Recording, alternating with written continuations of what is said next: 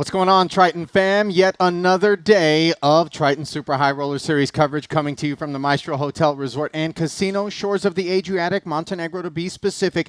And this is the 5th day of our series, which means the players are into a groove.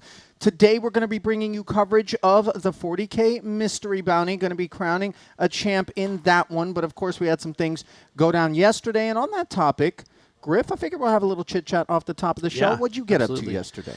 Well, I mean, I was covering the, of course, the incredible performance of Michael Watson to finish off Kiat Lee in that third event, the 30K. So that was pretty amazing to watch. You know, it looked like Kiat Lee, you know, really had some control over the match, and then all of a sudden, Michael Watson was able to come back. Pretty amazing stuff. So it sounds like you didn't really do much other than work. No, that's all I remember. Listen, that is very much the story for not just us in terms of the production team, but of course, all of our players out there, and several of them were at work in the hunt in the 30K yesterday. Let us flip back and take a look at how it all shook out. Once former World Series of Poker main event champ Hossein Ensan busted in 10th. The final 9 were set. Among them was Mike Watson. Here he was with an ace-9 against Stephen Chidwick. Flopped himself trips. Delightful spot to be in. Chidwick with 2 overs in the gutter decided to play it as a check min raise. Of course, Watson was delighted to lay a little rope by flat calling. The turn would then give Stevie the double gutter, and out came more of his chips. 400,000. Watson said, no, we're not going to be keeping 25K back. Of course, Chidwick was forced to swing the bats, and it was Watson who would make quads on the end and leave Stevie the first casualty. $103,000 for his 9th place finish. Then it was on to Daniel Rezai. King Jack jamming over the top of the Shirzad Chisu. Pocket 7s open, and then Morton Klein woke up to Ace King suited. Chisu out of the way, and Rezai was in awful shape. 2 diamonds on a Queen 7 board. Opportunities did present themselves. Oops. Diamond on the turn. Take those off the board as Daniel drew dead. 125 dimes out in 8th. 7 remained. And the steely Leon Sturm, King 7 suited, would jam 2.8 out there. Kiat Lee woke up with queens. 1 overcard worked, and then all of a sudden you added 7s to the equation on this 10-10-7 board. Turn didn't help, and Sturm had a 5 outer, and then had a visit to the payout desk. Knuckle bumps and $173,000 going to the young German. 6 would remain. David Jan looking very Vogelsang beneath the hoodie. Queen Jack, he would open and flop a gutter against Shirzad, who in the big blind defended flop trip kings. Checked, and then laid a little trap, and his foot was the one that got caught in it as the gutter came in for David. Once again, Shirzad would check call as Jan took it up to 550. Inconsequential river. Chisu would check a 3rd and final time, and then would have his remaining 1.6 asked for.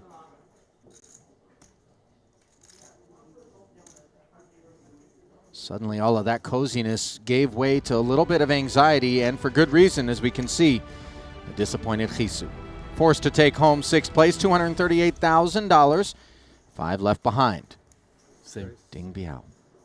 Queen 10, $500,000 if you do. 2 overs to the pocket 9s of Jan.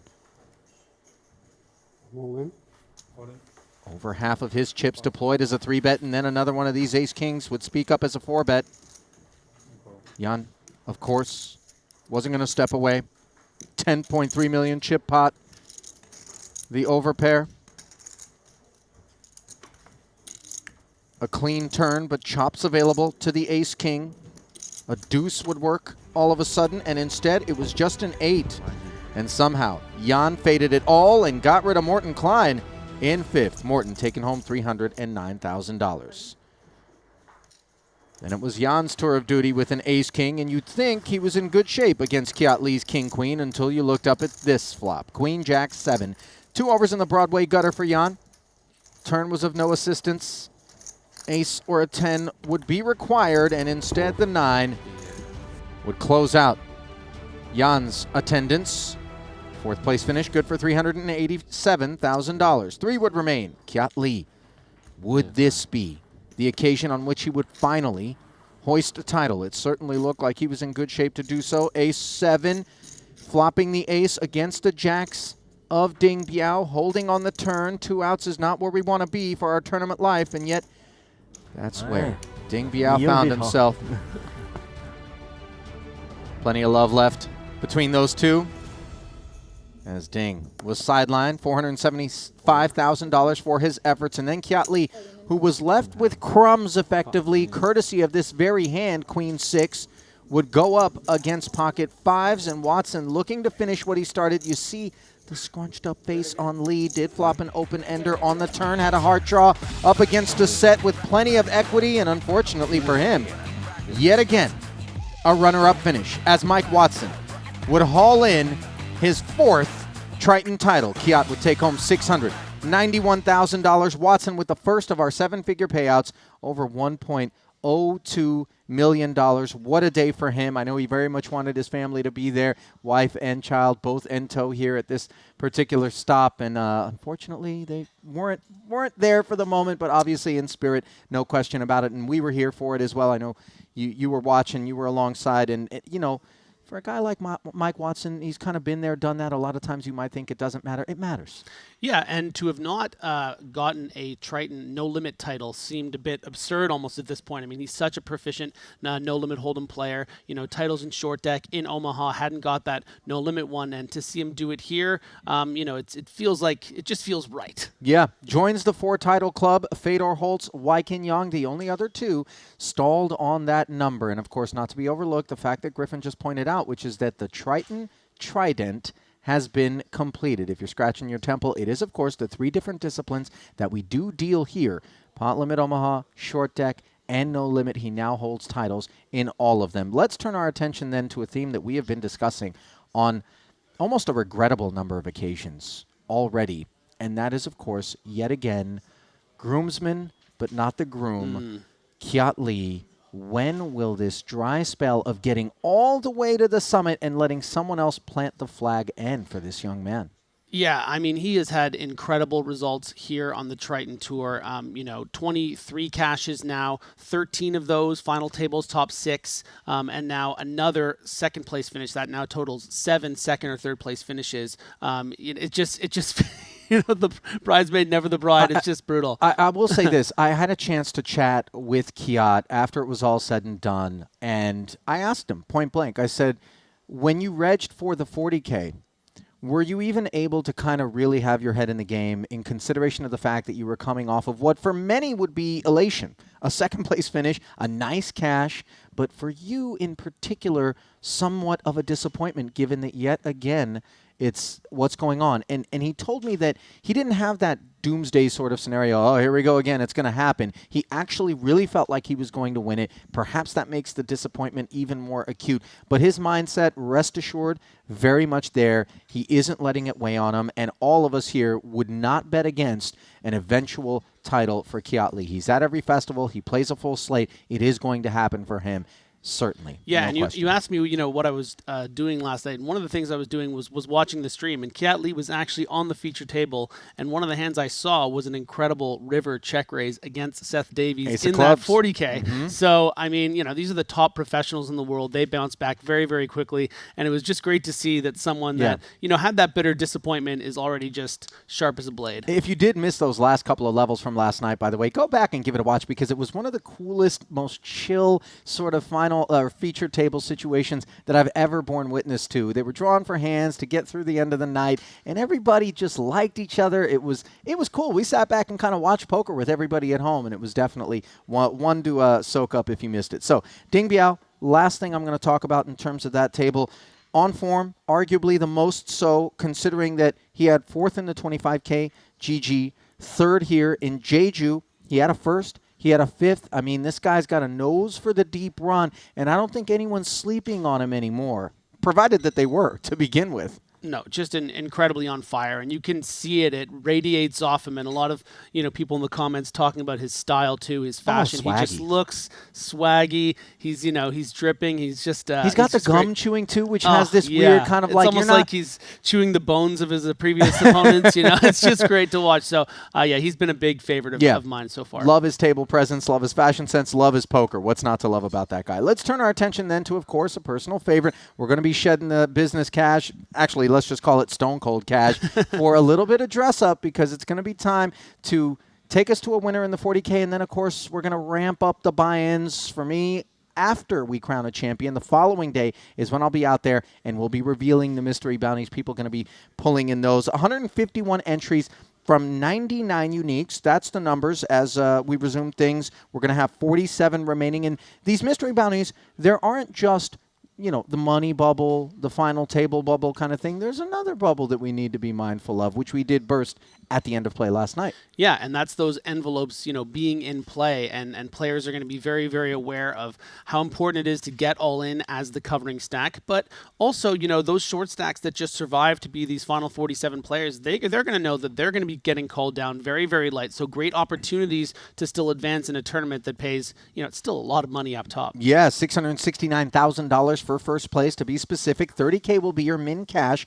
27 spots will be paid, so some runway between here and that moment in time. Bounty prizes, Luca and the team have put it together. It's going to be $40,000 for the min envelope, up to a single 400K envelope up top. Now, a little bit of prediction. Perhaps we can dive into the app, take a look at what's going to be our feature table, take a look at what's going to be the chip counts. I'm going to scroll down here, to the shorties. And a lot of people, it was interesting, I got into a conversation last night with Rast, were very bent on getting to day 2 in the mystery bounty so that you have envelope eligibility. The trouble is, if you grind your way to day 2 and then you're sitting from Albert Dyer all the way down to Brian Kim with 10 big blinds and less, you've painted a target on your back. You don't really have an opportunity to bust other people. So maybe we should have gotten busy last night. But here we are. Do you expect a flurry of bust outs and a lot of loose chips? Well, you might also say it's only going to take one of those really loose call double ups, like for a player like Albert Dyer, to get up to 20 big blinds. Suddenly you're going to be able to get an opportunity to cover some of these shorter stacks. But you're absolutely right. I mean, someone like Brian Kim, for instance, is just chow in the water. I mean, these players are licking their lips. They want to knock him out because of the implication of what you can pull in that bounty. And that's the really fun part about mystery bounty is it could be anything. Could be 40,000, could be 400,000. Make no mistake, these players do the math, and they definitely do factor in the expected value of any given envelope when making some of these decisions. So the poker may deviate from what you're used to seeing from these guys, and it isn't because they've all lost their minds. This is specific to the mystery bounty format, where, of course, Nikita Kuznetsov does hold the chip lead, 1.7 million plus in front of him. Not at the feature table, of course, Chris Moneymaker, who won a title already here, there. Yet again, David Yan, healthy stacked out there. He, too, a guy who is on form. Orpin Kisachikoglu, don't want to overlook him. Not at the feature here, but he did win that big bounty in Vietnam, knows a thing or two about navigating his way through these waters.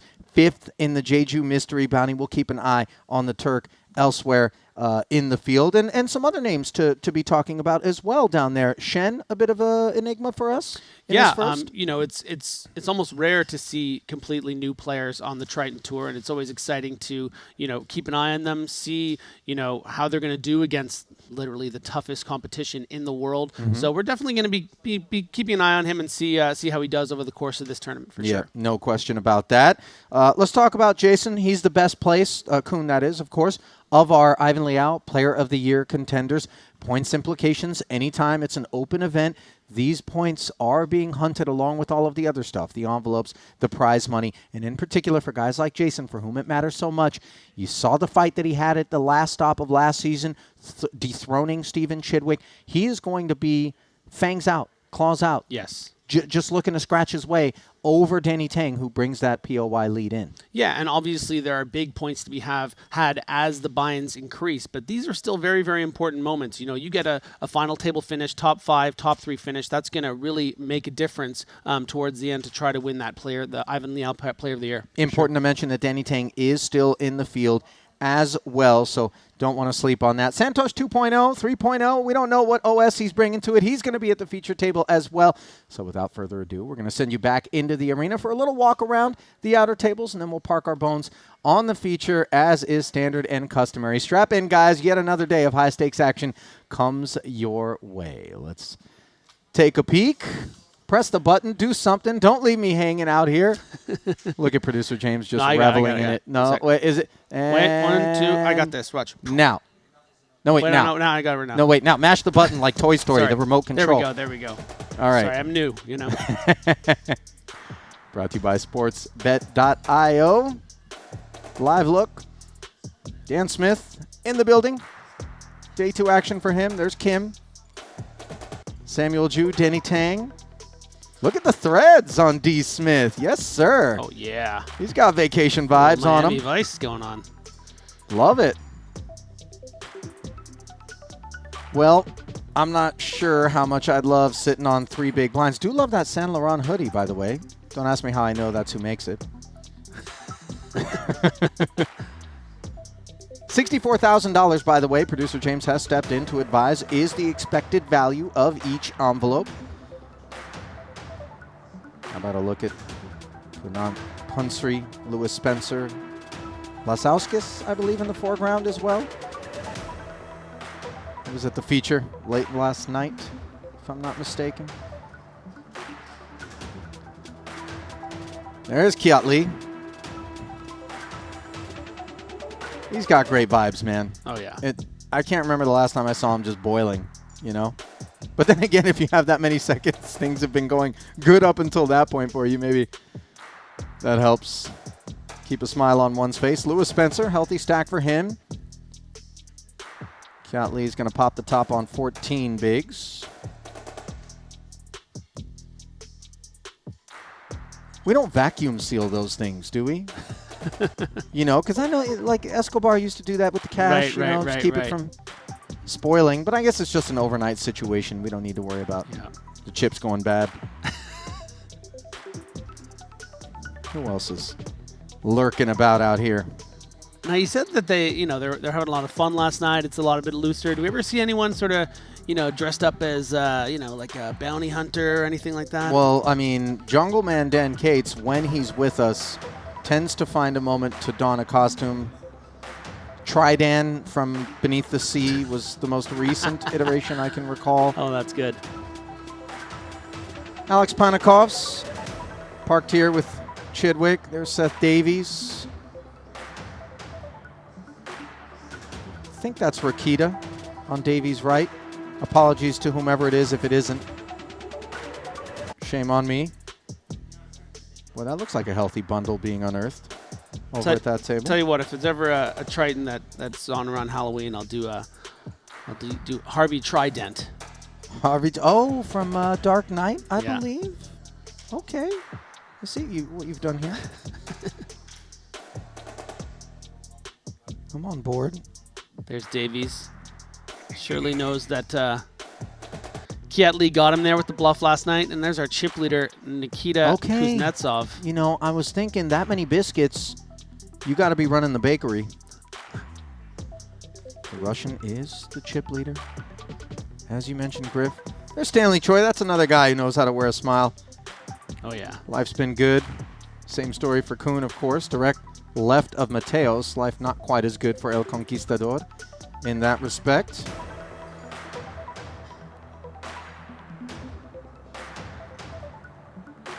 Second in chips, by the way, from Canada, Andrew Chen directly to Jason's left. You saw Stanley's count right there. Shalom. Hello. Bonjour. The Frenchman. Rezai, I believe, in the one hole. All of this, by the way, is available in the Triton Poker Plus app. Every single table in action can be followed. All of the chip graphs, hand-by-hand histories, synced up with the stream delay, right at your fingertips, free of charge. Give it a download. And let's give these chip counts a look at the featured table. Shen Chao Shen. 1.4 million in front of him. Is holding court. 4 blinds ahead of David Yan. Ibinger in third. Moneymaker, Suvarna, Ichinose.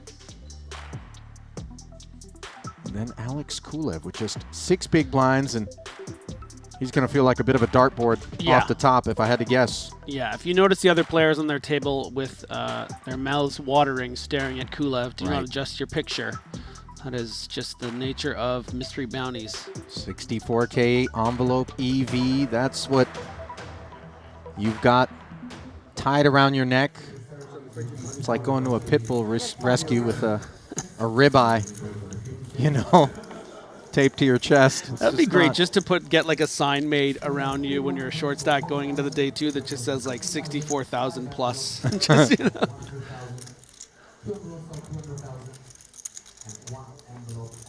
I would wear a t-shirt that says, "Don't do it, bro."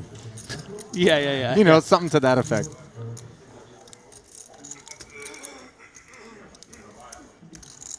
Or maybe one that just says, "It's a fold."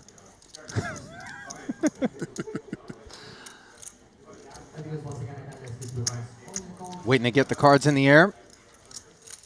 Top of the morning, afternoon, or evening to all of you out there streaming us live and direct from here in Montenegro, be it on the Triton Poker Plus app, be it on Twitch, be it on YouTube. Where are you streaming from? How you doing? Did you catch last night's action? You got a piece on Poker Stake, perhaps? A sweat of some sort? Please respond. We love the attention. We love the engagement. Oh yeah.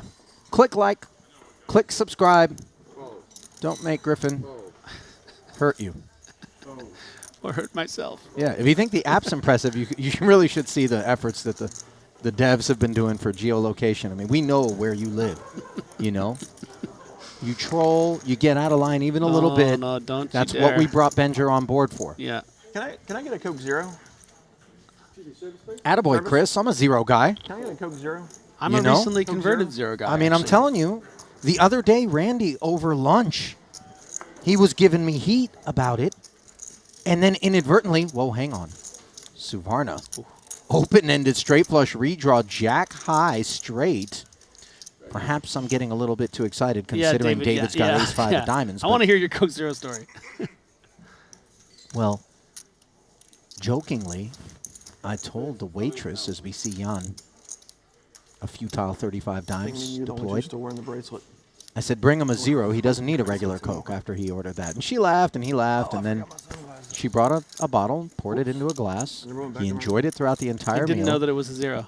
Didn't know it was a zero until the end, and then all of a sudden gave me this look as he slowly rotated the bottle and showed me the label. And I said, "You're converted, Yeah, Randy." done. Game over. Get yourself off that high fructose corn syrup. Plenty of sweetness here for Suvarna, who flats and hopes that Jan has a second barrel in him. Checking once more. Yeah, I was converted last week. I would treat myself to a Coke maybe at the movie theater, the occasional dinner, but I knew that was, you know. And then the buddy I was staying with would have it all the time, so I'm a convert to the zero. I'm sure it's just like a different cancer I'm going to get. You know what I mean? It's like the regular Coke hits the pancreas. Yes. The zero we'll hits the still be spleen. in opposing hospital beds. You know what I just realized? What? That's a big multinational company with plenty of potential sponsorship opportunity. So whatever Coke you like. enjoy a nice cold support. Coca-Cola today, everybody, and know that it's healthy and nutritious. Yes. Well, while we angle for dream sponsorships, Suvarna has successfully worked his way to a nice spot here on the turn. A little bit of salesmanship as he check and then jams. Snap fold from David. Bottom is good. No future with that ace-5. Can't fault David Yen for trying. No. Thank you so He much. senses a little weakness. He wants to go after it. Just happened to slam into the near top of Santosh's range. Santosh trying as well to pick up his first cash. 0 for 3 thus far here in Montenegro. Also a guy that burns the midnight oil in the cash game streets in between tournaments. So lean on REM cycles.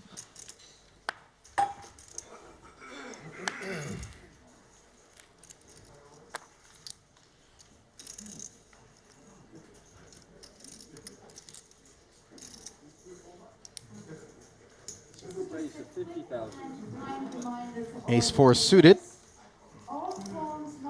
for Koze. Pocket 8s, direct left for Ibinger.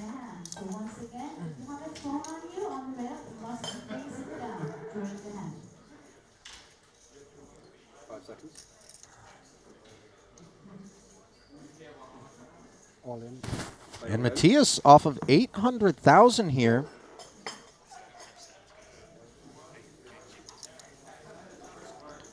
Yeah, not going to be thrilled with pocket 8s to shove over a min raise off of around 12 big blinds, but because of the bounty nature of this, because there are still some raise folds, I don't think Ibinger really cares that much about making a big fold, and that's really a theme that you'll notice over the course of this bounty event. Let's take a look at how Matthias's Montenegro stop is shaping up. Runs with that talented Austrian crew, but he, like Suvarna, yet to collect a cash thus far here in Montenegro. Part of the 8-figure club is Ibinger, 3-title club as well. 18 cashes under his belt. Talked about his Jeju closeout, 3 for 3, 19th, 12th, and 5th in a 50K, a 150K, and the 100K main respectively. So he did his business when the buy-ins got big, and that's definitely where you want to do your damage.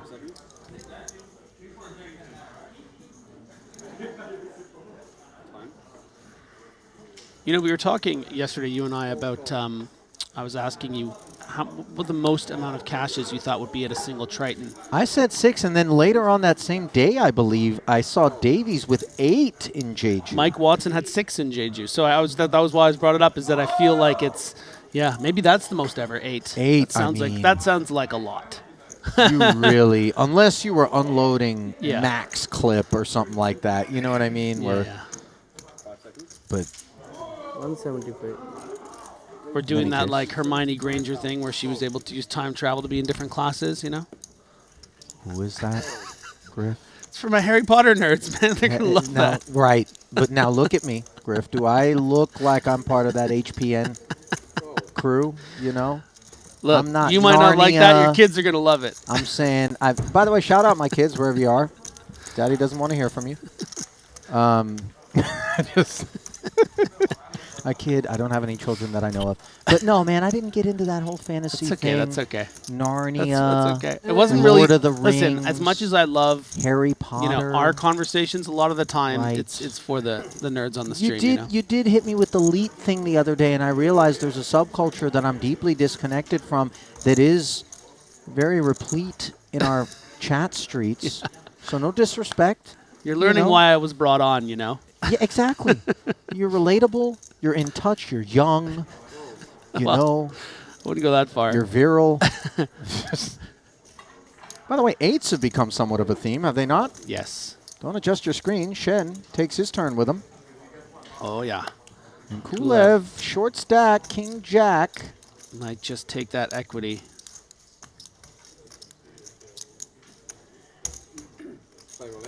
Boom. Come and get it. Look at David Yan on the button. 9-5 off, but he knows the dinner bell's ringing. Don't even think about it, Dave. Don't be that guy. Oh, hang tight. He wants that envelope. Working man's hand. And let's see, when it gets back around to Shen, how he responds. 4th in chips overall.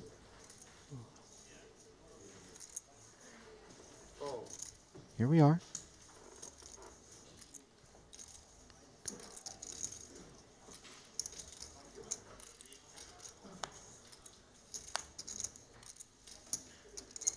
Ooh. Yeah, I think really only one of 2 ways you can go with this is you can just do the full punish, all in, or just call. You really don't want to make it like 400 here and what, fold for $1 million? No. So punishment, done. Call, table 1. Clean flip. A little over $500,000 plus that 64K in bounty envelope EV at stake here. Kulev wants to fight on. 2 overs, and there's one of them. King 9-6 board. The Bulgarian out in front. The flop is Dolce. The turn, Gabbana. And the river is, what is it? I don't know any more Italian, do I? It's not Arrivederci, which is what I was going to say if an 8 rolled off, but we'll work on that. Yeah.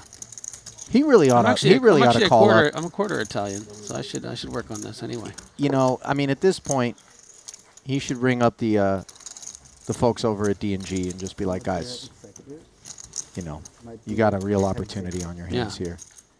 I'm on screen for. I'm a stone poker stud. I'm always on these minutes FTs. a day for. Yeah, no, these 2 stop. weeks. Take the over. We like. I don't know how to negotiate. You got to help me with this, with this proposal. Yeah. I can tell you that the phone hangs up immediately when you hit him with 3.5 minutes a day, Griff. That ain't gonna work. Isn't 3.5 minutes long? No.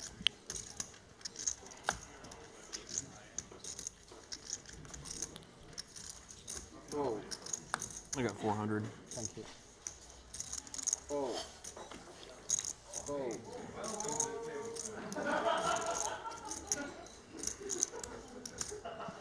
David Yan. Wow. David Yan always looking like he was ready to misbehave and shoves with the intention of being all in against the short stack in the small and just hoping that Ibinger doesn't wake up, but Ibinger wakes up with the 4s. I mean, is it really a wake up? How cold is this shower? How caffeinated Oh no, is he's this folding. pair? It's just funny that he actually has like you know. I mean, it puts so much pressure. It's just vastly different strategies than from what we're used to. We're not used to seeing 35 effective shoves with 7-5 off into 3 players, right? What he's got is an annoying muck, you know, but a clear one, Griff, right? Ibinger's not looking to play roulette out here. No. Too much talent under the hood. Yeah. Interestingly, I was involved in a conversation about what we tell friends who are less experienced poker players when they make a deep run, and it's always push variance, make less decisions. You know what I mean? So that's when you see someone making these huge overshoves and, you know, pressing with hands such as that.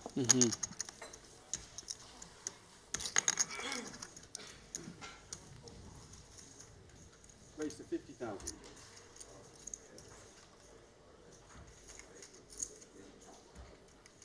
Ibinger takes us up.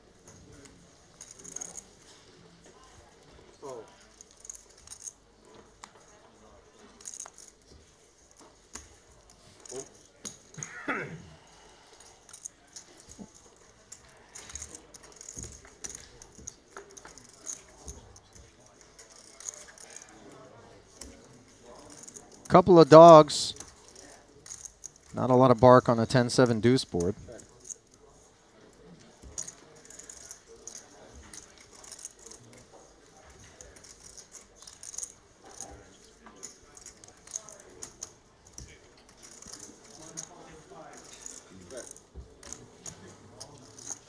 Couple of checks, and all of a sudden an open ender on the turn.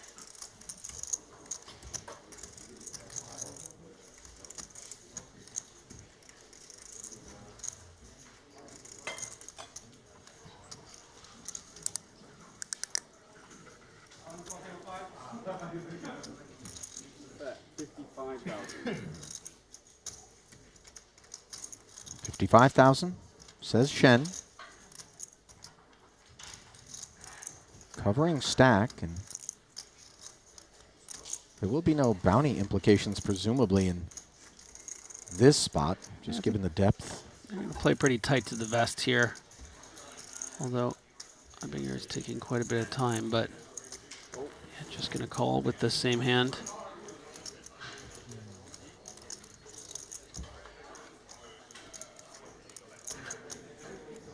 Brick River. Heibinger hunted the 6 and jack.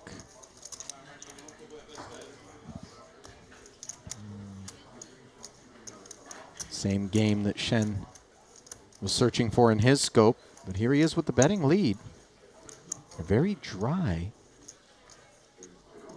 punctuation point to the board. $250,000 in the middle. Does he still have pursuits in mind?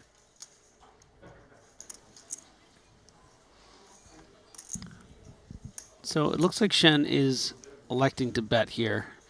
This is because he doesn't want to lose at showdown to something like an ace-jack, king-jack. Would have been chopping with the king-9. King-9 might have bet as well, losing the pot. So Shen with that initiative, being the better on the turn, goes for it again on the river. And so far, I like what I've seen from Shen. Seems to have really strong table presence. And, you know, it's like a old school baseball scout. He just looks like a ball player, you know? I gotcha. He just looks like a poker player. First ever Triton Festival for Shen. How's he doing coming in? So no luck in the 25K, but in the 30K second event did cash. So has gotten his first taste, that sweet, sweet Triton money, and a very good position to get a little more in this event. Yeah, already broke the seal. Now looking to let the floodgates pour out, although runway between here and the money, as we mentioned. Up top payout will be $669,000. Only 27 players will be paid, and currently 40 remain. Most recent elimination was that of Lewis Spencer.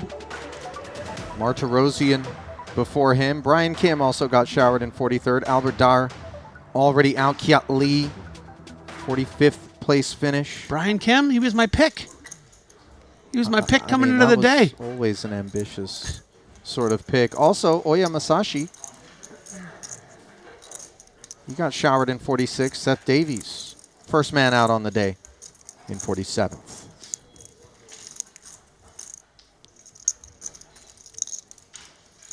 Shout out to Ivan Marganov, by the way, who has advised Griff that if we're cola fans, we should try green cola. What do you know about green cola? Is that like a green smoothie? Like healthy, natural cola flavor? I don't know. Is it just food coloring? Because if it is, I'm out. You know? You know, like during Halloween, they're like, oh, you know, boo snacks. And you're like, yeah, so just kill me green faster. beer and yeah, right. St. Patty's Day, like, yeah. no, I'm good. In fact, there used to be this product called Crystal Pepsi way back in the day. I'm talking like 30 years. And we didn't have it in the States. I was on a foreign language excursion in Guatemala, of all places. And a woman rolled up on like a bus trip that you used to pit stop, and then these like side road vendors would run up on the bus and try to like, peddle stuff. And I was like, oh yeah, I want that.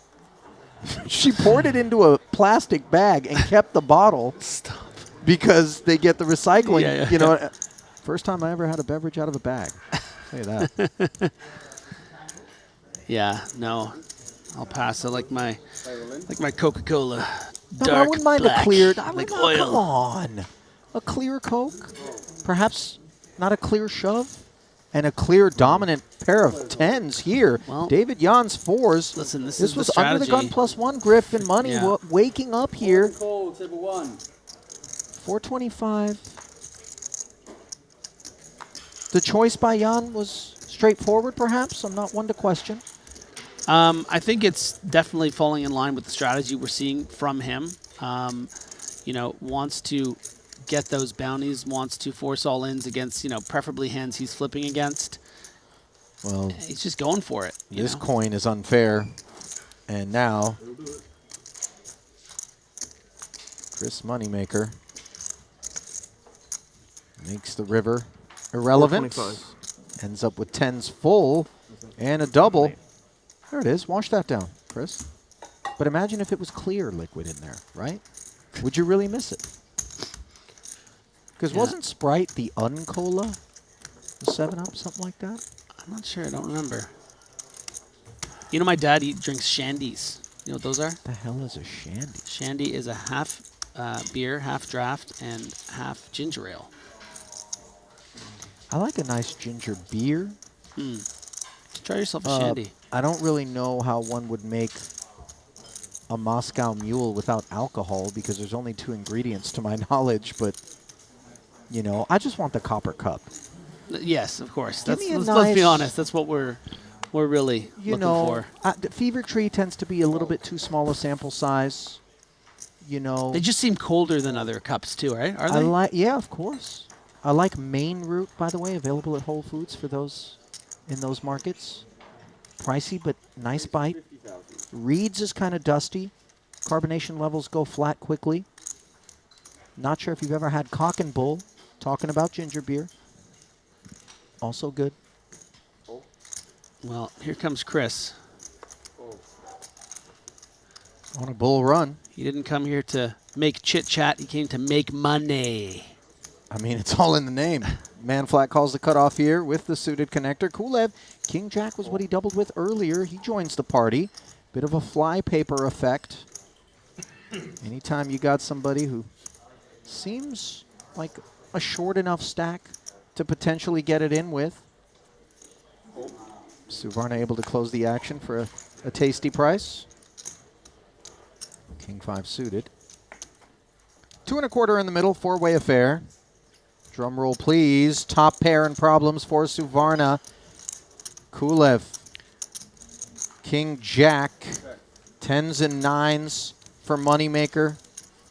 Pretty remarkable 4-way hand, actually. Very rare for us to see 4 ways to any flop, but of course the bounty rules are shifting things quite a bit. I don't think Kulev would be normally calling from the small blind in this situation off this stack, but all 4 of them hitting something, right? 2 top pairs, an open-ended straight draw, a gut shot, a bottom 2 pair. So this is a fun thing about these bounties. We're going to get more situations like this where we can see, and frankly, Ali, these are spots that the players are less studied in. You know, the multi-way pots. They're not the ones that they're in the lab studying because they're so rare. So it's a bit more free-flowing, I think. Active refuel at the petrol station, and Moneymaker lights the first cigarette.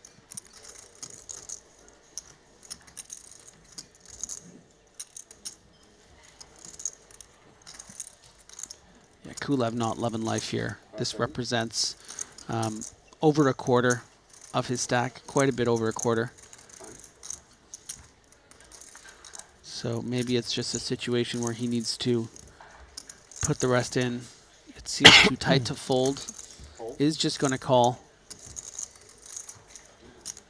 Very aware of Moneymaker's range here. Going to be all over this board, right? Yeah, bet call in front of Suvarna. We love top pair. Backdoor diamonds is also beneficial. But you see a little bit of hesitation. He knows that this board texture can be troublesome. Nevertheless, he'll take a peek. Maybe a diamond rolls off and gives him optionality. Yeah, we're actually probably going to see 4 ways to the turn. I don't want to speak for Heibinger here, but you know, you do block Queen Jack, so it's not like you could be drawing dead to that queen. Your 7 could very well still be live. But maybe that's not enough with the kind of hands these players are supposed to have. This could get you in a lot of trouble. But what a price. Backdoor clubs. 2-way straight draw. Yeah. The backdoor, it's so interesting that there are 3 backdoor flush draws as well. You have to imagine maybe Santosh would have just folded this flop, were he to have, say, the King 5 of spades. But just the potential of getting there and sucking out, knocking someone out with a backdoor flush if you are behind with King 5. Fine.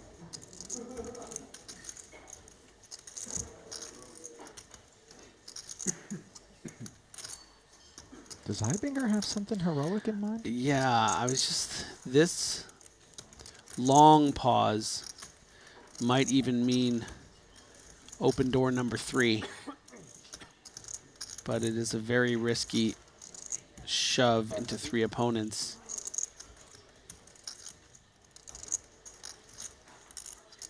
And is just going to call, yeah.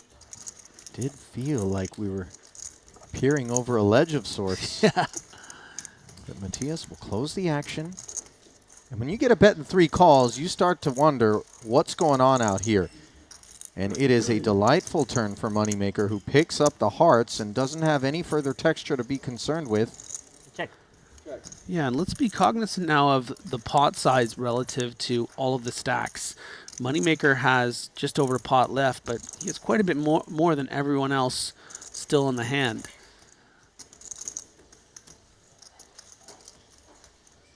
So because of so many players in this pot, because of them all calling this bet, this pot's really been bloated now to a 30 big blind pot. And Chris might just be happy to take it down with an effective all-in. Maybe he thinks he's too strong with this turned heart as well as this two pair and wants to maybe milk an opponent or two a little more.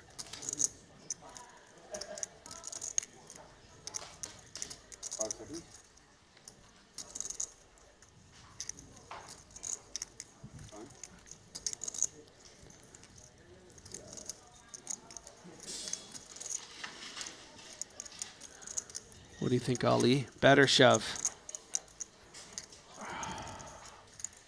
Wouldn't a queen jack have spoken up sooner, just given the multi-way nature of the board texture? Well, you're not really worried about anything, right? If there was a flush draw on the flop, I think maybe queen jack, especially unpairing all the pairs.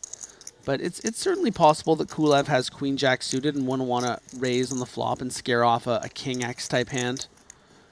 You know, if Kulev, for instance, had queen jack, by calling king 5, which is near drawing dead against that, ended up coming in. Jack 8, which is actually drawing dead, was able to come in. So by that logic, I still think it's possible one of them could have queen jack. Well, what about kings up? Can we get that off the board? Because that's get a off real the board. issue for Moneymaker. Yeah, kings up is just king 10 or king 9. Yeah, no, Ibinger would have I thought it was on check him. raised. Oh gosh, here we go. Has it been on me this whole time? The classic.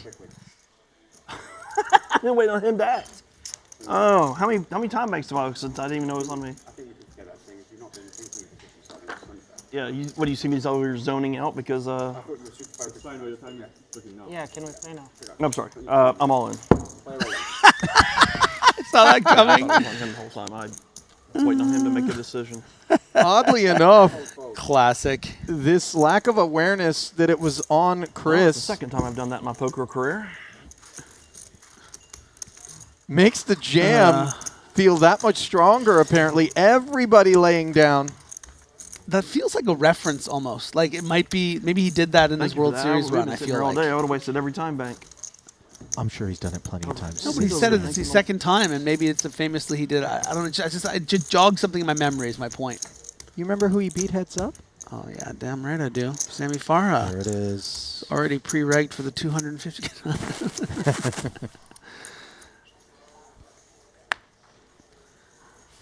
Absolute legend, old Sammy. Still remember him with that cigarette dangling out of his Just mouth. iconic. Leaning, dinner jacket. Come on. Button down. Get Leaning. real. Street poker. Yeah.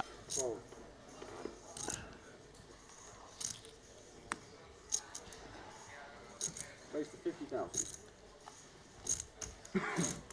Both hold.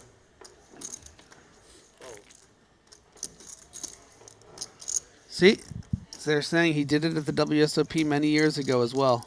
The they, of course, being the chat. We see you guys. Oh, you guys are the best. 9-7 dominated by 10-7. Neither player is going to be in love with this gallery flop. All paint. Bet 55,000. Oh. See bet and take it for Chris. Surging on the day is Moneymaker. World Series of Poker main event champ back in 2003. First joined us on the Triton Super High Roller Series in London in 2023. Played 3 events. Final tabled in his only cash. That was in the 250K Lux on Pay Invitational, where he picked up a cool $2 million plus. Then his very next event he ever played was Montenegro, right here in this festival. Event 1 took it down. The 25K GG Millions Live, 900,000. Played the 30K. 23rd place finish, another 50 dimes. And here he is looking for his 3rd consecutive cash in the 40K mystery bounty. I'm just loving the reaction to the action not on him moment in some of the chat right now. Just it's so clear. Everyone has and always will just love Chris Moneymaker. He has this aloof everyman moment, and everyone finds it so relatable, and it's just great. And yet he's here playing these 40K buy-ins and cashing for 2 million. He's man of the people. Doing it against the best and brightest that the poker world has to offer. Plenty of pride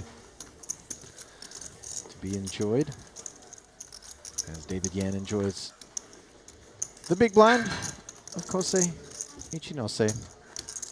Just such a good representative still to this day of the dream. I'll say this.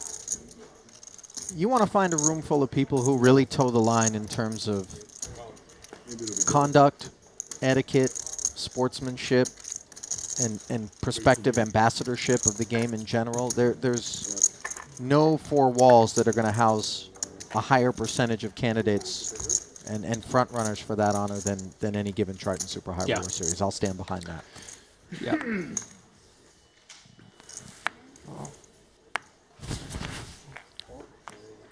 And I'm technically still in that room with those people too, so it's like right, and that's why I said most Griff. There was some exceptions. Right. Listen, Lord knows you get. I usually they let me peek through the window when everyone's in that room. you get me buried in my game. I'm not exactly the poster child for composure. All right. I feed off the energy. Yeah. I got like a vampire. I got a few hotheads out there. They're stuck, and I'm like, well, I'm not gonna hold it together, guys. It's gonna be one of those nights. We're all gonna act bad. 150, 165. Ichinose. No acting. It's a jam with Jack 7, and he manages to be dominating Chris Moneymaker's Jack. Never deuce. play simple Jack.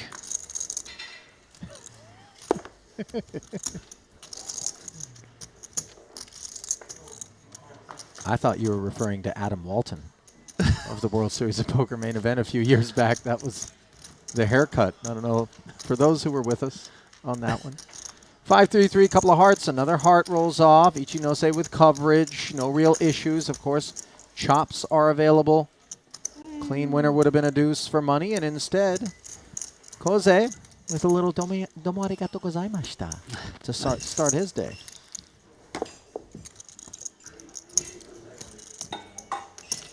Do we get many Japanese representatives here at the Triton Festival? Nippon no?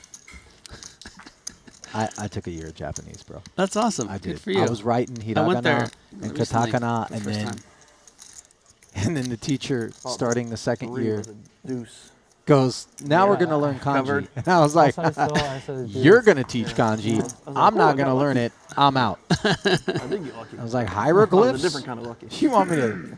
And then you know that you have to actually write the language. If you're writing the stroke order with which you actually write each letter. Okay. Right? You know how many children in the United States would fail writing class if you had told them that they needed to write each letter in a certain way? Oh, if you knew how I hold a pen, it would blow your mind. I had a buddy growing up, man. He used to hold that thing like a lower primate. I mean, it was unbelievable. You want me to show that he you? got through a day. Do you mind if I use your pen? I'm handing Griff a pen, everyone. This is how I What is that? Not since Deadliest Catch have I seen someone's hand seized in that way around anything. I don't do this. I literally write like this. Give me my pen back, you ape. What is that? We'll try to show it. We can teach gorillas to sign language, and we can't get Griff to hold a pen properly. This is insane. Moneymaker, 8-9 offsuit, makes it 75,000. Xian Chao, rather. My mom said it was because I was special. Yeah, well, I don't know how long your bus was, but here we go. King 10-5, top pair for Shen. I had the shortest one. They said it was the fastest. I don't think they're allowed to drive fast, regardless of length. Shen, big advantage here. Chris doing his Chris thing, which is often, well, if I'm not sure what I'm supposed to do, I'm going to bet. And that can be very tough to play against. In this spot, though, it's going to be tough to win.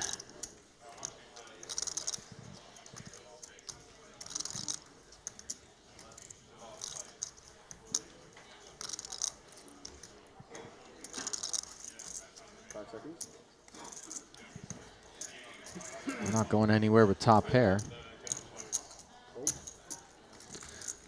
And rightfully Shen keeping in those bluffs. Jack on the turn. Yeah. Suddenly, Moneymaker picks up a little equity. He had stone 9 high. Now a two-way straight draw. Of course, the queen could be an issue against ace-x. Yeah, I would say there's not a lot of cards you want to continue with this particular bluff combo on the turn for Chris, but the jack is kind of interesting, the jack of hearts even, because when your opponent does have something like, say, a 10-6, right? This went limp check pre-flop. Gonna have a tough time calling on this turn, so it's actually in a lot of ways almost feels like an automatic bet. Also, the 5x hands are definitely folding all these, so that's why we see this turn barrel. Just happens to be that Shen has near the top of his range with that king, and won't be folding. But Chris now has a chance, at least 18% to hit that straight draw, open-ended.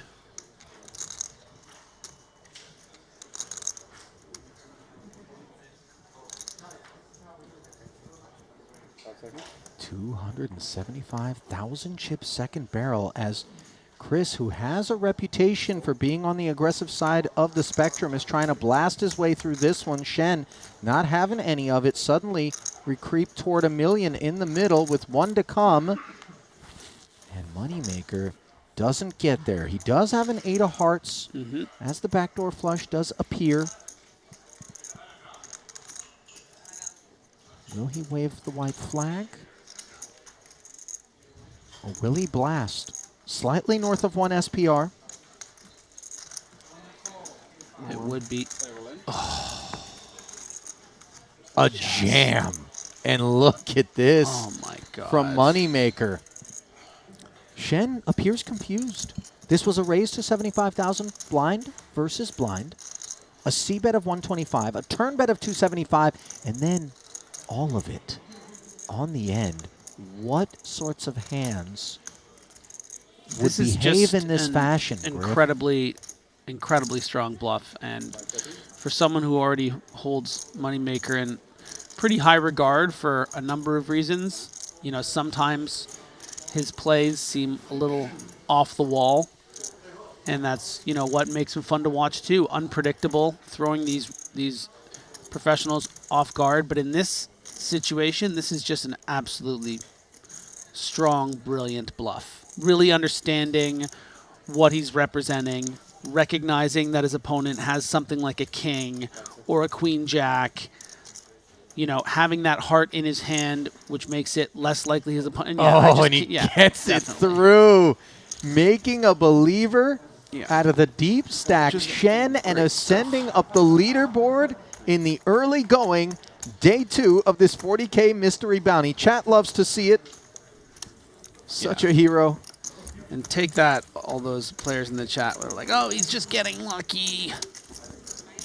No, it's a thing, man. It really is. Aggression, so much more beneficial, so much more valuable than getting your chips in there as a caller, being a station, so to speak. Yeah. Yeah, you can't survive with the big boys out here unless you're willing to pull the trigger like that sometime. And he just seemed like that was just, a day at the office. That felt like, I'm just all in. Just in stride. He didn't make a meal of it as he hauled it in. It was just like, And one has to wonder how many times he's run that through the field across day 1. It's just something about Chris.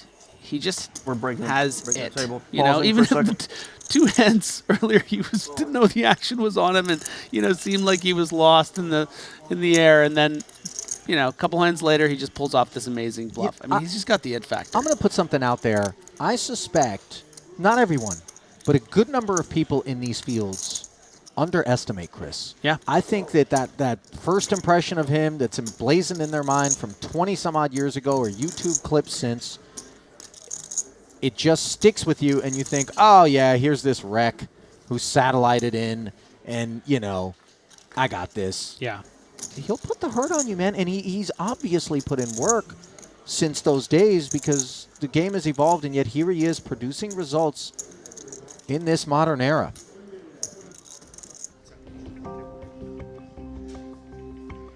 Well, while the action is paused, here it never pauses. At our partners over at GG Poker 24/7, you can get your online poker fix at the world's biggest poker room. Their award-winning software with so many different opportunities, Rush and Cash, the most recent of them. Free rolls will be available today where you can pick up some C-Bucks. It is also the only place where you can enter into official Triton Super High Roller Series satellites, and perhaps we'll see you one day on the Triton Tour. Do use promo code Triton_2024 if you are a new player and signing up, just to get yourself some added goodies. $50 Global Millions ticket among them. Peek at the leaderboard here as we are paused. 2 stacks beneath 10 bigs. Kulev and Ichinose looking at you. 10 1/4 are the blinds. David Yan, the next shortest stack with a playable 22 bigs. No panic in that seat.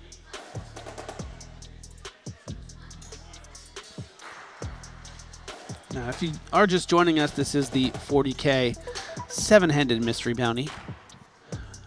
And Day 2, bounties in play. Weren't available on day 1. now, for those unfamiliar, how does the envelope process work? Well, I get dressed up, and then the day after we've crowned our champion, on dinner break of that day's event, everybody steps forward, and then in ascending order, looks like Kuznetsov's number has been pulled, by the way, and all of a sudden a big boss stack threatens the field. Rocking that Triton scarf in regal fashion. Yeah, very cool. Everybody comes up, and then you pull straight through all the envelopes that you've got. Some cool stuff does happen from time to time. Seth Gottlieb in Monaco actually bought Jonathan Jaffe's envelopes at market price, whatever the EV was. Can't remember if he ended up on the right side of it. So plenty of fun to be had during that drawing. Lots of personality. David Yan famously shredded an envelope. I think it was between he and one other for the last polls. And so they kind of like negotiated, okay, we're both going to open it at the same time.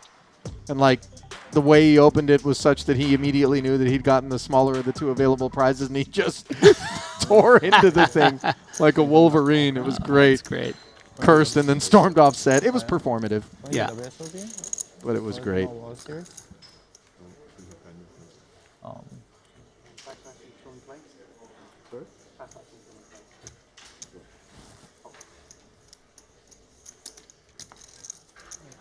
Oh, end of the line. 180,000 in front of Ichinose up front. Ace 8. Not sure what kind of affinity he's going to have for this. Come get me, Wolves.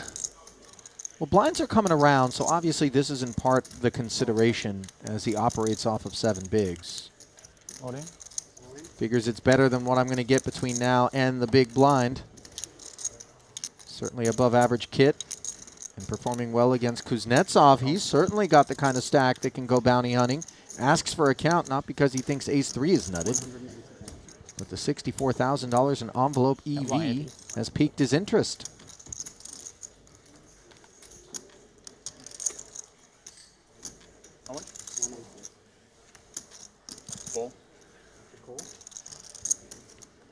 A flat from Kuznetsov. Now, under normal circumstances, beyond the borders of a mystery bounty, not only will you not see this, but when you do see it, you're going to be assigning upper crust range to Kuznetsov and just looking to get somebody to find themselves in trouble.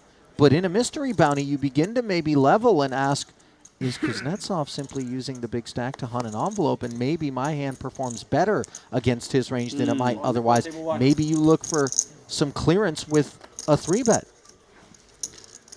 As it turns out, Kuznetsov is left alone. Ichinose in great shape.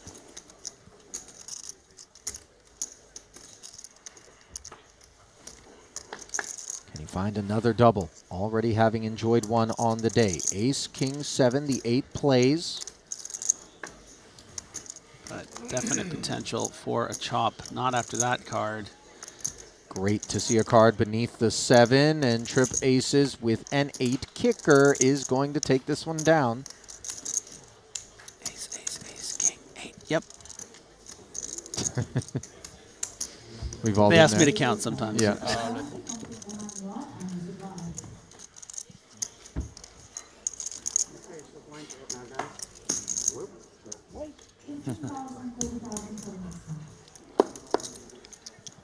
Why no World Series? Okay.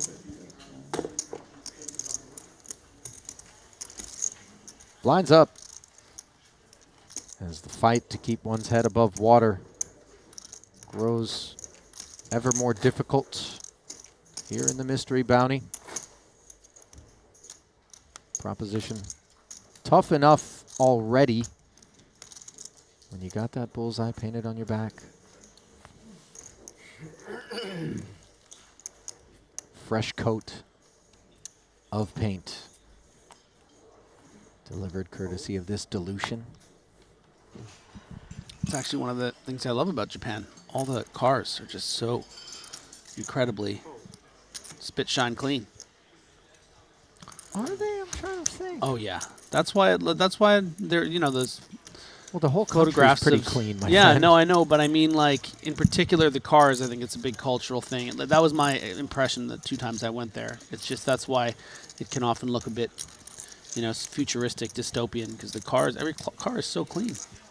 I'm telling you, everything is clean there. Yeah, yeah, no, I know. I would eat off Pick the up your subway own- floor. You pick up your own garbage, no garbage cans around. If anyone hasn't been to Japan, you should go. Remarkable place, no Yeah. question about it. Perhaps one day one that we'll be able to visit depending on legislation over there in Japan. I know there was whispers of casino licenses being offered. Obviously, that's a prerequisite to us They being able love to find a home. poker in Japan. They really do. And by the way, They they can love it. play a lick. Yeah. I mean, I was talking about it with Koze yesterday. There's a number of guys who head over from the land of the rising sun each summer and give my guys fits in the mixed game streets. Yeah. Now Just imagine how much you have to love poker to be playing it mostly not for money. Like they're really like when they have that, you know, those shops out there. poker rooms where they're not playing for money? Yeah, I Is that think what that's you're the way it referring to? works in Japan. Yeah. Okay. Until maybe recently or soon or whatever. Maybe like- there's some offline settling going on. You know, I'm not trying to. Yeah. No, but I just mean in Just general saying. that like that the fact that they're all in those you know, like those game room types of places, but they're poker machines and. Okay, that's video poker. Griff, No, I don't think it's video. No, I mean when you like say they. poker machines, Okay, I'm not informed enough about this, but as I understand it, they're incredibly popular. People go play poker against each other, but I think there might be some digital setups Okay. and sort of, yeah. well, here's a little setup for Kulev. Sailboats, hard 8. Hard decision, apparently, off of 225K in the face of the Moneymaker open from the button for the Bulgarian. Clear shorty after Ichinose doubled.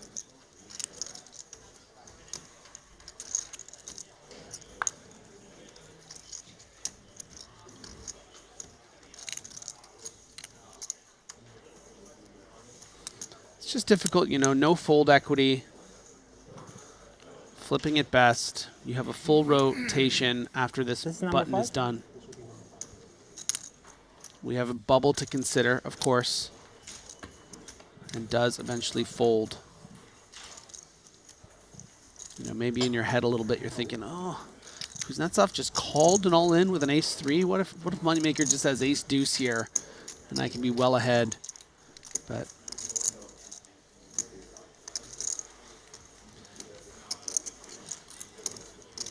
Queen Jack suited, of course, worthy of defense. amusement casinos is what they're called. Someone in the chat. Amusement casinos. Yeah. I like that. That's like putting a brown bag around a bottle during Prohibition back in the States. It's like, I know you know, it's Yeah, just, yeah. you know. Jack 7-6, couple of clubs, top pair and a flush draw for Jan, who smashes this flop, and the smash job continues on the turn. Yes, Queen 9 now draws dead. Moneymaker did check it back, and I think it's worthy of note, just considering interactivity with that Jack of Diamonds on the flop, the betting lead, position. Yeah. You just saw him blast 3 streets, and yet you see a very different sort of approach here. This isn't a one-trick pony. This isn't a one-gear transmission. He is all over in terms of what he's up to.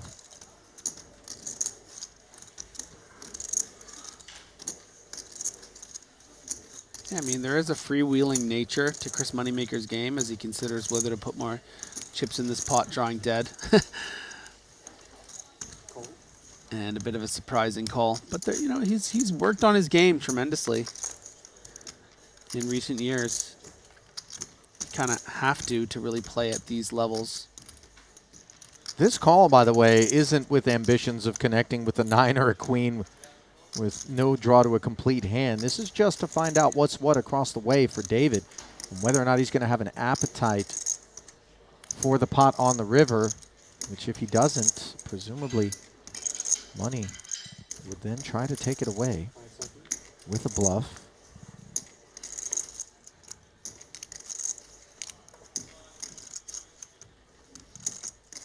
Time bank utilized here by David as he considers his sizing off of 405,000 back.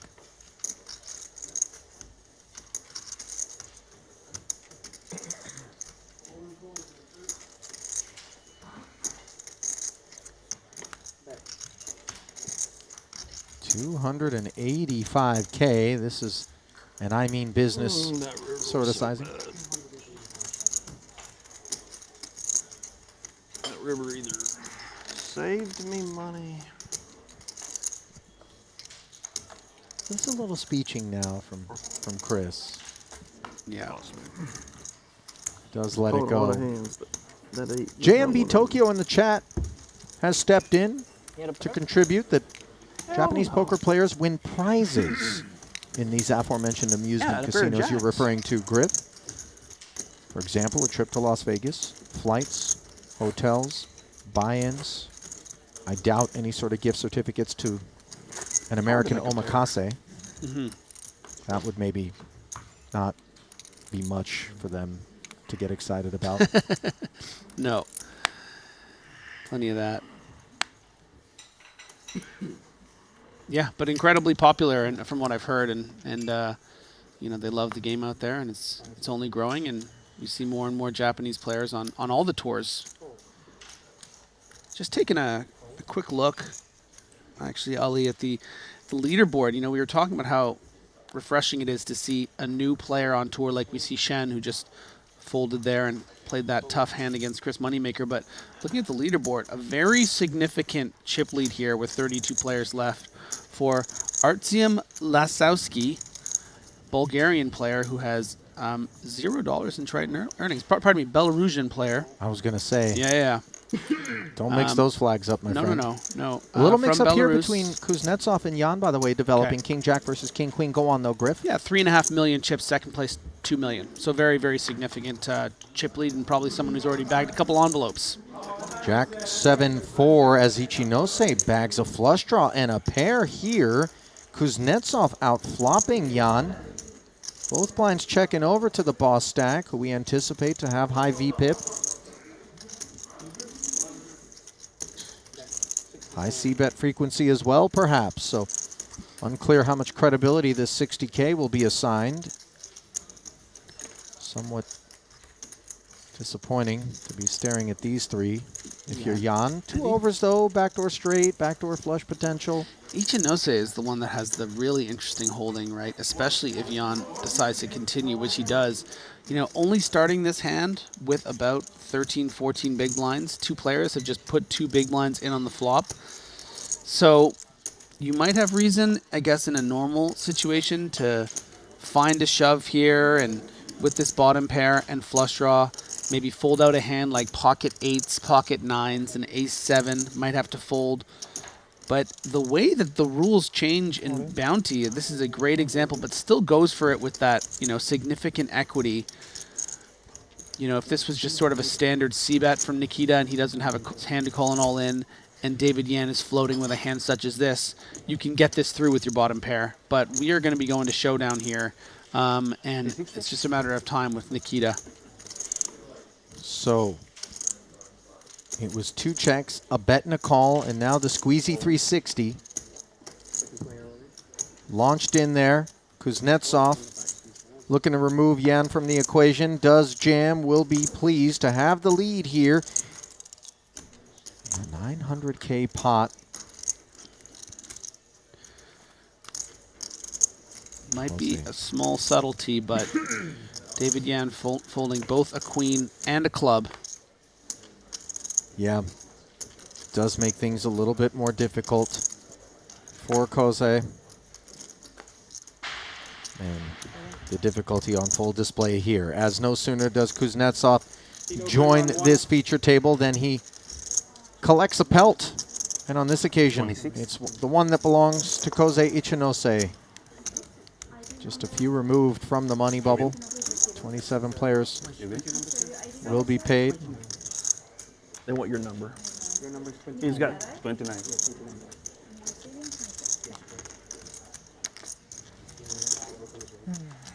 Koze was 51% on the flop, a 2% equity favorite. So in that Seems like a lot, regard, doesn't you're it? getting your money in good. Yeah.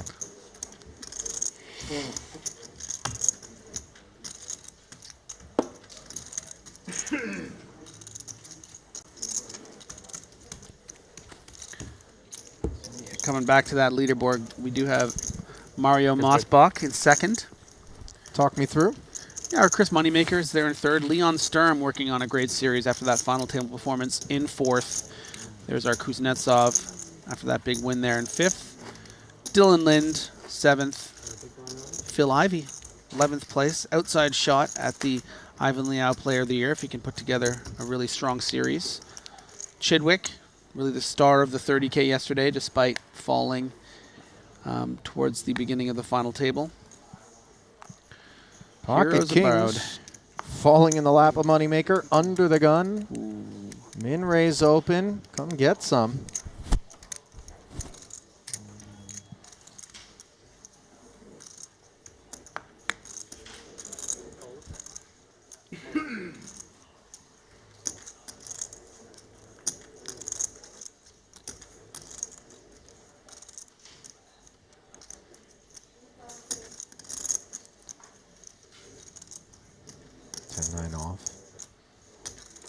On the button for Jan. Has felt like David really wants to get involved today. Yeah, he came hungry. Yeah.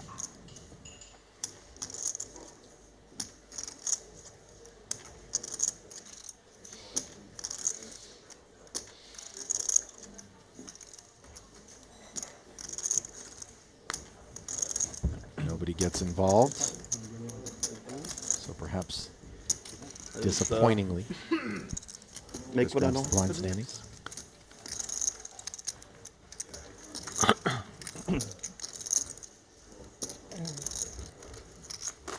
I'll tell you what, I'm looking forward to a potential pot getting played by those two guys in the center of your screen. Yeah. The chip leader Kuznetsov and money with position and some chips of his own. Yeah, and two players that won't back down. Yeah. And by the way, Kuznetsov no longer the chip leader. He's got 59 bigs because he did get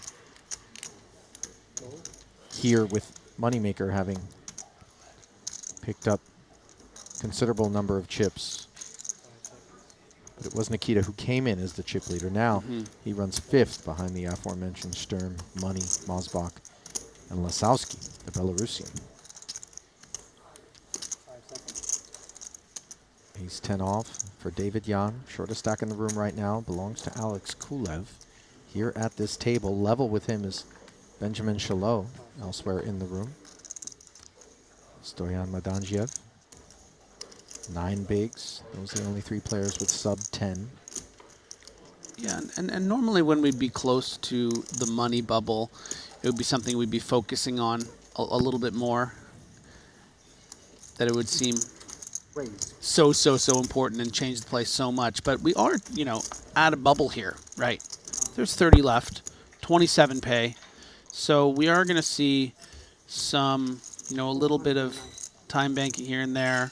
Some situations where players are just, you know, you still to bank that 30,000 for 27th is important. Just not as important as it normally is. So 490. Overkill, perhaps, given the rest of the field's holdings. Jan will play this orbit for free.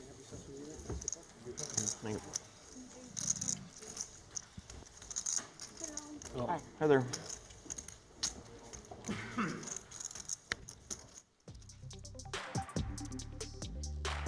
Peek at the chip counts brought to you by sportsbet.io.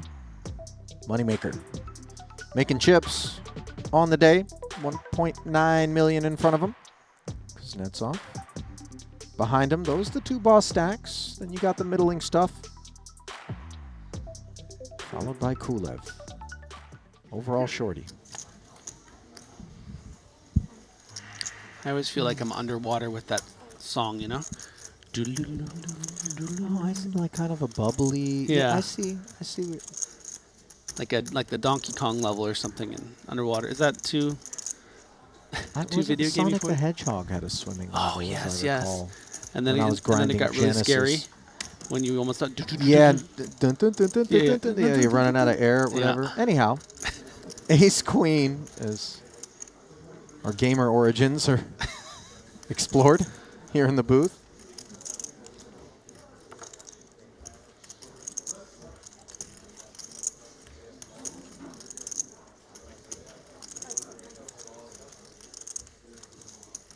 Well, we know David's playing. For how much is the question? 500,000 this time. Ooh, here we go. I don't think Kuznetsov has a muck on his mind with pocket nines on the button. All in. There's the rejam.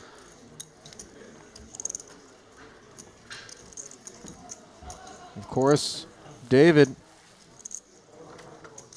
didn't open in this manner to fold and leave himself 165,000 back. In particular, when you have big stacks that are the ones jamming over the top of you, you anticipate that a reasonable amount of the decision-making is going to be tethered to the envelope.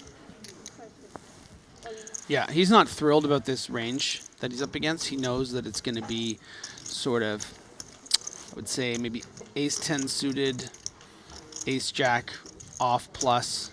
Yeah, it's not Which is- stone dust. No. It's not going to just be, you know, ace-8 or something here. So he knows he's going to be flipping a lot of the time, which he is. And this is a very significant flip. 7-6 deuce. No ace, no queen, and no joy thus far for David Jan. And hang on a minute. A big, beautiful ace of spades. Lands on the turn. Kuznetsov with the prepay. And I'll tell you what, man, the minute he did it, Griff, the minute the prepay came in, I saw it. you started to wonder whether or not this wasn't a little juju. And in slides the 9 of clubs. Suck and re-suck.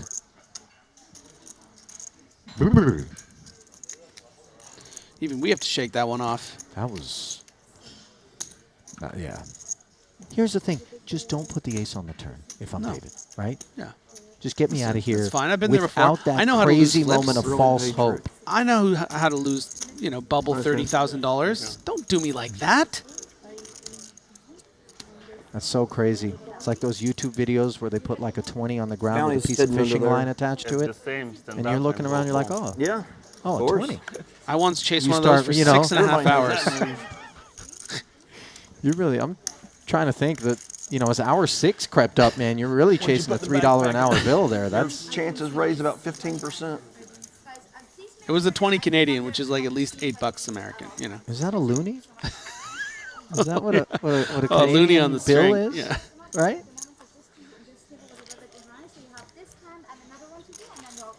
By the way, the last time I checked up on casualties in the room, I stopped at Lewis Spencer in 41st. Since then, we have lost Ponikovs, Punsri, Dan Smith, Jirai Iribaden, Stanley Choi, Ibinger, Orpin, Anvar Muratov, El Conquistador, we saw Ichinose, and the most recent fallen comrade, is David Yan, courtesy of Kuznetsov, who's got ace, queen suited here. 29 remaining, 27 paid. Little soft hand for hand being invoked, potentially. 2 hands away from the money. I believe that's what Sonny was on hand to advise the players. Ace-8 here for Xian Chao.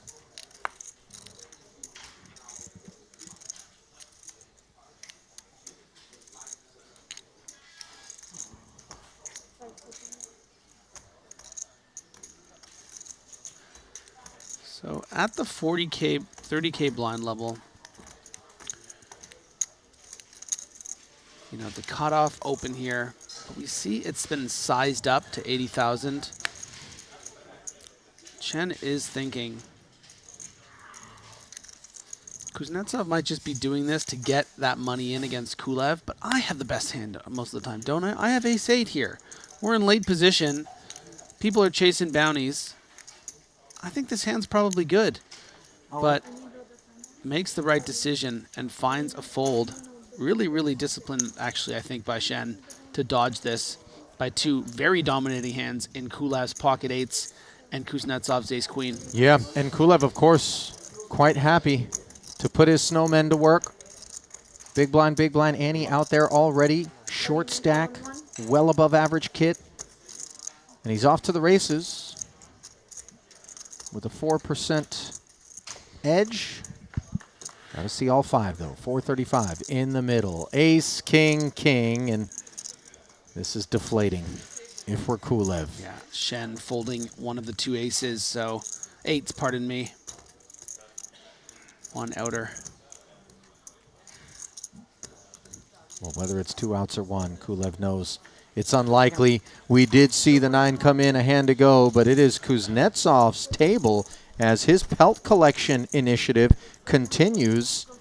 And this time it is Kulev who's skinned. More like Kulev, am I right? Yeah. Stone Money Bubble is upon us here in the 40K Mystery Bounty. Alex with a brisk walk out of the room. You don't really lollygag on the way out in these particular busts. It's get me out of this place. Just day 3. 85 or 86. Find me a piece of drywall that What's your name on wants to meet my fist. What's your name on there? No, that's What? not healthy. Huh? EBAA. What's the worst thing you've ever done when steamed from poker?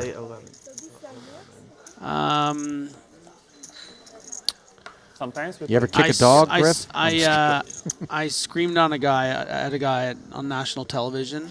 Well, good score there. It went viral, good score here so far. and now Are we and now talking about the people Kasuf message me, check your situation? privilege all the time. Is this the Kasuf situation we're talking about, Griff?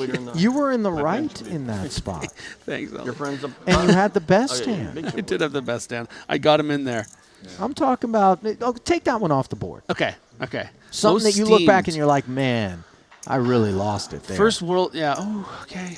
Like really steamed. I'll think about it. All right. Think about it. Give me a second. It's good that you need to think about it. Yeah. For me, the thought process is like, which one of these 10 to 12 things do I choose from? Meanwhile, 2.8 million almost in front of Kuznetsov, who surges well past in front of Moneymaker. Didn't take him long to do it. That surge, however, does not put him into the chip lead, which he brought into the day as Lasowski out there, 3.4 million elsewhere in the field. Glimpse brought to you by GG Poker. Presume that another player will be delivered shortly. Ooh. Aces. Hello. Heat check here for Nikita.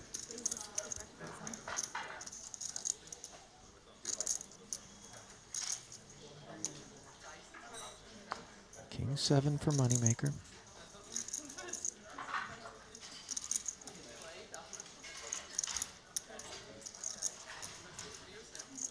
$180. I'll tell you what, man. This is a guy who operates without fear. He's looking over at Nikita and going, buddy, the VPIP levels here are high. I see that big stack. You think you're going to push some people around. Ain't happening. Wags his finger, but little does he know this King Salmon has run into a real cedar plank. Kuznetsov ready to grill the fish. And 4-bet announced to 425,000. here's where I'd like to see some of the discipline from Moneymaker, because sometimes we get ourselves overly invested. He goes hard, Griff. You got concerns about this 1.7 back and its future? I think Chris has a tendency to get caught up in moments, and I don't think that he believes Nikita Kuznetsov, but he probably, yeah, well, here we go. Oh, boy. All of a sudden, a lot of life being breathed into this pot. Over 900,000 in the middle. Yeah, I didn't think he would do this, but... yeah, you thought maybe we play for 5 bets somehow, but queen line 6 on the board. Maybe make it 750. Perhaps Moneymaker can avoid trouble, but I'll tell you what, it would be pretty filthy if Nikita knuckled over. Without a heart in his hand, can he do it? What do you like as a line? I think he's now done with the hand. I'm talking about Nikita. Oh. Yeah, I think he's going to be really happy to bet here. That's a great thing about... The great thing about aces, you know, you unblock all the pairs your opponent can have. What if Moneymaker just has king-queen here? If he has king-7, he could just as well have king-queen. Listen, Chris doesn't like the idea of saying goodbye to 425,000 already invested in this pot, but he still would have 1.5 back. It just feels a bit like he's lost in the sauce right now. Oh, boy. This is a malfunction of his process right now. He's getting swept up into this hand of just like, I don't believe this guy. I'm just going to keep calling till he shows weakness. I mean, listen. And then I'm going to show strength. And it's just... Moneymaker isn't suddenly going to abandon the tactics that I would imagine have yielded the results that he's enjoyed. You know, whether it's been because they've been fundamentally sound or not. He's not stepping away from procedures that have worked. He's just going to keep on going until he crashes. This is like what he, this is, you know, he's spoken to it, I think, a bit. Oh, my God. That messes things up. Yeah. As for a second, I panicked and thought that Moneymaker had set all in. Okay, Kuznetsov jams the turn, and Chris is left with really no choice.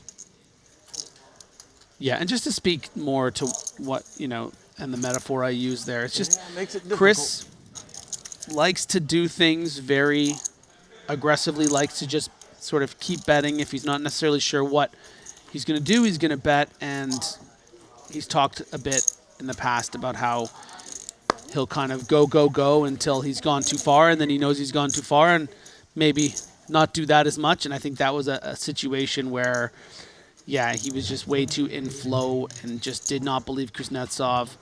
Decided, I'm just going to keep calling till he shows weakness, and then I'm going to shove and be a hero. But he didn't realize that he wasn't the main character in that hand. So up and down goes Chris's stack on the downswing at present.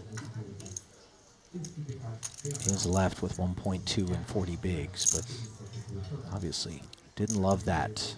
And now another member of the Russian delegation comes forward. Tsar Zubov, as we like to call him, based on the fact that he wears that king hat when he's out there.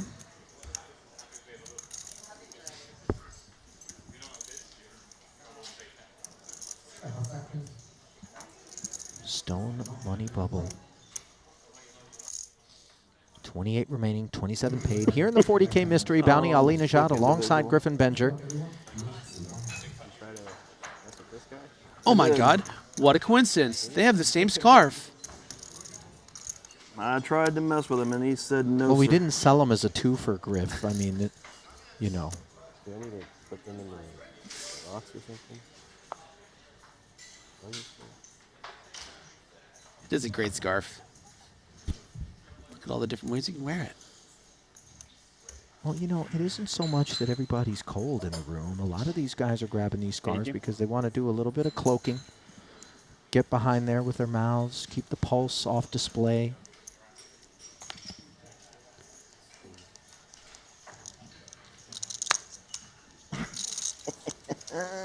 Depending on how you wear it, it can look like you're a nomadic camel herder. Just for the record, I mean, there's some very exotic configurations there. Yeah. Kuznetsov, not really on that side of the spectrum at present. More Zubov, who looks like perhaps he's got some livestock in his stewardship. Nikita, though, ace-queen in his stewardship, has found a customer in another new arrival, the Frenchman Thomas Santerne. 4-5-6 board, 2 overs in the gutter for king high. Tap of the forearm. Action on Nikita.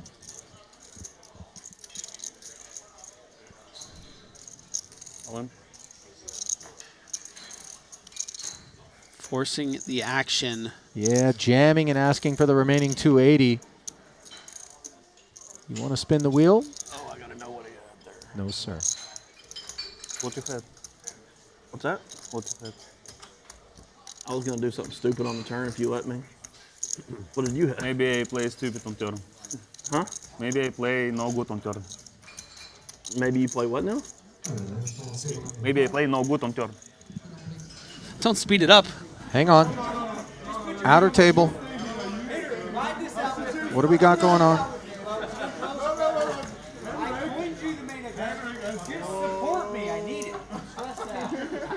Jason Kuhn. All in. Up front, Daniel Rosai over the top. They're on their backs. It's aces for Kuhn, king jack of clubs for Rosai, the covering stack.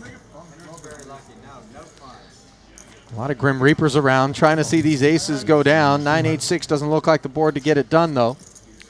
Such a fun environment here at the Mystery Bounty. The players really loosening up. Turn is the ace of hearts. Set of aces on the turn. Henrik Eklund getting a hug. I'm not sure that he's interested in it, but obviously a good laugh there. Jason knows the dynamics.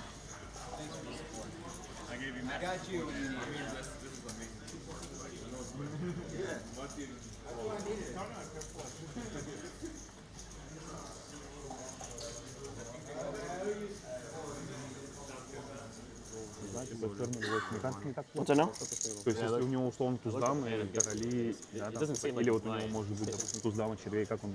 Well, now I, think he has aces. Я же без King 7. там просто No hearts. просто понимаешь, не нужно за банк.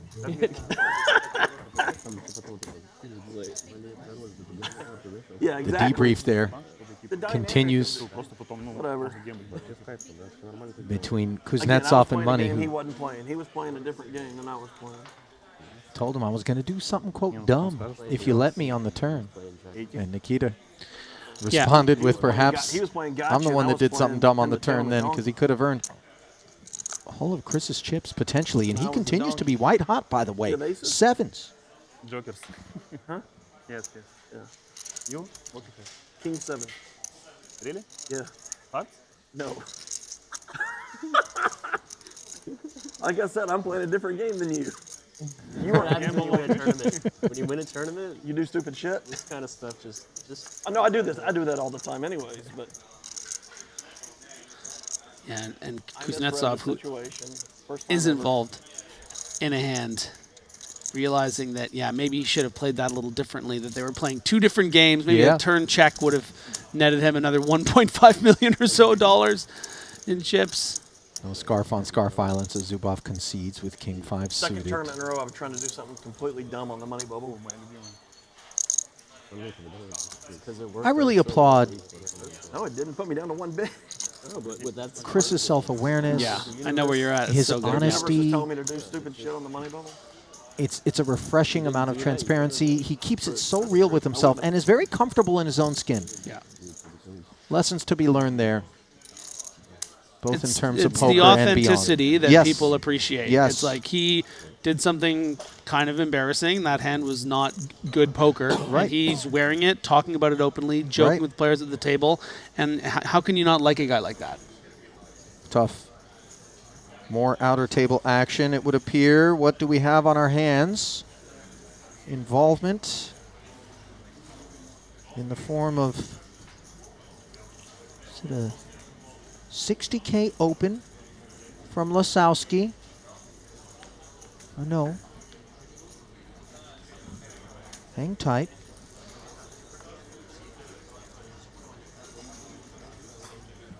So it's Chidwick who made it 70,000 to go. Tang flats. Flop of ace jack deuce with a couple of clubs. Believe it went check check. 4 diamonds rolled off on the turn. Chidwick having checked it once more. Action on Danny. Yeah, and this was raised under the gun with a Danny Tang call at the cutoff. So these ranges are pretty strong. We're not dealing with like button and big blind type ranges. But so the fact that we see it all checked all the way down, you know, maybe a couple of pocket pairs in hand. Well, not quite all the way yet. We are here at the river with the 4-liner on board. Neither clubs nor diamonds came home. Let's see. Chidwick fights for every chip. Does he have something in mind? Yeah, does he go for thin value with something, or maybe something like a queens or a tens? Does have King Jack, which is, yeah, you know, equivalent. Second pair. Good for it all.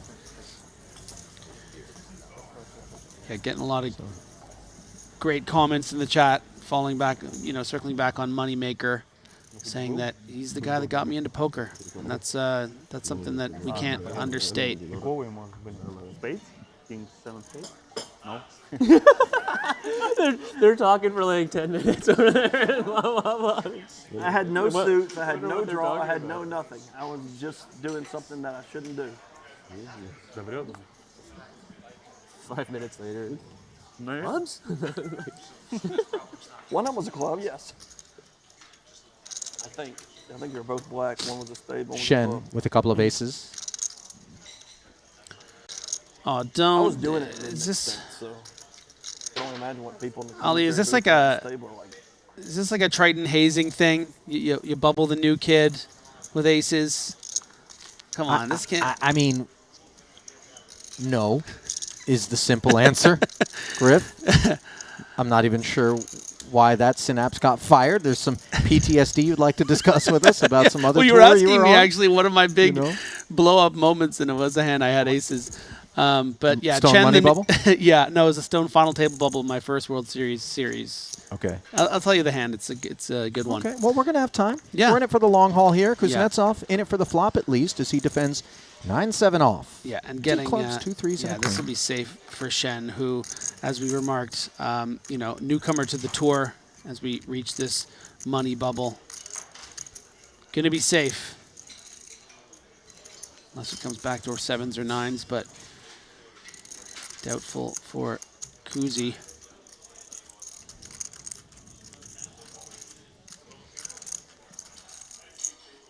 Another check with really nothing to speak of for Nikita.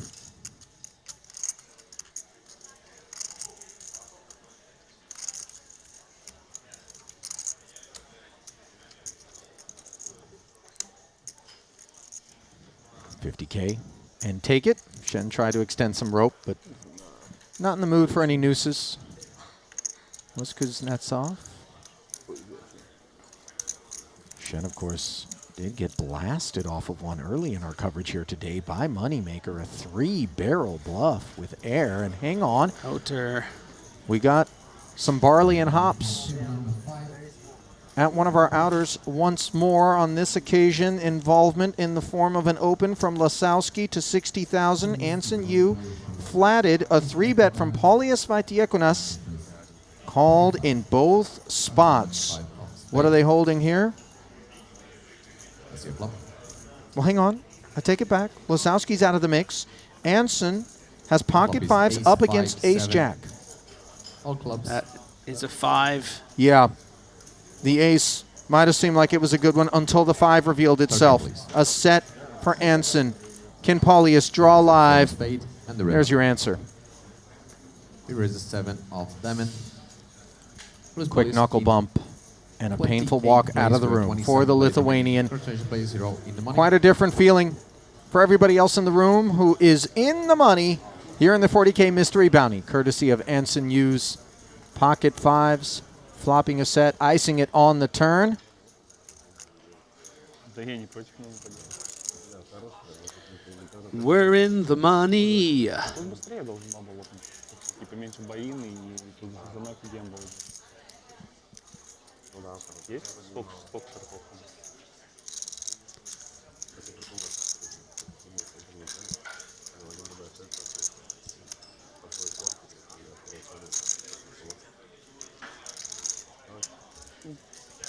Вон есть 6, есть 9. У нас 1 9. Back over at the feature. Не знаю. Видимо, да. Грация. Hang on. Short-lived was our time at the feature. Hey, we're in the money?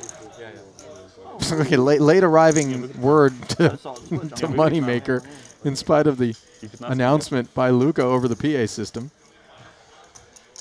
And this is where I would imagine, Griff, if you're taking a look at the chip counts, there will be less hesitation to get in there for the short stacks. Obviously, still fighting to keep bullseyes off their backs, courtesy of a double or whatnot, but less punitive will a misstep be now that the min cash has been secured. On the topic of that min cash, 30,000 will be the next 4 payouts. Yeah, the ranges are still going to be so different, right? The short stacks, you're not going to have nearly as much fold equity, so maybe you want to be tightening up your shoves. Of course, these players who have covering stacks are going after those envelopes, which, as you mentioned, are worth $64,000 on average just for, one elimination. So it's just going to be very, very interesting now that the bubble has burst and these short stacks don't really have much reason to, not go all in, but recognizing that you are going to be calling way more than usual, this is where the fun, I think, really, truly begins.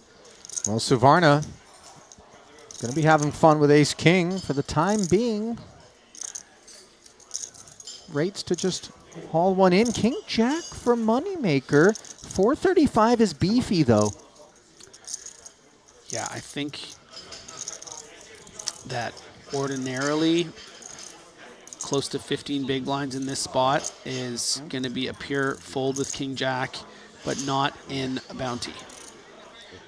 King-Queen you might call, King-Jack you'd fold, but in a bounty you just call and go for it. Hope your opponent has Never opened a bounty before, damn it. 2 8s. And you heard Chris say it. He's Ace-Queen. never opened a bounty before. He wants one so bad. Obviously doesn't rate to be collecting it in this particular pot as he runs into Suvarna's Ace-King. And a jack in the window. Money finds the side card. The chosen one. A devastating development for Santosh, who was in such great shape, now needs a needle to inject life on the river. Not there. Boy, Or Savarna. that's dirty, but I'll tell you what, it feels a lot better on the inside of the bubble than on the outside. No question about it, because this bust comes with 30 dimes Yeah. that the one before it did not. Just asked Paulius, who got showered without a visit to the payout You desk. don't open these until tomorrow, though, right? Ну как это, не знаю, как объяснить давно не There's Phil Ivey. You just got to mention it. If you see Phil Ivey, you got to say something, In some ways, I feel like you don't, because you see him and he needs no intro. We know who we're looking at, right? Touche. Сейчас же вообще полетят. So you're saying that there's some things I can like keep to myself. I mean, listen, it's not a criticism. You want to say there's Phil Ivey, you do it. What I want to say is that we've gone big time. Obviously, Triton's the real deal, but now you can soak us up in between festivals 24/7 out there on Pluto TV. Now, some discussion about whether or not Pluto is a planet. That does not pertain to what we're talking about. Every single bit of video from every single festival, the cash game stuff, it's all jam-packed, free of charge, into the Pluto TV app. Download it today, whether it's on Roku, your smart TV, your smartphone. Dumb phones need not apply, but get involved. И косей, чехол, там вот тут. Нормально. Хороший был. She works for ACR. I told her if she pulls No out the bad subscription bounty, she's fired, fees. so. No I got to be honest, I can't believe we're doing all of this for free. Now, I'm sure that there's some people saying, shut up, Ali, out there. Don't ruin a good thing. And I'm not trying to. I, for one, like creating the broadest opportunity for people to get familiarized with Triton and to watch what it is that we're doing out here, because truth be told, myself and many on the production team and everybody who works tirelessly to bring these things together take tremendous pride in it. But man, it does feel like we're leaving a little bit of money on the table. I'm just saying. Hey, listen. I feel like I'd pay for this. I would pay for this. And I pay for almost nothing on the internet. Right? But I'm just saying, we're doing some good things out here. All right? I'm not going to hurt myself while I'm back there patting ourselves on the back, but I'm proud of it. And if you guys are enjoying it, click like, click subscribe, yes, just click do follow. What we're saying is you're getting it for free. Now do what we say. Yeah, Please don't be a like button nit. No. Or a sub button nit. No, nobody likes a like button nit. King 3 deuce, couple of clubs, Moneymaker, middle pair, bottom pair for Shen. And if you're not on this app, I mean, you're lost. They forced me to download it in here, and I'm so glad I did because it's just incredible. It's so intuitive. You can bounce around between, you know, the leaders, the payouts. You got the profiles on the other players. You can go on YouTube, on Twitch on there. I'd be lost without it.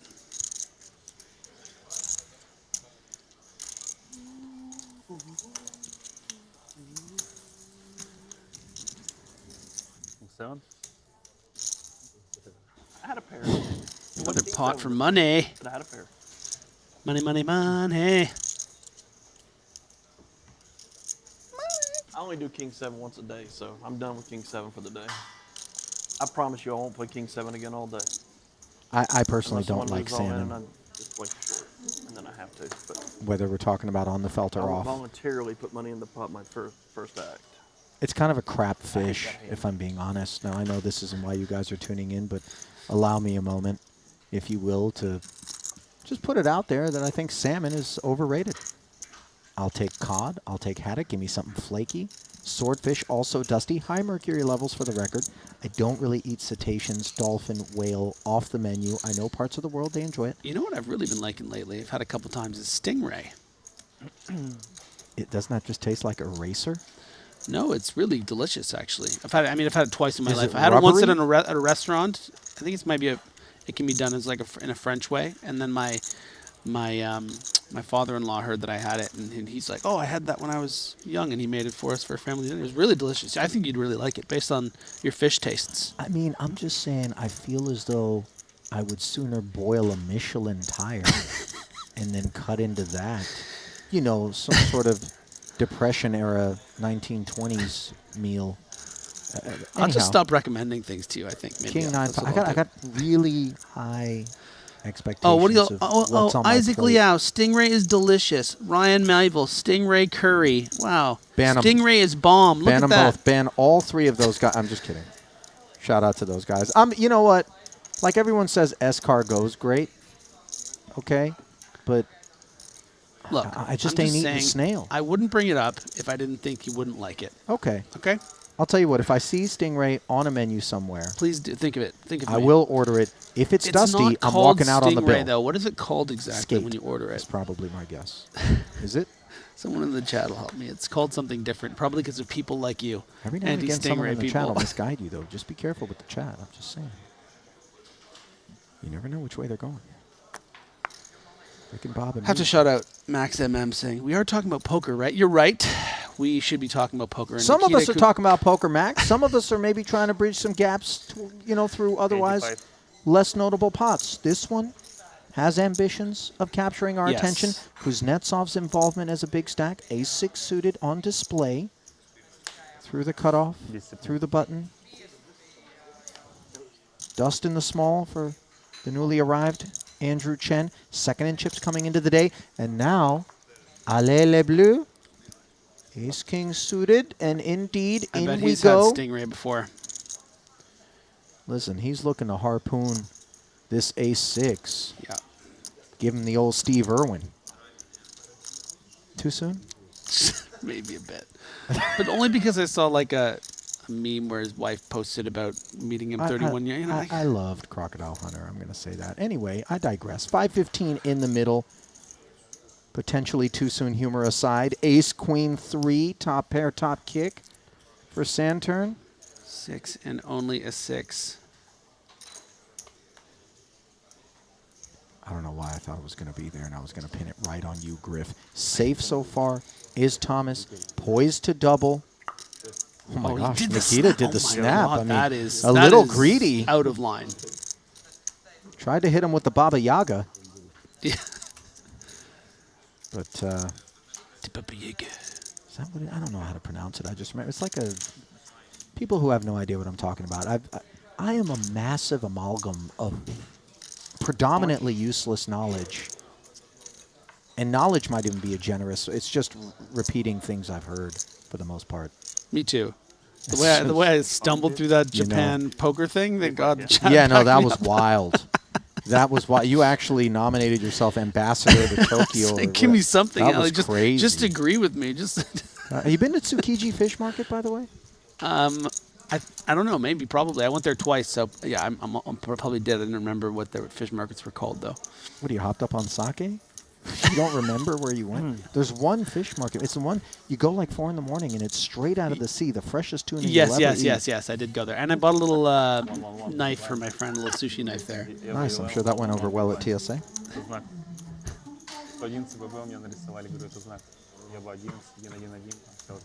You know what? Actually, he said that he uses it for, cuts it for, salmon. God. I mean, my salmon knife became so tilting. It is, if you're going to be a chef, it's good to have a good knife. Yeah. You know? That, of course, is the advice we all tuned in for. Real hot take. King 6 slap of his own wrist there. Kuznetsov and King 8 for Chris. These two quickly developing a little bit of rapport.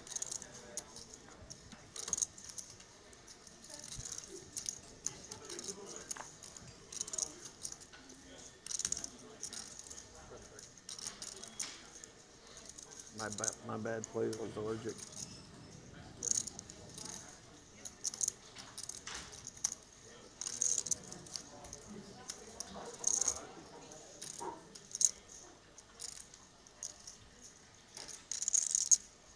Santurn asking for some mercy out of the big blind of Zubov. Compliance from the 6-4 offsuit. So to a flop we head. BVB. 2 jacks and an ace. Queen high in front.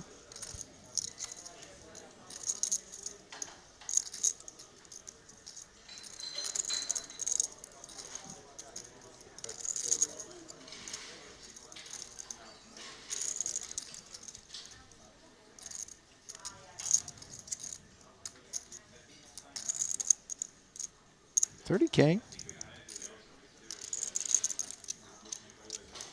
Little s'il vous plaît. Third pot.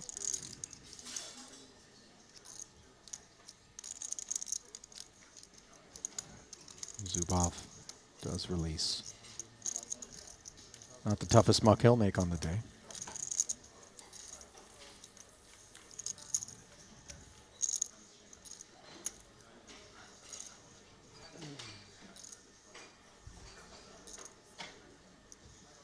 $26 players remain. We are in the money of the 40K event number 4. And we are going up to 20K, 40K. And a 40K ante. Got a chip count from elsewhere in the room for us? Oh, yeah. Griff? You know I do. Who's on the Couldn't shorty? wait Who's for up you to top? ask. Talk to me. Let's talk about the shorties, because there are a lot of them. Benjamin Chalot, 4 big blinds, 170K. Stoyan Maranziev with 195K, just 5 blinds. My boy Sam Grafton, only 8 big blinds. Rizai, the final tableist of that 30K, 9 bigs. So there's some shorties. Jason Kuhn, big implications, of course, for the Ivan Liao Player of the Year race, 16 blinds. He is in 21st place of the 26 remaining. Danny Tang in 18th with 17 blinds. Of course, he's the leader of that Ivan Liao Player of the Year race, so a lot of implications. Henrik Hecklund, we saw him goofing off with Kuhn earlier. Nikita just got to walk with queens, by the way, as you're taking us through that. Go on, though.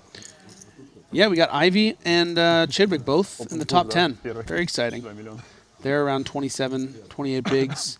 Chris Moneymaker, despite fumbling with that King 7 hand, did win that nice big all-in with the King Jack against Santosh. He's in 6th. Leon Sturm in 5th. Mario Mosbach has been in that top 3, top 4 for a while now. He's in 4th with 55 blinds.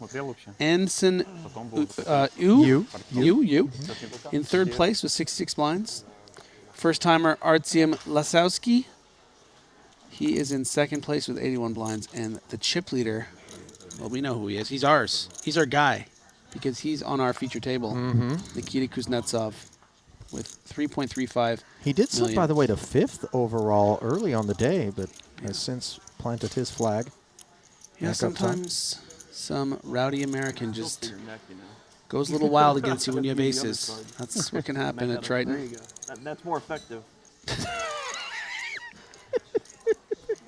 Moneymaker with the pulse concealer assist. I'm a nice guy.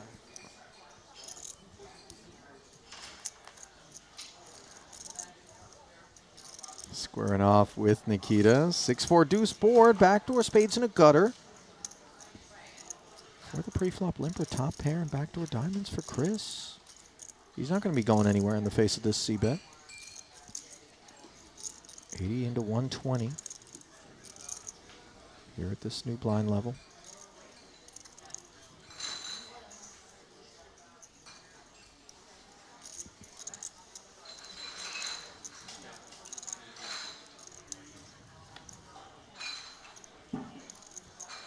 Seven on the turn, and now Kuznetsov, open-ended.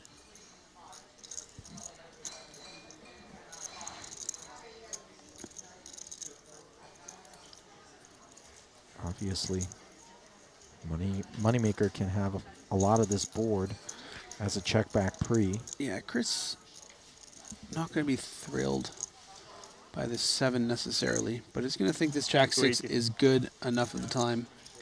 A second barrel of 280,000, and careful, Nikita, because this is a stickier than average force to your left. Yeah.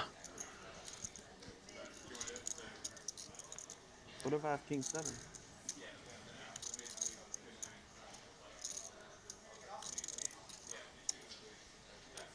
Good hand. King 7? 1 card. 1 card. I'll take this one. Ooh, that's a good card right there. Ace high. No, King? I'd pair of 6s. A lot of That's the best hand, I information. thought, on the flop.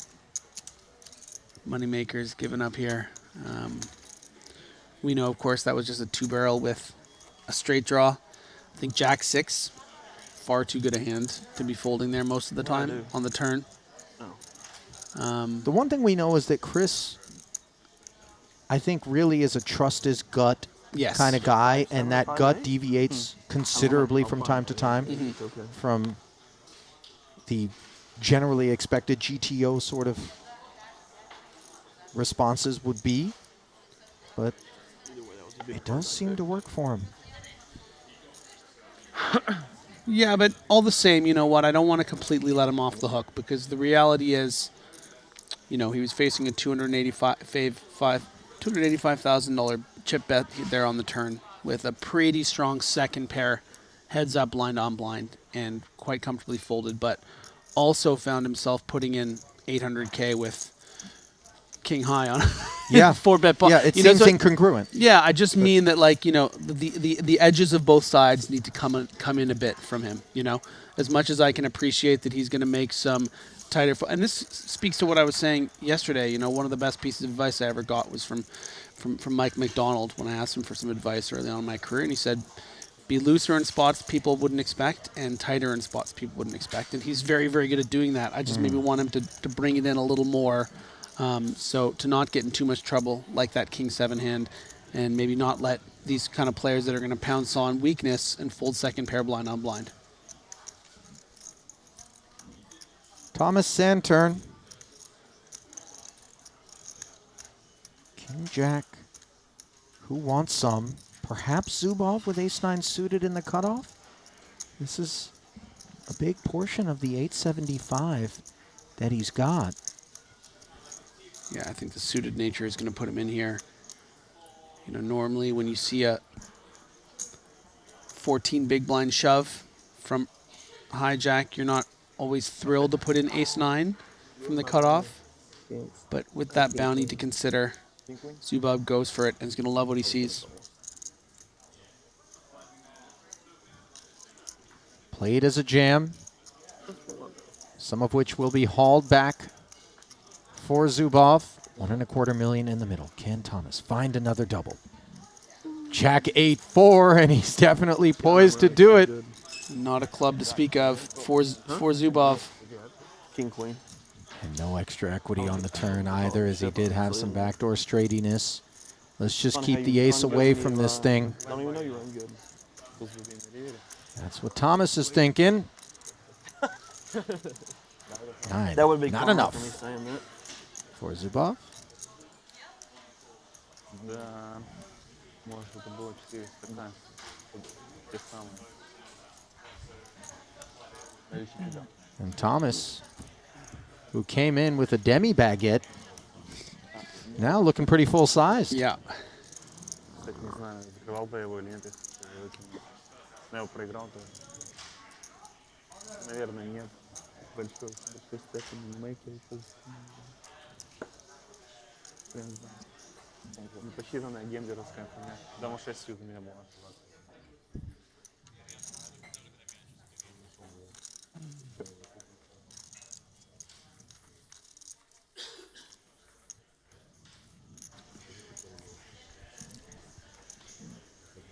I confess I've been grinding the chat just to get a little bit more intel on this stingray. Sambal stingray, barbecue stingray preparations offered up by the chat. I'll give it a taste. By the way, somebody was asking about squab. By the way, delightful.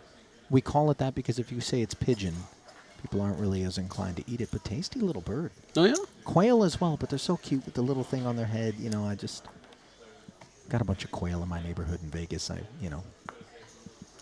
I mean, if one hopped into my barbecue, I'd probably just shut the top and, we let things happen. But bar that, I'm not. Anyhow, shout out PETA. I love animals. I really do. Depending on how they taste. I'm just kidding. Okay, look, I'm done. All right.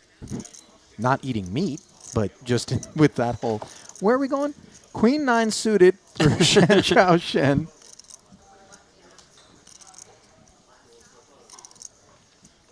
Small blind, mucked around to him.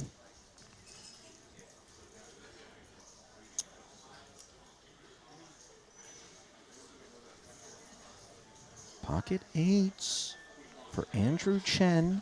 Have not seen him involved. Presumably he'll seek to take us upstairs. Yeah, 17, 18 big blinds effective here. Going to want to induce this because he has a covering stack of Shen. He really wants him to limp shove. I think with Shen's particular hand, he's going to be aiming more to limp call. Not going to see a ton of, I think, ISO bluffing because of the nature of the bounties. You really want to, once you put chips in pre-flop, you really want to put all of them if you're going to put them in. So I don't think Chen's going to do a lot of pure bluff raise folding. Has the pocket 8s, wants Shen to shove.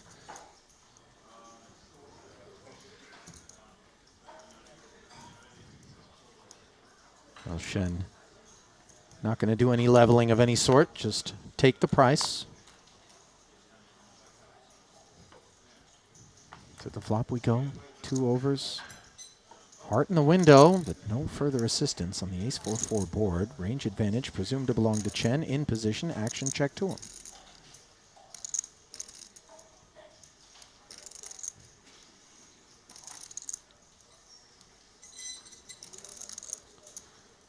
Chen going to want to put out some protection there to fold out equity from hands pretty much exactly like this. Your Queen 9 suiteds, your Queen 10 offs.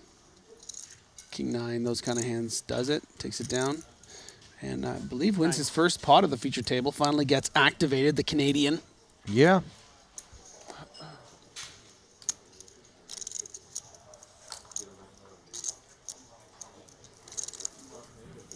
Let's talk about his Montenegro stop here. Mr. Chen first joined us in Cyprus back in 2023. He went 1 for 6. Here in Montenegro, he's coming fresh off of a 27th place finish in the 30K 8 max. Failed to cash in the 225Ks before it. But the seal has been broken.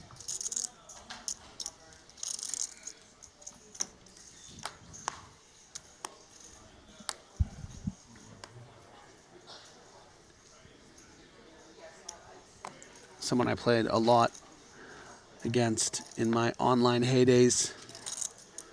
I'm listening. 10 plus years ago, so he's been around for a hot minute.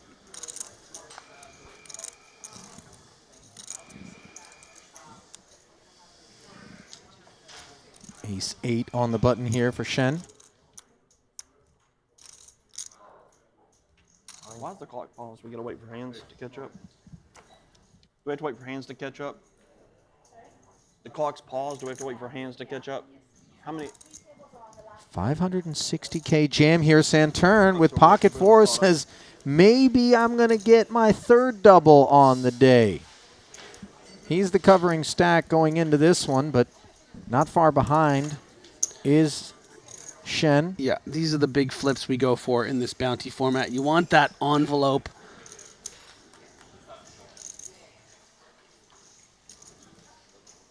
Ace, queen, queen. And that is not what Thomas was hoping for. 5 in the neighborhood, but it's going to take only a 4 to end Shen's run. Can the ace 8 hold? Yes, indeed.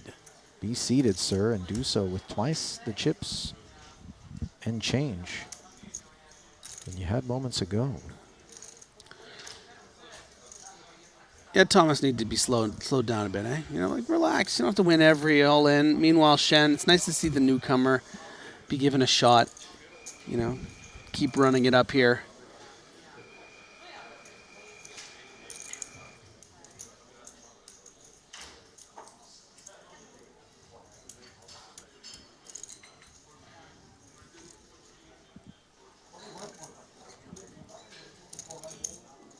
I was searching around. I'm not sure whether or not it's picked up by our mics, but that sound has re-entered the room away from the booth.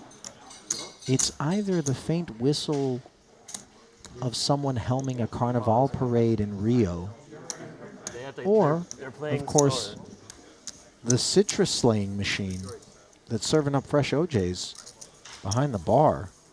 Which I got to get me one of those, by the way, because the consumer edition of those things is real dusty. Like you kind of, or like the manual one, you know, it's plastic and you're just out there, forearms getting sore. No, like I'm not no. in for that. I need something like that. I feel like you could hurt yourself on I haven't had a machine, fresh OJ actually yet. Yeah, I didn't have one. What, would you like a fresh OJ, Griff? Do you mind? I'm on top of that. How do you say excuse me in Serbian? I think that's a good first step. Sure. That is a good first one to learn. I got this. Stand by.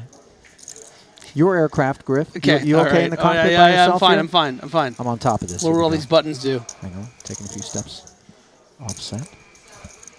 I am constrained by cable. Can you guys hear this machine? This thing is insane. I mean, it's... There we go. Hit these chip counts, Griff. I'm on this. Yeah. Here we are with the chip counts. Guys, you've been watching. You know what's going on. Nikita Kuznetsov, all the way up to 88 big blinds, 3.5 million. He is our overall tournament chip leader as well with 23 left. Chris Moneymaker, been kind of all over the place. You guys love him. We love him here in the booth. He's been a wild card today. Very ambitious plays, a couple of lucky breaks, a couple of tight folds, and a couple of, you know, maybe the best bluff we've seen on any of the featured tables in this tournament with that 8-9 against Shen. So he's been really entertaining to watch as we get back into the action. Nikita needing a time bank chip for 10-3 off. Now, I mistakenly thought that it was before 110. Saturn got in against Shen that he had 650. It was actually 650 back after he had made the call, so hence why he's fighting on with a considerable number of chips. So you might be wondering, especially if you're just tuning in, why is this guy, you're not at a bubble, why is he raising almost 3x with 10-3 offsuit? Well, it is entirely designed to get in the last 220,000 from a hand such as this against Alexander Zubov in the big blind. This is the intricacies of bounty, mystery bounty tournament poker. Kuznetsov recognizing that Zubov might be prepared to play for the 6 big blinds, and that's going to be worth it for him because that stack is worth $64,000 when it comes to the average bounty pull.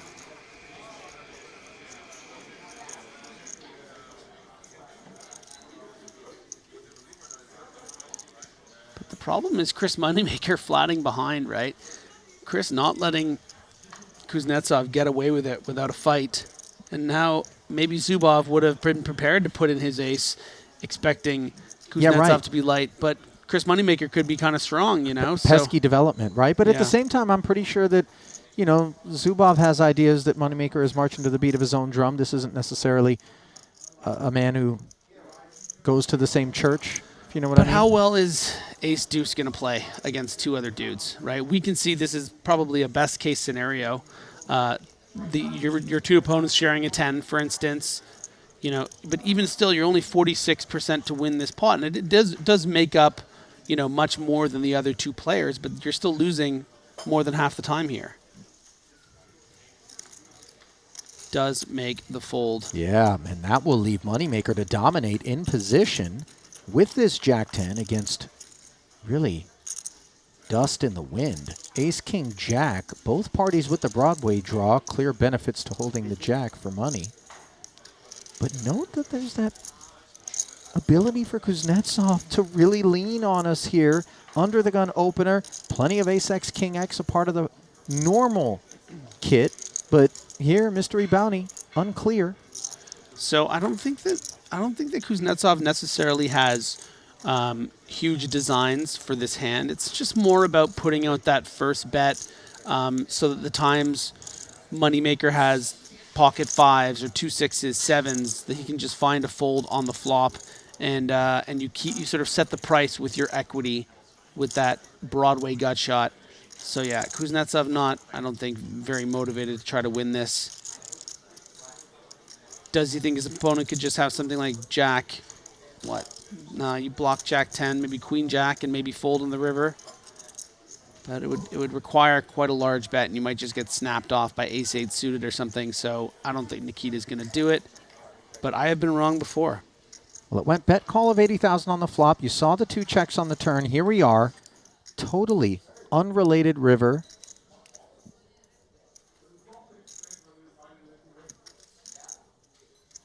No change in board texture, and Nikita. So here's a question for you, Elliot. Does it affect Nikita's, if he knows that Chris Moneymaker folded middle pair in that previous hand, maybe what he's thinking about is, if I bet 400K here, will he fold middle pair, you know? That's the money effect, though. You know, Yeah. when you know you're up against a stickier than average opponent, a lot of times spots that we might otherwise be taking, we are dissuaded. So nice for Moneymaker as that round goes to him. And on the topic of rounds, our very own producer, James, has potentially upset any sort of culinary union situation that we may have had in place here at Maestral, just based on the fact that he took it upon himself to deliver these beverages, maybe denying what would have been a nice gratuity to whomever it was that would have normally delivered it. But we do have a glimpse at the chip counts and 2 fresh orange juices in the room. Now, breaking news, Griff talked about that high-pitched whine as those rinds get worked, the pulp, the juice is all extracted in industrial order. Complaints have come down from the players about that noise, and player-centric are we here at Triton. The machine is being relocated removed from the Wow. room. We got the machine showered. Last 2 glasses of OJ. The last Bottoms 2? up, my friend. This is Okay, my here we first glass go. of this stuff. Let's see what Here we Montenegro go. and Citrus is all about. Timeout here.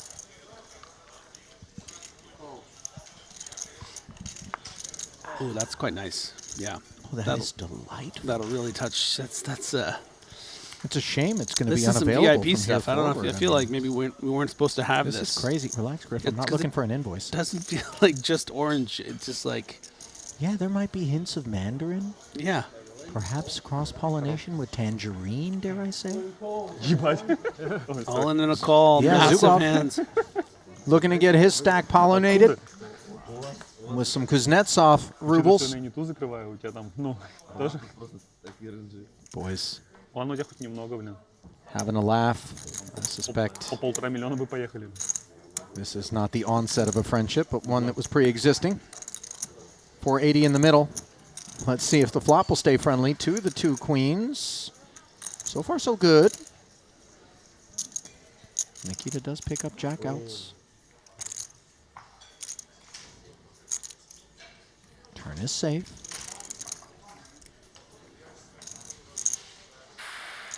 And so is the river. Flesh wound to the boss stack. We'll pass a small package to his right.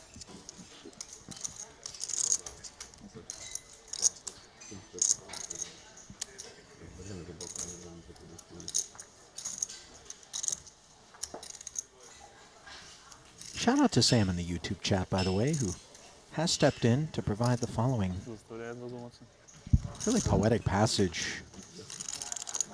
He says, actual fresh squeezed OJ Ну, я дал is the nectar of the на 5 gods. ББ, типа ББ, I там, concur. если я не тупо, And while I'm no deity, тоже процентов, типа, Daddy likes a taste. ну, если больше и нашел, типа, то Producer James stepping in to push back and say a Guinness is the actual nectar of the gods. No, that's the nectar of a cirrhosed liver, James. Okay?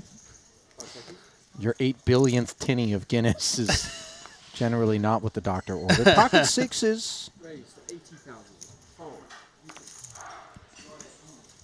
80 to skate. I really did enjoy this one comment on YouTube where someone said, "Is this guy's name really Moneymaker?" Yeah, believe it or not, we all thought that 21 years Yeah, ago yeah. and confirmed. Welcome to 21 years ago. Yeah. Yeah. Look up Chris Moneymaker WSOP on YouTube and see where that takes you. I mean, open up a different window. Don't leave us. You Yeah, know? don't, come on now. Don't guide people away from the Sorry, top. yeah, that was What are you doing, Benjer? Zubov, chew it on King Jack suited here. Fresh off at the double, 480 back. He is still the leanest stack at this table. Cannot collect a bounty until you have more than somebody else at the table. And might that be what's on his mind in search for a potential spin? But this is under the gun posturing from Shen. So Wow. down goes the King Jack suited. And Okay. apparently you're surprised to see it. Well, it's not that I'm okay. I'm obviously I understand. I appreciate. I sounded surprised. It's just when we talk about the ranges, right? We expect them to be sort of looser as a tournament, but it's because of the covering stacks being more prepared to call all-ins light. But that affects the short stacks, and they're not prepared sometimes to shove 12 big blinds against an under the gun open with King Jack suited because they're going to get called by sixes where normally maybe sixes would not be making that call. So the short stacks do have to be a little bit tighter because they're just going to be getting called so often, and you know that's how you get knocked out of a poker tournament. Yeah. You're all in at risk. There you go. Flip sides to some coins.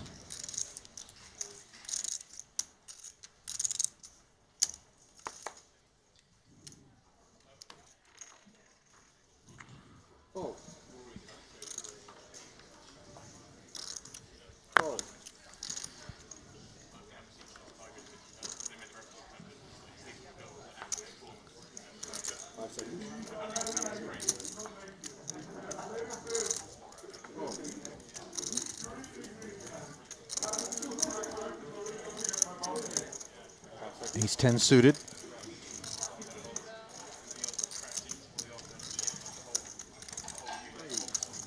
$95 if you do.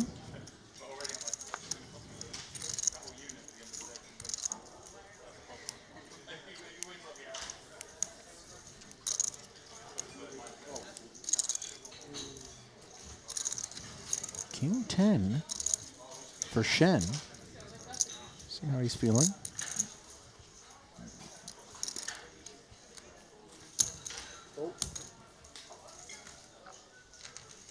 Defense dominated, unbeknownst. Ace 4-3, couple of clubs. Kuznetsov well in front. Given the choice. I think Shen, based on sizing here, is going to have a lot of reasons to actually continue with this king of clubs. You know, we can see Kuznetsov does have ace 10, but he's just as often going to have, you know, red jack 9 here and just be continuation betting. You kind of need to protect against these c-bets and call with hands like this. I think maybe like a red king 10 would fall into the category of, okay, I know I'm folding the best hand a lot here, but I can't. Oh, well, it looks like he might just give it up. Is this a decision influenced at all by bounty implications, or is this just a hand of poker being played in the same manner it would otherwise? I mean, there's... By Shen. Yeah.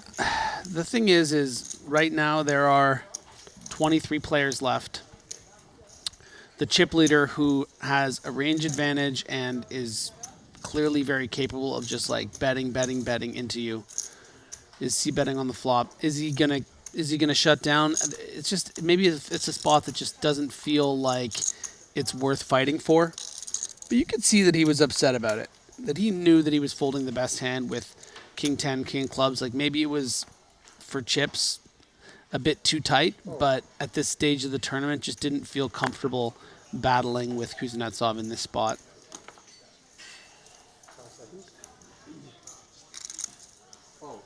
So I have to say, I was talking about how Sam Grafton was just down to 8 big blinds in one of our short stacks. He has come all the way up to 5th in chips with 61 big blinds. Has won a couple of crucial all-ins, 9s against Ertz's ace 10, which was huge for him, as well as ace jack against 3-6. Just keeps on building up all the way to 2 million. Squiddy. I'm sure we'll get him on another feature in due course. On the topic of things we're sure of, not quite the king 10 check fold. Could maybe go either way, rather one direction for ace king suited. Played as a jam here. Nikita. Comfortable release.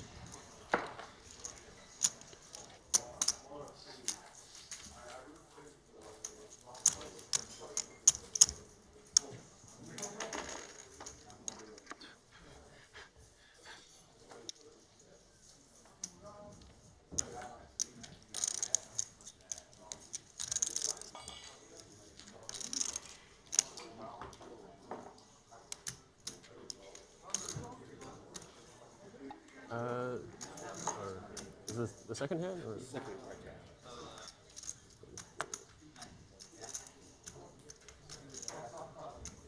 5 seconds. About 12 minutes left on this level. Information, while absent the screen, available in the Triton Poker Plus app. Just another reason to maybe get you out there. Is that, do I have that right, by the way, or were you looking on the wall? I could have sworn we added the clock. Yeah, I was looking at the app. Okay.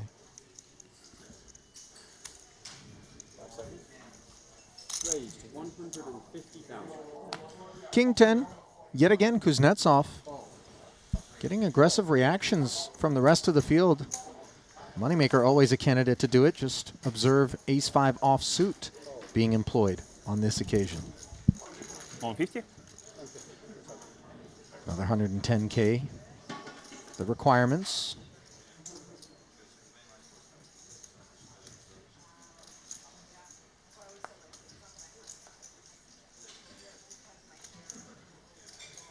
I think Nikita probably reads this as pretty strong. Like, why would he just come over after my limp with a weak hand here?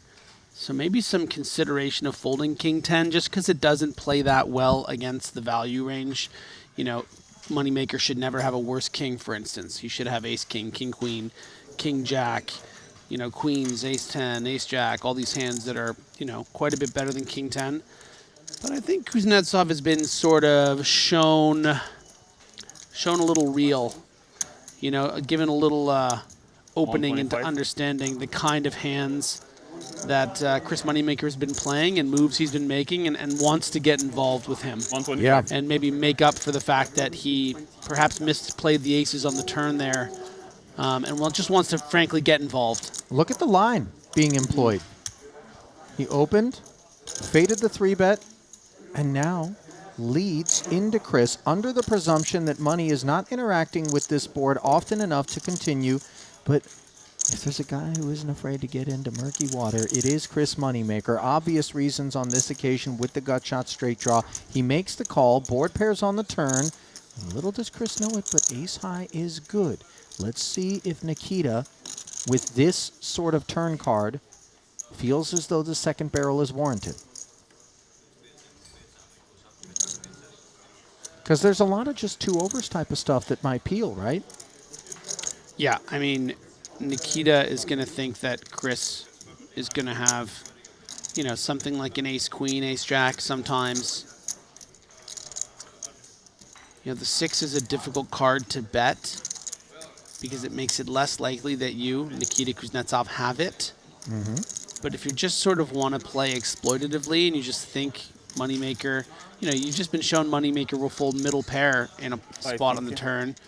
If I bet big enough on the turn here, can I get him to fold an ace queen high, an ace jack high? In this case, an ace 5 high. I think it's a pretty astute deduction. Some King of Clubs relevance? Yeah, a Asking? little bit. I mean, yeah, no, absolutely. That's a very, very good point. That does eliminate, you know, your king jack suited of clubs, king queen, ace king. Yeah, that is relevant. Although played as a flat, one maybe removes some of the upper crust of those Broadway suited combos from Chris's range. Well, it was quite a small lead, and also it was Moneymaker's 3-bet pre, right? He 3-bet to 150, and then Oh, forgive me. I thought it was played Kuznetsov. as a flat, so let me back off of that thought. Griff, apologies. and now money's really being put in the storage locker right now. I mean, this is a third of his stack almost. And that's obviously on his mind because he knows a call here brings it to 1.7, leaving him about 1 million. And on that kind of SPR, is he really going to be prepared, unimproved, to make the call on the river? So a little bit of future game and lack of future prospects, perhaps, coming together to influence the muck. Yeah, and I think Kuznetsov just made something up to himself. I think he recognized that maybe he blew it on the turn a little bit with Moneymaker, with the aces. You know, it was, you know, if Moneymaker had queens or something, kings or ace queen or something in that hand, you know, it would have just been whatever, get the money in. That 6 lead there for 550, even though it maybe doesn't make a heck of a lot of sense, it still works. It's an exploitative play, and I think that he's happy with himself that he found it. And listen, we've had a few glimpses now at Kuznetsov, and those chips can certainly feel safe and secure with that captain at the helm, Yeah. it would appear. That'll be an interesting to see 1 to 2.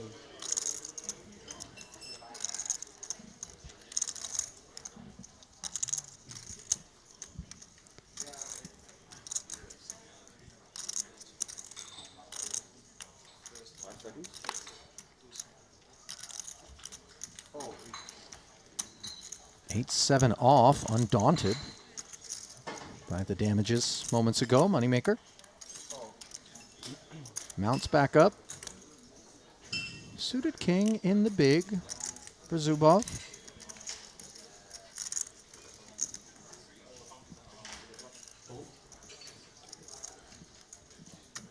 how much do you have, ballpark?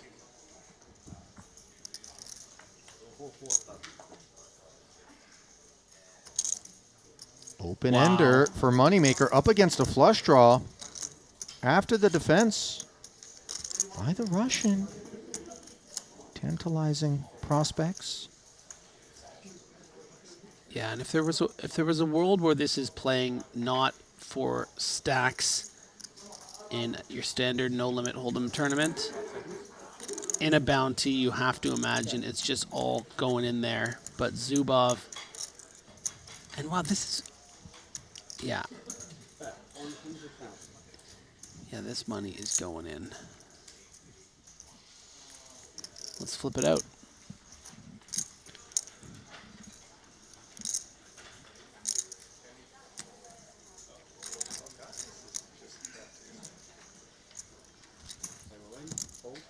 There's the check raised to 360,000 after the Moneymaker C-bet of 100K.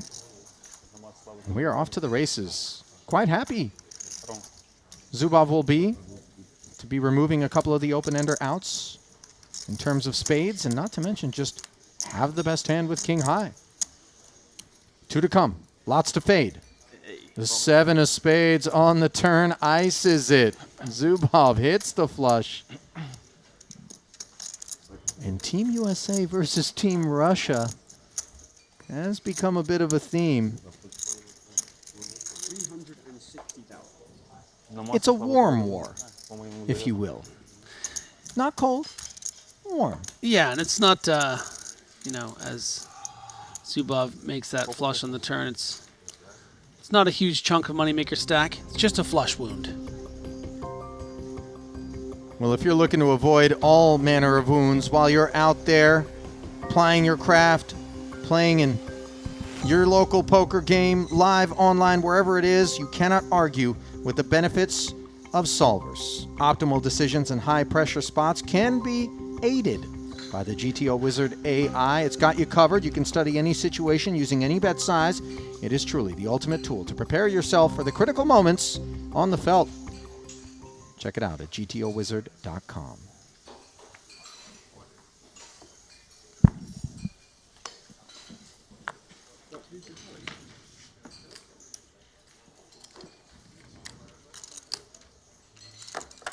Ace Jack. 5 seconds. Gonna get checked out by Shen. Jack 10 off for send turn.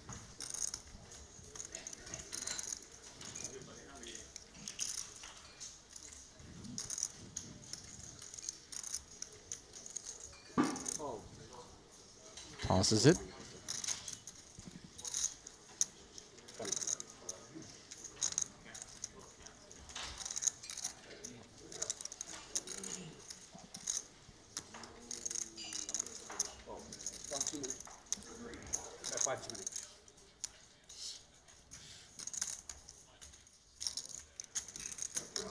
Kuznetsov, the customer. Quite affordable for him to take flops. Does so with King 8, which is well behind on an Ace Queen 7 board. Shen, plenty of hand. Obviously, there is some tread lightly implications whenever we are squaring off against boss stacks, but a solid hand is a solid hand. Yeah, 30 big blinds here. Ace Jack gonna feel very happy about just getting money into the pot. Yeah, sure. Especially against that big blind defense range, which we deem quite broad from Kuznetsov, who does let this one go quite easily. Shen, currently second biggest stack at the table, but the distance between he and Kuznetsov is broad, vast. A 47 big blind Tundra. You ever been to Russia, Griff? You ever go out to Sochi? No. I've not either. I want to go to St. Petersburg and Sochi. Maybe we go to Moscow. I want to go to Thailand, Philippines, Greece. Greece is on the list. How have you not been to Thailand? I don't know. It's my favorite food, too. Bro, just, I don't know if there's directs from Montenegro, but get on down. Thailand is a must. How close is it from here? not close. Yeah. So why'd you say that? I was like, wait a minute, is it next door? I wouldn't rent a car. Is this our first vacation Griff. together? Ace deuce, deemed a must by Kuznetsov, ripping into napkins. 2 live cards. Yeah. Oh yeah, the old deuce flash. Big flip. Suggesting he had pocket twos. It's funny. Is that referred to as big flip? No, it's Oh. because he had 9-3. Yeah, And so- I get it. Yeah, showing 2 the live deuce. cards. The goo. We know all about the goo. You know about the goo? No. It's kind of that earful of patronizing, you know, chatter, banter that you give Right. somebody, you know. Not really much substance to it, just trolly. So most of our conversations, then, since The goo. I mean, I thrive in the goo. you're a goo monster. King Jack, not a monster, but he'll spook things up. 80. 8s now for his compatriot to the left, Kuznetsov. Obvious presumptions of heightened activity, which we have observed. Plenty of data points to that end. Could just shove here. It's going to be 30 effective with Shen. And you're kind of forcing Zubov in, but maybe thinks this hand is actually maybe even like too strong.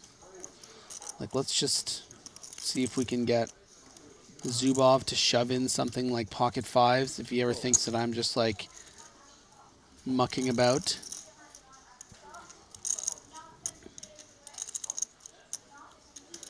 I have been called a goober by people before. Is that connected A to the bit goo? different, Griff, and also one of those admissions that fails to flatter, dare I say. Okay.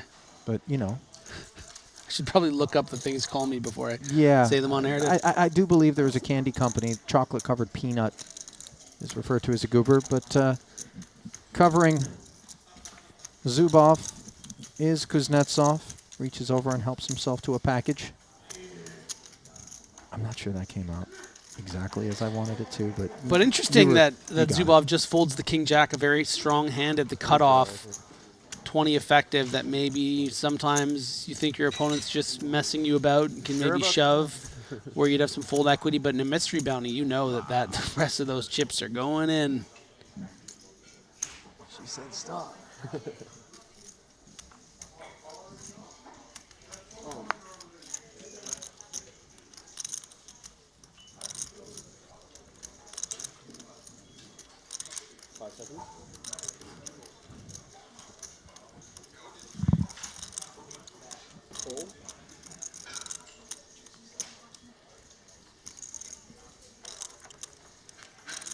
6-7. Played as a cutoff limp. We've not yet seen this move, Griff. Is it in response to Moneymaker in particular?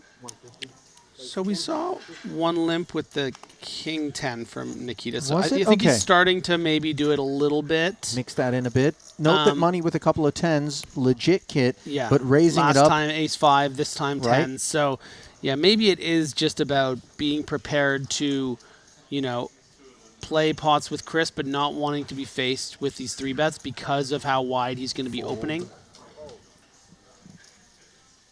150.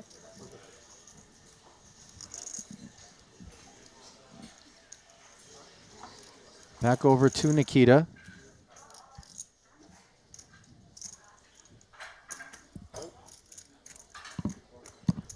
Digs it in. Yeah, I do remember the extra 110K being invested at one other point. It may have been a blind versus blind.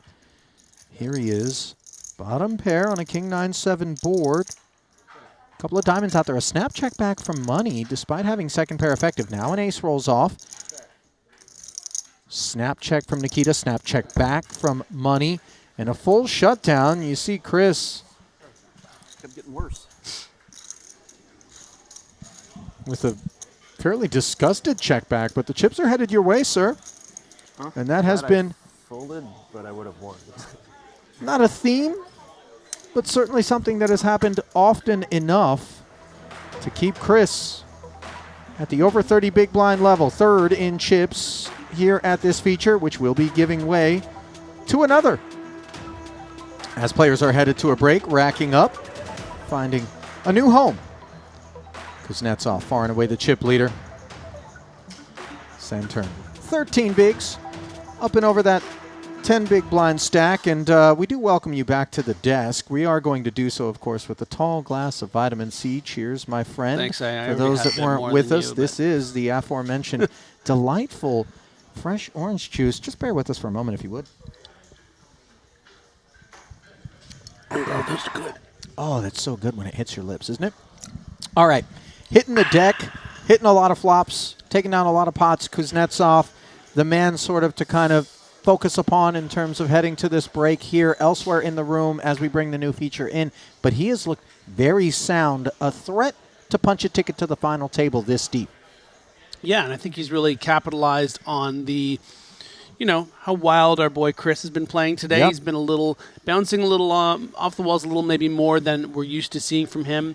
And Kuznetsov is just, I think, recalibrating. How do I want to play against someone that is kind of freewheeling like this? We've seen, a little more limping and some curious plays with that King 10 to sort of lead, maybe a bit unbalanced play. But just in response, I think, to how Chris is playing, it's really been the story of those two so far on this feature table. All right, 21 players do remain out of our original 151.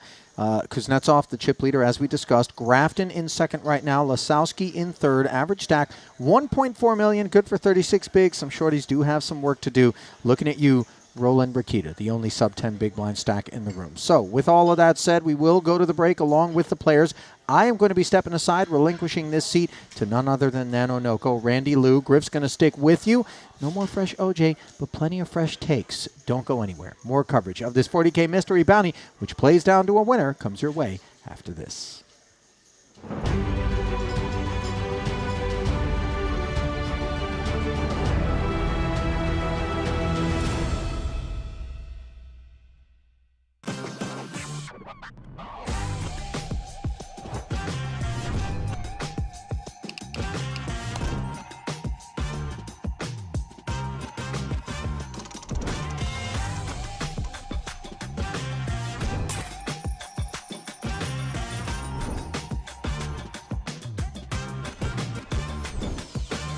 Want a $50 Global Millions ticket on top of the full GG Poker welcome bonus?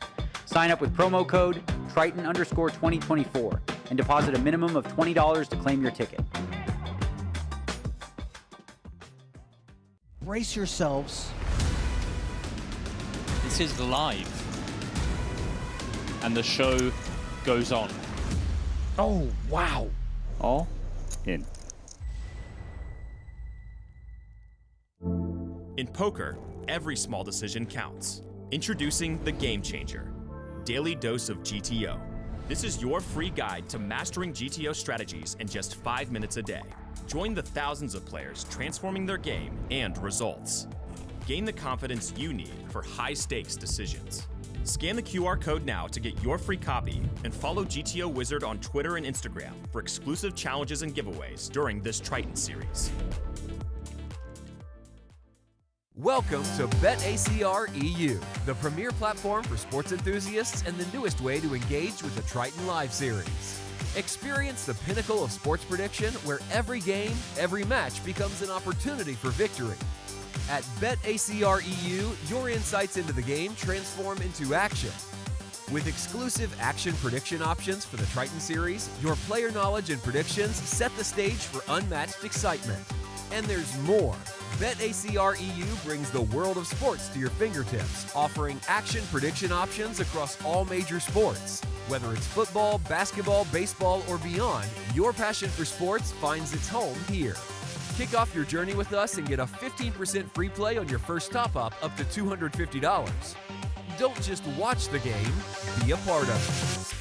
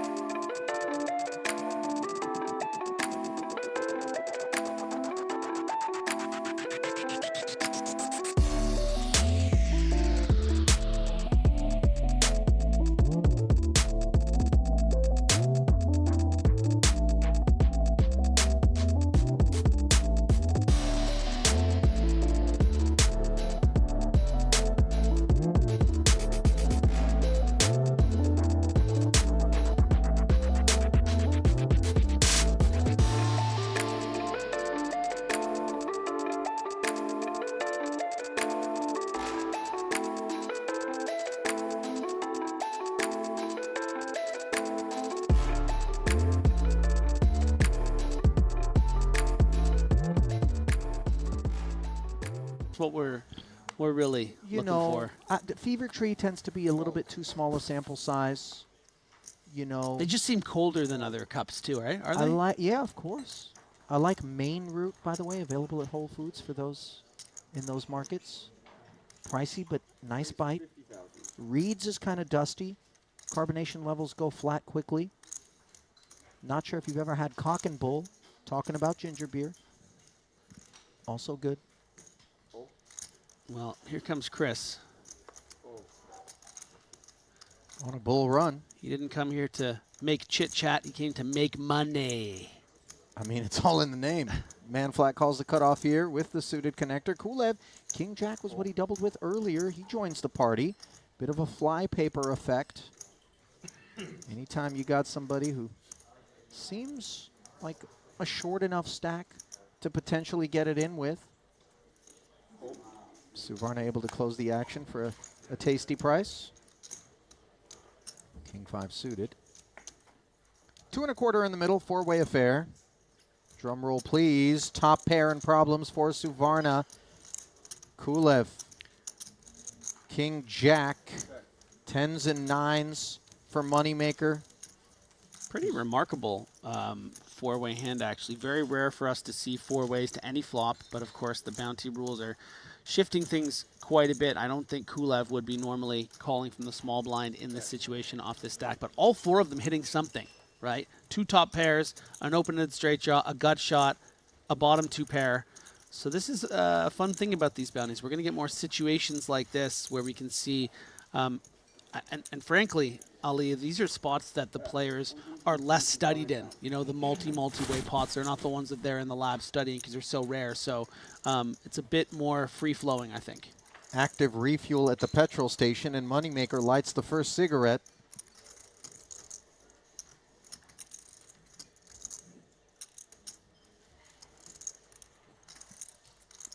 Yeah, Kulev not loving life here. This represents over a quarter of his stack, quite a bit over a quarter.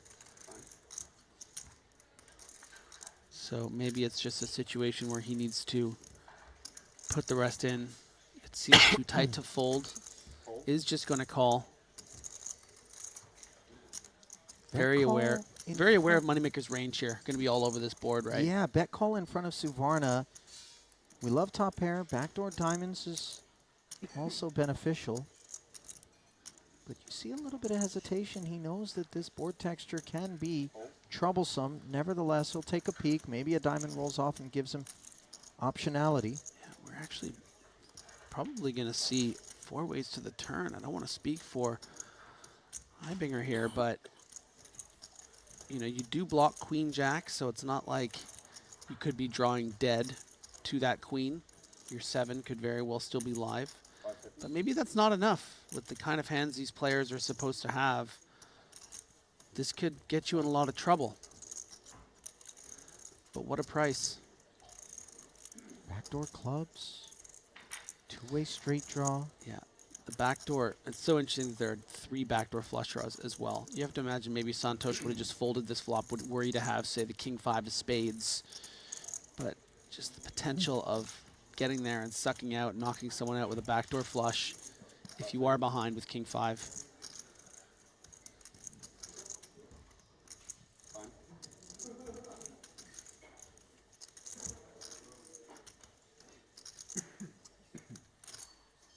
Does Heibinger have something heroic in mind? Yeah, I was just, this long pause might even mean open door number 3. But it is a very risky shove into 3 opponents.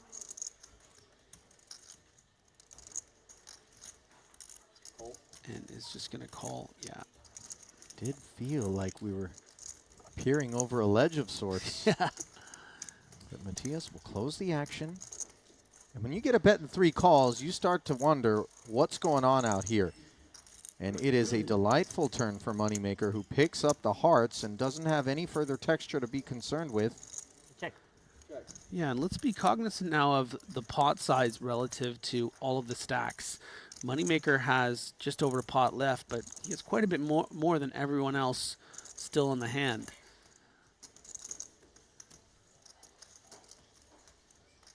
So because of so many players in this pot, because of them all calling this bet, this pot's really been bloated now to a 30 big blind pot.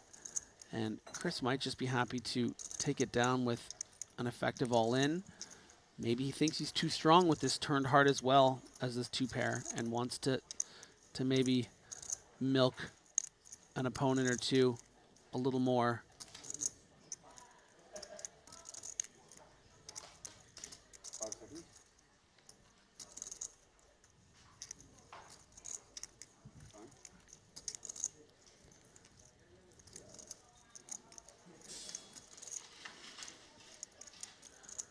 What do you think, Ali? Bet or shove? Wouldn't the Queen Jack have spoken up sooner, just given the multi-way nature of the board texture? Well, you're not really worried about anything, right? If there was a flush draw on the flop, I think maybe Queen Jack, especially unpairing all the pairs. But it's certainly possible that Kulev has Queen Jack suited and wouldn't want to raise on the flop and scare off a King X type hand. You know, if Kulev, for instance, had Queen Jack, by calling King 5, which is near drawing dead against that, ended up coming in. Jack 8, which is actually drawing dead, was able to come in. So by that logic, I still think it's possible one of them could have Queen Jack. Well, what about Kings Up? Can we get that off the board? Because that's a real issue for Moneymaker. Yeah, oh, Kings Up is just King 10 or King 9. Yeah, no, Ibinger would have check raised. Oh, gosh, here we go. Has it been on me this whole time? The classic. I've been waiting on him to act. Oh, how many time banks do I have since I didn't even know it was on me? Yeah, what do you see me over here zoning out because Yeah, can we play now? I'm sorry. I'm all in. I saw that coming. I was him the whole time. I was waiting on him to make a decision. Oddly enough, classic. This lack of awareness that it was on Chris. Well, it's the second time I've done that in my poker career. Makes the jam feel that much stronger, apparently. Everybody laying down. That feels like a reference almost. Like it might be, maybe he did that in his World Series run, I feel all like. day. I would have wasted every time bank. I'm sure he's done it plenty of times. Nobody said it. Overall shorty. I always feel like I'm underwater with that song, you know? Oh, I see like kind of a bubbly. Yeah. I see. Like the Donkey Kong level or something in underwater. Is that too video gamey Sonic for the you? Hedgehog had a swimming level. Oh, yes. And then, it got really scary when you almost thought. Yeah.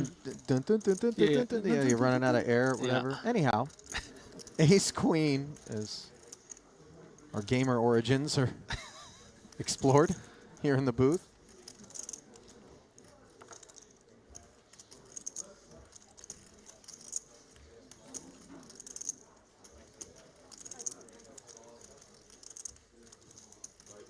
No, David's playing. For how much is the question? 500,000 this time. Ooh, here we go. I don't think Kuznetsov has a muck on his mind with pocket nines on the button. There's the rejam.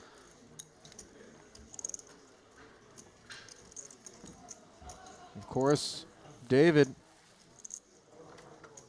didn't open in this manner to fold and leave himself 165,000 back. In particular, when you have big stacks that are the ones jamming over the top of you, you anticipate that a reasonable amount of the decision-making is going to be tethered to the envelope.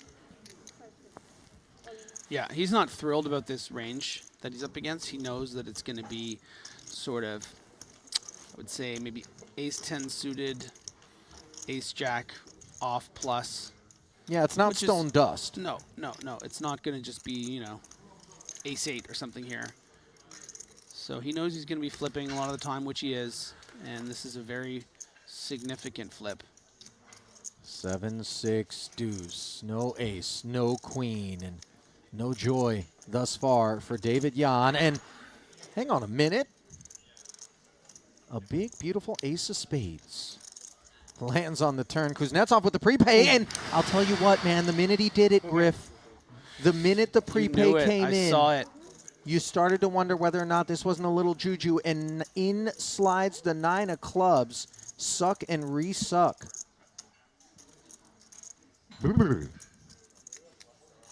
Even we have to shake that one off. That was, yeah. Here's the thing. Just don't put the ace on the turn if I'm David, right? Yeah. Just get me out of here. That's fine. I've been there before. Without that I know how to lose crazy flips. moment of false hope. I know how to lose. Stanley Choi, Ibinger, Orpin, Anvar Muratov, El Conquistador, we saw Ichinose, and the most recent fallen comrade is David Yan, courtesy of Kuznetsov, who's got ace, queen suited here. 29 remaining, 27 paid. Little soft hand for hand being invoked, potentially. 2 hands away from the money. I believe that's what Sonny was on hand to advise the players. Ace-8 here for Xian Chao.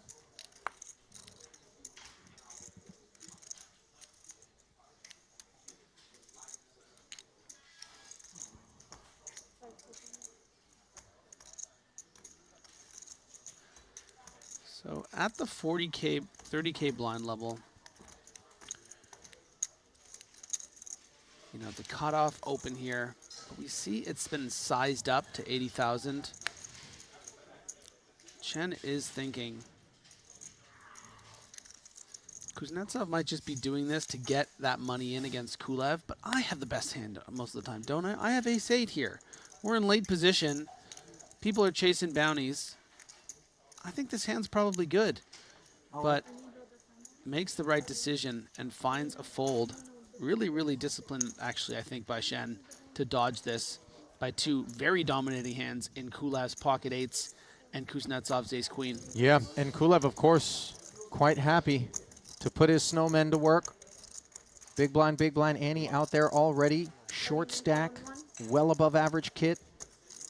And he's off to the races with a 4% edge. Got to see all 5, though. 435 in the middle. Ace, king, king, and this is deflating if we're Kulev. Yeah, Shen folding one of the 2 aces, so 8s, pardon me.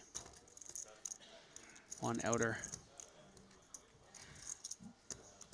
Well, whether it's 2 outs or 1, Kulev knows it's unlikely. We did see the 9 come in a hand ago, but it is Kuznetsov's table as his pelt collection initiative continues. And this time it is Kulev who's skinned. More like Kule.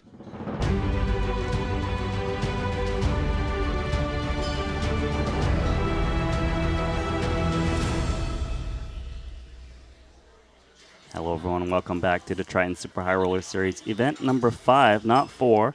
We are playing the 40K by a mystery bounty where we've got that little wrinkle where if every player you bust out, you get an envelope. The minimum payout for that is 40K per envelope, but there is a 400K top prize. We've done a little bit of math, and I believe the average buy-in is what, Griffin? 64,000. 64,000 for each. Yeah, and that's, you know, obviously it changes the dynamic of what we're used to seeing in your standard sort of no-limit hold'em tournament out here. You know, any elimination, that could mean 64,000, could be 40,000, could be all the way up to 400,000. So that's what these players are chasing in this, and not just the big first prize as we're used to seeing. Yeah, and the first prize is 669,000, and you know we've seen guys who open 5 to 7 envelopes and pull in for the lion's share of the bounty portion. But you know, currently we are guaranteed 33K. Some of these players, you know, maybe getting 100K even if they happen to bust, and you know, obviously it's nice if they can get that top prize. So, as you said, we are going to have more action because of the bounty aspect. I believe you've watched already and have seen some out-of-line plays, possibly. Yeah, I mean, I think Nikita Kuznetsov was playing exceptionally well on our feature table. You know, it's always interesting to see how players are going to be playing differently in the bounty format. I think Chris Moneymaker was also playing sort of a bit wild from even his standards, which is really entertaining to see. Of course, we're going to get a new feature table here with some really interesting figures, including Sam Grafton, who is just down to 8 big blinds no longer than an hour ago and has now vaulted himself all the way up to 84 big blinds on our feature table, joined by Phil Ivey, Danny Tang, both huge Ivan Liao Player of the Year implications for those two players. We have Zubov, we were just seeing. Leon Sturm, final tablets of the 30K just yesterday. So it should be a really, really exciting feature table here. Yeah, just 21 remaining. Those are the names. Our feature table is that one in the middle that you just mentioned. It's going to be fun to watch your good buddy Grafton going against the greats. Yeah, especially because just the energy of this particular event is way more rambunctious and fun and joking around. We saw, a little action at the outer table last level where Jason Kuhn was all in and he desperately wanted a little good luck touch from Henrik Hecklund. So there's just a different vibe. And if it's more like that, more boisterous, I think we're going to see Sam Grafton thrive in that environment. Maybe that's why he's doing so well. Maybe that's why. Of course, things are going to get a little bit more intense and serious as we trickle our way towards the final table. For now, though, action underway. King Jack for Tang. In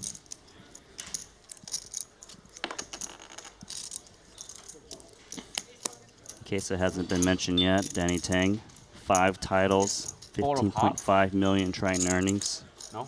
Yeah. Yeah, and of course, #1 right now when it comes to Player of the Year. 4 hearts exposed.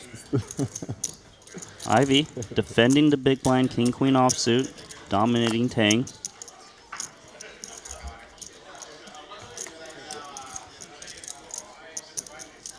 Ace Jack 6. Yeah, advantage Danny Tang here. Spot a bit of good luck. Out flopping the King Queen, but King Queen does have the gut shot to Broadway as well as backdoor diamonds. Mm-hmm.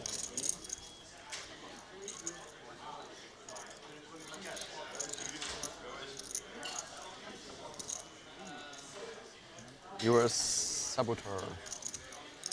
So Ivy is going to make the expected call with that equity. 5 on the turn. Star power strong. Star power.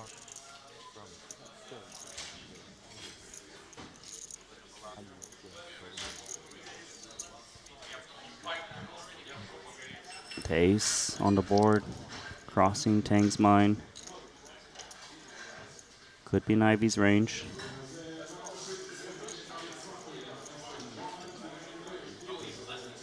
Looks like he's going to bet it though. Very small, 105K. Yeah, perhaps just doing a bit of price setting. I don't necessarily think he expects to see a fold from an ace there or on the river, but might get some calls, the big blind range from some worse jacks, and be able to check back and not have to face any potential bluffs or calling a big bet from an ace, for instance, if it bricks out. That's a very interesting way to go about it. A lot of players just check it back, but yeah, you set the price in case you're up against the ace, you charge the gut shots, which just folded. So you have to make up for it. Maybe get a little value from a jack. I'm working out. Not my middle name, but it's the first part of my second name. You can give a decent price to flush draws that might call again as well. Certainly something like a straight flush draw if you had Queen 10 of diamonds. I guess he also doesn't ever expect Ivy to check raise him with the positions at hand on that board texture, which is nice. And if Ivy has Queen Jack, maybe he does call 105,000 on the turn there. Jack 10. Good price.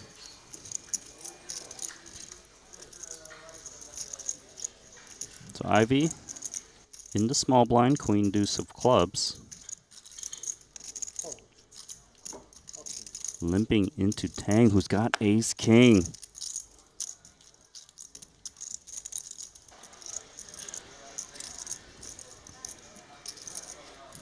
And Danny's expected to have some air in this spot, right? Like, he's raising these 10-2 offsuits and things like this. So this is a nice spot for him to get looked up a little bit lighter. Definitely. I think it shifts a little bit in bounties where people really don't want to be... They want to see flops, they want to make hands, or they want to get all in. So, not I don't think as many bluff raises maybe as normal. When you do have 10-3 offsuit here, do you really want to just desperately make these few chips, or do you want to maybe get lucky with a flop or At least that's something that I noticed maybe from the last table. A bit more linear than you would think. That's a good point. I forgot that we are playing the bounty format, so it does change people's approaches, expecting players to isolate a bit more. Can't really go as crazy with bluffs, right? Yeah, I would just say in general, maybe pre-flop bluffing is not as prevalent as it normally is, right? You don't really want to put chips in pre-flop and then fold. Meanwhile, we do increase the blinds to 25K, 50K.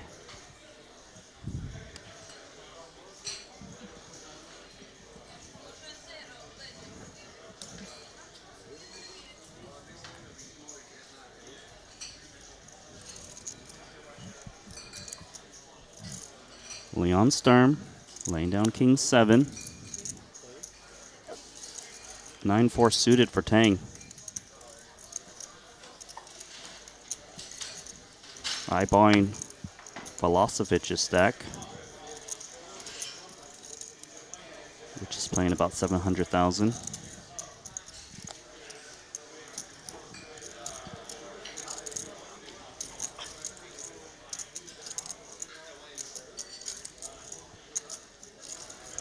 King 8 for Danilo, who is going to check his option.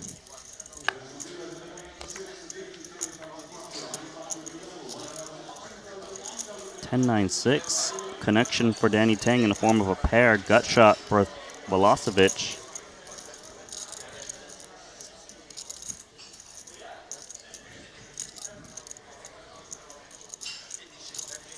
Yeah, fine to play this one slow.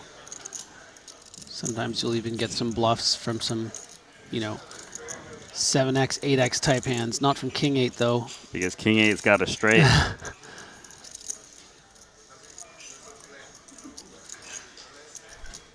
Feels like a spot where Danny's going to want to play bluff catch more than bet himself. Mm-hmm. Look at that gaze.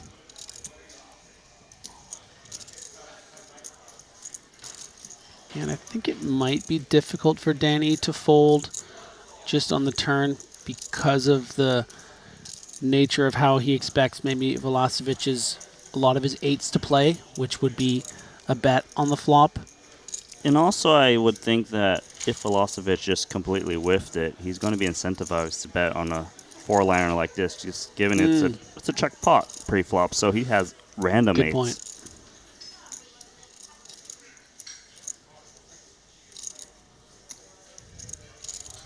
And you expected Danny can't lay this one down just in case he's up against that air.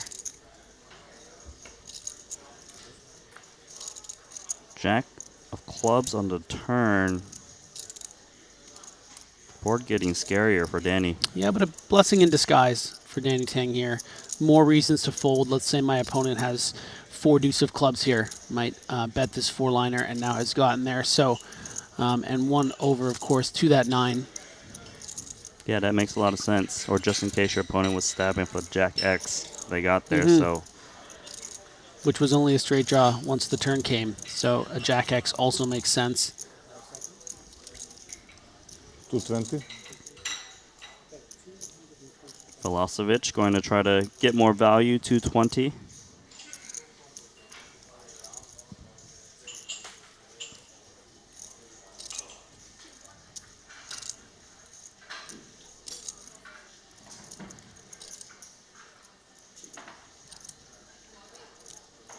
Feels like he knows his hand's a bit faced up, but would his opponent follow through with 2 bets?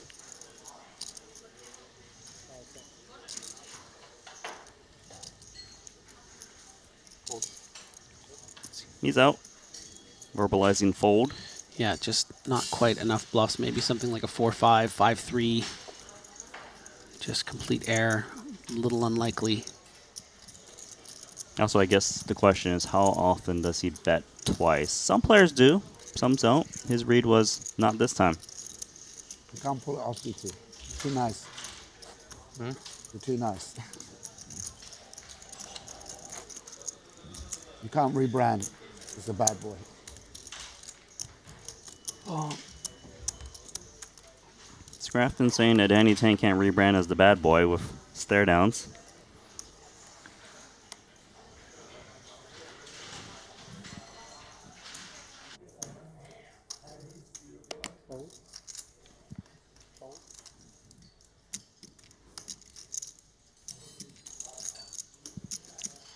King 10 for Sturm. North of 10 bigs. Going to use one of those fast action time banks. Extension of 10 seconds. We'll rip it now.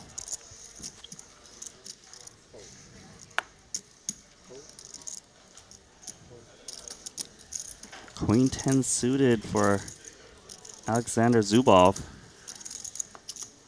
Yeah, it's actually too bad for Sturm that this isn't, say, Sam Grafton and his massive stack of 3.4 million in the big blind, because this would have gotten snap called. But representing, you know, 75% of Zubov's stack. But hold on, there is the bounty aspect, right? No, of course. I mean, I still think there's a decent chance he calls here and just takes the equity, but it will leave him on fumes if he's wrong. And I just mean to say that I think it's a snap call from any stack over like $1 million, $1.5 million.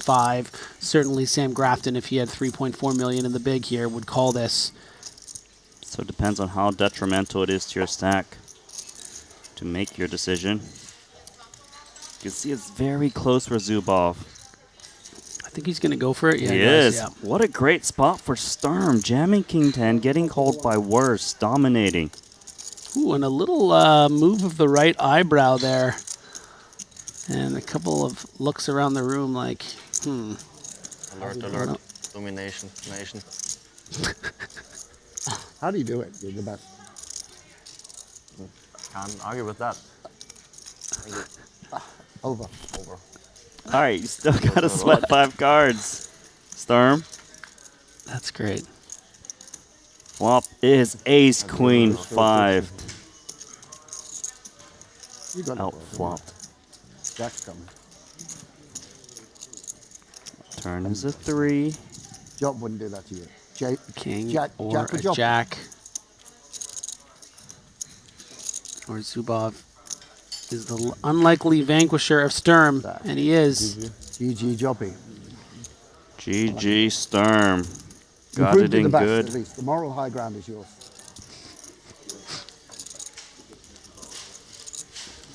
The bounty factor played in his favor, but couldn't hold. And I'm sure a lot of Triton regulars wouldn't mind if Sam Grafton sends them off with a little quip. So Leon having a little fun with Sam on his way out. Yeah, a bad nice, beat. Nice to see some personality in these huge Sam's spots. got plenty of that. Oh, yeah. I meant from Sturm, yeah. in case you didn't catch that one. Yeah.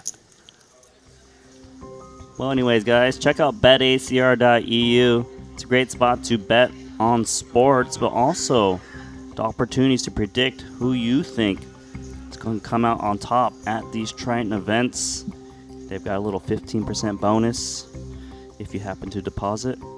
Check it out. Don't know if you're into sports betting or betting on players, Griffin, but might be something to look at. Oh, yeah, definitely. And as someone who's really into sports betting, fantasy sports, the idea of, getting involved in poker is tempting. Sammy, King 9.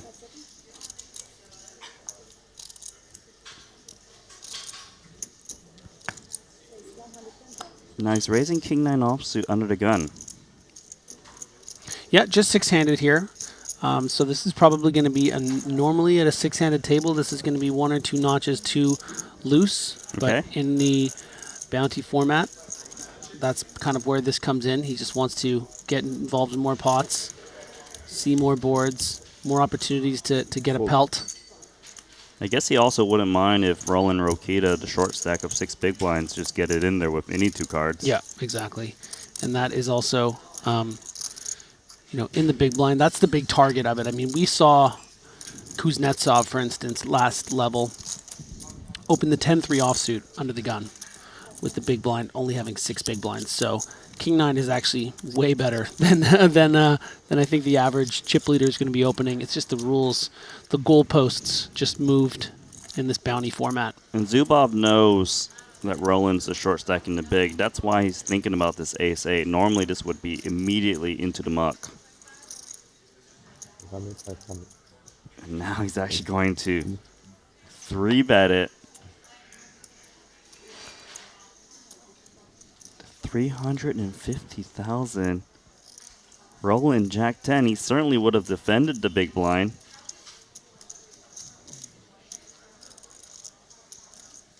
Not anymore.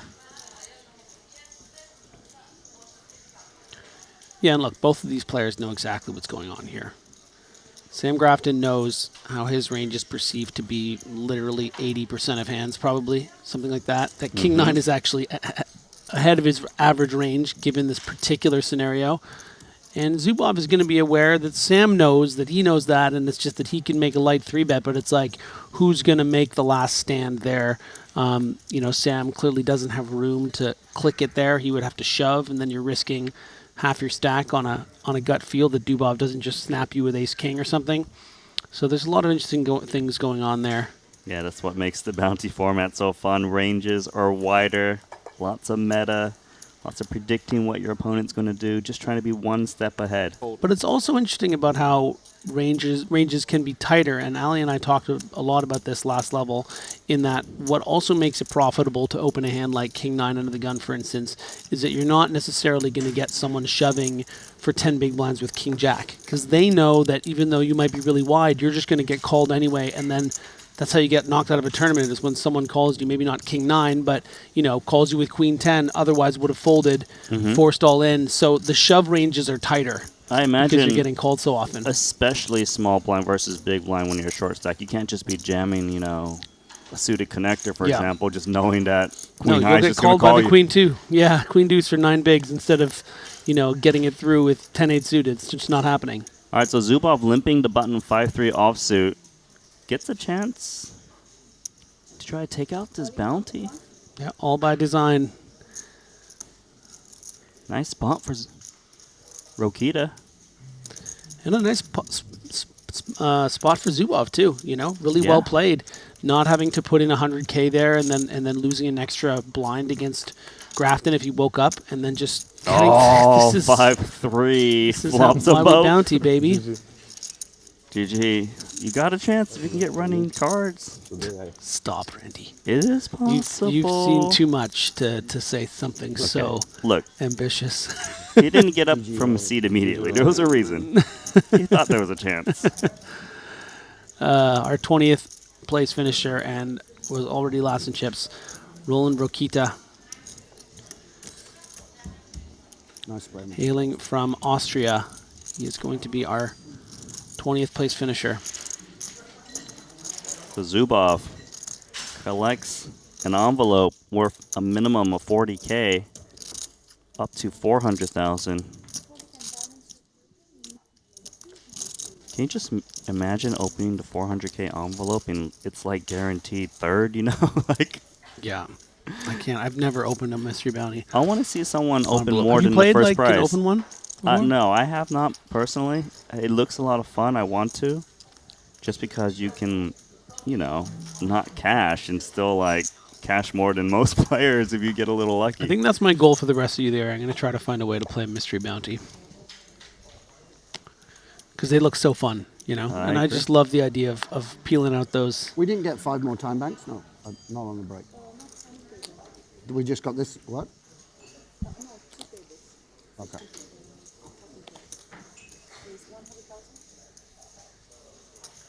Suited connector for Tang.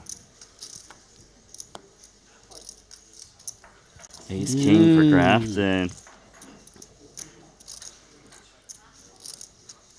Why the 50 in there? One of my favorite things about Sam. I think I didn't see it on the white, so I put it out twice. His serious pouty face. He has this nice little. He perks up when he's ready to get into play mode. Makes sense because he's got Ace King. Ivy, Ace 9 into the muck. Now Danny in position with this 10-9 suited. Might have expected Grafton kind of mess around a little more given he is covered. Yeah, but harkening back to the way we've described how these light 3-bets and stuff are going to work, you're just not expecting 3-bet folds very often, so you just don't have fold equity, and 10-9 suited It's not doing well Sure, against yeah. that. I heard that we. Yeah, yeah. No, it's okay. No worries. Like, I just don't think that Sam Grafton's looking down at ace-3 suited there and deciding to try to get a 3-bet through. I think he would be more inclined to even call in the small blind, which would ordinarily be a bit irregular. But in this format, you know, don't put chips in without getting it in or see a flop. You're basically. saying that players are more likely to see flops to try to flop a decent piece. I haven't seen one 3-bet, like a light 3-bet that didn't intend to just like get chips in all in pre-flop so far, you know, outside of Chris Moneymaker.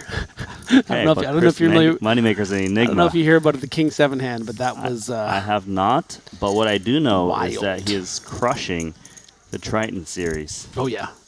Event #1 shipped it, scored in the Invitational for he has $2 million been bucks. Like, do not get me wrong. He has been an absolute treat to watch. And a lot of that has to do with his unpredictability. In fairness, he had the nicest bluff I've seen in this tournament so far.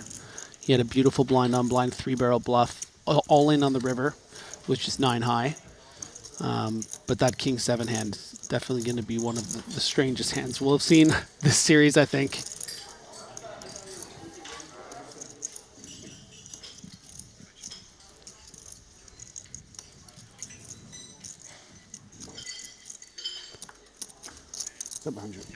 Andrew Chen, welcome to the table. Yeah. Canadian. Yeah, I was going to say that. Do you know him at all, or? Yeah, I've spent a little time with him. We used to grind against each other back in the day in the sort of MTT days, maybe 2011, 2012. It's crazy how time flies. Over 10 years ago. So we were both regs, and then you'd see him at different stops around Europe, World Series, what have you. Yeah, I remember him being an absolute crusher online. Did happen to play Cyprus. Only had 1 cash in 2023, but this is his second stop, being Montenegro. Was also the victim of the greatest call in poker history, in my opinion, which is when he was heads up with Davide I know what you're Katai. talking about. Yes, Davide What a Katai. hand. Yeah. If you search Davide Katai and his name on YouTube, find that one. That's a heck of a hand. Yeah, that might have made him quit poker for a little bit. Yeah, he's the Eric Seidel of. Like, I would have retired immediately.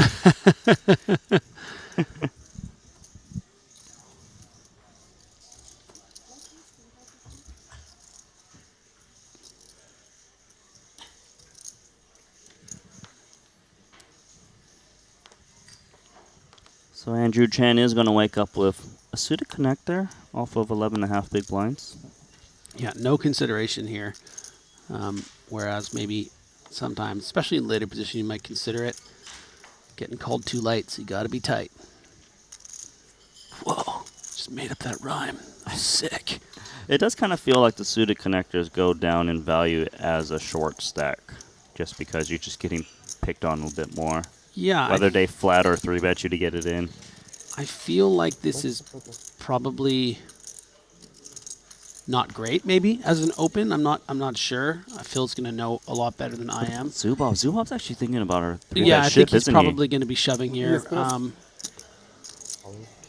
Yeah, he is. Just because people are more motivated. I mean, I think this would happen in a normal tournament as well, so it's no fault really of Ivy's in that sense. But just because people they're like ready to go. They get their claws ready as soon as you enter a pot when you're one of the short stacks. That maybe trying to get one through with Queen 7 suited, which would say be the bottom of your range in a normal tournament. Maybe that should be folded more often. Yep. But Ivy decided to try to get one through and unfortunately ran into a pair that I think happily shoved. Yeah, for Zubov, it seemed like a win-win situation. Either I'd take it down pre-flop or I get a chance to coin flip for your bounty. Yeah.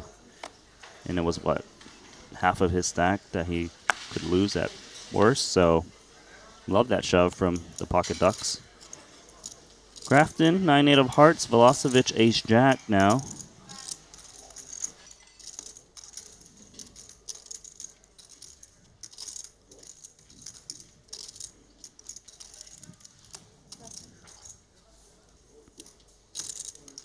All in.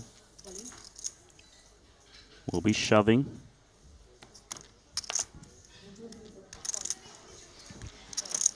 $8.35, is that right?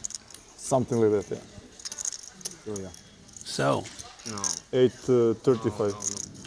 9:35. Oh, 8.30. Can you count it? 8:35. 8:30. this is very interesting because this kind of goes back to what we were talking about with Sam. If you have an opportunity to call an all-in for between 10 and 17 big blinds, do you just do it if you think your hand's going to be live? Now, the positions are a bit difficult here, and that's why I think we see the fold. And also just the hand value is just not good enough, but you can see how it's a consideration when normally it never would be. You know, you're snap folding 9-8 suited for 17 big blinds in a normal tournament, but in this one you're like, oh, what if he has ace-jack or something and I win? Because you make, 64,000 plus. Very conservative player. He's a local. I guess 40,000 plus. He's just driven down. It's a couple of hours away. This local tourney for him. It's not just a couple hours, it's if like it was 8 hours. If it was 100 freeze out, 8 hours drive. Why didn't you fly? Because I have to go to Croatia after, and I need a beautiful car. countryside, bro. So Milosevic drove 8 hours to get here. Oh, that's a nice little insight into it. Yeah, it's not. Max I've done, I think it's 3.5. It's not like UK where that's the whole fucking country, you know? Yeah. In America, that's the city to city. 3.5 was the max. Manchester to Birmingham.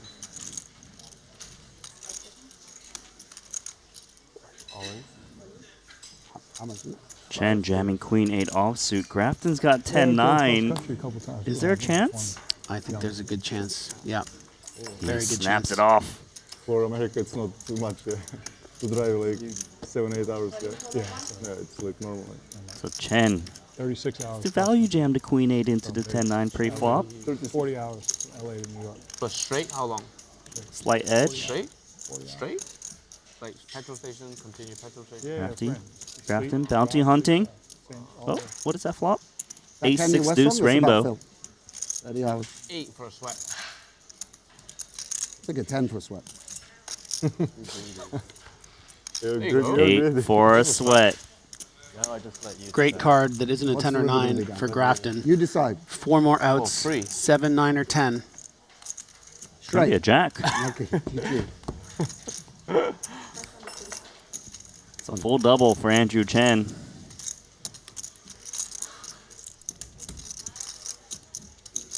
Grafton down to 2.7.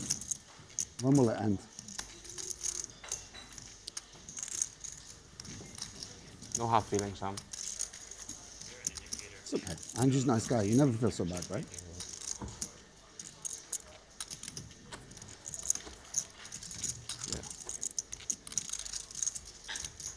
You got to keep the fish coming to Triton. Yeah, you stopped for a couple of series. For a couple of decades. No, series. He was in Cyprus. He's fucking. The guy turns up 3 stops. You don't see him for 8 Huh? days. Oh, sure. I mean, we all enjoy a holiday, but you know what I mean?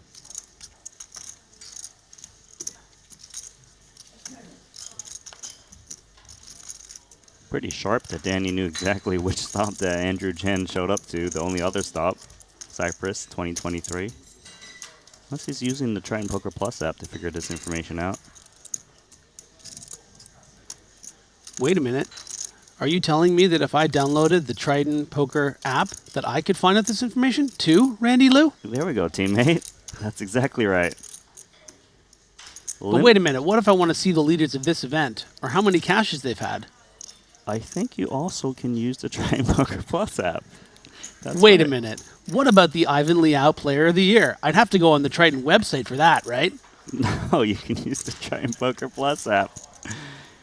You can also watch this stream, and we sprinkle in this information here and You there. can even see the comments on YouTube and Twitch. True. Top pair for Ivy. Actually, a little something for Zubov and Grafton. Yeah, very little, I'd say, for Sam Grafton. Getting an excellent price, and the implications of potential, you know, bounties if you, but it's just so hard. One of You his could already outs be drawing is dead. tainted as well. Yeah.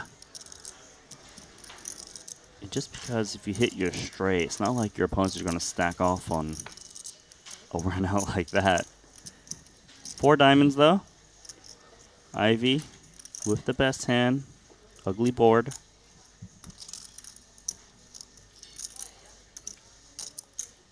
Zubov shouldn't think his 4s are good at this point, but can he credibly represent a big hand? Yeah, it might just be easier to bet now with the 4 diamonds out there.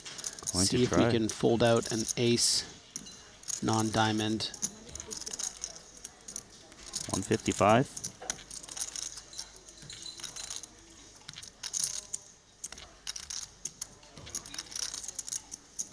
We've seen Ivy make huge hero calls throughout his career. Oh, he's not letting go. He's too good, isn't he? Makes the call. 4 diamonds on the board, 1 card to go. 7. Doesn't change anything. Phil Ivey has seen too much in this poker life of his. You look in those eyes. I mean, it's just a little thing in the corner right now, but you can see them. They're just pearly. The best stare poker's ever seen, and right now he's staring at Alexander Dubov, who has put him all in. Zubov. And, yeah, Phil relents, believes him finally. He just needed to take that one more shot at the king, and he did. And Phil was like, all right, dude. All right, kid. I believe you this time. Nicely played by Zubov. You know, a lot of people just bet once on the I turn. won my first tournament like 10 years ago. Like, Yeah? Here, like. What was the buy-in? 300 euros or something. Yeah, I love that. For the, Started from the bottom, now you're here. for the 33K. That song's actually about Dan. Yeah. Huh? That song's about Dan. Yeah. Yeah. It's the inspiration. What did you get? 33K. No, Huge. well, Less than that was your first mine. one, 33K. Yeah, it was that like starting big, by the way. That's Yeah, fucking it was all huge the money, by the way. Yeah, huge. I mean, The old My biggest. 100 buy-ins. Wow. I was happiest person like in the world. Like, I think now if I win like WCP main, I wouldn't be happy like that. I think. Like, Yeah, that's sad, right? Oh, okay, just WCP main, yeah, maybe. Yeah, yeah. But How like, rich are you? That's sad. no, because of money, like. Yeah, he's Because saying the the feeling, feeling. the emotion, Dan. It's Yeah. not just about money. I know for you. WSOP main. Chen limping the cutoff, and Ivy is going to ship this pocket 8s in. But any other tournament. Ace King suited. What timing it is for Danny Tang to go bounty hunting. Just I know what you're saying. yeah. How much you play? Like million, bit. Yeah, okay, you told me. Danny Tang. We know what he's going to do. Yeah, he's acquiring all of the information. He's asking the questions he would otherwise ask if he had more marginal holding, maybe trying to get Andrew Chen to still come in there with an ace-jack, maybe a king-queen suited. Just keeping it consistent. But he wants to isolate this pot for definitely, himself. He's not covering Chen. 860. Yeah, Count Schmount. Andrew Chen just going through the motions a little bit here, but you can't risk 80% of your stack. He's about to throw a time bank in. But I mean, got I gamble? could be honestly, I also could be wrong. Look, Because, you know, you're looking at if you win this pot, what if your opponents say, let's, as an example, Randy, say they have pocket 8s and ace king. Jack 10 is doing pretty good against those hands, and if you win, you get the equivalent of $130,000, right? Mm-hmm. Oh, he's going to lay it So down. he's going to hate to see these two hands. You want your hand back? Yeah. Like queen 10, queen jack, something like that? Jack 9. Jack 10. You're going to get punished, but I mean. Of course. Like now you see the hands, yeah.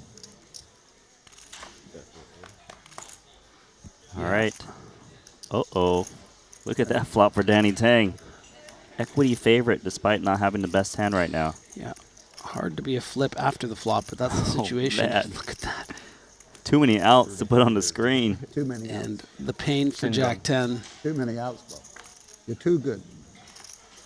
And the ace comes in for Danny Tang. That's the end of Phil Ivey. But every cash counts. I covered both.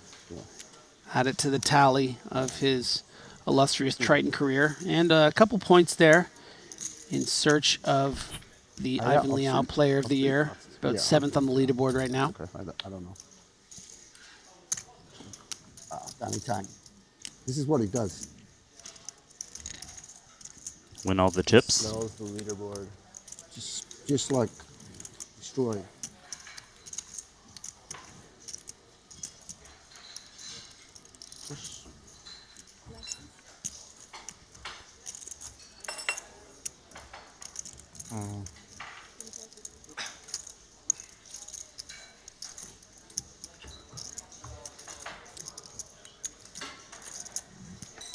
So much fun watching these bounty tournaments. Players limping now, trying to find opportunities to bust out players.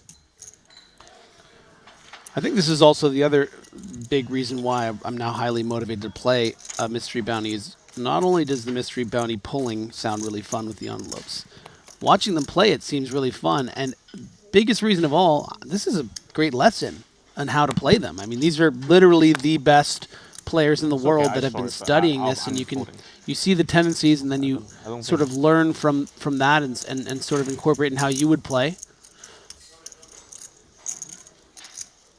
1.0 or Just so important to always know the stack sizes to see how ranges adjust. Most importantly, do you cover or not? Chen does cover Velocevic.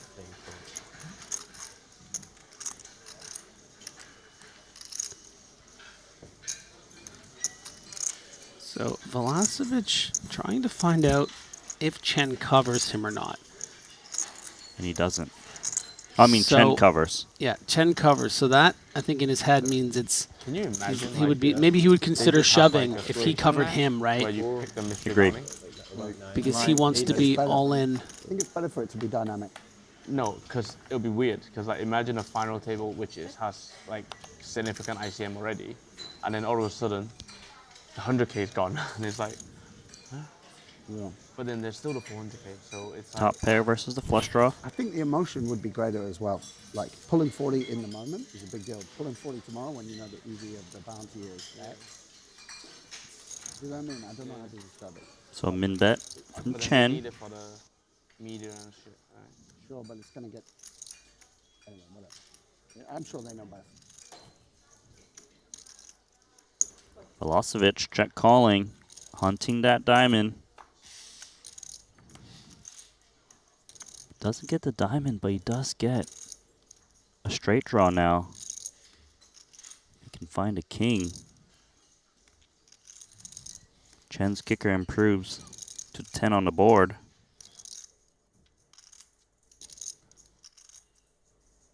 $160. Going to bet once more.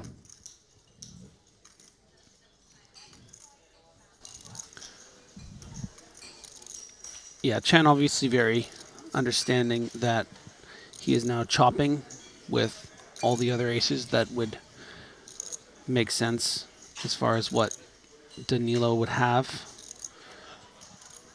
And Chen also doesn't fear the ace-jack plus, right? They would just reshove pre. Yeah. Yeah, so it's more about understanding that I'm up against a range that's like, you know, something like what he has, queen-jack of diamonds, maybe 10x of diamonds, and then all the other aces, which I'm chopping with. So let's just put another bet out there to really get value. And yeah, brutal river, yeah, for Andrew Chen. And now I wonder, does Velocevic ever put something out there to make it look like maybe even a block bet with an ace? No, and instead,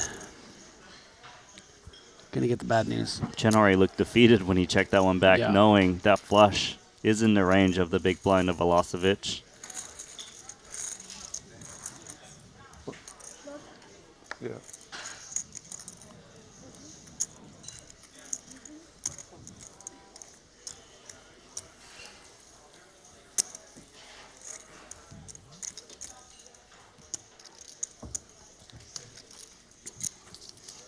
28 BBs.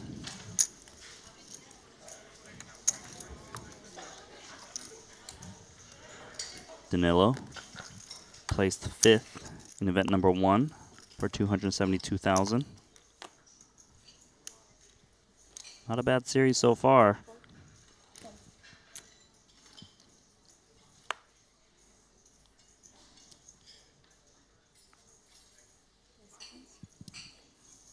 I feel like you're going to be a bounty expert by the end of this tournament, Griffin. Just you're absorbing everything like a sponge. I'm telling you, I feel it.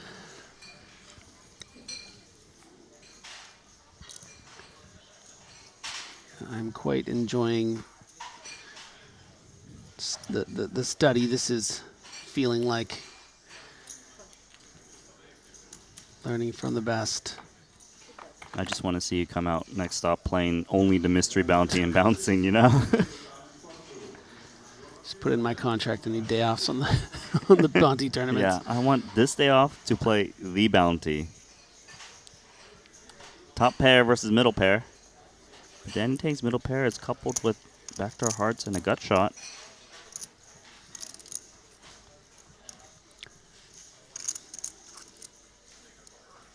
Pretty sure Danny can bet this. Yeah, just can you get value from some 9x, worst 10s? It's a very small bet, 60K. You can start working in some checkbacks. You also want to build a pot with that 9 of hearts out there in case you do, you know, backdoor that flush, turn that straight with the jack. Also feels like a board where you don't get check raise bluff too often. And the 10 is lovely.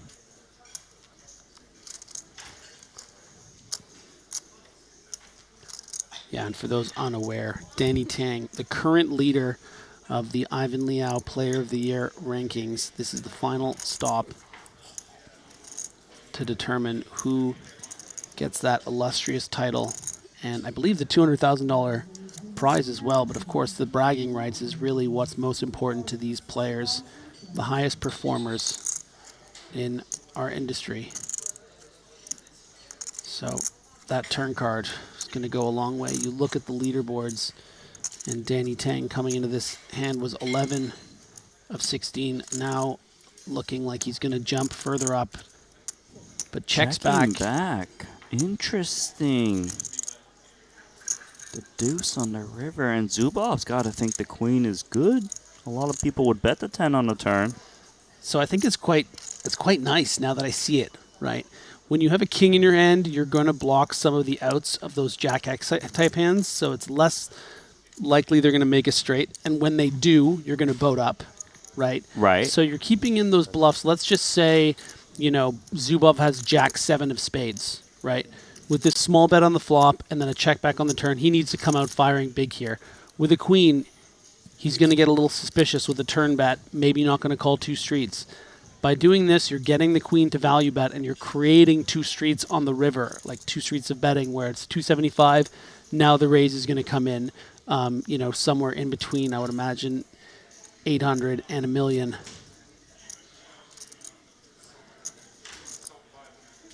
Danny underrepped his hand with that turn check back. But playing it safe, just calls. Interesting. Okay. A little shake in the head. Perhaps might have missed the spot for some value. Hard to say if Queen 7 would have called the raise, but you can see that Danny Tang, not sure if he should have.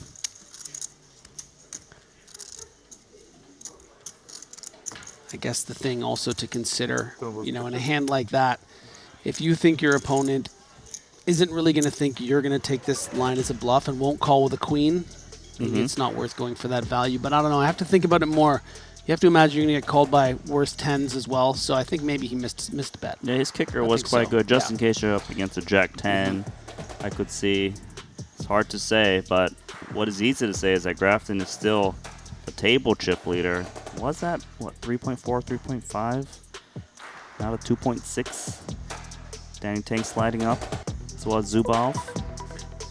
Things getting a little more shallow, we should say, right? Coming into this feature table, just before that level, Sam Grafton had around 85 big blinds, and now just going up once, losing a couple pots down to 43. But he's still third in trips. Our chip leader is Mario Mossback on the outer tables with just 3 million for 49 big blinds. So, you know, things are getting a bit more shallow, and as it does, we'll see more all-ins. You know, those bounties still very, very, very important, getting those envelopes. But as we get closer and closer to the final table, there's going to be some big money up top, right? Like that's where there's still a huge significant sums of money, including for our champion, $669,000 for first. Yeah, it's so important to go after those bounties because the bounty portion of the prize pool makes up half the buy-in, right? If you don't really adjust your ranges for that, you're kind of only playing for half the prize pool. Mm-hmm.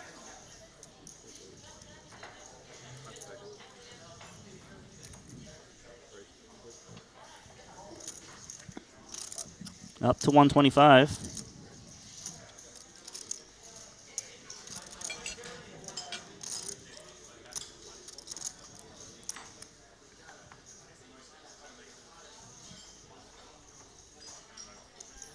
Smothered spades in the big blind that is highly defendable.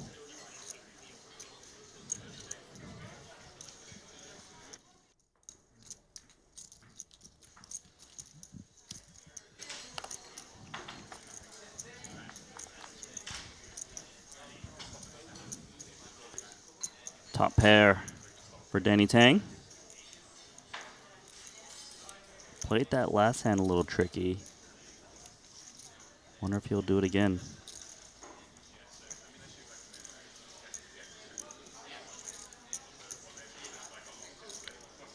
Yeah, I think with the 2 hearts on the board and just playing 10 big blinds, he wants to start betting. He wants to, you know, get Andrew to check shove something like 9-10 of hearts, like get the money in now. Oh, he doesn't mind the 10 big blind stack getting in, right? Yeah, he's happy to get in with top pair. Yeah, so many strategy changes necessary to play it optimally.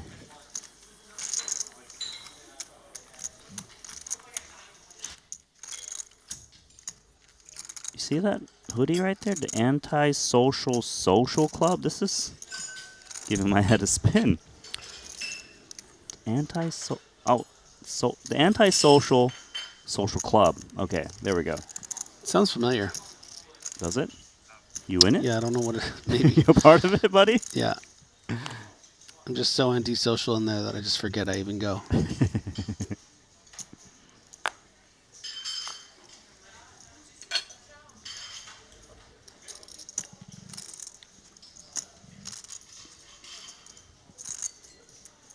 So we do have a question here on YouTube about, do we get to know what each mystery bounty envelope amount is, and when do we see? So, only thing I know is that the smallest one's 40K and the biggest is 400K. Maybe you have an indication of what the rest are, but that's the most important detail, I think. And there's, okay, I've just heard from producer James here, there's a couple 200s and a few 100Ks as well. And we pull these the day after the tournament ends. Yeah, we're going to have a whole big party. Yeah. Ali Najad will be the MC host, trying to convince people to swap envelopes or whatever nonsense he does. Yeah. But that'll be a lot of fun. Actually, one of my favorite things to watch. We'll give you coverage of that later, not today. Yeah, I heard a funny one from one of the recent stops where I think it was Jonathan Jaffe that sold the EV of a couple of the things to a player and ended up making money out of it and stuff. So they do have some fun with it. Chen jamming Ace King and Zubov, who limped the button with 7-3 of clubs. It's got a decision. He went after it with 5-3 off earlier, although it was a smaller jam. So yeah, it's hard to know if Zubov's plan here was to limp call a stack as big as nine big blinds with 7-3 suited. And you know what? Does go for it. This was the plan. Let's go. Let's do it. We're here to get some pelts. We didn't limp this button to fold. So let's see if he can notch a knockout.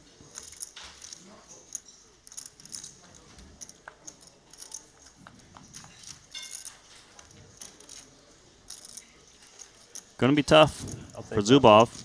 Yeah, Chen is very happy with that 89% equity. Dead on most turns. Not that one. Opportunity and chop.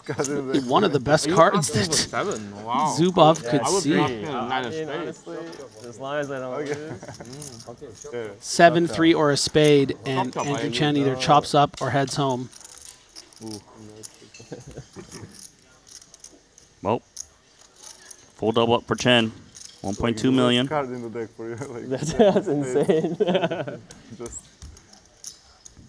No, 9 of spades. 9 of spades. 9 or 5 of spades. Yeah, 9 of spades.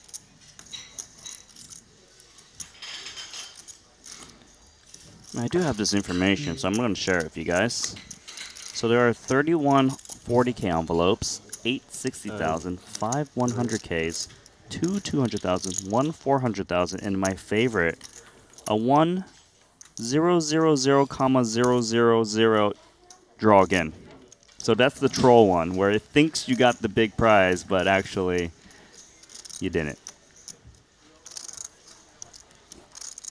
That's great. Shouldn't it be a 4000 for the fake one? Try again. No, because we pull in a way where the zeros are shown first, so you sweat it. Okay. That's great. You Okay, ever of been course. to a baccarat table and you try and squeeze the sides? We're trying to give that feeling, you know. Nice. Okay.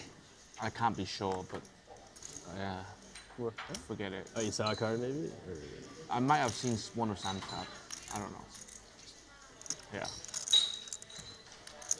Table 1. Yeah. I won't do it. I'm not gonna do it. That talk really had impact on you. Really? I mean,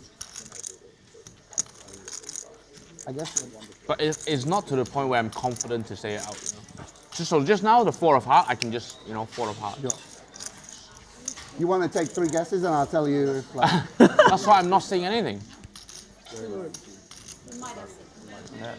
I didn't say anything. All right, we continue. I saw Very it. ambassadorial You always know. of Danny Tang, saying that he might have seen one of Sam Grafton's cards, but as he's folded the hand already, as he isn't sure what it was, Floor came over, did a very good job surveying the scene, realizing not much needs to be done. Let's play poker, as Andrew Chen finds an ace-8 on the button, and Sam Grafton's going to be in a bit of a pickle here with the ace-8 and obviously the covering stack. You expect Andrew Chen to have a fair bit of raised folds here. This plays just fine as a shove for 20 blinds, but the times that... Okay, so making it 320. This is where it gets interesting. Yeah, could it ever be 320 to fold for 1.1? See, 1.2, I don't really know. I don't think so, but let's see how the rules change here. This is, I'm humble enough to say that we're learning with you, the audience. So the question is, call or 4-bet jam, hoping Grafton is either value raising with the worst hand I think or he's just got a hair. Always value shoving. It's just a matter of the question really becomes, what does Sam Grafton do with his hand? But Chen's not messing around here when he jams. I saw a picture, Sam? No. No, okay. Good job I didn't say anything, man. Gonna fold. 320, right? Or just 11. So you 3-bet without a picture?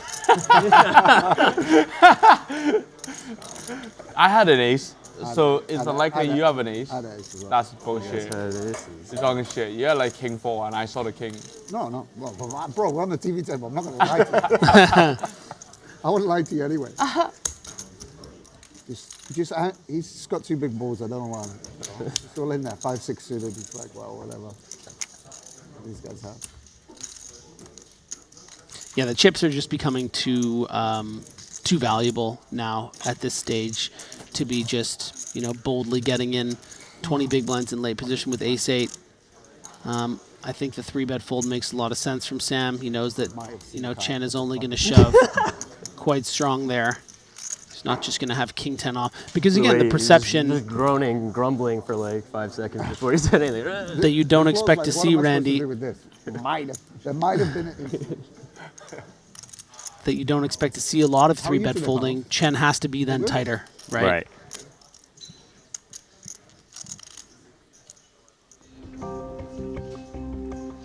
Guys, check out PokerStake.com, the official staking partner of Triton. And I told you about this yesterday and the day before, that you can buy action of Chris Moneymaker. You could have got action of him in this 40K mystery bounty, and he's still in it, making a deep run. So if you want to get your chance to get a sweat, maybe buy action of his next tournament if you want to, because he is running hot. Check out PokerStake.com. The fucking The buffet. buffet. Well, it's-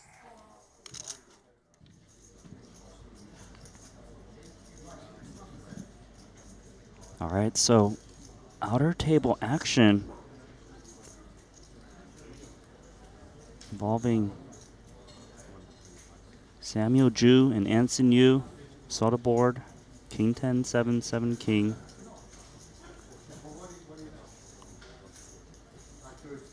Samuel Ju betting 225,000. Actually, it's Samuel Ju and Daniel Razai.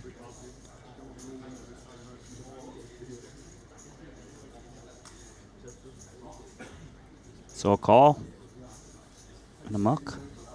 Pot going to Razai. Speaking of Anson, though, the new tournament chip leader, up to 3.8 million for 64 big blinds. Yeah, Anson is with 15 left. Anson's using the Triton Poker Plus app, I'll tell you that.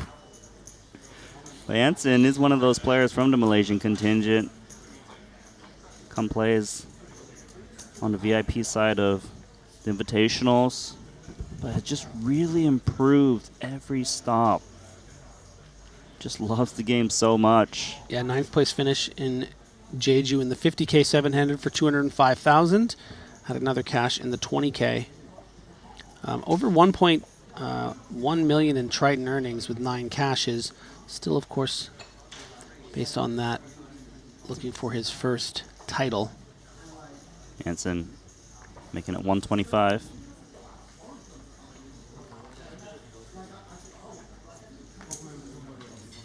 Pick up the blinds.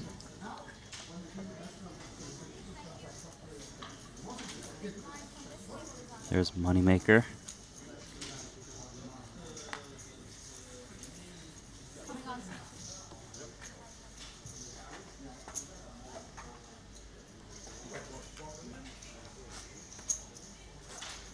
That scarf. You missed out on the scarves. Yeah, the one off. It was like 2 stops ago. Whatever you're saying. Yeah, whatever acting he had won it, you know. Yeah. Yeah, I mean, it's a very... Would you say he's the biggest actor to come out of Hong Kong? Oh no, Jackie Chan, right? I wouldn't know, but It's Jackie Chan, right? if you're saying how many American, like non-Chinese people know, then probably Jackie Chan. Yeah, it's Jackie Chan. Most known actor from Hong Kong, wait, Jackie first, Chan. What about Chow Yun Fat? What's his name? Chow Yun Fat's pretty big. Zuboff. I only know his Chow Yun last Fat's name. one I know of his my last favorite name. all-time movies. Crouching Tiger, Hidden Dragon. You got it.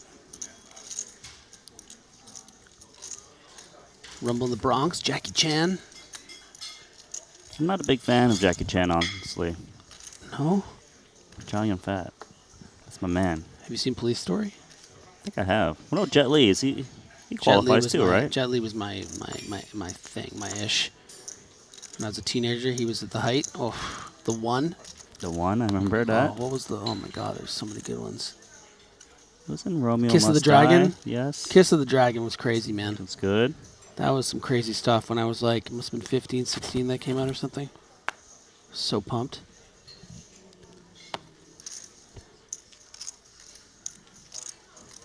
Grafton down to 2.2 million.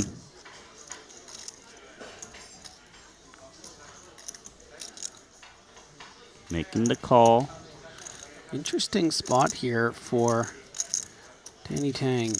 Probably doesn't expect that Sam Grafton is trapping too much on the button here because you're trying to really get money in pre-flop, right? You want a 3-bet to get in Andrew's hands.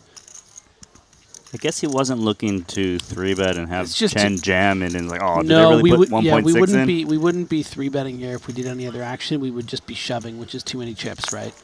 7s are a bit too valuable. So we're just going to see 3-way to the flop. Good fold from the big blind from Velasevich.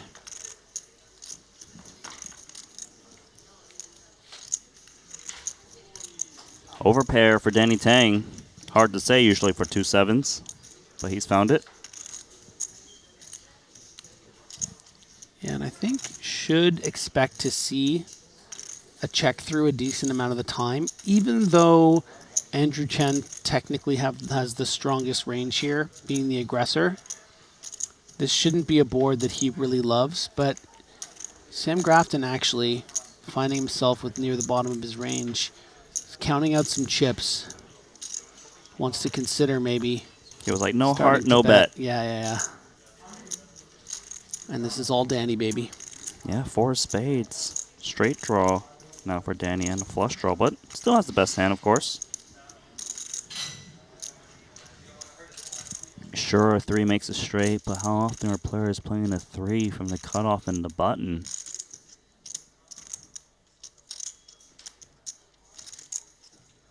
He knows it. 160. And 2. Well, 1 quick fold. A second slower. It does come in. Okay. I have to take time to read this comment from the YouTube chat. I don't know if you've seen this movie, but the best movie of Chow Yun-fat is God of Gamblers, and I actually agree with this. Tell me about it. God of Gamblers. He's like, it's one of those like comedies, you know, where he's like playing all the different gambling games, and he's just like all of a sudden magically, when you know he's like the guy that hits the royal flush out of nowhere. But he's playing like mahjong. Have you heard of mahjong? I assume. Yeah, he's making these dragon crazy hands. That movie is the nuts. So thank you, Wei. I'm gonna watch it. For that suggestion. I appreciate the Must watch. recommendation. I think you need subtitles, but you'll love it. You'll love it. There is our leaderboard. Read the chip counts for me, Griffin. Yeah, no problem. Danny Tang, our new table capitan. 41 big blinds, 2.5 million chips. Sam Grafton, still quite healthy at 2 million. Andrew Chen, I think, having a pretty good level, up to 1.5. Alexander Zubov, very close behind. So pretty nice little spread here between Velasevich's 21 blinds and Danny Tang's 41.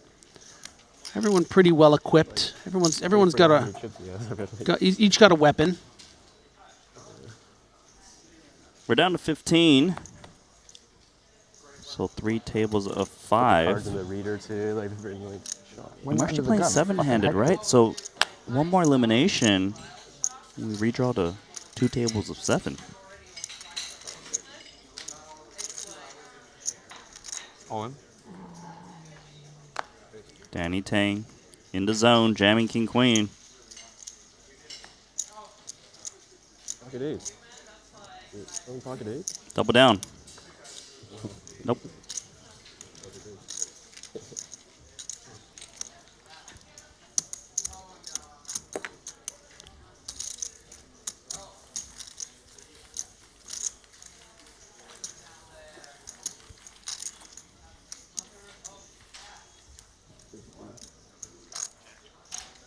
Jackie Bogues in the chat. How many more hours will this last? I don't know, but we're going to play this to a winner, and we're going to give you more coverage of the next event that is running.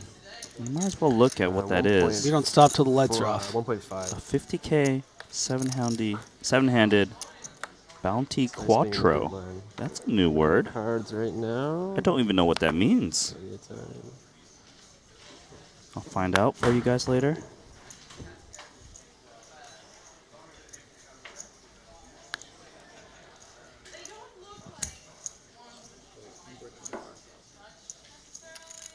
$1.25 for Danny Tang.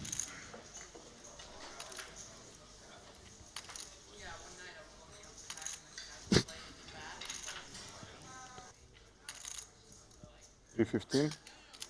Oh, Velasevich, $3.15, ace-8 offsuit. Nice to see a little bit more light 3-betting now that we're getting closer and closer to real money, real implications. The sizing is not very big here. If Danny Tang thinks that Velasevich is just messing about, I think he's going to continue in this hand. Whether he wants to do that as a call to see if he can flop some equity and then potentially get that nice bounty, or just shove because he thinks that Velasevich is full of it. So he is going to make the call, try to flop that equity, or best hand.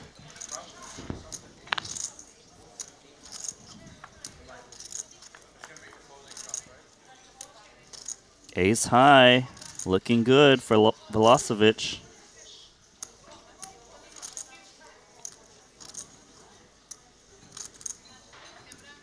And eyeing that board like a real hunter. Feels pretty good about his chances. Any better ace surely would have shoved on him pre-flop. 125. 100%. And easy takedown for the Velociraptor. The Velociraptor, I like it.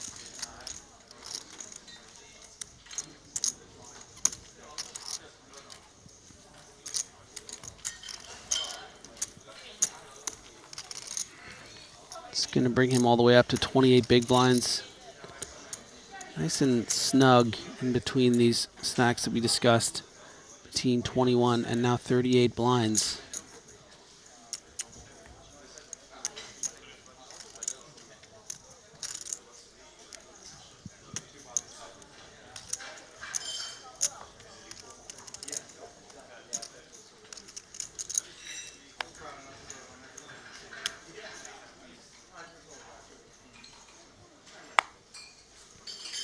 Danny Tang with Jack Frost.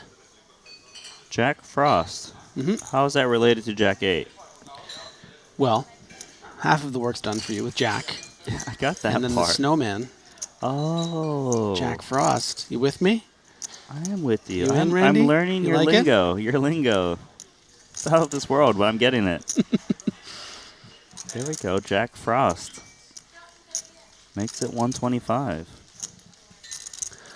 Listen, I live in a city where half the year is winter, so you know we get. Oh, so you think about names? think about these, these cold puns more than maybe most. All right. What about the Queen 10? Does this got a name?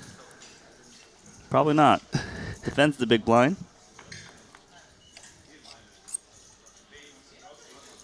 Oof. Flop the joint. Baby.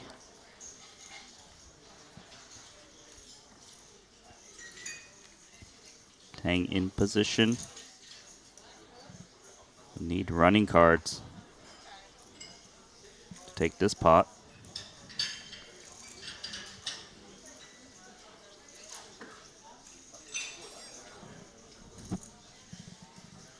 A round of checks. And a club is one of those running cards that Danny Tang needed to maybe take this one away. Great card for Sam Grafton. I'm telling you right now, he's going to like a big bet here because he knows that he unblocks all the pairs, and I know all the solver work he's done. These hands need to bet big. You know it.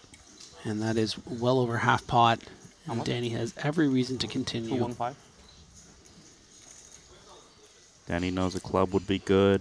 The jack might be the best hand occasionally.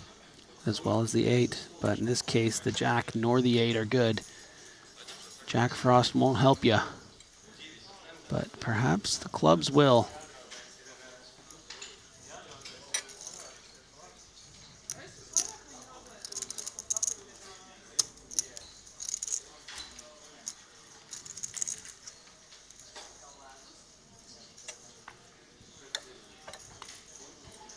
Ace on the river. Doesn't complete the flush for Danny Tang. Yeah, and Sam Grafton is mostly unconcerned by this river diamond. He blocks it with the 10 of diamonds in hand. You have to expect Danny would be betting this flop with diamonds a decent percentage of the time. Yeah, I don't think he's worried, but he might be annoyed that it kills his action a bit. Well, the thing about it too is that, you know, Danny can be checking back ace-jack on the flop here and then, you know, making aces up. You know, you think kings I guess, yeah, you're right. It's going to be tougher to call with a king if you check back a king, which Danny certainly could have done. How much does Grafton want to bet? Seems he's come to a conclusion. 475. To make it 475,000.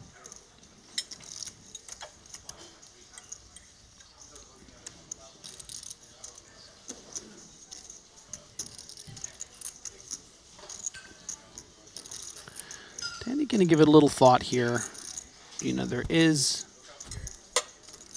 some consideration. Perhaps my opponent has something like, I don't know, when you have the clubs as well, it's not really likely. You just need to fold this hand probably, but, you know, Sam Grafton is someone who takes so many spots when it comes to bluffs. But especially because you have the 8 of clubs, less likely your opponent, well, impossible for your opponent to have 8-7 of clubs.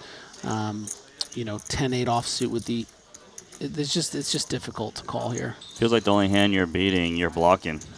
Yeah, maybe 5-7 of clubs, 5-6 of clubs. Right, but we're reaching now. Yeah, we're really reaching into the very bottom of. So Danny, I think will find it, but something to consider as he is faced with this decision is the so much history between these players, right? You can tell by their sort of rapport with each other. They have seen crazy bluffs and calls between them and other players. They're working with so much information, so much of a log, that maybe there's something within Danny that says, I just don't believe you this time, Sam. How many about you? Does seem that way. Show me the queen 10 of clubs here. I don't buy it, you know. Show me the queen 8 of hearts here. You know, maybe there are more bluffs than we even realize, right? It doesn't have to be, you know, your missed clubs. And Sam breathing heavy. Always stressful, these situations, whether you have it or not. And look at that. Oh, my. Does make the call and is shown the bad news. So, yeah, if you're at home watching this and thinking, what is he doing? The diamonds came in, he has third pair. There is so much more going on between these players, and sometimes you just got to keep them in line. And that's a great example of it right there. One of the best in the world, you know, making the wrong call. Yeah, Grafton's image paying off there, getting paid off by just a pair of jacks. I'm sure a bit of regret from Danny Tang. Might have out-leveled himself that hand.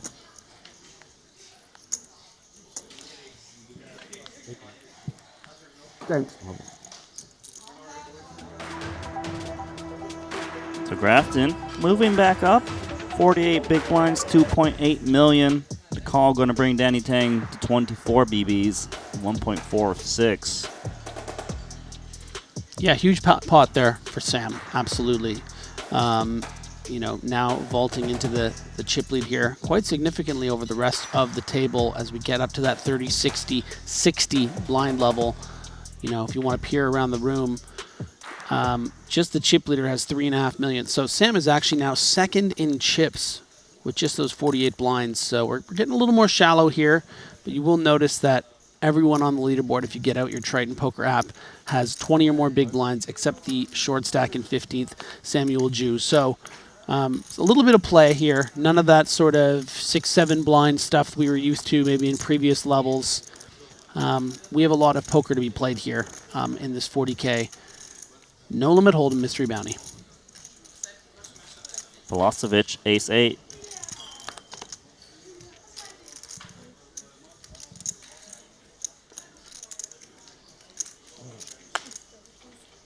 Oh, sorry. 125.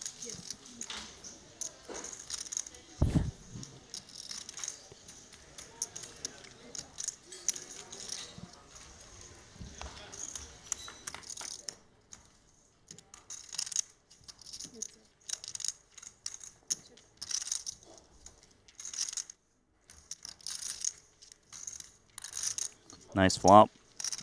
Top 2 versus inside straight draw of Danny Tang.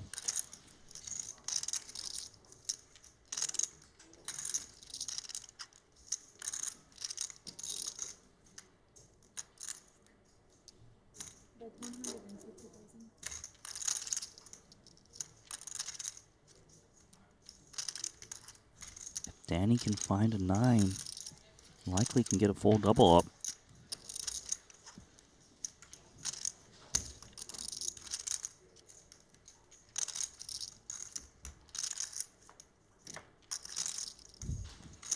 The queen, though, double gutted now. Can hit a king or a 9 to make the straight.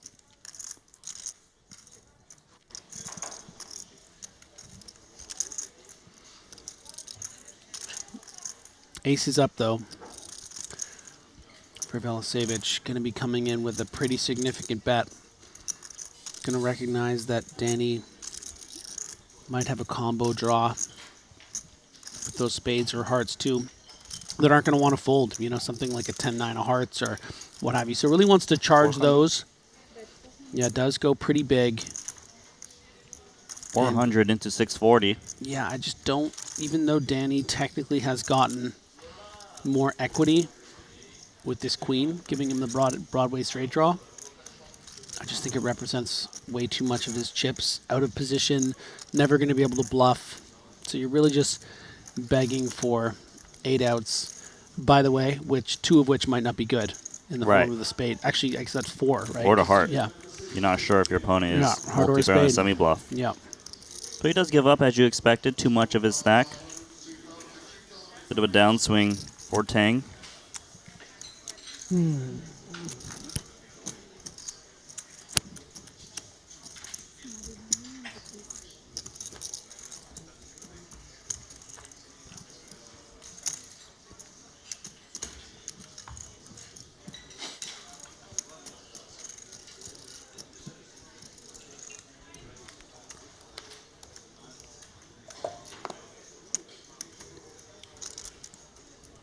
Zubov having a swingy day. 8-7 suited.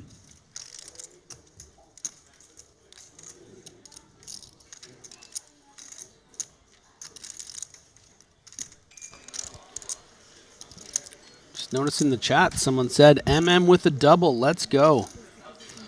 Oh my gosh, a significant double. Listen to this. Christopher Moneymaker is your 40K mystery bounty chip leader with 4.35 million chips, 73 big blinds. What a series that man is having. It's also a great spot for Velasevich. 2 aces. Get back to Moneymaker in a second.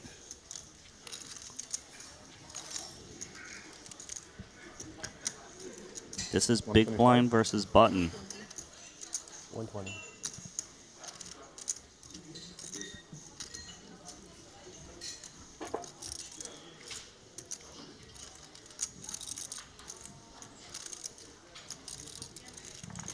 Yeah, too bad for Velasevich that Sam Grafton has such a weak holding in ace-9, which I think will make for a pretty quick fold for the Brit. You know, you really want to put more money in here in case your opponent has something, you know, like a decent-sized pair. Just especially in the bounty, you know, the fact that Sam covers him, Sam is going to be really incentivized to continue in the pot if he can justify it in some way, but not with ace-9 off. So real quick, about that Moneymaker, you're saying, taking him to the chip lead. 2.2 million chips against Anson Yu. 2 jacks versus 2 10s. Blind versus blind. That'll do it. And that's why he's at the top. Anson still in the tournament with 1.5 million in chips. Just to plug the Triton Poker Plus app once more, you can see all the outer table action if you download the app while sweating the featured table with us. Big ace-king for Sam Grafton.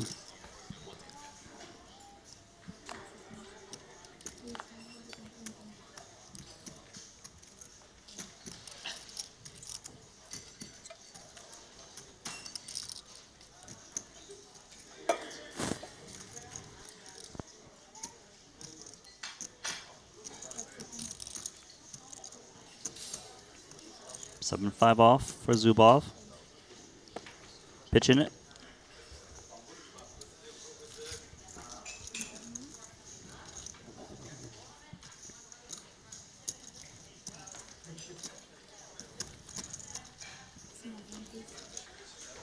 Crafton. Currently in second. 8.4 million in Triton earnings.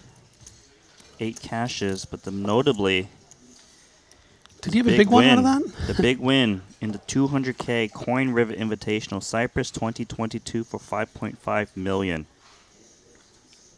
Safe to say, he likes the Triton stops.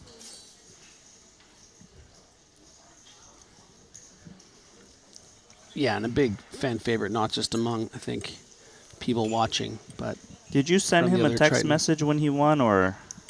Of course. Yes, Yeah, you said yeah. congratulations. Yeah. Man.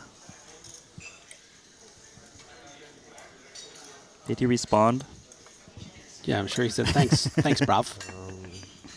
Thanks, bruv. Thanks, bruv. 1 point.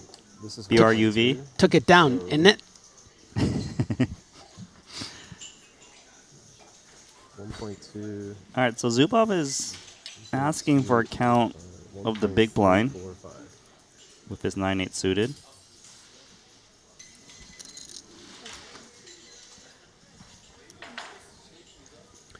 Yeah, with Andrew Chen covering him, just trying to get to a flop and play a pot for chips, hoping that Chen doesn't have like a sort of 18 big blind shoving hand like an ace rag or pocket pair. But he's got Jack Frost. Unsuited, though. The Canadian has Jack Frost. Nice. That's right. You think he understands Jack Frost reference? I don't know if he does. I'll find him. I'll explain it to him. I don't think he wants to know. A7, 3, 2 hearts. You wish you didn't know, because now that's all you'll see when you see Jack. Yeah, exactly. It's not a hand that comes into play too often. Now it cannot be unseen.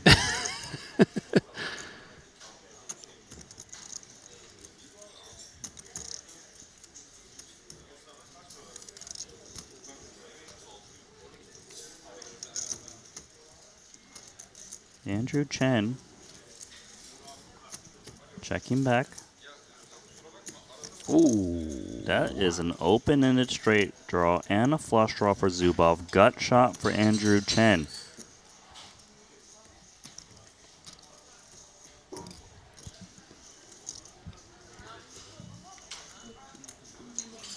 Zubov. He's going to bet.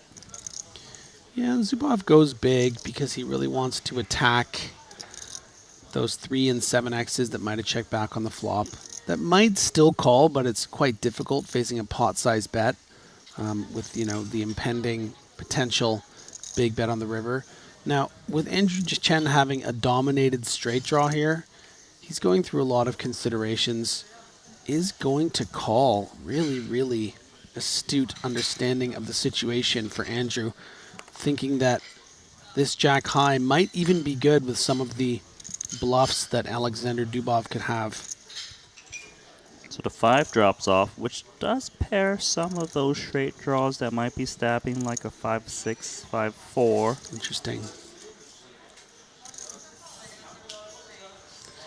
And it's a bit difficult, I think, for Zubov to bluff this river. I think that he may very well still do it, but just in the sense that when you do bet pot there or near pot, you're really strengthening Andrew Chen's range when he calls, right? So now you're expecting Chen to have a 10 a decent amount of the time. So if I work that into his range, and that's why we see, I think, the give up from Zubov. And now Andrew Chen might turn this Jack 8 into a bluff, just in case he, you know, would lose at showdown to, I don't know, maybe a Jack 9 of spades, for instance. Yeah, Jack 9 of hearts, some Queen, King X of spades is possible. Can certainly see him bluffing.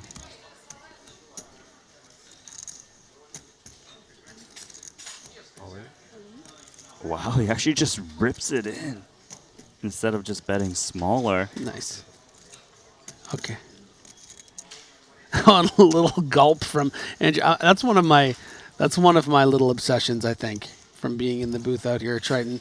If someone bluffs? Well, just seeing these guys that are so, you know, they're just so badass and just like staring and all this sort of stuff. And then when they get a really big bluff through or something and you just look at their you know, you look at their gulp of their throat, or just a little tick, something. Just seeing the human side, because we've all been there. It's all something we can relate to when you make a big bluff. This man just did it, you know, technically with the best hand, but thinking that he was really trying to fold out a hand in a $40,000 buy-in, playing for 700 plus thousand, including bounties.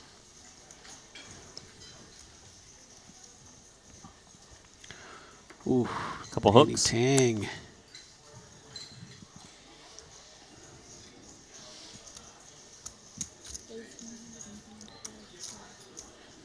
Makes it 125. Zubov's got Jack 10 suited. Such a difficult hand to fold. But in this particular scenario, when you don't cover and you only have 15 bigs against a pretty strong range, you can see Zubov making some consideration here. Coupled with the fact that he should have a little bit less fold equity with the bounty format as the smaller stack. Yeah, I mean, I think I was just talking about this spot more as maybe just a flat than a shove. I don't think he's going to be wanting to think about shoving this because of exactly why you said, right? So if we take that out, the options becoming flat or fold, and he just decides, you know what, it's too pretty. I want to play this hand. Let's flop some equity. What could my opponent possibly have? He's not going to have pocket jacks. Well, he does, and he's only got 17%. If they can see all 5 cards. We're going to see 3 of 5. It is King, King, Deuce, 2 spades. Backdoor diamonds for Zubov.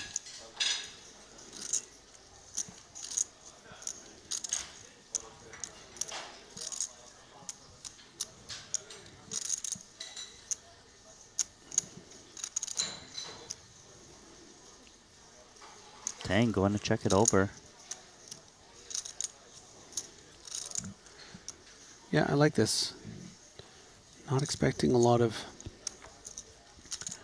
medium pocket pairs or anything like that. These are the kind of hands that I think something like 8s or 9s probably be doing more shoving. So if you just think your opponent's going to have nothing here or a king, better to just check, try to induce some bluffing. Tang picks up a spade draw with the 2 jacks. We'll be betting it.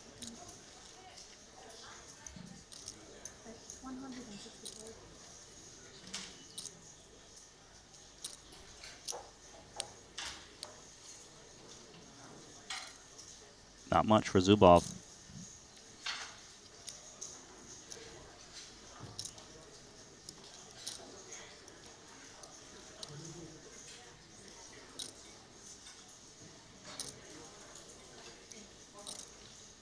Does fold as expected.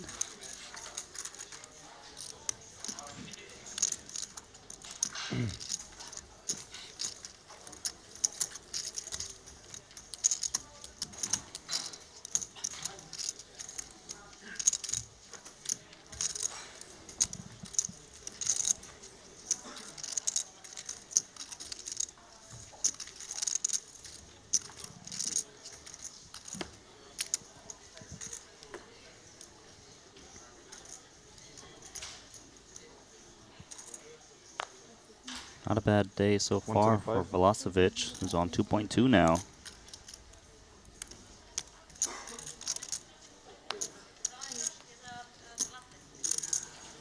Chen, pocket 10s.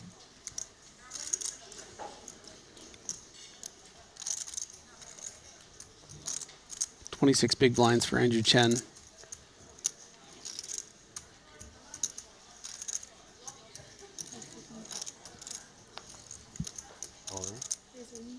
Going to shove. Grafton's got ace-10 suited, immediately asking for a count. Is this too much? Yeah. Yeah, Sam's going to be priced out here, but with a hand as beautiful as this, knowing that you cover, yeah, warrants some consideration. Did fold? 1.575.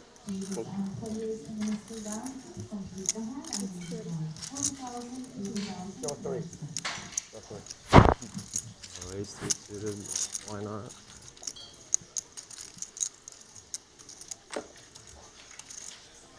Won't be able to show that 3. Blinds now 40K, 80K.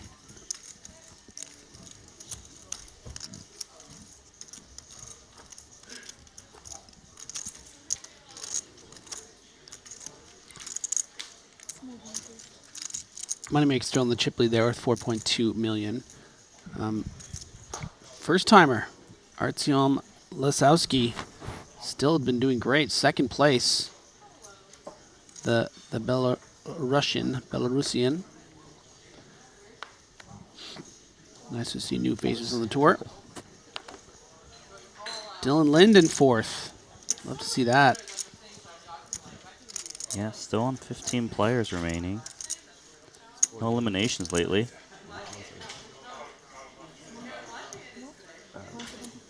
Chen gonna raise 7-6 of clubs.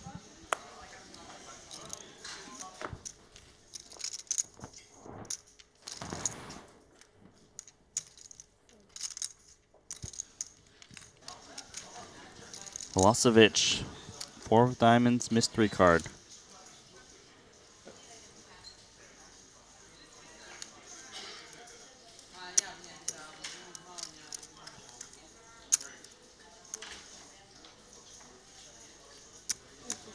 A mystery card seems like it's got some connectivity with that 4 of diamonds, as he is bringing in a time bank. What is it, another 4? An ace? Yeah, it could just also be something like maybe Jack, Queen of Diamonds. Might have some playability post-flop. Oh, no, you're right. It is going to be 4s. I think it's the 4. Yeah. Good call. I think if he had the Jack or Queen of Diamonds, he would have just called instantly and not You're right. waste the time bank. That's why he did kind of ask Andrew Chen what he's playing, to see who's got the covering stack.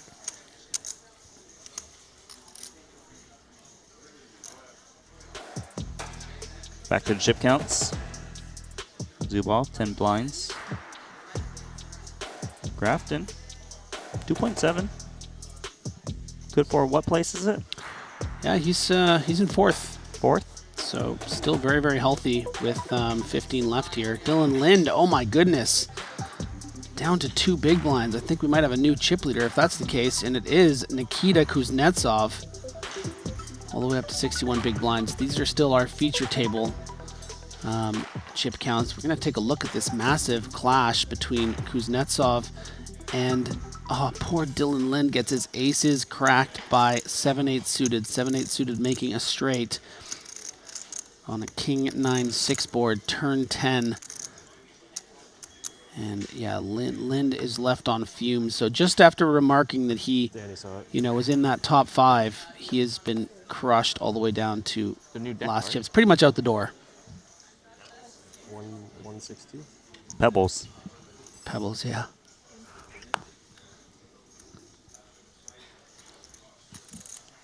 Chen not slowing down.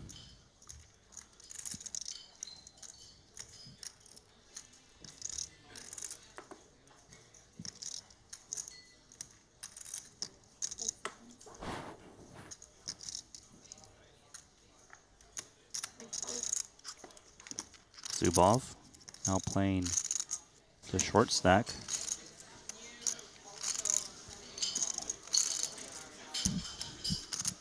Considering whether he wants to flick in the min raise, try to flop some equity, but Not this time.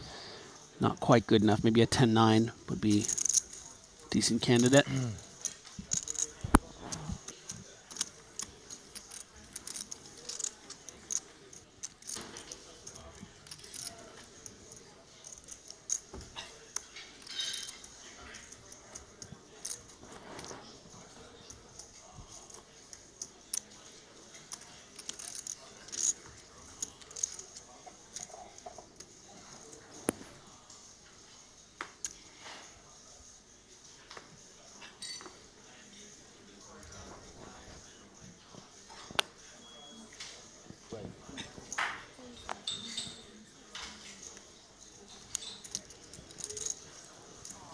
Worth mentioning the 18th place elimination of Jason Kuhn for those Ivan Liao Player of the Year implications, especially for Danny Tang, who is currently in first place, but Jason Kuhn hot on his tail. And so much can change over event to event. Something I've learned looking at the leaderboard as events close out.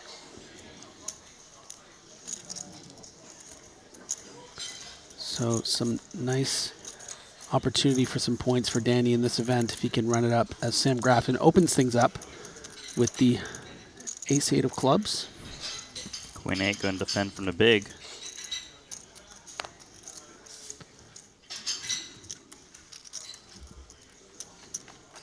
The dead man's clover. I don't know where you get these terms, but is it a Wikipedia page or what is it? Well, ace-8's the dead man's GPT? hand. Ace-8's the dead man's hand. And it's a clover, no? The club? Cool. Cool. And if you just throw a nice little voice on it, it sounds real cool. The dead man's clover. Okay, Griffin. Sam Grafton bets and takes it.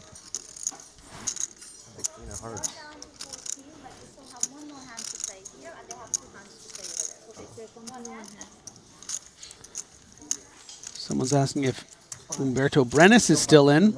Nope. No, he is not. The Shark finally got him. He's not here at this Triton series. But nice callback.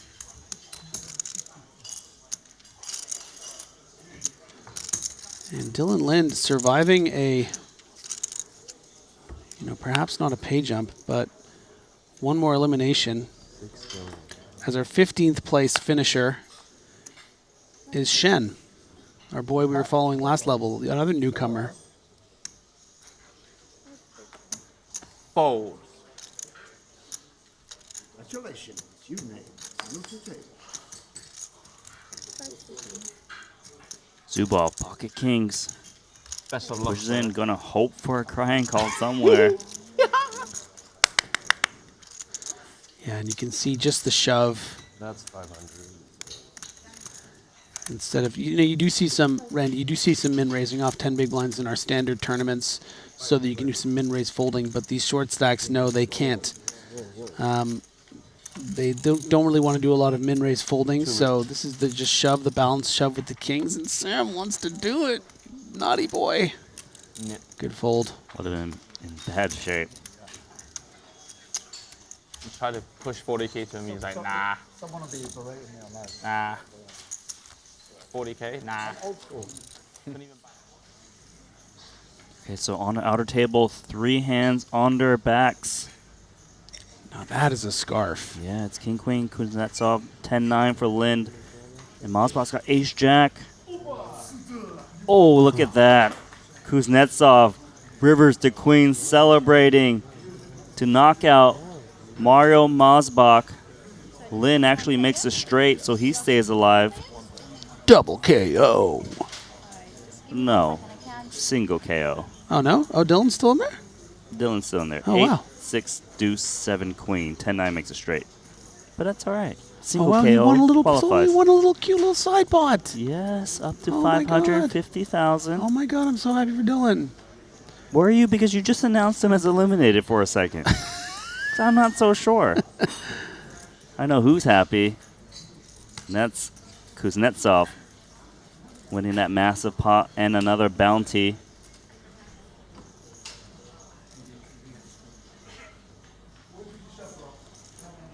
Oh, he doesn't know that Lin made a straight. The cards are upside down. It's under. See, it confused me too. He thought he got you a don't double selly KO. that hard if you don't get a double KO. I was righteous in my selly. So he's celebrating, thinking he got a double KO, and he only got one.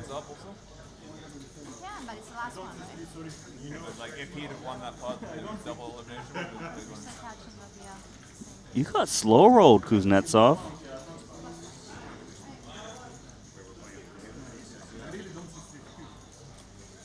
That was one of the funniest things I've seen. The celebration to realize you only got one bounty. We are going to play another hand at this table. Kuznetsov on the button.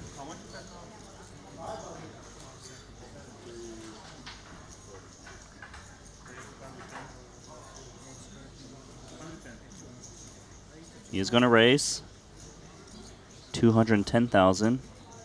Chidwick make another deep run in the small blind. Yeah, to be clear, though, that was still quite a significant takedown for Kuznetsov. He still made 1.6 million despite Lind tripling up. So his chip lead has extended. He now has 96 big blinds as Steven Chidwick goes all in. Reshoving because he knows that Kuznetsov is going to try to pick on that big blind of Lind. Chidwick jamming 1.5 million. South of 20 big blinds. Yeah, going to be a full range open here, I think, or from Kuznetsov. So Chidwick very aware, probably shoving quite wide.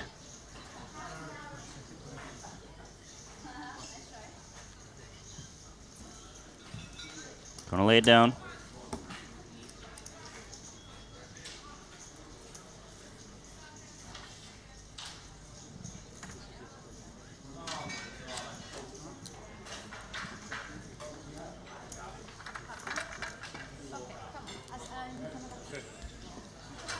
So Kuznetsov going to have twice as much as second place right now with 13 players remaining.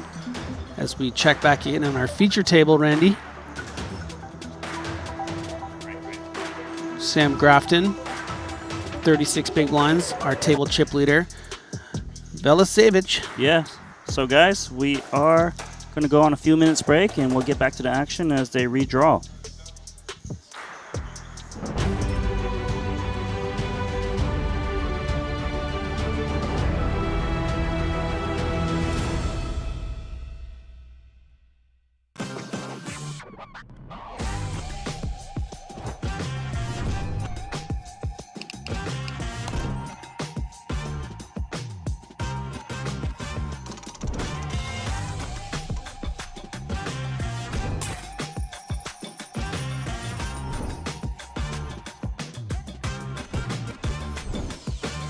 Want a $50 Global Millions ticket on top of the full GG Poker welcome bonus? Sign up with promo code Triton_2024 and deposit a minimum of $20 to claim your ticket. Brace yourselves. This is live. And the show goes on. Oh, wow. All in. Take your game to the next level with GTO Wizard. Practice against GTO on all your devices. Study any situation using our revolutionary AI-powered solver. Upload your hand histories to uncover your biggest leaks.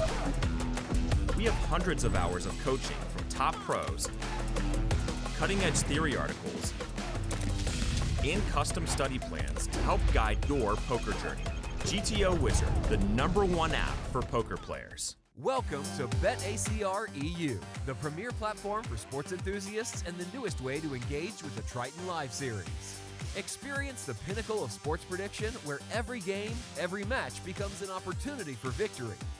At BetACR EU, your insights into the game transform into action.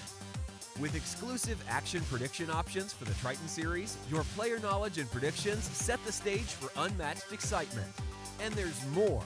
BetACR EU brings the world of sports to your fingertips, offering action prediction options across all major sports. Whether it's football, basketball, baseball, or beyond, your passion for sports finds its home here. Kick off your journey with us and get a 15% free play on your first top-up up to $250. Don't just watch the game, be a part of it.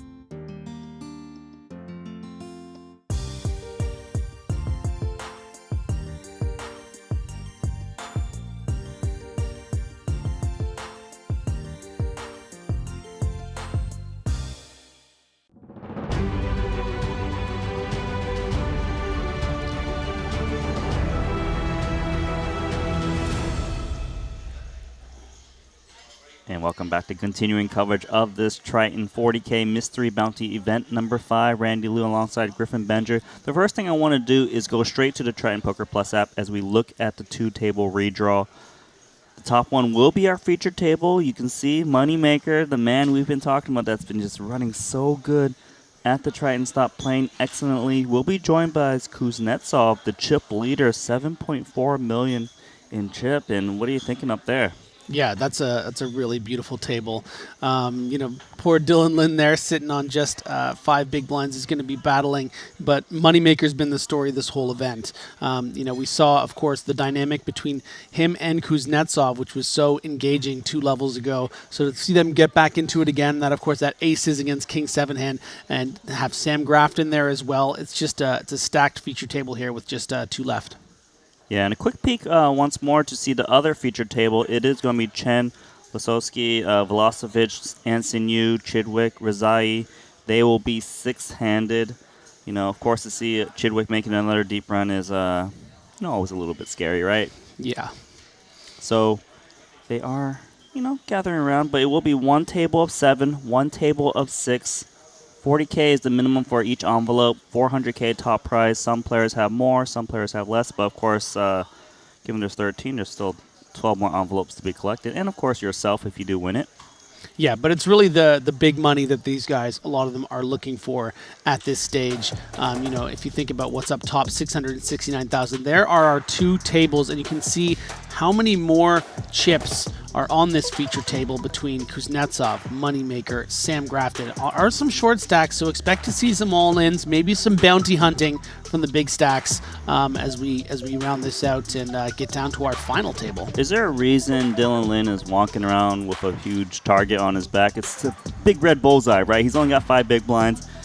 It's safe to say Kuznetsov is going to try his very best to get those, get that bounty of his, if possible. Yeah, we've seen some unique strategies too, right? We've seen some limp calling of 10 big blind all-ins with 3-7 suited on the button. We've seen limp calls with 3-5 off for 4-5 big blinds.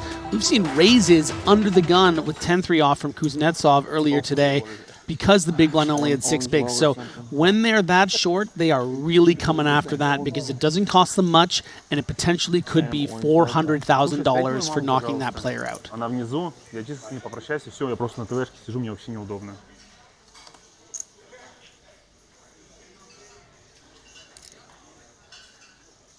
So Danny Tang, He's a sloppy jam. Very sloppy.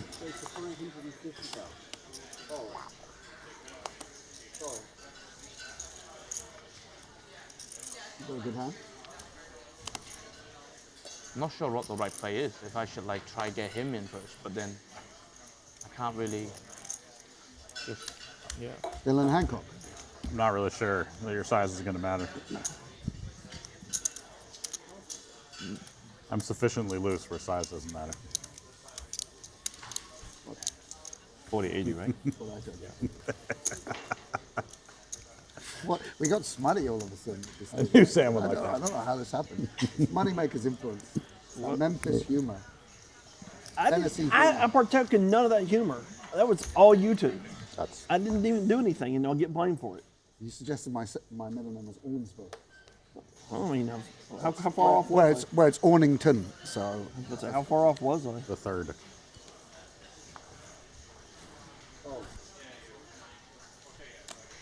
Lin seems to be in good spirits despite losing Я, блин, на that большом huge блайнде pot to еще. Kuznetsov. Привет. Давай, пока. Давай. Got a Jack 8 in the cutoff.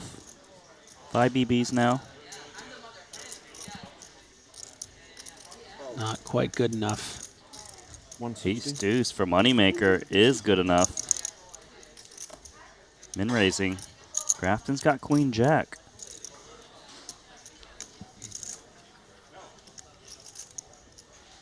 What the fuck? Don't expect Sam Grafton to ever really be folding here, and is just going to call. Samuel Ju with the same hand in the big blind. For what? I didn't see a straight either. That's why you have that many chips. I didn't also see a straight.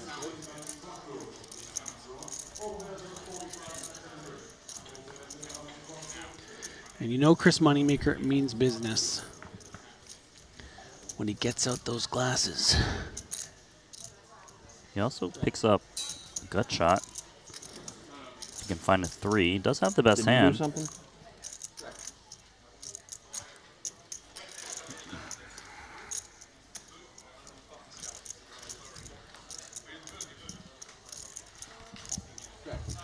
Moneymaker checking back. 10 on the turn.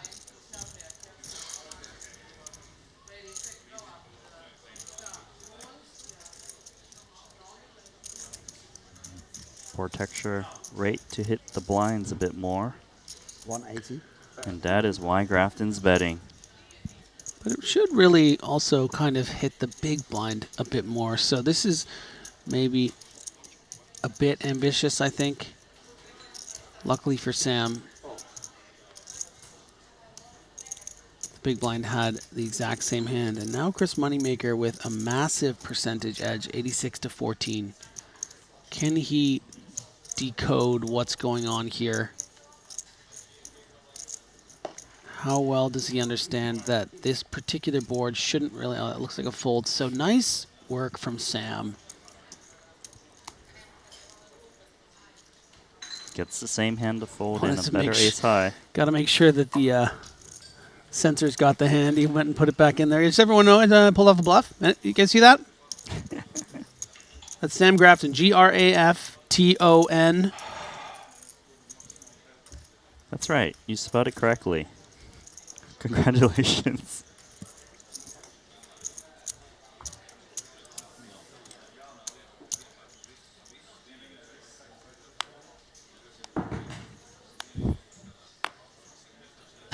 I'm good, thank you. I touched it though. That's a good sign for you. Well, I'm not sure if he touched a 6 or an ace, but Dylan. I told you. Yeah, no choice. Go time. I was hoping it was magical for myself. Feel like he's getting looked up no matter what. Circle, yes. It doesn't matter what they got. It's okay to lend it out once. I want to see which one I touched if it gets called or doesn't. Samuel Jew might just want to shove here.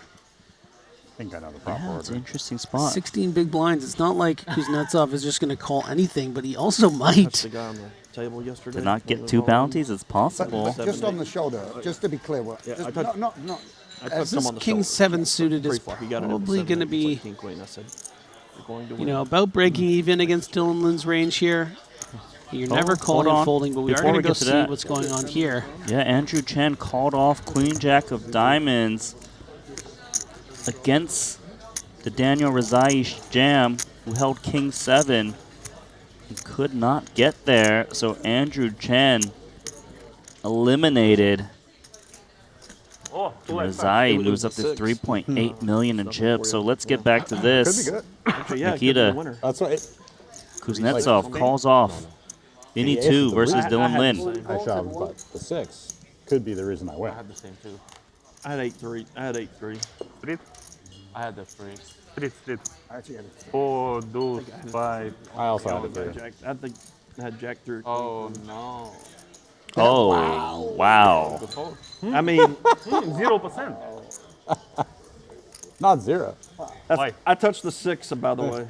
Oh, and there's the king.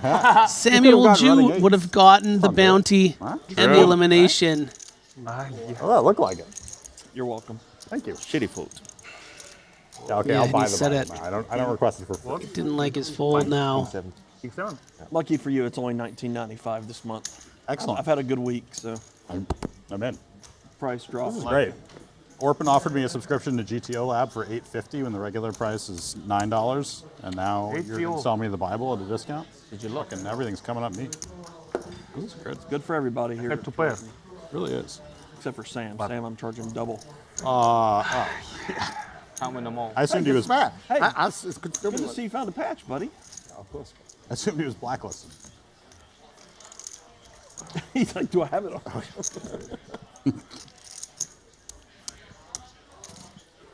Okay, we're even now.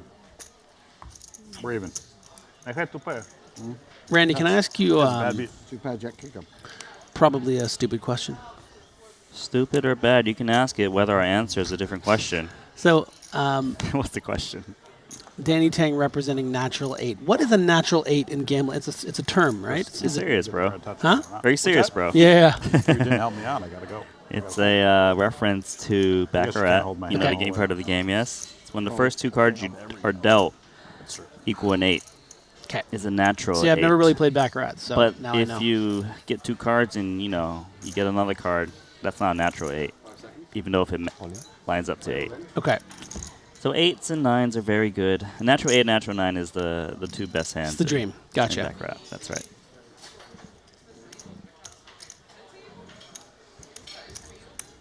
Samuel Jew wasn't thrilled and even remarked to the table, assuming it was him, saying, bad fold. Wow, I actually with that king covered him 7. as well. Oh my god. No, that ain't it, Danny. Doesn't matter which one you look at. Both bad. I don't cover him anymore.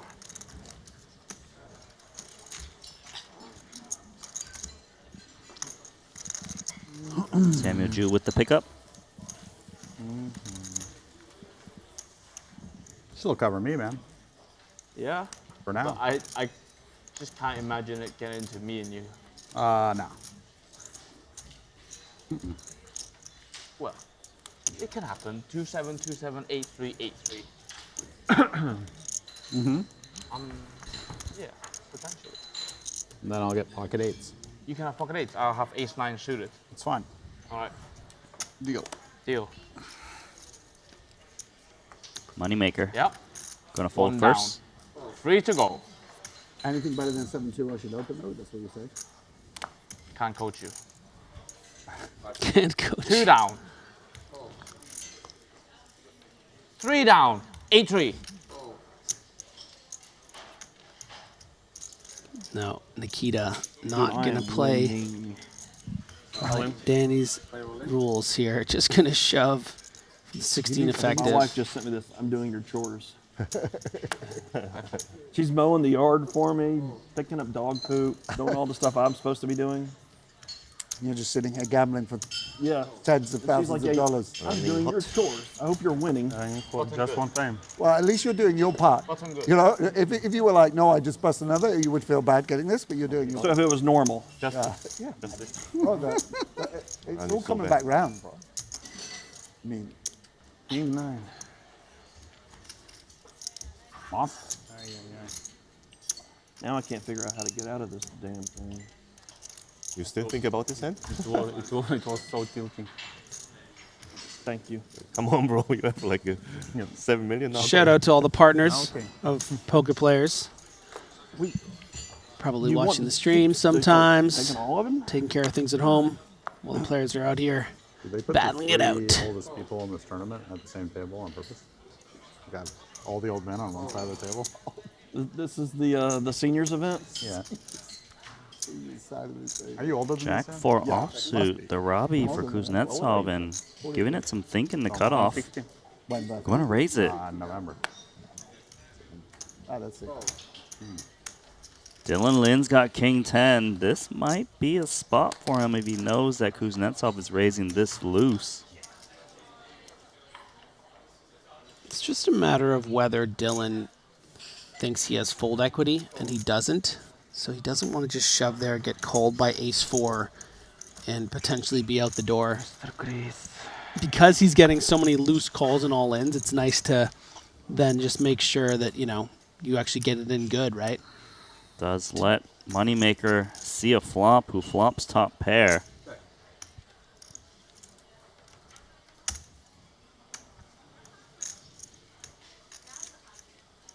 Moneymaker should be able to win some chips because Kuznetsov is certainly going to c-bet this flop.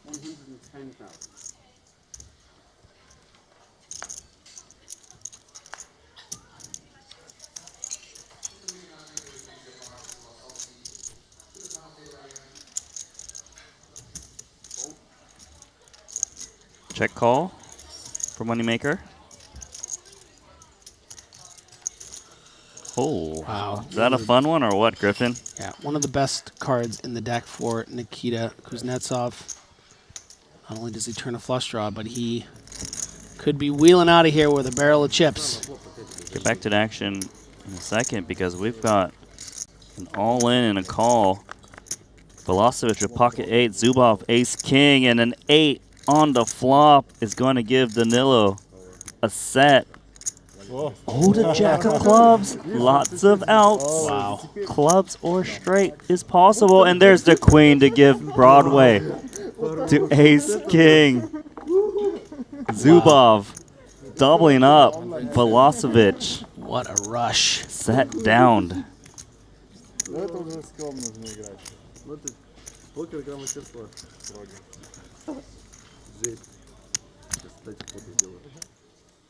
Back to the action here. Kuznetsov betting 440,000. Moneymaker not shaken. Calls with the ace. 1.5 in the middle. This pot is massive. Yeah, it looks like it was a big turn bet from Kuznetsov. And as a lot of the viewers here know, if you've been with us the last 2 or 3 levels, you know the very complicated dynamic between these two individuals. Kuznetsov, oh, he's given up. Yeah, he has waved the white flag. So hard to bet on the 9. That would be more in Moneymaker's range. So give those chips to Chris. And top pair. I'm never folding top pair to this man. Not in a million years would I have folded. To you, I'd fold. You throw your wallet on the table. I got to do it now when I'm bluffing. What I realized. I watched the video back. I got to be balanced now. I heard you were trying to sell it that you're going to be balanced at some point. Yeah. I got to try and be bluffing a limb with nothing and be like, I'm getting my wallet out and put it on the table. referencing a hand from the 30K yesterday where Sam Grafton threw his wallet on the table with a flush, trying to get Moneymaker to call with trips. Moneymaker didn't buy it and folded. I think he needs to buy a new wallet, to be honest. It looked a little worn. Chips. I mean, there's slightly more. Like over. There was a lot in my wallet, but it's not quite worth the buy. Yeah, there's nowhere close to that much in your wallet.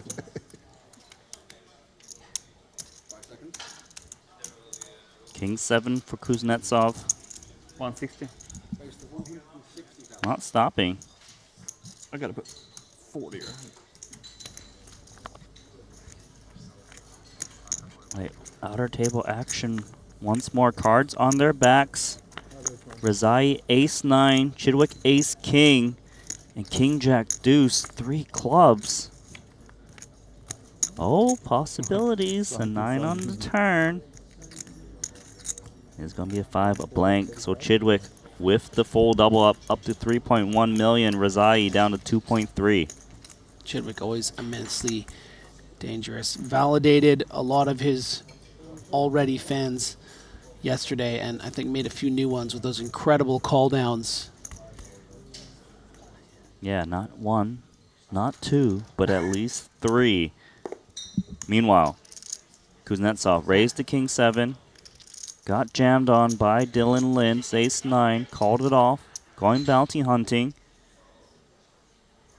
Oh, and he might get that bounty as he flops top pair against Lynn, but Lynn does pick up a straight draw.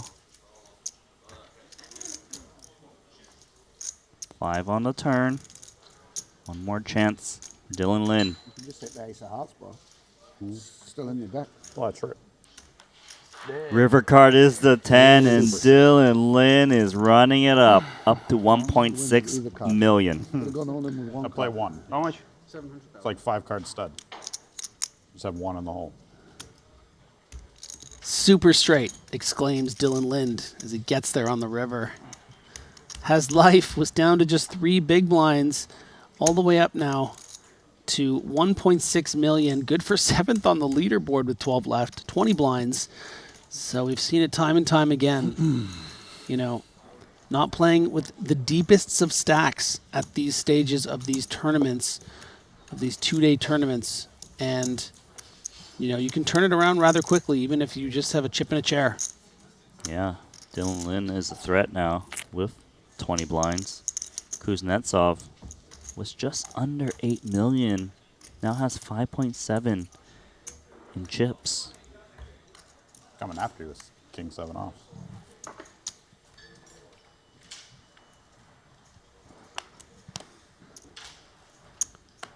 King 7 off. Wow, quite a narrative with this particular hand.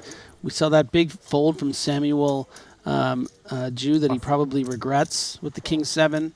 We saw the crazy King 7 bluff from Moneymaker against the aces of Kuznetsov earlier today. You still haven't seen that hand, huh? No, I have not.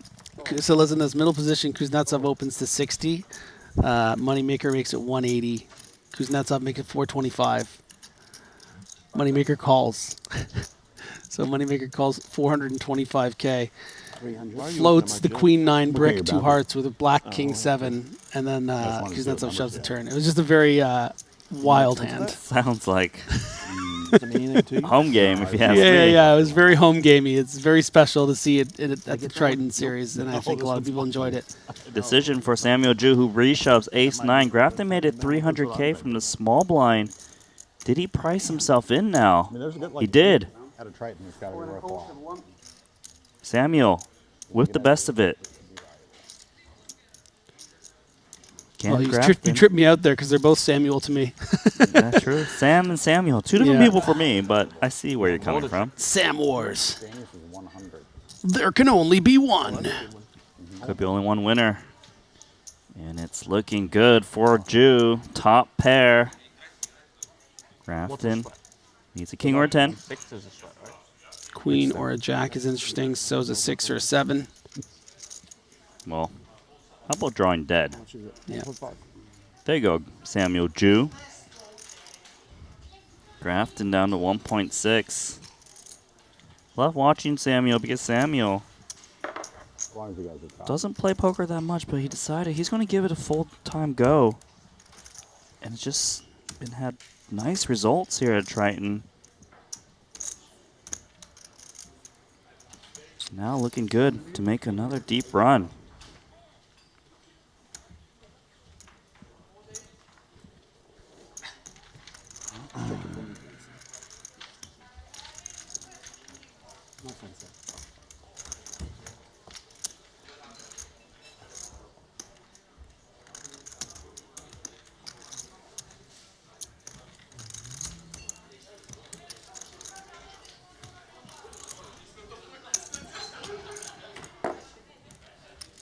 Samuel's still stacking his chips. It's too many. Getting a nice little insight into Danny Tank's phone there. If you squint, very hard. Oh, it's not Danny's phone. No.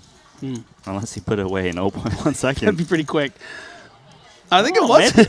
Maybe. I think it was him, yeah. Maybe. Okay, so Grafton, swingy day. Earlier today, I remember seeing him at 8 bigs. I was like, oh no, my buddy's on his way out. And then he suddenly had 60. Now, after winning that nice pot against Danny Tang a bit earlier, it was all the way up to 50 blinds.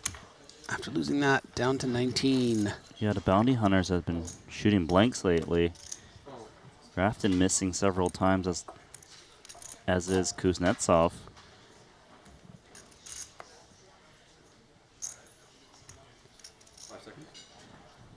Just gonna walk with 6-4 suited. Didn't want to mess with Kuznetsov. It's respect, you know. It's knowing that Nikita is here to blast, really use that chip lead. Yeah. Probably expected to get raised a lot too. Might as well save that small blind. If you guys are into sports betting, sportsbet.io. One of the best places because you can just bet on like every type of sports. I took a browse. There's like badminton, football, soccer, basketball, anything you can name.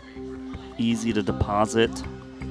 They also support digital currencies, so if you want to check out some sports betting, sportsbet.io is the place to go. And they have the 3 Fs. Very important. What are the 3 Fs? Fun, fast, fair. Oh, I was thinking football, flag ball, and I don't know what the third one would be. Foosball. Foosball. Yeah.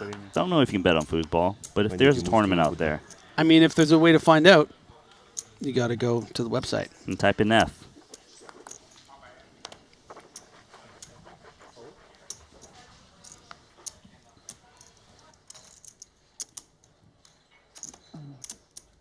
$160.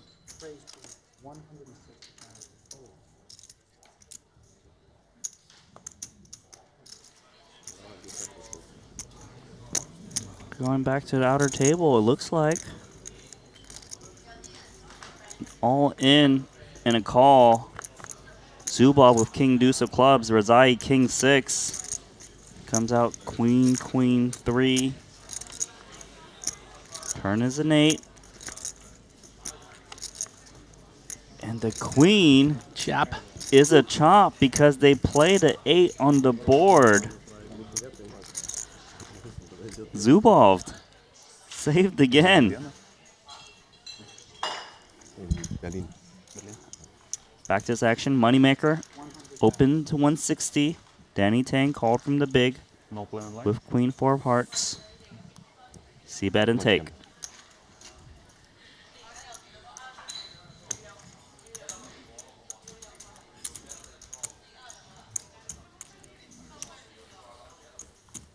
No more tournament for me.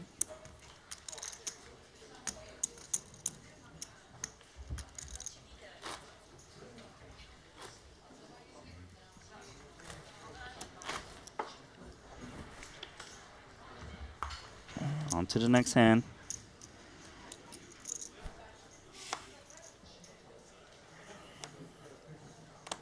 Moneymaker first up, 6-3 suited. 50 minutes. Of course, going to fold that one.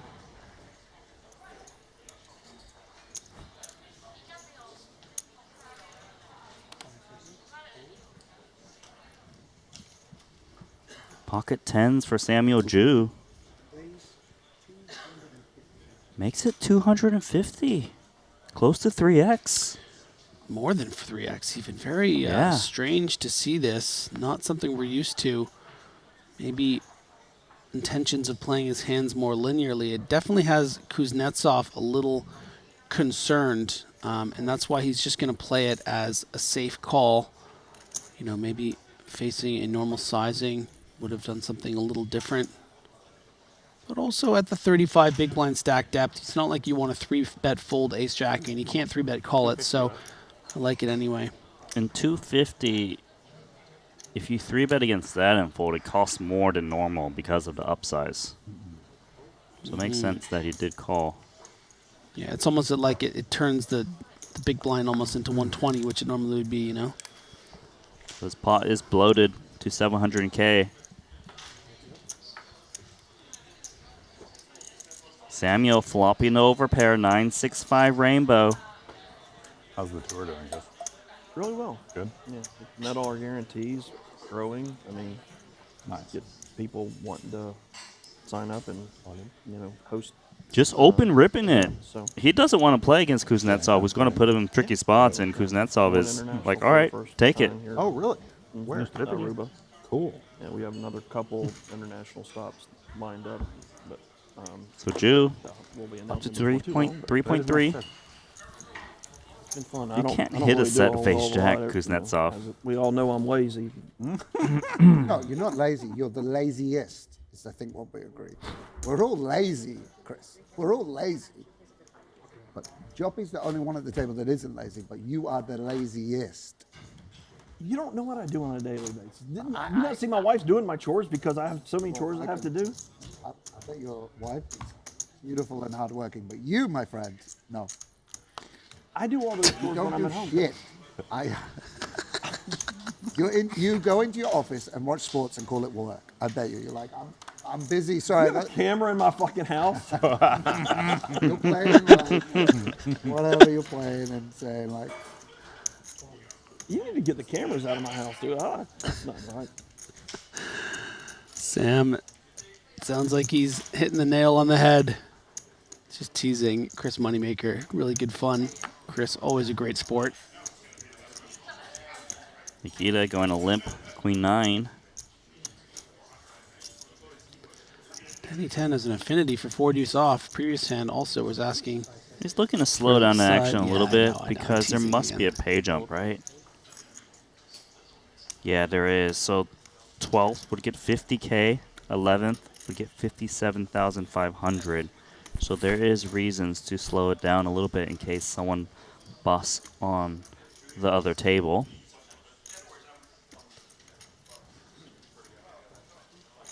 Dylan, a rare opportunity to complete in the small blind. And we are going to go 3 ways here.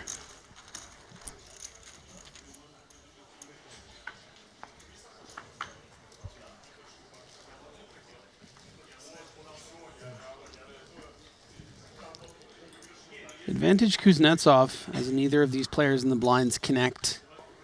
And despite limping in, is still going to have, you know, the range advantage to put out a little bet here.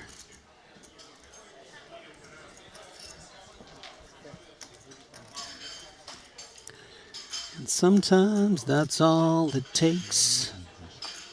Minimum bet. Fold out the blinds. Can you keep the tune going? Stacking the chips, wearing my scarf. Trying to win event number 4. Is there a reason the viewership numbers is lower now? Who's a good person out there? Oh, they're coming back in. Because I stopped? You're the one who wanted me to keep going. He's from Miami, you know? I mean, Huh? It said he's from Miami. How far can you trust someone? I put a camera on him like Sam has a camera on me. But who has the camera on Sam? That's what I want to know. No one is stupid enough to put a camera on Sam. They would go insane. Where's the rest of your chips? Sam? You had other Sam's got them. We work together. Sam stick together. I felt like it didn't matter. Whatever. Like as long as the Sam gets the stack. As long as the Sam gets a stack. Break. Yes. 9, 3, 5. All in. Lynn going to jam Queen Jack. Moneymaker, 10-8 of hearts. Bit too much. As is this 10-8 offsuit.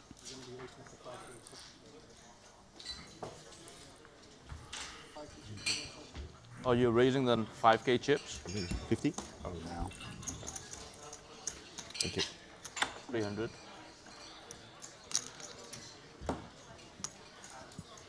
Looks like players are standing up. But hold on, what's happening out here? Chidwick and Anson Yu are involved in the pot. Chidwick was the pre-flop raiser. Blind versus blind to 220. 7, 5, 4, 2 hearts. Chidwick betting 130, getting raised to 475K from Anson Yu.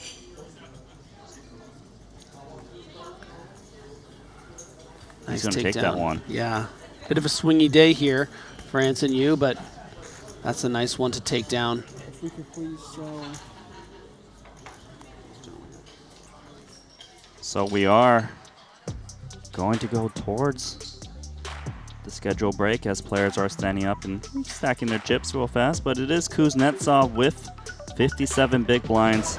Tournament chip leader. Second place is Chris Moneymaker with 44 short stack duties, belonging to Danny Tang with 9 bigs. Welcome back to the booth. Love that song. You love that song? Yeah, I was telling Ali earlier. It's great. The instrumental bubbly, music. Swimmy, you know, I feel like I'm swimming, kind of like, you know, we're talking about it's like in Sonic when you're swimming. Yeah, Sonic the Hedgehog with the rings. Yeah. Okay. Yes. So I had something to say. Yeah. I Find it. Get back in there. Let's forgot go. what I Focus. was talking about. 12 left. 12 left? Yes. We've got some big stacks. We've got some short stacks. We've got the bounty aspect where, you know, people are fighting for it. We've seen Kuznetsov try to win a couple. We've seen Grafton try to win a couple himself, but they haven't been unable to do so. But it is still a big part of the tournament, right? Yeah. Ultimately, you know, the bounties are the most interesting part of this whole thing. You know, it is nice that there's 669,000 up top, but when you pull a bounty, whether it's someone you knock out for, you know, an ace king to queens for 25 big blinds each, or you take someone out with 7-3 off for 5 big blinds, that could be worth $400,000. I mean, it's such an exciting thing for these players. They really want those things. It's such something to look forward to. You know, you never know, you could pull something so amazing. So it's still what they're after, but as we get closer and closer, you know, to the big actual money that isn't the bounties, you know, less concern, I think, with chasing those bounties because of those pay jumps all the way up to near 700,000 for first. Well, guys, we're going to step away for a couple of minutes and reconvene soon. See you guys.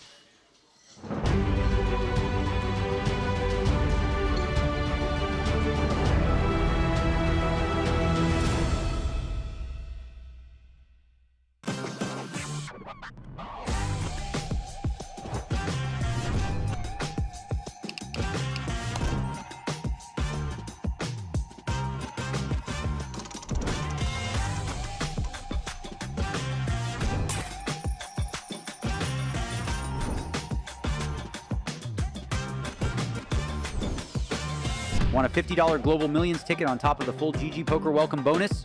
Sign up with promo code Triton_2024 and deposit a minimum of $20 to claim your ticket.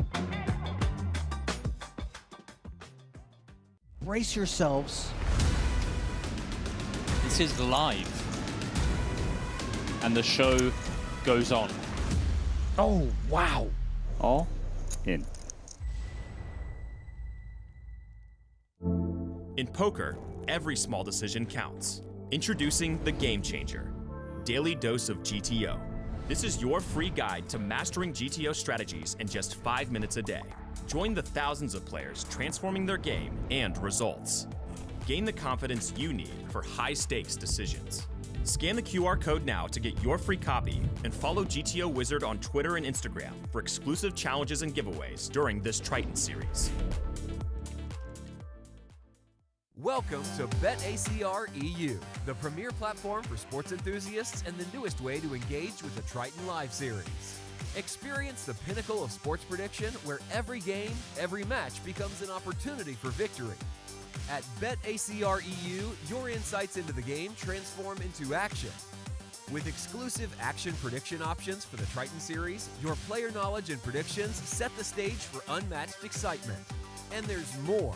BetACR EU brings the world of sports to your fingertips, offering action prediction options across all major sports. Whether it's football, basketball, baseball, or beyond, your passion for sports finds its home here. Kick off your journey with us and get a 15% free play on your first top-up up to $250. Don't just watch the game, be a part of it.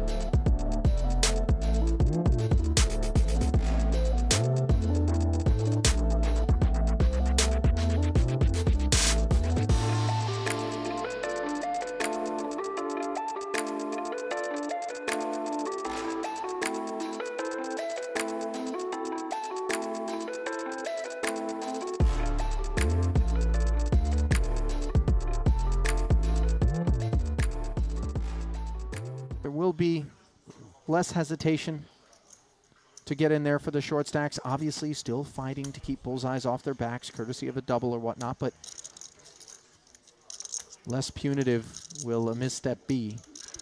Now that the min cash has been secured, on the topic of that min cash, 30,000 will be the next 4 payouts. Yeah, the ranges are still going to be so different, right? The short stacks, you know, you're not going to have nearly as much fold equity, so maybe you want to be tightening up your shoves. Of course, these players who have covering stacks are going after those envelopes, which, as you mentioned, are worth $64,000 on average just for, you know, one elimination.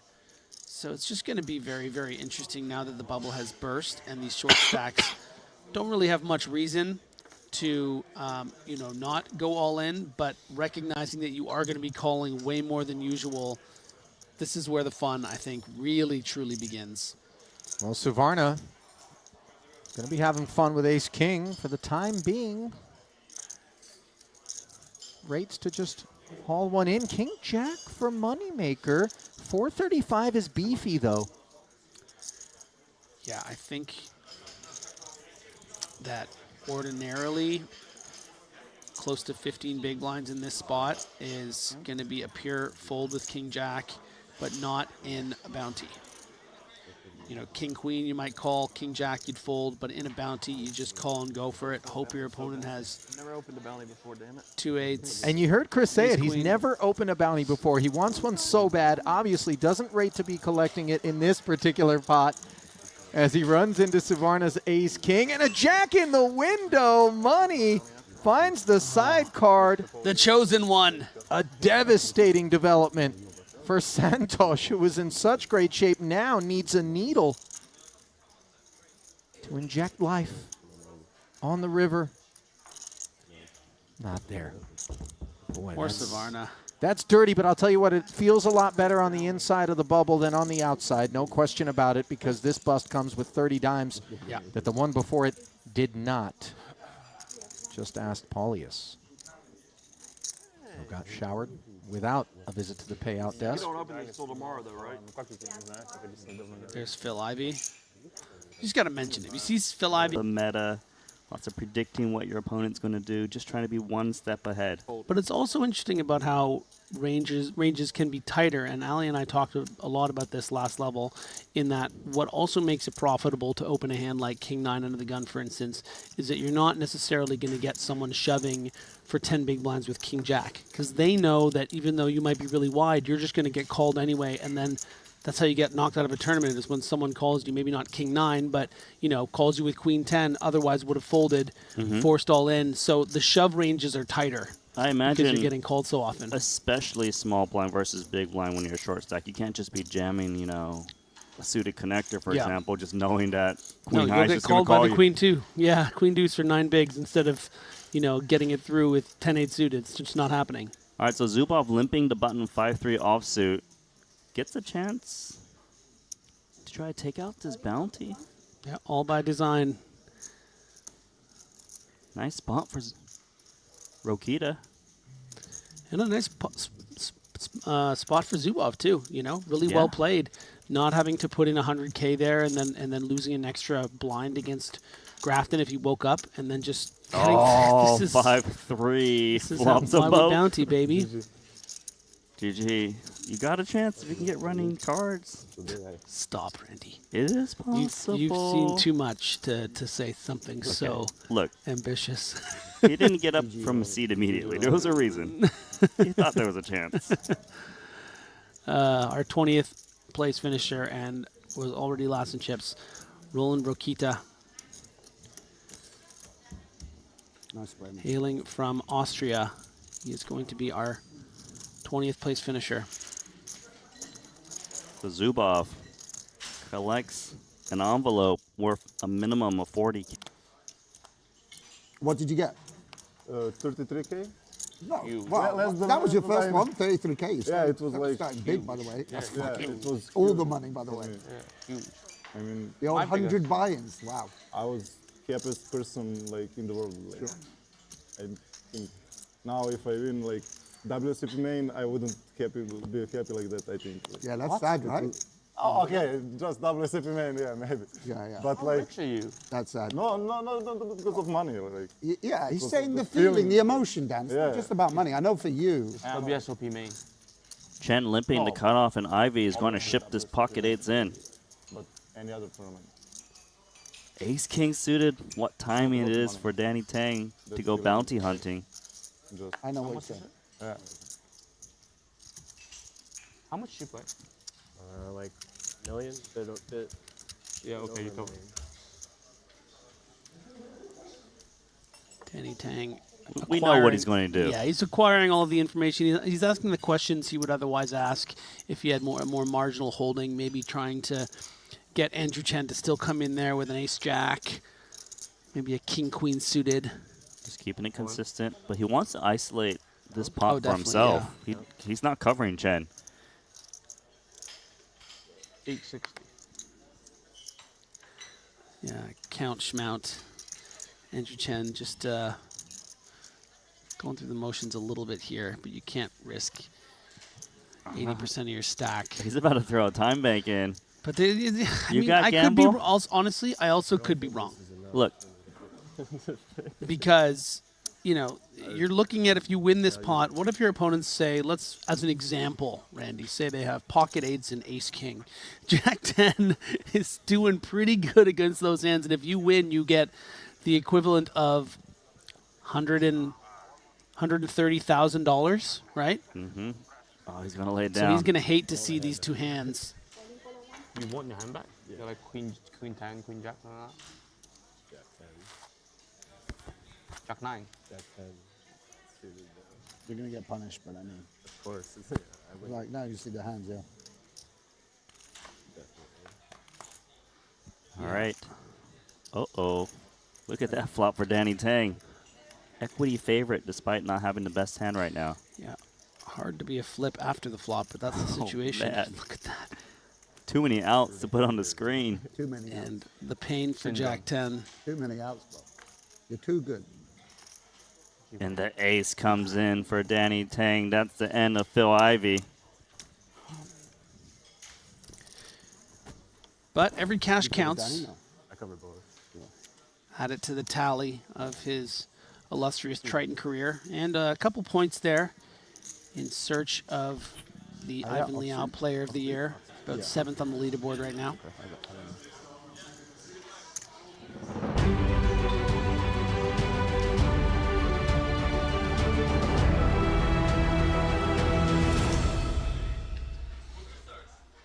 Welcome back to the Triton Super High Roller Series event number 5, the 40K Mystery Bounty. Randy Liu alongside Griffin Benger.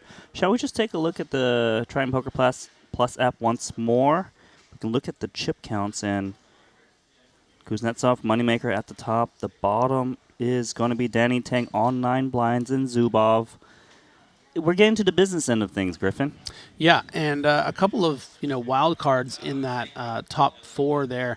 Moneymaker, the way that he's been playing, just sort of bouncing everywhere. We've really loved what we've seen from Chris. Of course, Kuznetsov been a mainstay on a couple of our features, playing very, very aggressively, entering a lot of pots. But Samuel Ju, a bit of an unknown with the way that he played a couple of these hands. You saw the 3x in that overshove. So it's going to be interesting how the players, I think, respond to his play as well. Yeah, Samuel Ju is one of those guys who, he's newer to the game, but is in love with it and always comes to our Triton stops. And I think the way he's approaching right now is he's like, this big stack, Kuznetsov right behind him, like, I don't really want him to mess around with me. I know he's willing to float and just kind of make moves against me. So it does make sense how he's going with it. Yeah, for sure. And, we are sort of at that final table bubble scenario right now where it's going to be very interesting. Obviously, ICM will start coming into play as we, get to the final table. But, the bounties are a big concern for these players as well. And we're going to see when the short stacks get very, very short, how those bigger stacks start to circle them and really try to get one more chance at that 400K pull in a couple days. Yeah, and all those bigger stacks are eyeballing all of the short stacks right now, trying to get as many bounties so they can pull those envelopes, which are worth at least 40,000 apiece. One top prize of 400K, several 100Ks as well. So definitely, let's get those bounties and let's get underway. This is the feature table. Kuznetsov, Moneymaker. It's gonna be fireworks. And your buddy at the bottom, Grafton, 14 bigs. Yeah, less chips than he's, had over the course of this event, but 14 big blinds. He's going to know exactly what to do with a stack like that. Is the final table 7 or 9? 8. So I was wrong on both fronts. Completely wrong. 8, really? So we're playing 5-4. How many people make the final? Oh, really? Playing But when do we go to dinner? The next break, we make the final table. 4.8 million. Stop. You're just being rude. Don't answer him. We have our man already. Tango Jam. You guys working together? Yeah, Moneymaker. Jack 10. Found a ringer. You have to take Jock and BT outside. Beat him up in the car park. Because Jock's stealing off the bottom of the deck. Seems close for him. You'd know that, and then you'd fold. You keep it to yourself and fold. That's how you do it. Yeah, it doesn't even represent a quarter of his stack and a chance at a nice bounty, but a bit too ambitious, I think. And he recognizes that. Lets it go. Love it if we beat you. Same with you, thinking about that time when he folded King 7. Nice hand, King Dan. 5. Nice hand. Good shot. Thank you. Thank you. Can I call now? Oh, he's pumped. Something about that break. Reminding himself. What a win. Yeah, I think also feeding into Grafton's energy. 10 Jack. Off.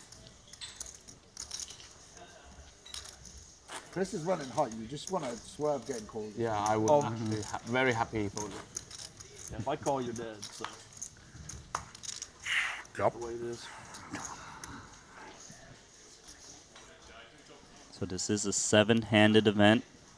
Final table will be 8 players. 2 jacks for Dylan Lind.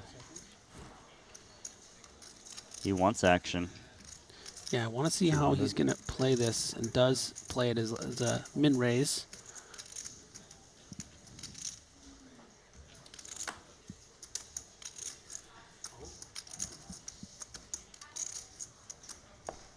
Yeah, he knows too well that I think Nikita's going to be calling close to full range here in the big blind. Certainly 10-9 offsuit. Oh yeah, thrilled to see 10-9.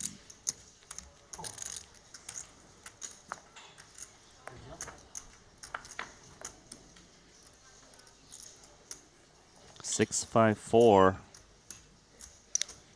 Type of board that's supposed to hit the big blind. Yeah, we might see some small leads here from Nikita, as the board does favor him, and Lind can't really hold on to. Yeah, does go for it, even though in a lot of ways he ends up having one of the worst hands he can have, which is just 10 high. And this no straight bet draw. is supposed to just fold out Lind's unpaired big cards, right? Like Yeah, I King think Queen, King yeah, Jack. especially the kings. You know, Ace Queen, Ace King, probably Maybe. still going to be calling here.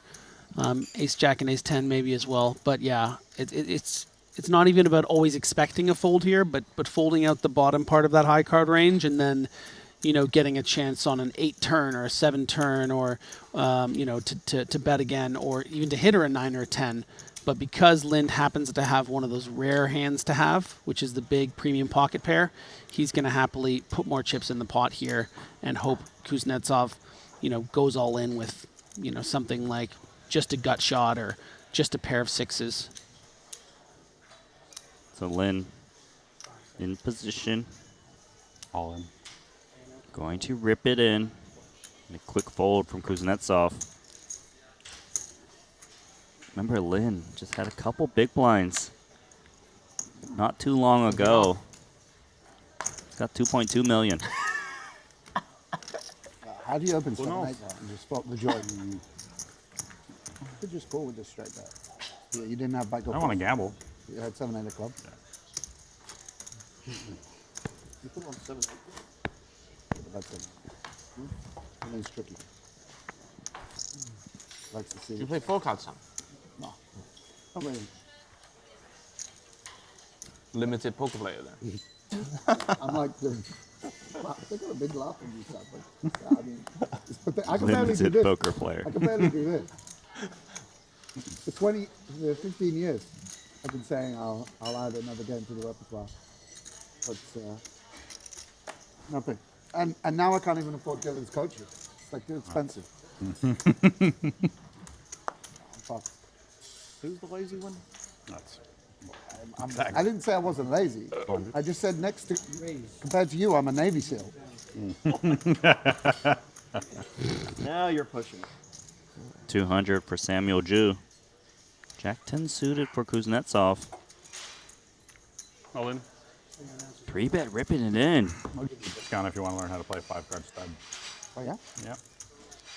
Maybe he's picked up a read on the smaller open The hardest size. game I have. There's literally nobody plays. Yeah. Yeah, it's a really I don't even think you could find a really 5-card good stud point, game if you tried. Randy. Maybe. You know, you saw the There's gotta- 3x. There's probably some corner of the But world I where guess they it's still more With like the pocket you get to know it tens, for the 8. overshove on the flop in that hand. Even then, it's not 5-card stud, just nowhere. Nikita might have that information by now if it was over. 7-card stud. You know, he's been able to check in on the 5-card stream. draw. Stud. Either way, would know he was You know, strong like in that in, particular hand based off the action. So a min raise doesn't look that strong. Takedown pre with the Jack 10 suited. Here we are. The chip counts. Kuznetsov 5.5 million. Still our big dog in the final 12. Chris Moneymaker in third place overall, 44 blinds. And the rest of them there. Danny now over that 9 big blind mark. He's in double digits. He's barely crossed over. Yeah. What do you think is the most well-known movie of all time? Oh. That's a good Anson question. Yu It's 1.725. has re-jammed against Velocevic. No, or actually it's Razai opens. Anson Yu. Anson is all in. Yeah, so 2 players have gone all in here, and it's Razai who raised to 200,000, has a decision for the 17 big blinds effective. Velocevic went in for 11 blinds, so clearly has a tough decision. Maybe has something like an ace-10, ace-jack, but these very strong ranges. Gonna throw that, whatever those cards were, into the muck, and we can see. It's all 9s for Anson. Yeah, Velocevic is gonna be quite loaded here. Kings. That's the third man in.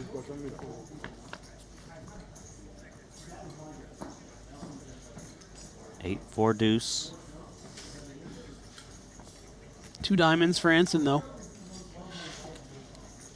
No diamond on the turn. Velocevic. Full double up. These 3? It's 3, yeah. 1,050,000. So, yeah. Apparently Razai folded ace-3. Which would have been a wheel. I'm ready for it. I'm not. I mean, it basically happened what I thought. Like your hand is like super nothing, but still.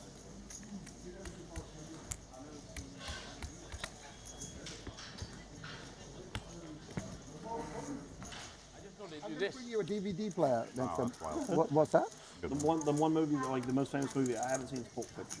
We are too fast compared to them. I Wow. went to the movie theater. Went to the movie theater 3 times to see it. You missed out? I went high and just fell asleep. All 3 times. You're too lazy to sit through a whole movie. This is what we discovered. God, here we go. You can't even. I just gave up. It's too to sit and watch a film was too. You failed at it. You tried and you failed. Usually good. Pavel, which do you rate higher, Forrest Gump or Pulp Fiction? Which is the better movie?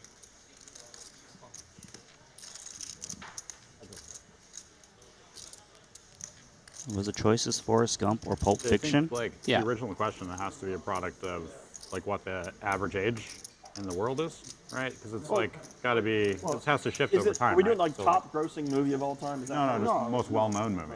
Because I don't even know if you can quantify that on. Because I feel like it's not. Avatar isn't the most well-known movie. I mean, obviously, it's like probably comes down to. Okay. Interesting conversation, but we do need to focus on the poker, and there's more Yeah. action on the outer table. Anson Yu is all in for his 675,000. Razai getting a count. That is 675. Yeah, he wants to call with that trash. He wants that bounty. Seems close for him 5 seconds. as he's in the tank. Well, actually, it looks like Zubov is in the tank in the small Oh. blind, and now Razai might call with just about anything, and does. All in the call.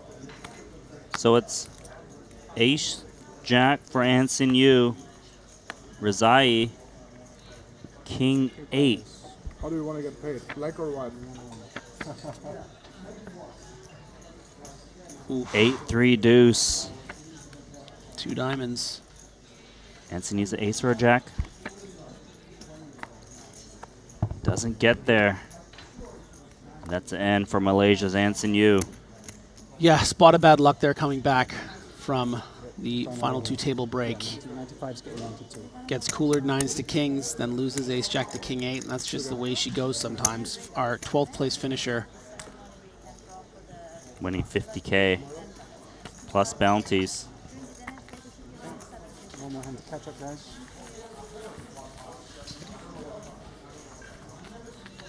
This is the second hand as well.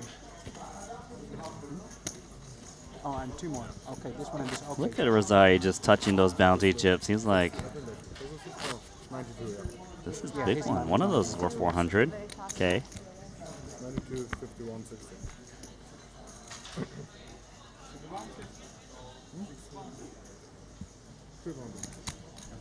That's not Dealing another hand. I'm not as good as you.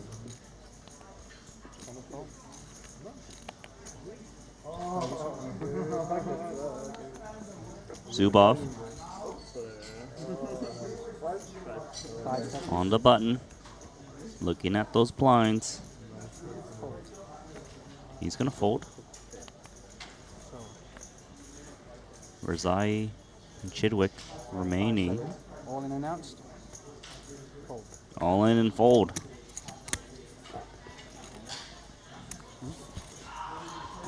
Razai is playing a 5.3 million stack now. Clear table captain.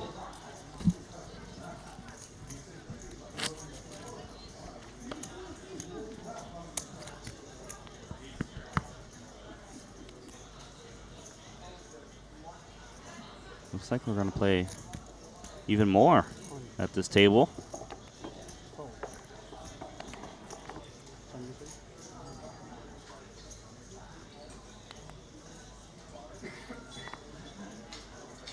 Zubov with the short stack.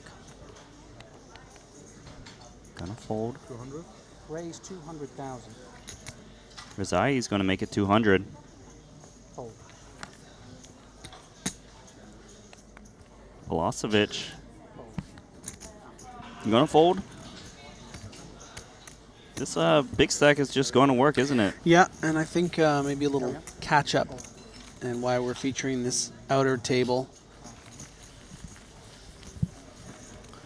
A lot of ways we keep these things balanced and fair and make sure that we're not playing too many hands on one table and not enough on the other.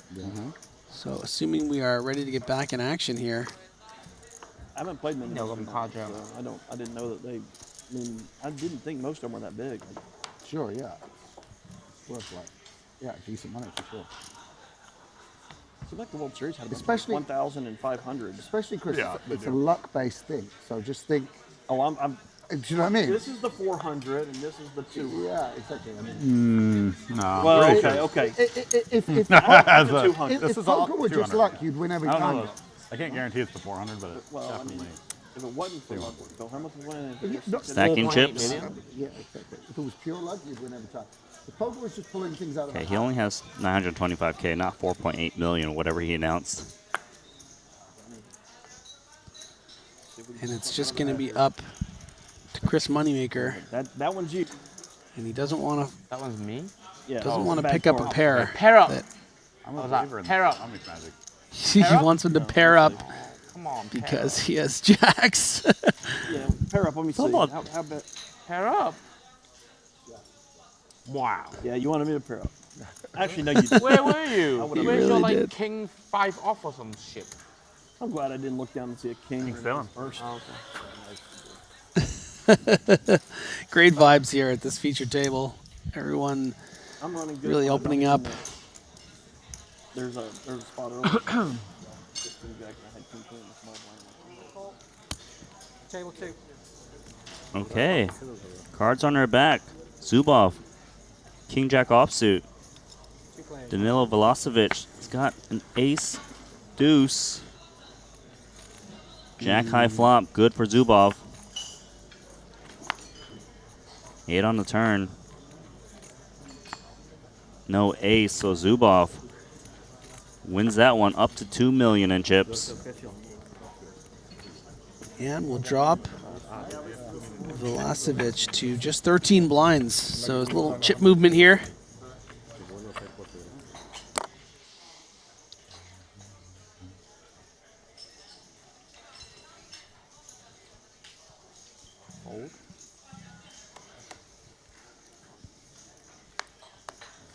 Kuznetsov open up Jack 10 of clubs.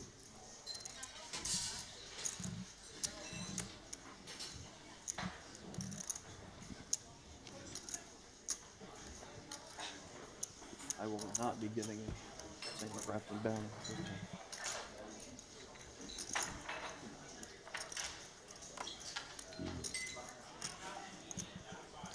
Sammy getting priced out with this poor hand and this 2.5x from Kuzi. Yeah, Razai and Kuznetsov are neck and neck at the top.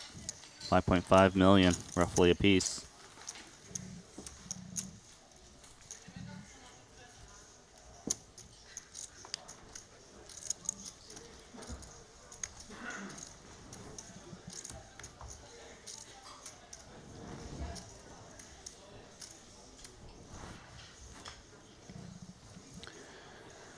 John Murphy on YouTube asking, how much does 11th place win? Well, I'll tell you what'll really help is if you get the Triton poker app. It is so easy to use, and I'm on these little tabs here. I'm clicking YouTube, payouts, Twitch, leaders, and you can see everything you're asking for. So get that Triton Poker Live app. It's pretty amazing. 11th place pays $57,500. This one I'll give you that for free. But if you want to find out how much 9th gets, for instance, you're gonna need the app, man. Ace 7 suited for Moneymaker. Samuel Jew's got big slick in the big blind. Yeah, but I think it's going to be a problem that maybe Samuel Jew has a bit of a tight image. Does jam. Yeah, Sam knows better, or Chris knows better, I think, to even consider this. Just a bit sad, you know, get the suited ace 7. Damn, I wanted to do that.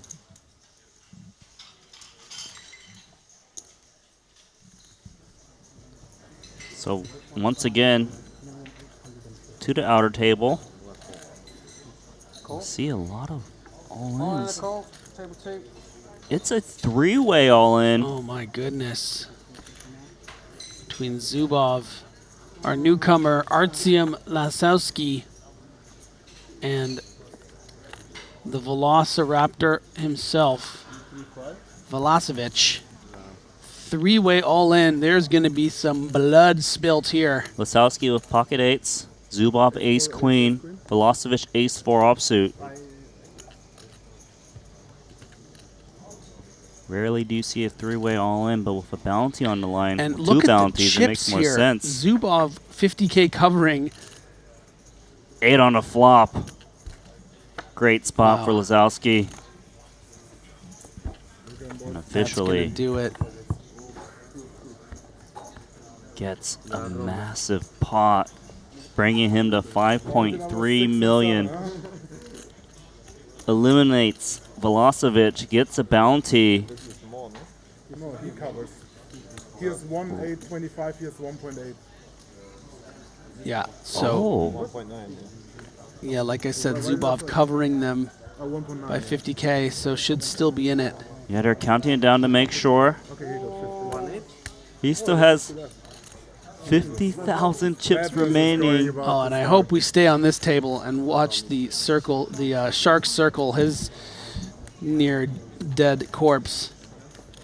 Lasowski winning 3.4 million chips there with 5.3 million out, but he misses out on the second bounty. He's still thrilled. Look at that fresh face, new to the tour. Look, 0 in Triton earnings, first stop, you know, final table bubble, 3-way all in. I know you lost out on the bounty, but that is the smile of a very excited boy. What if the Zubov bounty is the 400K envelope?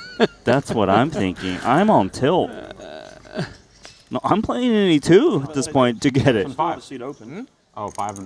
When you said they have one with 50K, then there are also 5. Yeah, one guy has one big. That's going to be chaos over there. Boom, boom, boom. Yeah. Yeah, that table over there. I don't know why they just Might be make a final. we might be down to 9 7. players. Yeah, we might be down to 7. They could make a final table with just 9 players. Big pots over there. See, these guys are just having a fun time, right? They're just like swapping stories, teasing each other. Oh yeah, that hand you had to fold, no problem. No, we have Little to home play one game. hand, right? Oh, you're fat. The other table. Break. I wondered if maybe Chris touched you on the shoulder and now you could. He's wearing glasses Velocevic like, for the last 4 days. out in 11 for I wonder whether maybe 57K, just, 10 like, remaining. patted him on the shoulder and now he can see. Probably. 1995. Are we 10 or how many left? How much to touch Sam? Why don't we make a final table Money, just with there's 9 some players? things money can't buy. Yeah. Okay, let's take a look.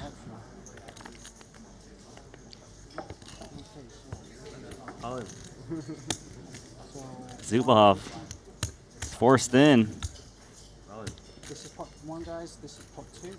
And look, everyone's got chips and cards in front of them. There's a side pot going. Chidwick limped. 3 players. Wazowski limped. 1 on.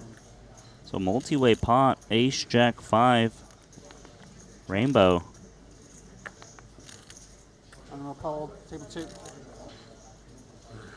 Zubov already standing up.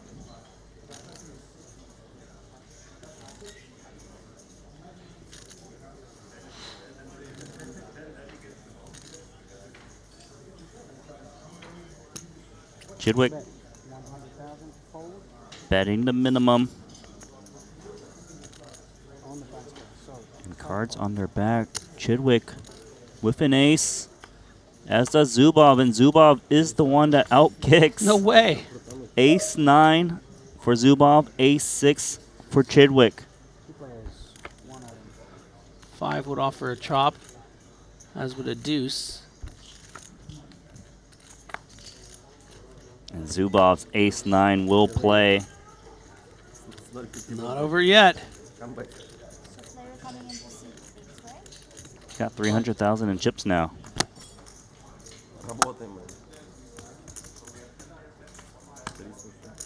How's that feel? Everyone just limping and trying to get your bounty, and you say, nope.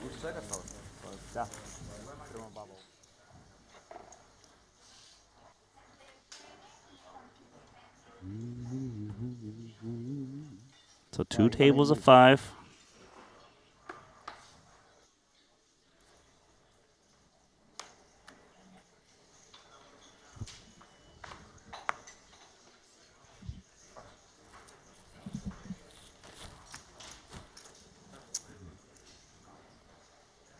Grafton. 1.1 million. He's out. Samuel Jews 10-9 now on the button. Not interested. What about Kuznetsov? Yeah, into the 23 big blind Dylan Lind. Just going to shove. And that'll do it. Yeah, Lynn can't call 10-6 suited. No suicide, please. No suicide, please. No go SP. One never knows. Okay. Probably not. I pay really close attention to ICM. I'm just going to let you know. What does it stand for? I'm Chris Moneymaker. Wow. That's so good. He had that set up. That's really funny. What did you say? I play my own version of ICM, basically? He said, what does ICM mean? I'm Chris Moneymaker. But let's take a look at this outer where Zubov is in once again. Looks like you might have the best of it here. He does. He's got ace 9 against the king 7 of Razai. King 7's been a bit of a hand, a narrative hand here in this tournament, though. King 7 does have a gut shot on the 6-5-3 board. Ace on the turn, going to reduce outs for the King 7. And Zubov from 50K to 800K. He's back in it. Oh, absolutely.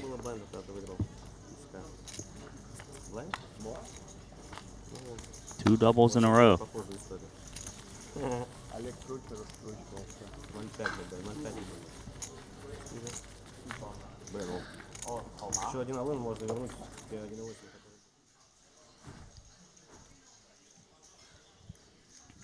Picking up action.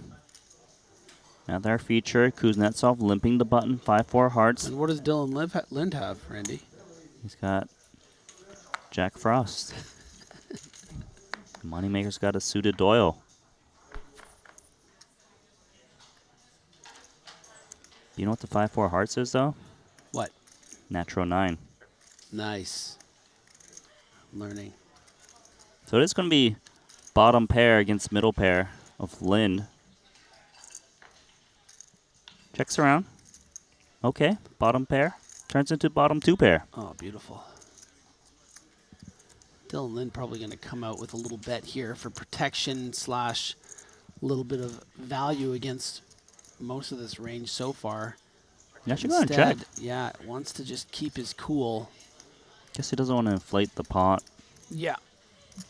Doesn't necessarily know if Kuznetsov has a better kicker. 425.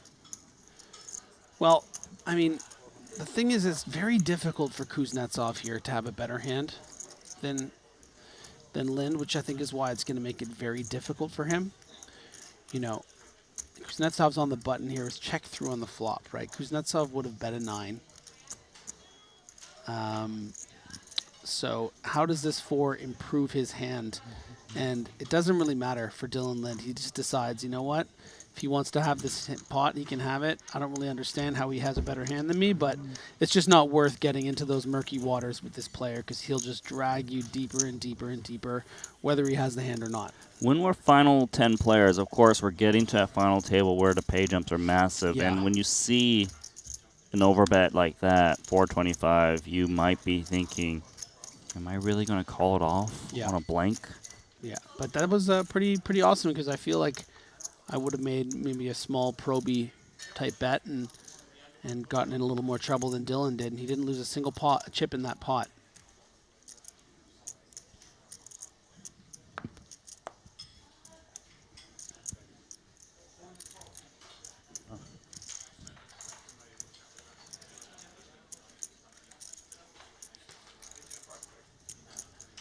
$325. Announcing a raise to 325K. But hold on, Zubov is in once again with King Jack against the Ace 3. Needs to find a King or a Jack to surge once more. Oh, and the Ace is going to end it for Zubov. Be out in 10th place. Yes, 48, no, just Almost spun it up number 48. from 50K. 48 going to, what's your number, sir? Wazowski does eventually get that bounty of Zubov. Took a few more hands, but he got there.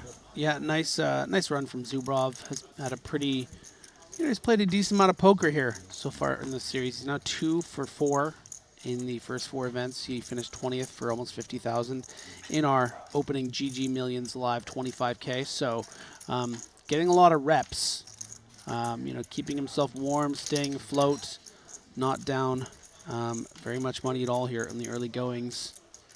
So with the 9 remaining, they're all guaranteed 68,000. That was a 10K pay jump.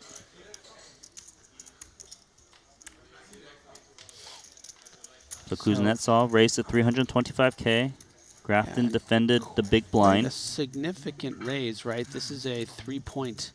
25x. And now Grafton. Grafton leading. Yeah. 150K open-ended straight draw against Kuznetsov's bottom pair.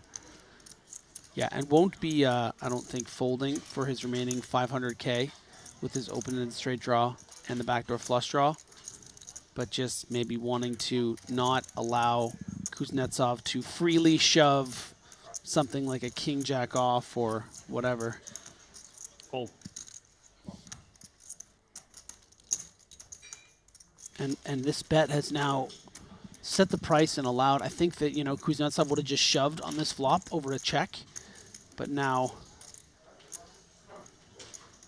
Sam Grafton with 50% pot left. Does he just put the rest in? Because I don't anticipate he would ever want to check fold, but he's going to have studied these spots. Yeah, there it is. He's going to jam. And Kuznetsov with a pair of sevens and a gut shot. Asking for a count to see if he's got the odds to make the call. Or perhaps be the best hand against the 10-9, which he does. Grafton at risk. 2 overs to the 7. Yeah, with the bounty in play. Can't fold a pair and a gut shot. And Kuznetsov knows that, puts it in. Grafton looking at that, seeing that's pretty good. I can hit a 6. I can hit a 9 or a 10 or a jack. Can he get there? He cannot. It's the king, and that is the end of Sam Grafton out in 9th. Sam. Oh, no, I got him. I take them, huh? Can I take them?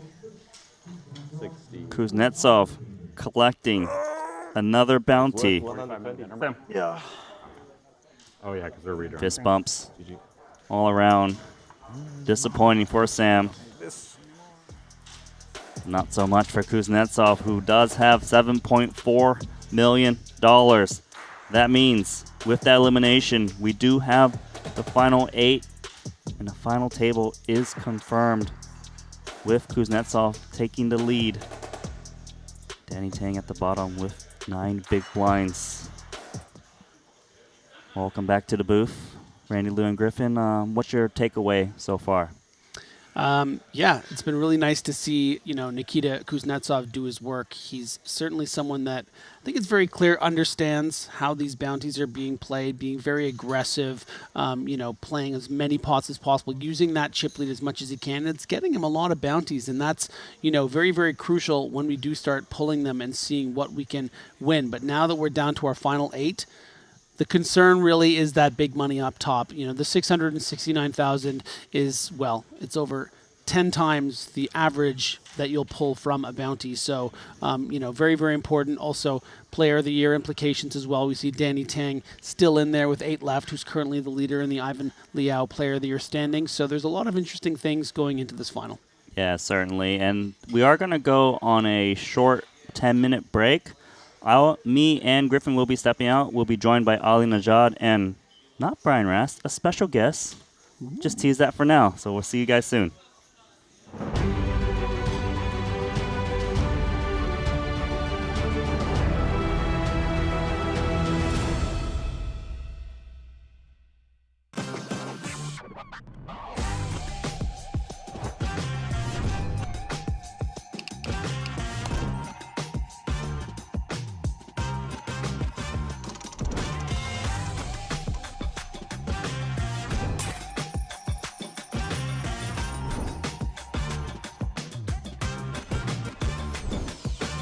Want a $50 Global Millions ticket on top of the full GG Poker welcome bonus?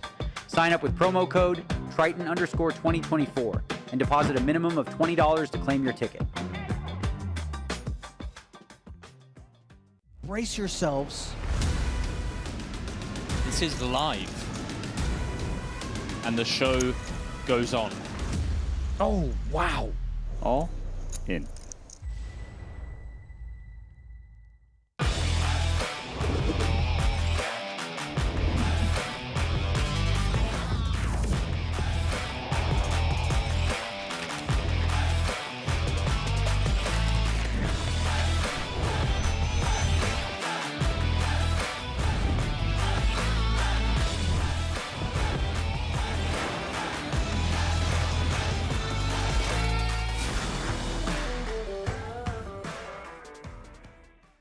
Welcome to BetACR EU, the premier platform for sports enthusiasts and the newest way to engage with the Triton Live Series. Experience the pinnacle of sports prediction where every game, every match becomes an opportunity for victory. At BetACR EU, your insights into the game transform into action. With exclusive action prediction options for the Triton Series, your player knowledge and predictions set the stage for unmatched excitement. And there's more. BetACR EU brings the world of sports to your fingertips, offering action prediction options across all major sports. Whether it's football, basketball, baseball, or beyond, your passion for sports finds its home here. Kick off your journey with us and get a 15% free play on your first top-up up to $250. Don't just watch the game, be a part of it.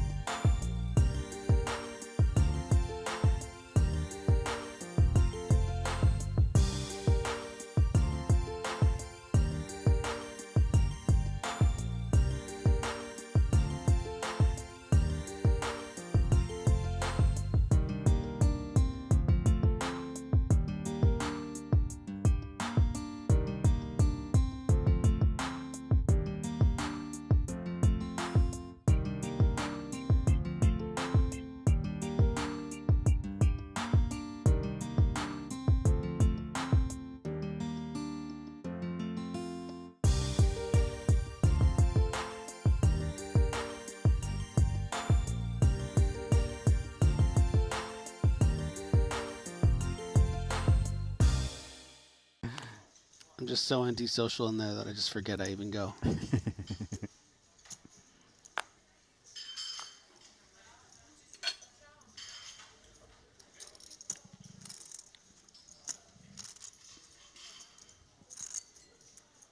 So we do have a question here on YouTube about, do we get to know what each mystery bounty envelope amount is, and when do we see? So only thing I know is that the smallest one's 40K and the biggest is 400K. Maybe you have an indication of what the rest are, but that's the most important detail, I think. And there's, okay, I've just heard from producer James here, there's a couple 200s and a few 100Ks as well. And we pull these the day after the tournament ends. Yeah, we're going to have a whole big party. Yeah. Ali Najad will be the MC host, trying to convince people to swap envelopes or whatever nonsense he does. Yeah. But that'll be a lot of fun. Actually, one of my favorite things to watch. We'll give you coverage of that later, not today. Yeah, I heard a funny one from one of the recent stops where I think it was Jonathan Jaffe that sold the EV of a couple of the things to a player and ended up making money out of it and stuff.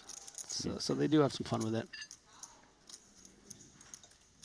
Chen jamming ace-king, and Zubov, who limped the button with 7-3 of clubs. He's got a decision.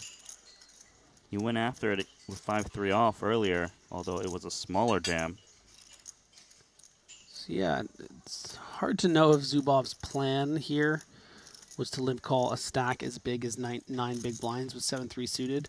And you know what? Does go for it. This was the plan. Let's go. Let's do it. We're here to get some pelts. We didn't limp this button to fold. So let's see if he can notch a knockout.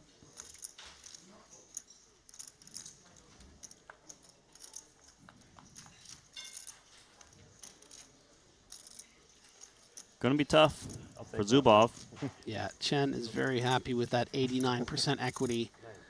Dead on most turns. Not that one. Opportunity and chop.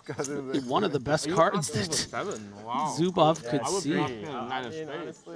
As long as I don't lose. 7-3 or a spade, and Andrew Chen either chops up or heads home. Well, full double up for Chen. 1.2 million. Card in the deck for you. Like That's insane. Just. No, nine of spades. Nine or five of spades. Yeah, 9 of spades. One more elimination. As our 15th place finisher is Shen, our boy we were following last level, another newcomer. Fold. Congratulations, you named penalty table. Zubov, pocket kings. Best of luck. Pushes in, gonna hope for a crying call somewhere. Yeah, and you can see just the shove. That's 500. Instead of, you do see some, Randy, you do see some min raising off 10 big blinds in our standard tournaments so that you can do some min raise folding, but these short stacks, no, they can't. They don't really want to do a lot of min raise folding, so this is the just shove, the balance shove with the kings, and Sam wants to do it. Naughty boy. Good fold. Would have been in bad shape. Try to push 40K to him, he's like, nah. So that's a good sign for you. Well, I'm not sure if he touched a 6 or an ace, but Dylan. I told you. Yeah, no choice. Go time. I And was hoping it now was magical for myself. Feel like he's getting looked up no matter what. Circle, yes. It doesn't matter what they got. It's okay to lend it out once. I want to see which one I touched if it gets called or doesn't. Samuel Jew might just want to shove here. I think I know the prop Yeah, order. it's an interesting spot. 16 big blinds. It's not like Kuznetsov is just going to call anything, but he also might. That's the guy on the table yesterday. To not get 2 bounties, it's possible. But just on the shoulder, just to be clear, Yeah, just I touched- not I touched him This on the King shoulder. 7 suited is Pre-flop, he got it at probably 7, going to it's be, like King Queen. I said, "You're going to you win." know, about breaking even against Dylan Lynn's range here. You're never calling hold and on. folding, but we Before are we going to go get to see that. what's going on here. Yeah, Andrew Chen called off Queen Jack of Diamonds against the Daniel Rezai jam, who held King 7. He could not get there, so Andrew Chen eliminated. Rezai moves up to 3.8 million in chips. So let's get back to this. Could be good. Actually, yeah, it could be the Nikita winner. That's right. Kuznetsov calls off Vinny 2 versus Dylan Lynn. I shoved, but the 6 could be the reason I win. I had the same too. I had 8-3. I had 8-3. I had the 3. I actually had it. 4, 2, 5. I also had a 3. I think I had Jack through. Oh no. Oh, wow. I mean, 0%. Not 0. Why? I touched the 6, by the way. Oh, and there's the king. Samuel got Jew renegade. would have gotten the bounty and the elimination. Well, that looked like it. You're welcome. Thank you. Shitty fold. Yeah, okay, Yeah, I'll and buy he the said bottom. I don't request it for free. Didn't like his fold now. King 7. Lucky for you, it's only $19.95 this month. Excellent. I've had a good week, so.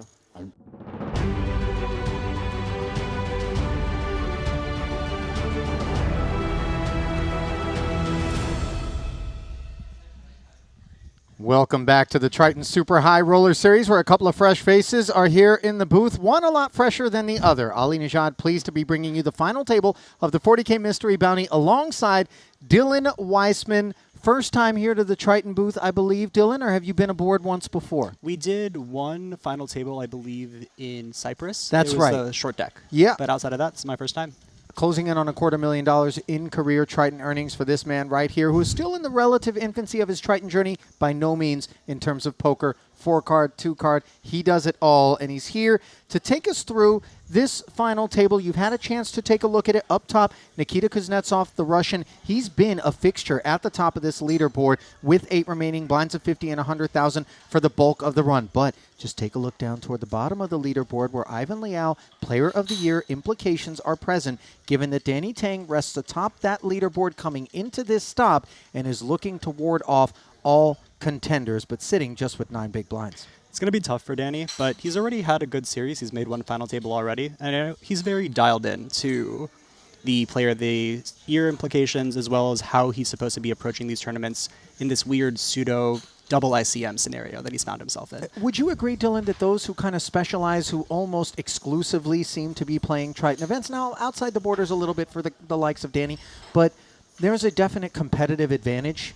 100%. I think that Triton specifically has its own metagame relative to other tournament series because the player pool is so much smaller, both in terms of the professionals and in terms of the recreationals that come. And so when you're really tuned into the player pool and you play a lot like Danny does, he puts a lot of work into his game, I think that he's going to be in a unique place to capitalize on the situation he's found himself in. Yeah, and obviously Count Steven Chidwick, who's just a click or two up from Danny toward the bottom of that leaderboard, as somebody who also is intimately familiar with this player pool. And of course, you can't count out Run Good like Chris Moneymaker's fourth, another final table here. Dylan, who would have thought? You got a giggle on your face. I know he marches to the beat of a different drum, but the man's getting results. I'm only smiling because he knows how much he channels his own Run Good. Like yesterday, I was in an all-in pot. He put his hand on my shoulder. I immediately doubled up. And I could feel it pulsing through me. It's palpable. The man knows how to sun run, and he's done it in the past. Listen, I'm not saying I ran a lemonade stand or two when I was a kid, but obviously maybe he should monetize that. Let's send it down to Luca Vivaldi for our final table intros. Event 5 here in Triton, Montenegro, is the 40K Mystery Bounty, has seen 151 entries. Tomorrow there's going to be a bit of excitement seeing who's going to win that big envelope of 400,000. But for now, please let me introduce you your final table of 8. You see number 1 with 3 million. From Germany, please put your hand together for Samuel. Samuel Ju coming in with 3 million in chips, over 300,000 in career Triton earnings, 4 cashes. From the US, in seed number 2 with 2 million, please welcome Dylan Lindy. Both Samuel and Dylan yet to earn a Triton title. This will be Dylan's 10th cash, a little over 830K in earn, already 22nd in the 30K. Our seed number 3 is from the UK with 1.9 million. Please put your hand together for Steven Chidwick. 1.9 million in chips, but almost $20 million in career Triton earnings for the 2-time title winner, who's hunting his 3rd here. This will be a staggering 39th career Triton cash. Our seed number 5 from Austria with 5 million. Please welcome Daniel Rezai. Daniel Rezai first popped up in Northern Cyprus in 2022, played 1 event, already has an FT under his belt in the 30K. This his 2nd thus far in Montenegro. In C6, we have our chip leader with 7.4 million. Please put your hand together from Russia for Nikita Kuznetsov. Well, he may be from Russia, but I'm not sure how much love he's going to be showing to any of these other players, all of whom he could bust and collect even more bounties than he already has here at his first cash of the festival.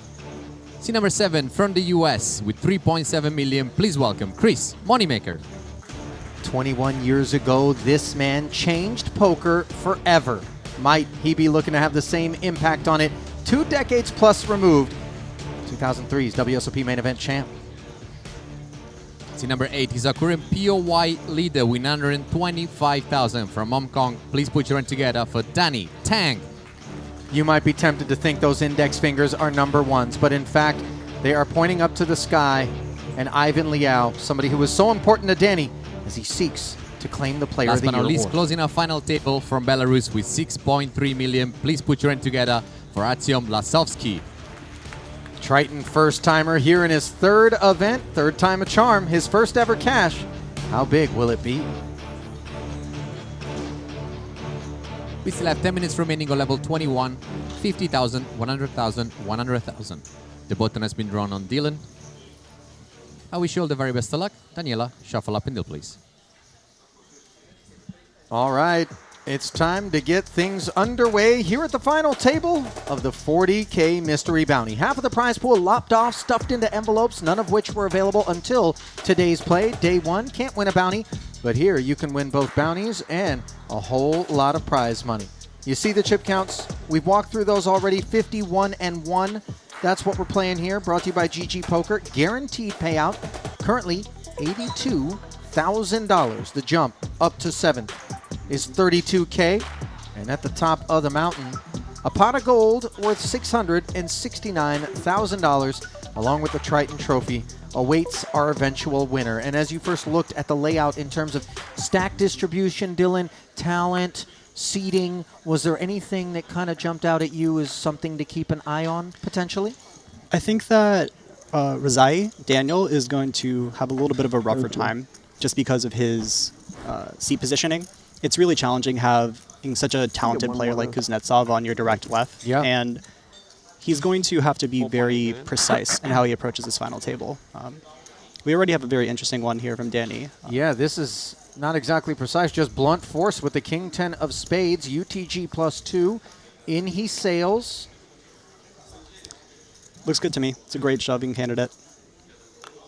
Back over to Rezai. 4.8 million. Deuce 5, not the one. Bins it. Oh, it's not 100K? Meaningful little start for Tang. Definitely meaningful. The bounty format at final tables is always a little bit funky, right? Because each bounty is worth approximately, I think, $80,000. I believe it was 64,000. Producer James, can you verify for us? Listen, I tend to trust you more than PJ over here. Yeah, no, I could also be wrong for sure. But that EV is not quite as meaningful now as it was maybe earlier in the tournament. And this is because? This is because the pay jumps become more relevant as time goes on. Right. On the topic of time, let's take a moment to acknowledge our official timekeepers over at Jacob & Co., who are responsible for some of the finest wristwatches, timepieces, works of art that you're going to see anywhere. Just feast your eyes. The Godfather piece, the Bugatti piece with the working W16 motor in it to the right of your screen right there, and of course everybody's favorite, the roulette wheel, the Astronomia Casino. Why play credit card roulette with the waiter when you can just fire up your Jacob & Co.? Strong. I'm saying. But you were going, you were talking us through why it is that the envelope EV rather is not as relevant now that we're at this FT.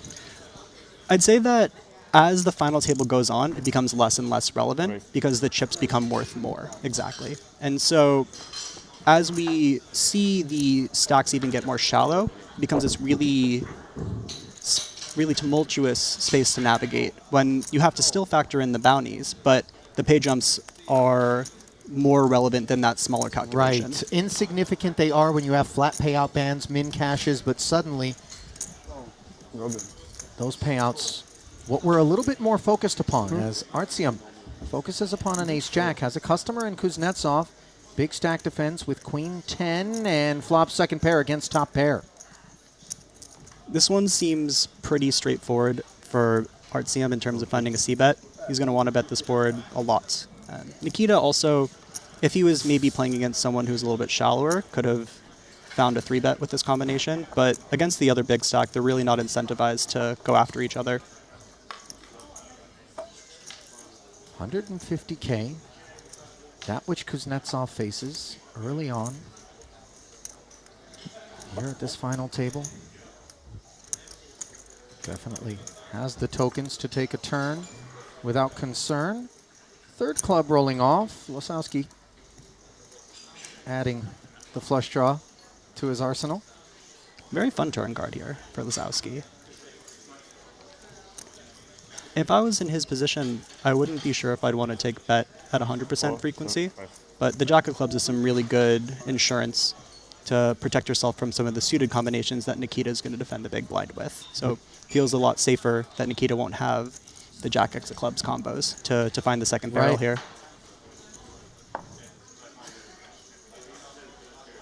Really tough spot for Nikita here. 10 of hearts, not a great card. Queen obviously is going to be good a lot, but I really like the fold. Very disciplined. Feels like a chess player's mind was at work on that occasion where you're always thinking moves ahead. You make that call. You know where the pot ends up. You know what kind of barrel you may face on a, unevolved board, for lack of a better way to describe it. And you think, can the Queen 10 take that heat? If it can't, am I really trying to call and improve here? And am I going to get value when I do? Exactly right. It's a really tough position. And as I spoke about earlier in the hand, these two are really not incentivized to tangle with each other. There's a lot softer of action that can be found in terms of the ICM positioning. So I really like the fold there. This is a tree that has plenty of fruit. It's a little bit more low-hanging for the likes of Kuznetsov and Losowski. Confirmed. Also, these short stacks, we were talking kind of about how efficient it is to call off for bounties. The shorter stacks are definitely worth going after still. The 10 big blind stacks, in terms of how much they're worth, is the low-hanging fruit that exists. Listen, Dylan, I've watched enough nature documentaries to know that even a full cheetah spies a, disabled gazelle in its dinner bells. You're not just going to mercifully step away. Is this what you watch from going the to sleep every night? Serengeti? Like, is this? Oh, man, I'm all about it. Battle at Kruger, OG YouTube all time. Yeah, 100%. Samuel's definitely playing tighter, and this is a really big 3-bet sizing. He went with the 4x, so to 800. Yeah, it's very sad to have to fold the queen 10 suited. It's all you don't want to fold when you can make a royal, but here Artsim shows some very good discipline. You trying to tell us you play a little video poker? Killing you over there, Dan? Me, absolutely not. Everyone I know who plays video poker just talks about royals more than the average person, because this is what they're after, and they actually hit, I guess. You can order too, Danny. I have. Oh, you ordered. This is what happens when you hang out with mixed players primarily. Yes, of course. It is how it is. It's like the ultimate, and then the slots, and then the video poker. It's just UTA. It's a different breed. I'm not Mr. Olympian. Imagine how much more money would be in the mixed game cash ecosystem if it weren't for the progressive jackpot and open face pie gal for ultimate Texas Hold'em and all the other sorts of indulgences. Really interested to see what Stevie does here.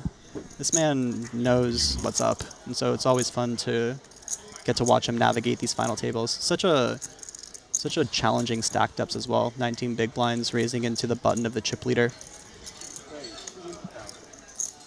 A tactician at all stack depths and in all situations. Chidwick, one of the most decorated and winningest poker players ever to take up the sport, game, whatever you want to call it. Something he takes seriously and does well. And here, Kuznetsov wants to tussle with the queen-jack suited, flatting the button. I was interested if this combo would get into 3-bet ever. Like I wasn't sure if this is a situation where you want to have no flats, but I can see the flat with this specific combo. It's also very interesting with Danny having 10 big blinds, because if he does find the squeeze here, Kuznetsov can very easily call off for 10 bigs. Ooh. Well, 3-bet territory for Danny Tang as he puts the little squeeze on with ace-10 off suit. Note he's got the best hand. Dead heat in terms of equity in a 3-way affair with Kuznetsov, interestingly enough. I can see Stevie getting away from this one pretty easily, and then Kuznetsov will most likely call it off given his chip position and given how much Danny has. This is a scenario where the bounty is very much worth going after. Right? Not a lot of big blinds. The immediate money you make from capturing that bounty is worth a lot. How much? This is salmon that ended up in the Grizzlies' mouth as he bins that King 7 and Kuznetsov, a patron. Miyagi palm rub for Tang. Team. I almost heard you said queen. No, team. No queen. Team. This is team. Oh. Team. Not all in ace. This is an ace. Team. Well, this is an open-ender. Just don't be dead on the turn, please. Don't be dead. Well, actually, I cannot be dead. You're not dead. Not dead. Fine, but don't be, none of that King 8 stuff. None of that. 7 of diamonds, please. Danny's camp okay. looks on. Keep it low. 2 of hearts, baby. You got me. Come on. 2 of hearts. Yes. Hey, please. Thank you. 2 of hearts. Oh wow! Careful. 2 of hearts. These prepays. Let's go. Some advanced tactics here by Danny. We're in this. Really make me nervous. He's Too late. He's dialed. There's a couple camps when it comes to being all in. Some people are the I'm going to lose every time in order to get the reverse juju. Yeah. I haven't had as much success with that one. I watched Nachito. He just always asks for cards, and he's so confident he's going to get there. And I really think that's a big part of his upswing that he's been having, is just constantly asking for what he wants. And I think Danny employed that strategy really well in this situation. It's incredible to me just how much yourself and all of these others who are so well studied in poker, the math, all of the fundamentals, have suddenly seemed to begin to dabble into the sort of supernatural realm. I mean, famously, Shaman O'Dwyer has tactics on a level no others do on the Triton Super High Roller Series. But if you watch a guy seem to effectively be invoking and employing these things, you're like, it's a free roll for me to give it a shot. It really is a free roll. And, you know, I'm not going to say it is a thing, but I would much rather root for something than against something, right? That just is going to feel better in my body, you know? I like that. I know that you're probably of the opposite in your general approach to life, but... Well, you know, you sat beside my mixed game. You've certainly borne witness to some venomous diatribes from time to time. Mostly from you. Yeah, you know. I'm an envenomator out there, somewhat of a king cobra. Not in that sort of flattering manner. Ace 10, Moneymaker. Wazowski's got a decision here. This one, I think, is going to call a lot, but can definitely get into 3-bet. And a lot of the people playing these tournaments have seen Chris, get a little out of line in some spots. And so I can understand why Wazowski went with the shove. It's a big one. Wow, Chris just snaps it.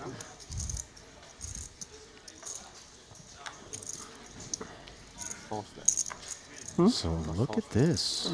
This is a huge situation for both players. They'll effectively switch their chip position at the table. You think Wazowski's surprised that Moneymaker was willing to sail in all of this extra? He shoved 34 bigs. It's a very, very big shove. I'm not sure if this combination is supposed to play a shove or if it's supposed to play a smaller 3-bet sizing, which is available to you at this stacked up the final table. Well, Moneymaker is sitting pretty right here. 977 does mean that RTM does have some escapes. Oh, spice. A third spade on the board, nut flush draw, so it isn't just the chops on his mind now. On his feet. Trying to get rid of Money Man. And instead they're going to carve it up. Running fours. I think on the turn, if I've got ace 10 off there, now suddenly I'm okay with the chop. There's a lot of spades. There is a lot of spades in the deck. I think Chris is just so accustomed to not losing that the chop, maybe for a lot of people, they're like, oh, I'm just happy to not die in this situation. Yeah. Chris is a greedy person in a good way. I think that he specifically wants to just get all the chips anytime he has the opportunity to, especially in these Triton tournaments where he knows that they're harder to come by versus a different field. We're going for trophies, and you were like, yes, with the trophy in your hand. You made your point clear after the first 25K final table. He probably didn't watch because there was no Russian translation of the video. I didn't, but... You know, I don't know how far back your absorption of poker goes, Dylan, but there was one gentleman who's since passed named Amir Vahidi. And he used to say that in order to live, you have to be willing to die. And he used to employ that kind of at the poker table. And Moneymaker, I feel like, is cut from that cloth a bit. 100%. Chris is not scared to get the money in. No. We played a lot together, and he is very willing to take risks and put his opponent in situations that they probably aren't as accustomed to in these fields. And when someone like Chris is running really hot, it's going to be tough to get them, tough to get all their chips. This is a big shove also here. Yeah. Quick fold. Heavy ammo has been on display. Samuel does not have to take a flop, unlike Wazowski before him. So he'll take the blinds and annies along with the opening 125K. It's always very fun to watch these final tables because you get a little bit of insight into players' overall strategies. Like, for example, that specific scenario, Samuel could have played a smaller sizing than going all in with the pocket jacks, and he chose to go all in. So there's a lot that goes into that, and you can really pull out a lot of their overall strategy, not in every situation, but in specific situations, by seeing what they do. Like in a blind versus blind scenario such as that one. The way you snap called with your plate in your hand, you were like, he was a little like, oh, I was like, okay, this is aces. I'd already made up my mind. He was going to ship or he was going to re-raise. He was going to get it all anyways. So. These guys are having a great time. I saw the look in his eye when I looked down. Mystery bounties tend to bring this out of us. For whatever reason, there feels like there's less of the intensity and the pressure. Make no mistake, they're taking it seriously. Of course. But I get that for some look reason, I agree with you. The vibe is lighter. You have a good group of guys here, too. Like Dylan Lindy, Steven Chidwick, Chris Moneymaker. All these people are so present at the table. They really enjoy it. I think it comes through in the overall atmosphere. Also present, a couple of nines for Dylan. Looking over at this small blind limp. 375. Fingers will be wagged. 375, the price of admission. Dylan, a very studied tactician, as you would say, using the smaller 3-bet sizing. Sorry, the smaller raise sizing instead of the all-in here. Pocket nines are a very good candidate to find inductions with, getting the small one to go all in, because you're going to dominate a lot of their shoving range.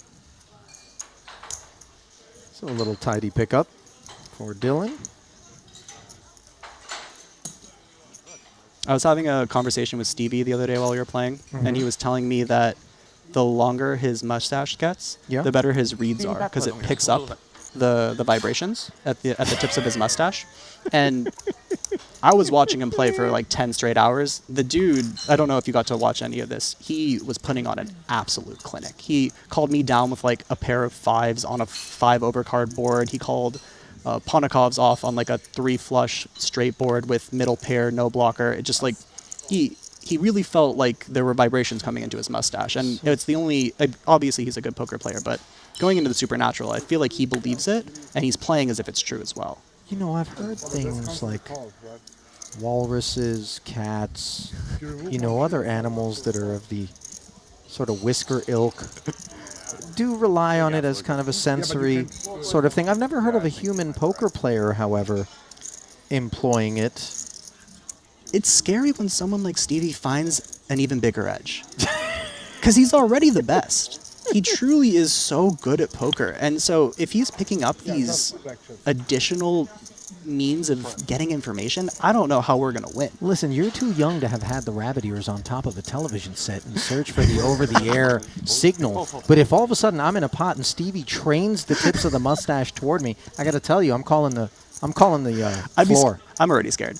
It's just, I'm saying. A couple of jacks here for Moneymaker. Potential patronage in the form of ace-jack out of the big blind for Stevie. Whiskers look to be dormant for the time being. A few whiskers on. Chris limps here. Oh, did Stevie just announce all in? Yeah. Yes. Over the limp. He did. Wow, Chris found the trap and got the money. I'm assuming this is going to be a call of pocket jacks. I mean, he's the covering stack right now. Take the bounty into consideration. Coupled with, obviously, picking up a pay ladder. He scares me, you don't. Unfortunate situation for Stevie. Ace-Jack is a phenomenal hand to go all in with, given that he had the 13-inch big blind stack. No, by the way, Chris not at risk yet. He's the man. Legend. On his feet. It's another tactic, right? You stand up, you win the pot more. Sure, possibly. 3.3 million in the middle. 6-4-3. All is well.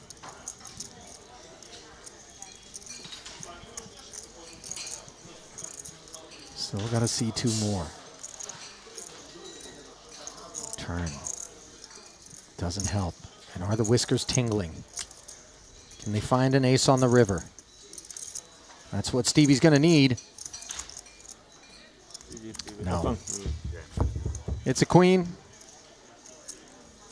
Chidwick telling everybody to have fun. Something tells me they will. But they're going to be doing it without the mighty Stephen Chidwick. He's a wonderful human to have at the poker table, and I'm so happy to see him go every time. Great person. Yeah, right. Absolutely. It's nothing personal, but man, is he a lot to deal with. Phenomenal human being, truly, in so many ways. Poker player, person.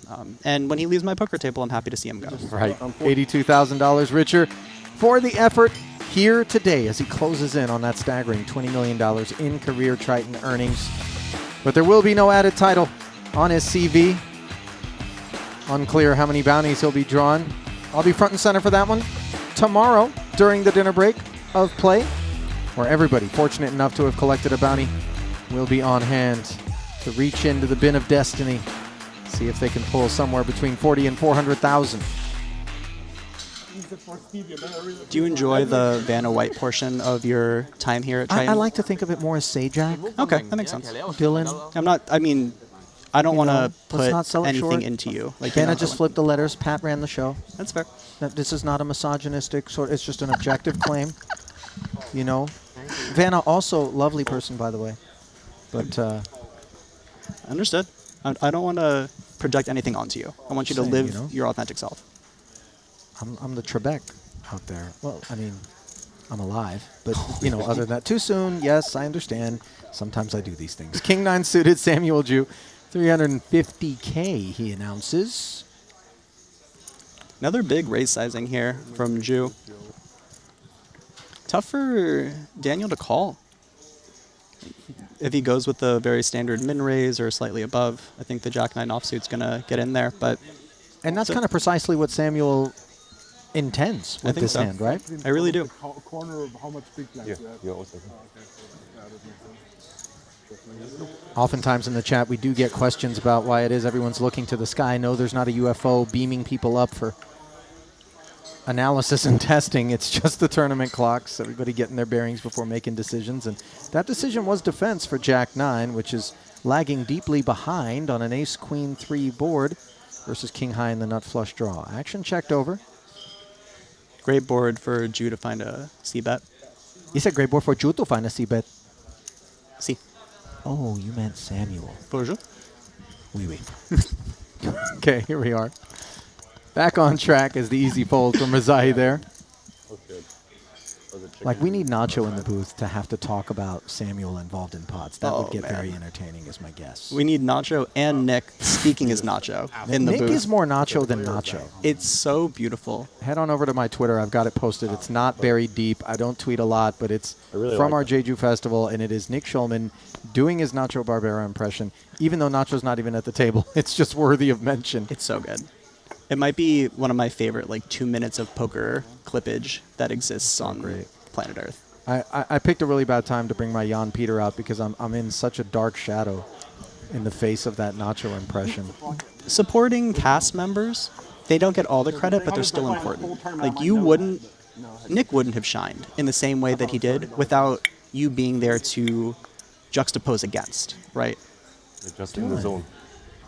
I want you to know that you can come back to this booth anytime you'd like. Thank you. And issue that sort of rainbow kind of happy joy wonderfulness that I'm deprived of here at this booth. I'll be honest, everybody else needs to take a cue from you. Thank you. And flattery will get you everywhere. 100%.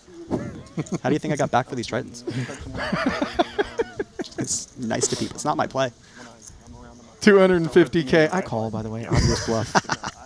Dylan takes us upstairs on the button. Questions being asked by the King Jack of Kuznetsov. Note the min raise here from Dylan instead of the shove into the chip leader. And then Kuznetsov also flatting instead of shoving. This is what we'd call a polar situation because Dylan's going to have a shoving range here and a min raising range. And the King Jack doesn't function very well against the snap calls that Dylan's going to have, but functions very well against the kind of bluffier combos that exist. Kuznetsov, I believe, has checked it over to Dylan. Both parties unimproved. Queen high rainbow texture, and into 675 comes Lind for $1.50. Very interested on how Kuznetsov continues here, whether it's fold or call or even a small raise. I think all three options are on the table.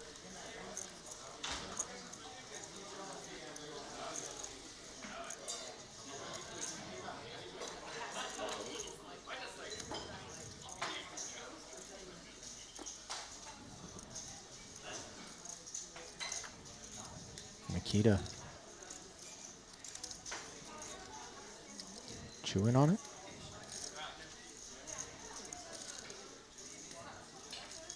It's a really difficult decision. The king and jack interact very well with the queen in terms of all of the very good hands that Dylan might have. Yeah, great find. Pressure applications by the big stack, who took a moment before deciding this would be the prudent course of action. And that is a disappointing development for Dylan, but obviously he could get a little cray himself if he wanted to. Not sure this is the candidate. Note the very small sizing also. You don't need to use a lot of chips at a final table to kind of make the statement that you're making.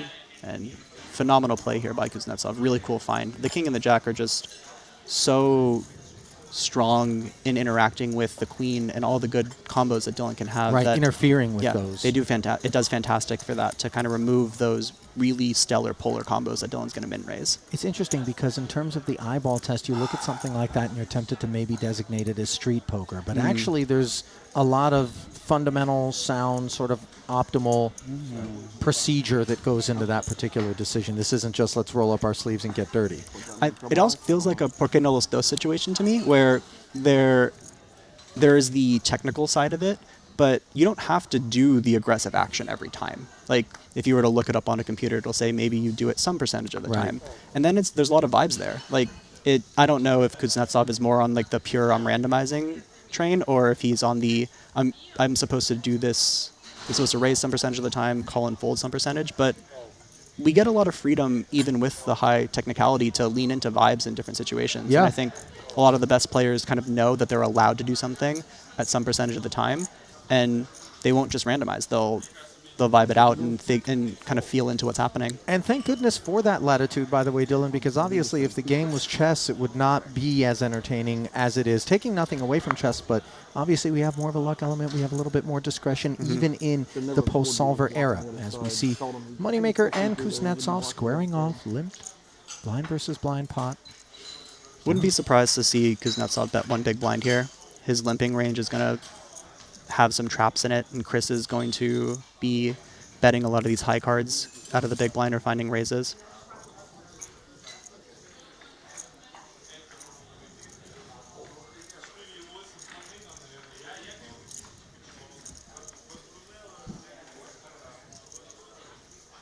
This is a very tough turn card for Nikita to continue on. Yeah, once we do get called on that board texture, we do have some concerns about how much credibility we can assign to ourselves as played. Sure, there's going to be some ace-X that limps from time to time, especially, I would say, in a customer-dependent fashion, because these two have tussled on the day a lot, and Moneymaker's had position, and he has shown a lot of aggression when given the opportunity. So, I completely agree. Yeah, Nikita on this occasion, though, just steps away. Manos arriba. Yeah, Chris is not a folder.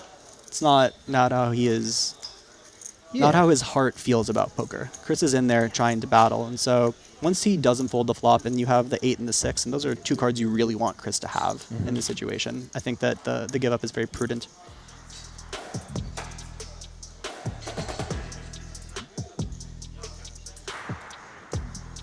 We'll peek at the chip counts. Absent one, Stephen Chidwick, who busted in 8th, first casualty on the day. 82 dime pickup, leaving the remainder of the field to enjoy a guaranteed $114,000. The on-tap pay jump is $42K. If you can slide into the top 6, all of that brought to you by Poker Steak. This is a very fun final table in terms of dynamics. You have a couple very, very studied poker players. You have Moneymaker out there who's just vibing. You have Samuel Zhu out there who I think is newer to the poker scene. And whenever you have someone like that at a final table, there's a little bit of a revolving energy around them, because in the well-studied category, the really good players, they kind of know what's up with everybody and how they'll be proceeding. But when you have these wild cards, it adds such a fun and sometimes confusing dynamic to these really, how do I describe? It's a different dynamic that you can't solve for, right? It's like, it's something that you just have to show up and do your best to adjust to on the fly, which is, as you were saying, something that's really fun about the game of poker. Yeah, it's nuance, I suppose, right? 100% nuance. Fun flop here. Yeah, Jack 3 deuce here, backdoor diamonds, wheel gutter, up against the nut flush draw, ace suited combos, squaring off for 250 ahead. This was an upfront open raise, the minimum, and then a flat by Kuznetsov on the button. Both blinds bowed out. This looks like a c-bet call situation from both players. Kuznetsov has a very nice combo to find a bet with. If Lazowski has a lower flush draw, you want to start getting money in there. If you get him to fold 2 random cards, it's also great. You only have ace high. And then Lazowski here, this doesn't feel like a check raise candidate to me, but looks like he thinks differently, finds the aggressive node. 650K, shooting it up here. This is some spice. I mean, this is the big stacks tussling, and as you touched on earlier, Dylan, unanticipated are these confrontations. They're sort of out of step with the implicit agreement by these two for the time being to allow one another to do their thing unimpeded. 100%, and this is a big sizing too. He went with the almost 4x raise over the c-bet. I'm really curious on the strategy for later streets. Wow. From outer space, the 4 of hearts, the spiciest card in the deck, is delivered to what was already a fairly seasoned dish, but now we're talking about a ghost pepper. 2.1 million in the middle. Nut flush against the wheel. Both think they've got gin. As we can see, Lasowski has tonic, and he's reaching for chips. After having popped it, he's thinking, there's no way this guy knows I've got a wheel. This is going to be a brutal one. When Lasowski finds the check raise in this situation and he doesn't have any pair blockers on the board, he's really expecting a lot of pairs to be, like a lot of Jack X to be in Nikita's range. Sure, with that maybe being Jack said, X with a heart given the continue for 550. Exactly. With that all being said, the heart is very scary because all of those suited combinations are going to be raising the button. This card might actually save Lasowski some money. Talk to me. Why? Because the 5 is a single card play now. Exactly. The ace 5 is one where you'd be able to use a large sizing. Let's say the river bricks out with a 9. You could go a much bigger sizing. But now if you're trying to get value from a Jack X combination, well, he even finds his check. That is sharp. Wary of what's got Kuznetsov still invested, deciding with 3.2 in the middle to allow Nikita to potentially dial up a price or take the check back. As we can see, it will not be the latter. I might have found a small bet on the river. Blocky? Yeah, like a blocky bet as Lasowski here. I'm not sure if that's correct in this situation.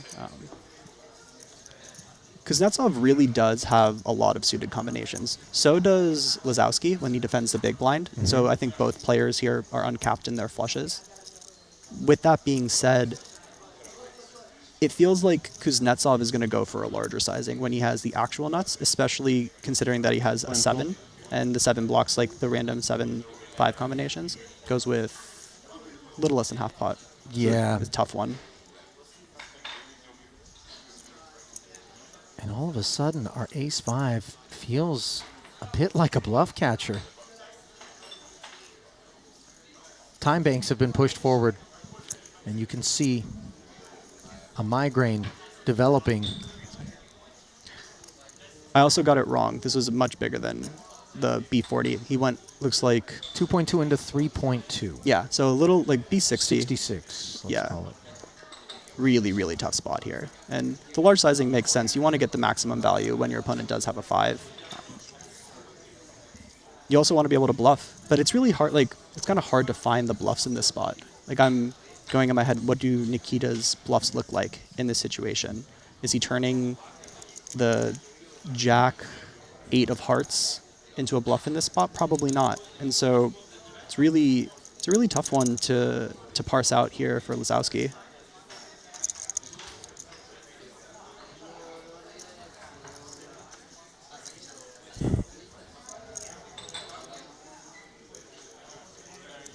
I think as Lasowski, we can assume that there are no sets in this sizing also. So a lot of the value combos have kind of just disappeared that we beat. And that is problematic because we are looking for hands that this 5 is going to do well against. And Lasowski finds the muck as we find Brian Rast back on comms here at the desk with us. Rasty, you were watching that one. I mean, wild. Okay. Yeah, I mean, it's a nice find on the fold at the end. Check fold, he lost nothing more on the river with a straight, you know? Somehow wearing a big smile. I don't speak Russian. Got it right. You're looking at me like I'm the translator. That 6 was a lifesaver, for sure, for Lasowski, because if the river bricks out, he's going to be betting at a very high frequency. What did you say? Straight? Ace-5. You had ace-5 suited? Not of hearts, right?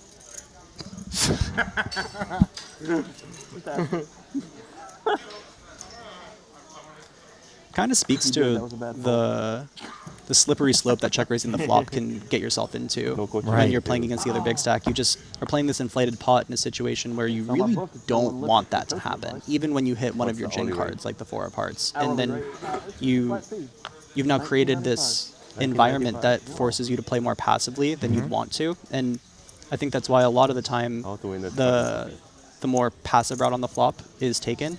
With that being said, both players know that that is true.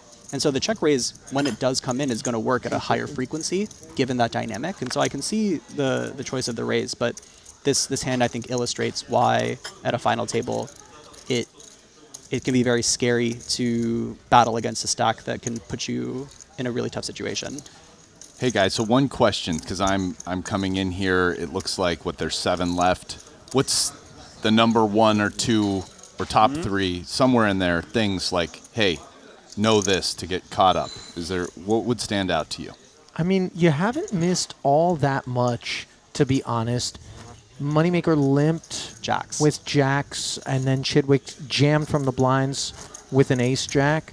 So that was kind of interesting, showing us that Moneymaker is going to be employing kind of a multitude of different approaches, but I think that's to be anticipated based on what we've observed from that seat, both here at this festival in general, prior to it, beyond Triton's borders, and en route to this moment here today. Okay, so yes, Chidwick is no longer with us, so I can see he didn't hit an ace on that one. Confirmed. Outside of that, I'd say all the players are playing good poker, very dialed in.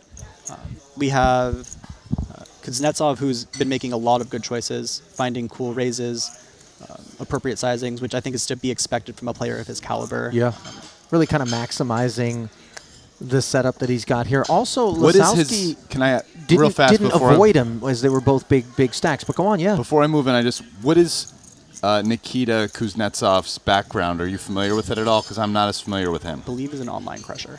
Okay, like No Limit Cash? No, No Limit Tournament. Tournaments, okay. I believe. I'm not as tuned in to that world, but in my little bit of research, he seems like a very, very good player. Okay. Well, he's got not a very, very good hand, but one that's certainly worthy of an open from the hijack he deems, and Queen Jack offsuit on the duck hunt is Moneymaker. This is where the big blind just passed the 7-8. Yeah. And by the way, these two in particular have gone at each other all day long. Money with position. Oh and my now God. bottom set against top pair. This is going to be especially challenging for Nikita because if Chris is playing the standard ICM GTO ranges, I don't think that ducks are flatting all the time. And so in the cutoff too, Yeah. as opposed to like the button. Yeah, and there are reshove stacks behind, like Danny Tang's. But this is a mystery bounty, so maybe this hand isn't as bad of a candidate to flat. Let's say that Danny shoves behind, Nikita folds, Chris now gets to call for a bounty. So I don't want to say that this is a 0%. I haven't looked at these spots myself, but it's just going to be really tough to put Chris on pocket deuces or even pocket fours. And when you have a jack in your hand, you kind of remove a lot of what you assume Chris's flatting range to be, like the king jack suiteds, ace jack offsuits, jack 10 suited combinations. You just have it in your hand. And so, and on top of that, Chris really loves to bet when checked too. That's something that I think we've seen through this entire entire festival. So Chris has been pretty aggressive all in all, Very. including pre-flop stuff as well. Like we've seen some rejams. He played a king 7 4-bet pot, I think, against the aces of Kuznetsov earlier on the day, which we all kind of were surprised by his choice to 3-bet and then call the 4-bet. I mean, it was ambition, but he's not afraid of dark alleys, can get into the streets, and here he gets an 800,000 after flatting pre-flop 275 and then having it checked to him on the flop. Kuznetsov taking the passive approach, called to 300K, now faces 800. It's a big sizing choice too.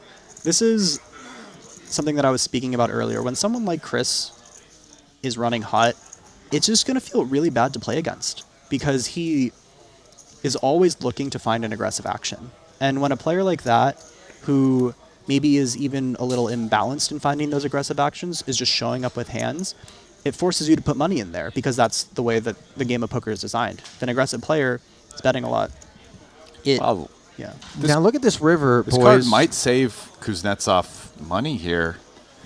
You know, as Pretty violent ugly card for him in his range. as violent as the deck has been in terms of flops over this last orbit, here it shows mercy yet again, potentially, Dylan. I see Chris betting again. Yeah. I really think that Chris is, and I think that he's going to find a small size too. Would be my guess. Trying to retain an ace. No, what I mean about saving money is, I mean, I think he can fold wow, he went now. big. Like he probably. Saving, saving the, Nikita chips is what. Yeah, you mean. if it's like a 10 on the river or a king or I mean, this is one of the worst cards for Nikita, I think. It's especially interesting when Chris uses this big sizing because I don't think Nikita is going to give him credit for having ace-x here anymore. I think that Nikita would give him credit for having like a small sizing with his ace, but he gets away with it.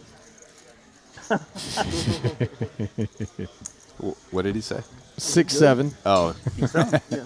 No. No. Was that Not good? this time. Wasn't your last time either. So chunky 2.5 on the end, trying to polarize and maybe get Kuznetsov to level himself into a call.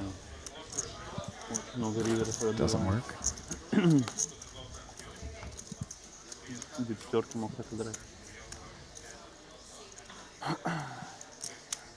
Yeah, the ace there versus a big bet, it's just all too much.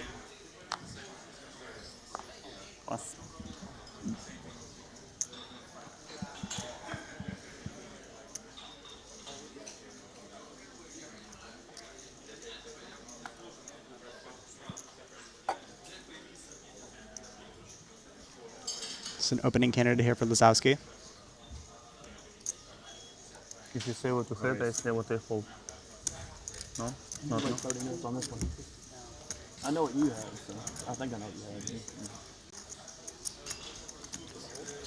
How much did they take out for the bounties in this one? Price is good. Half the price pool. Half? Okay, so bounty's worth like 20K in equity. 64,000, I'm being told by producer James, as they range between 40 and 400,000. Okay. But obviously a disproportionate number of 40K envelopes, only Yeah. one 400K. So I'm putting a lot of faith in him, by the way. I got to tell you, man's let me down before, but I'm going to go with 64K in EV. Don't make us look bad up here. Disciplined fold. Yes, but there was no bounties for anyone that busted on day one. Correct. Right? That's why it's more than... Yeah, exactly. Yeah. It's weighted. Very disciplined fold there by Dylan, the ace-deuce offsuit. I think a lot of players would, like for chips, it's a defend, but I think a lot of players maybe wouldn't find the fold in an ICM environment. So the deuce is just such an awful, awful card to have, even with the power of the ace. So Yeah, by the way, Dylan is the short stack at the table right now. 2 of 13 blinds was already out there. yeah. I think the man wants to be shoving and not calling at this point.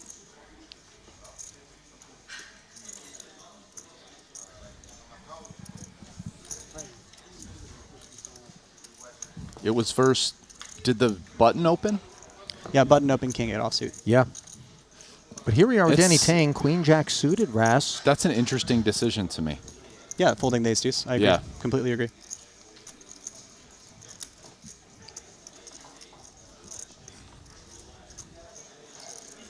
Razai. And I say that based on the location of the razor.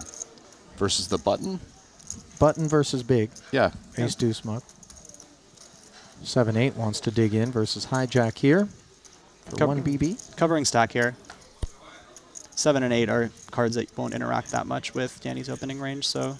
Both players with a gut shot on the King 9-5 board. Backdoor hearts for dessert for Danny. Action checked over. Queen high happens to be in front. Betting lead and position. I see Danny finding a bet here at a very high frequency.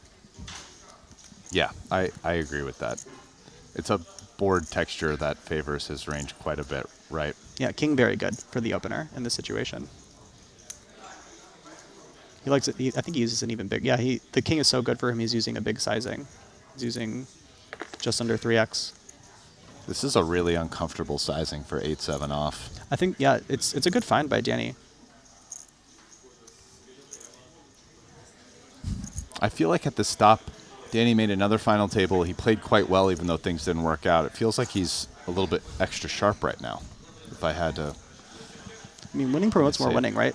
You're going to be studying a lot. No question. Yeah, and he every time I play with him, he feels very centered. I haven't seen him out of sorts in any way. I've seen him at the gym, actually. He was getting a long workout, you know, looks a little fitter. He was asking people to bet him that, like, how long it would take for him to get a six-pack, and I really respected that. But then it devolved into a conversation about how do you define what a six-pack is. And then that's a very poker. Well, if you want to know what a one-pack looks like, boys, feast your eyes. I got one nice pack for everybody who's interested. Do we already have the 18 or older warning on YouTube? Because if that's so, we can show the people. Like, if that's something that you want them to see. I mean, listen, I don't think anyone over 18 really gets down with my humor. I think it's an 18 and under environment for the most part. Sophomoric is my lane. We just don't want the strikes on YouTube, you know? We want to promote the game of poker. You know what we want on YouTube, Dylan? We want the likes. I got Rast in here. I got Weissman in here. You know, I mean, what more could you be asking for? Some of the best in the world, 100%. A mystery bounty event. Just click. I agree. Smash. Yeah, I think that the amount of energy it takes to touch the like button with your mouse is so small relative to how much good it does, not just for you, but for all of the poker community and the people that you care about. I mean, more effort went into grabbing this 800K and 3-betting Tang's Open. And by the way, Danny's got himself potential threat. Ace-Queen suited. See how he approaches it. Another 500 of 2.3 back on request right now. I wonder, is this different because of the bounty situation? This feels awful as Danny. Yeah, this feels absolutely awful. I wouldn't be surprised if pocket nines are indifferent immediately in this situation. It just feels really bad. Like, they're obviously not super deep, but pocket nines might be the bottom of the shoving range, but I'm unclear. The bounty definitely factors into it. There's going to be a little more aggression being taken, but yeah, this one feels awful. Yeah, the bounties are a little bit less important now because it's a final table, right? Yeah, Dylan The touched on that. 64K. The pay jumps are now maybe more to be focused upon, and he does release the 2 9s, and again, that dialed-in flow state sort of deal. It's on a very display. the discipline fold. I really like it, actually. The ace queen obviously we've seen that he's not scared to get in there with some aggression. He'll find the aggressive situations, but it's a tough one. Danny looks to be getting in there with some aggression on a plate of greens of some sort. Good on him. Healthy. And by the way, always good for your health to get in on Rush and Cash Fridays, where you can play with the pros. Get free dollars in today's stream tournaments on GG Poker, the official online poker site of the Triton Super High Roller Series. Cash drops are going to be doubled up to 120 bigs with GG team members at the table. It all happens on GG Poker's award-winning software. Hit them up today. King Queen. Danny, undaunted. Opens from direct under the gun this time. Lasauskas, ace-9. This would be a very spicy 3-bet. Yeah, from +1 versus UTG. Yeah, the 9, not a good card.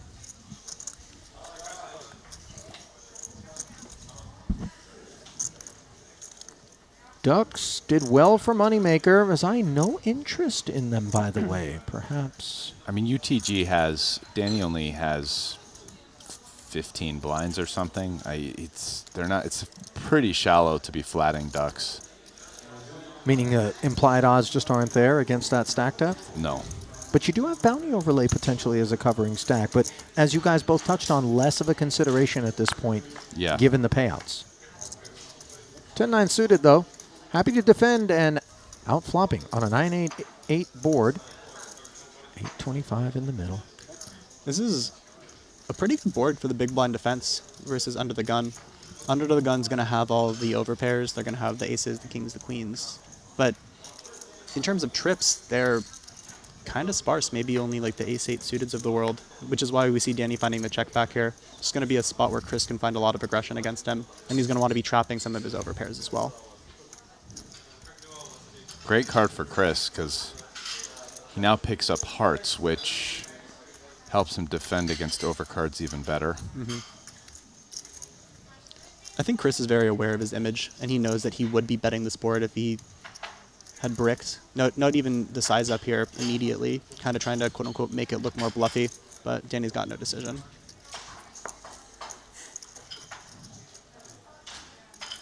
It's always interesting to me, kind of juxtaposing the thought process of someone like Chris and how they design their bet sizings versus the more solver-oriented players. Because when you hear Chris talk about poker, it's in words. It's like, I'm going to bet bigger to get them to fold more. Or like, that's kind of the description. Whereas a lot of the more technically focused players, their sizings are so much more designed from a overall range perspective. And so I love to see both schools of thought attacking each other, because you kind of have to do both. Like, if you're the more technical player and you're not understanding how the maybe more feel-based player is playing and how they're building their sizings, I think you will make a lot of mistakes by not adjusting appropriately. Yes, 100%. You know, something interesting about that too, I feel like Chris has a nice hand to check. I know he didn't do that, but we didn't discuss. Just you're going to bet a lot of nines, and you're going to bet a lot of flush draws, but in particular 9x with hearts seems nice because you have a nice hand to show down. You kind of want your opponent to maybe stab in some lines where they're going to fold versus your bet. Completely agree. Speaking of nice hands. Oh, here we are. I wonder if Chris finds the limp. Such a great hand to limp. Small raise. That's sketchy. That scares me immediately. If I'm Yeah, Danny. and 75K from the small. Now look at Danny, by the way. He's not afraid to kind of dress you down. Got the optics on point. I mean, Danny's scared immediately. Chris is using a small opening sizing blind versus blind. Wow. He's more scared because he's staring at RoboCop. You guys remember I'm just saying, this is Futurama. Yeah. I think it's probably set off some alarm bells, but I mean, asking to fold King 8 off to 2.5, it's... No. I'm not saying to fold. I'm more saying that my brain would already be like pulsing a little bit in this situation. Your heart might not be pulsing too much though on a 9-6-3 board, which is dusty. And look at Chris. Little checkaroo. Here, kitty, kitty. Ace of spades in hand. This is sharp from Chris. Yes, this is a good find. You want to keep in some air, and the pot's already so big that if our opponent has a pair, we might bust them anyway, especially if it's a 9 or whatever. 100%. Don't need to bet. Yeah, I like this play. Tang checks back and does not take his eyes off Chris. Does pick up a gut shot on the turn, courtesy of this 5. 900 in the middle. Now Moneymaker. 425. Decides to bet, guys, and as you construct range based on pre-flop raise, check that board, now fire 425 on the 5 of clubs, where are we at? Well, I'll tell you what. If Danny is super suspicious about Chris's pre-flop raise, he definitely folds here. I agree. King high with a gutter, you could talk yourself into floating in this spot, but like if you think your opponent's strong pre-flop, bladed, as they say, I think you let it go. So let's see. Yeah. Great read by Danny. In terms of how to construct the range, I'm honestly not sure. It's one of those situations where I think someone like Danny, especially, who's so tuned into the dynamics and how Chris is playing, and I really think that it was a situation where he kind of, quote-unquote, felt out what's happening, because it's going to be hard to linearly create a range for Chris. Well, here's what I love about that, because I think it demonstrates just how effective Moneymaker's approach can be against these, very GTO-laden fields, because it isn't as though you lack the capacity to construct a range nor rest, and yet you observe something like that and you're left a bit discombobulated and going, what is happening across the way? And that is precisely where Chris flourishes, I think. I completely agree. The issue with that is that it's a double-edged sword. Right. Because if someone catches what's going on inside your head and they can kind of feel where you are, they're just going to absolutely rip you apart because you're playing so exploitatively. I think Dylan's got a pretty good shoving candidate here.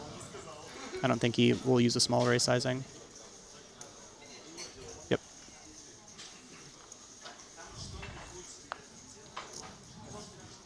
Just leaves himself 150K back in case of emergency, but who wants some?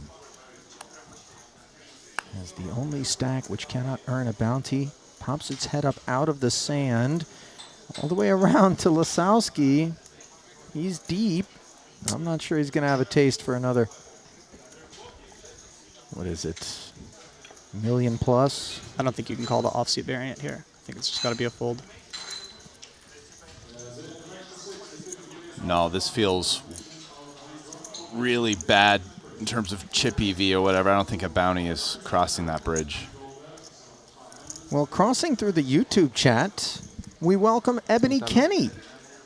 By the way, who was out there watching, participating, engaging, answering questions. Welcome, Ebony. Hello. She, of course, had one Cinderella story after another. Great person to root for, Ebony. In Lovely, her, lovely, lovely person. Triton debut, played the 2022 Cyprus Festival, 5th in a 25K 8 max for 240K. Then in the $200,000 buy-in Coin Ribbit Invitational, she placed 5th, winning $1.7 million. Truly a dream come true. Math is not so easy Her hair game was fire at that festival too. She had like the done-up hair. It was fantastic. Oh yeah. Double checking all the I believe there's a documentary about that on YouTube. I think I did see, I think ACR made it. Yeah. Phil Nagy had been... Which we can talk about because they are one of our sponsors, assuming Sure. we can plug the ACR brand here. There was a camera crew following around all of the ACR pros and people who had made their way there to that event, courtesy of packages that were being won. Note the flat with the 10-7 suited from the cutoff by Chris. This is just... This is wild. It's some spice. Danny has a fantastic shoving situation because Chris is going to be flatting so much wider than anyone else at this final table. So you're getting this added overlay, I think. Obviously, traps will still exist because of the bounty situation, but Pocket Eights feels like too strong of a hand to not go all in with. Yeah, agreed. And so does Danny. I wonder what Daniel's going to Rasty, do. are you doing the thing where you yawn in the middle of analysis again? Cut it out. Sorry, buddy. You need a mochaccino? You know, I've been peddling these You know, things. You I think might I had go a kickback alcohol deal tonight. Ooh. I had a glass of wine at dinner. I might just back that Ras, up that's with a number depressant. Let me get a little caffeine going. I'm telling you. I'm okay with the tipsy wraps in the I'm food. the local street pharmacist. Gentlemen, keep it together for me. Danny jamming it, 1.3 plus. He's not under the influence of anything other than 2 red 8s and a sense that this is the spot. I mean, listen, Daniel is getting a decent price here. What, he's got to call 1.4 to win 2.3? No, he's got to call 1. Oh, no, sorry, 1. Yeah, 1.1. So, yeah, it's sorry. Yeah, better than 2 to 1. I think he's just sketched out by Chris's flat call. It feels really weird. We just got done saying he's flatting really wide, though. I agree, but Yeah. that doesn't mean that the traps don't exist, and Chris has you covered in this situation, and there is a pay jump that will exist when when Danny gets busted at some frequency. With that being said, I think that it's kind of what we were talking about, or what Ali was talking about. This is not a situation you'd expect yourself. Like, this is a mystery bounty final table where there's someone playing a flat in a situation that it shouldn't ever really happen. And so it's just weird. It's a weird spot. Good call. Good find by Danny. Yeah, I here. was wondering what he was going to do. It feels really close. Like, I think ace-jack suited is pretty clear. I think the plan here is call and then fold to shove if Chris shoves. Because he can put enough in the pot here, getting the correct odds, especially considering the bounty. Wow, Chris is finding call also. This is mega spice. Okay, let's go. So the big stack wants to tussle. We're going to have ourselves a dry side pot active between Razai and Moneymaker. It's hard for Chris to win this. Yeah, I mean, undercard to the 8s, a dominated 10. He's in awful shape. You see just 12% in a 3-way affair. Yeah, the 2 8s are also Chris's straightening cards, including the 8 of hearts. Yeah. So this is a tough one. So 4.5 million chip main pot is complete. 2 spades on the board. 2 deuces as well. Razai with the flush draw. 8s hanging on. Daniel Checks over to Moneymaker. In these dry side pots, when chips enter them, we generally have the sense that the range is strong. However, a check back from Chris, and now a disastrous ace on the turn if you're Danny Tang. Look at the 95% that card gives Rezai here. I think Rezai finds another check here also. Agreed. He has spades too. I mean, it's so clean. Okay. Now the nut flush comes right on in. What are you hoping to get called by? I guess if Chris also happens to have an ace. Yeah, I think he's trying to get called by like the ace-X suited cards. Like ace, if Chris somehow has ace-5, ace-6 suited, that shows up here randomly. You'd be bluffing? Yeah, I like the small sizing too. Oh, yeah. Ace is good. You saw Danny go, could you possibly be bluffing? Clearly, that barrel into a dry side always leaves eights with doubts. Big pot. 7 10 of hearts. $114,000 plus some points toward the Ivan Liao Player of the Year award for Danny Tang here at the last stop of the season as he tries to ward off those that nip at his heels. Do the bounties count for the Player of the Year? No points for bounties. Got it. I thought the flop was 10 high at first. That'd be so dirty if somebody just pulled like a 400K bounty and beat you in the Player of the Year award from just stone luck. I completely agree. So out the door goes a whole lot of intensity and a whole lot of titles. One Danny Tang, who always brings every ounce of himself to every one of these Triton festivals, leaves nothing behind, but on this occasion leaves behind 6 others to do battle as he collects his second cash of this festival. 2 for 4 already. Second final table as well, but there will be no 6th title here in his 32nd cash. Closing in on $16 million in career Triton earnings, boys. Triton does really well with the bust out montages. Like they like the editing and the pacing of them. You can like if you're gonna die, at least you're dying with class. You know it's what I'm all saying? me, by the way. I write, produce, edit, shoot. I don't have anything to do with them actually doing that. I don't know, something 20. It's okay, no one believed you did. I was so excited by more of your artistic talent, like when you're so channeled into one specific artistic medium, there's not an expectation that you're supposed to flourish into others. You know what I'm saying? It's like you can stay where you are. That's right. Yeah. Dylan? Yeah, you know what I'm saying? I'm holding it down here on the play-by-play for it. Wow, look at that. You know what I'm saying? Yeah. Dylan found the most polite, amazing way to say, yo, buddy, stay in your lane. Okay? Because Ali was all of a sudden feeling good about it. Like, yeah, you're right. I am going to stay in my lane. No. Good point. We got to put Weissman in the UN, man. There's some diplomatic talents there that really the world needs. Yeah. You know? In between Triton festivals, get in there. If you wanted to branch out, I'm sure some people would support you. There's a base of humans that would. When you fold, don't. You know, that's kind of I the kind of sum felt like, you know, one or more. No, I'm know. being facetious. I know. Rezai not being facetious. This is legit. King, queen suited, under the gun, open. Kuznetsov, pocket tens. Not at all bothered by a 9-high rainbow board after flatting pre-flop. Note how strong the flatting range becomes, by the way, when you're the 2 big stacks and you're the in-position player. Yeah. 2 tens is a very good hand, but it's not a hand that wants to get in however many bigs. Like they have 40-ish big blinds. He's flatting jacks. Yeah, I agree. So, yeah, I agree. It's something I think that is a little bit surprising sometimes for non-tournament players. Completely agree. 40 big blinds is a lot at a final table. It's really worth it to not inflate the pot in these situations with hands that don't do well, especially because when you have 2 tens, there's a lot of 4-bets that'll exist as a bluff in Daniel Rezai's spot. Great sizing on the flop here too. I think King Queen with backdoor flush draw comes along for this sizing. I think it does too. Oh, he finds the check raise. Okay. Spice. They're here to play, boys. Daniel's a very good and aggressive no-limit hold'em player. I've played with him a decent amount these past few days, and he is always tough. He finds the aggressive nodes in situations where it's very uncomfortable. This one particularly is interesting because it feels like Kuznetsov does have a lot of nutted combinations. He will have the 6s and the 9s, and I believe even the 4s for 40. Unclear about that. But so the check raise here is especially strong when you're raising into a range that has these polar combinations that exist. But yes. Yeah, the king and the queen of spades is a good combination to choose, as Brian alluded to, with the 2 overcards, the backdoor flush draw. We do see a continue here from the 10s. Yeah, the nice thing about the king-queen is also, you know, you might be getting ace-high to fold if for some reason Nikita stabbed ace-high, yet at the same time, the king and the queen are probably both clean overcards to 10s and jacks, or a hand like ace-9 suited. I think it's a great find. Yeah. And now I think we check here, as Rizai, this is a really scary board to continue betting on once the check raise has been called. Yeah.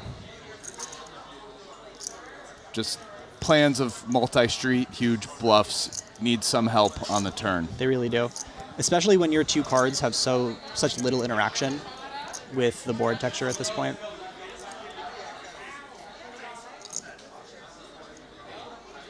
Does Kuznetsov find a bet? Protection-ish, or does he just check back? It's a really tough one. I don't think that I would bet this combination here. But if the small sizing is really clean, because it does what you want it to do, which is deny equity from these 2 overcard combos. And then if you somehow get double check raised, which should happen at a very low frequency because the jacks, queens, kings, and aces combos might not even check raise you here on the specific run out. So you kind of set your price for a continue. You deny equity from these 2 overcard combinations, and you can check back river at a high frequency now as well. Yeah, betting small is a really nice find there. Yeah, really cool. I agree. Really cool. You can tell, you can just tell how well studied a player like Kuznetsov is. Just the logic behind the small sizing in that situation when you think through the ranges, it's so clean. And it allows for a very simple yet effective approach to a hand that has really intense implications at a final table. A question would be, because you used the word well-studied, and it is perhaps true that he got that from studying, but I also think that's something that's kind of intuitively, obvious isn't the right word, but intuitively logical. Like it makes sense if you're in his seat that you might be able to intuit that in the moment as well. Like, what are you trying to do with 10s? Or like, if he says, what am I trying to do with my hand here? Okay, a small bet would really work out. Does that also work with other parts of my range? Yeah, like a set doesn't mind either. Like, why not? I agree that the logical approach is a good way to find that sizing. I think that by being more well-studied, your probability of finding those spots and that those logical ideas goes up over time. Because that logic is, it really follows when you put in the work. Like you can get to the logic on your own, but if you've looked at a lot of these situations, you'll come about them and remember them and be able to execute on them on a way higher frequency than someone who's maybe just brain solving on the fly. 2 queens over the top of the Kuznetsov open.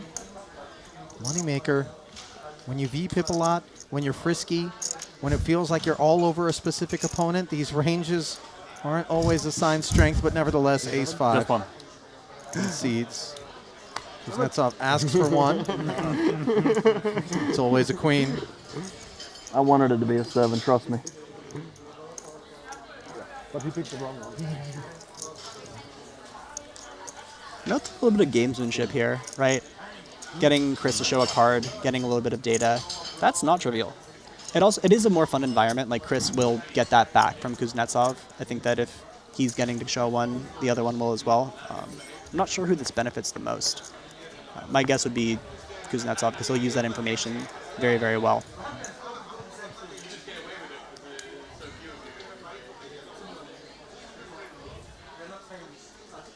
I think Kuznetsov has navigated Moneymaker remarkably well on the day. I mean, and it isn't an easy feat. I mean, he really is throwing different looks at you and tough to kind of work your way around, even as a big stack, because he's unafraid, he's sticky, and, you know, he's not reading the same Bible you are, perhaps.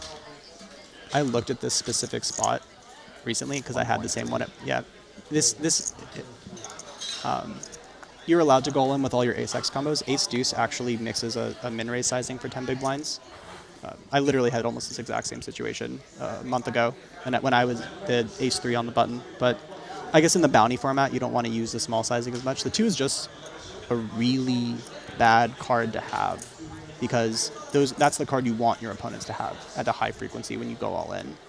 But I can see a shove as being good too. I don't see him calling here with Jack-10 off and a player behind.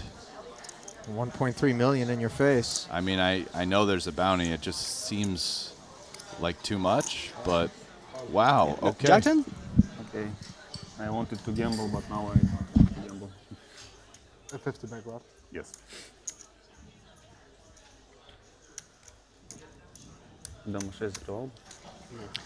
Maybe they still are valuing these bounties a decent amount. Jack-10 just does really well against the shoving range also. If Dylan's going to show up with like the 10-9 suited, 10-8 suited combos, you get to dominate at a frequency. So I think that the Jack-10 for a 10 big blind shove, it feels pretty good, especially given the bounty. King, King, 6, a couple of spades, as Razai did indeed flat.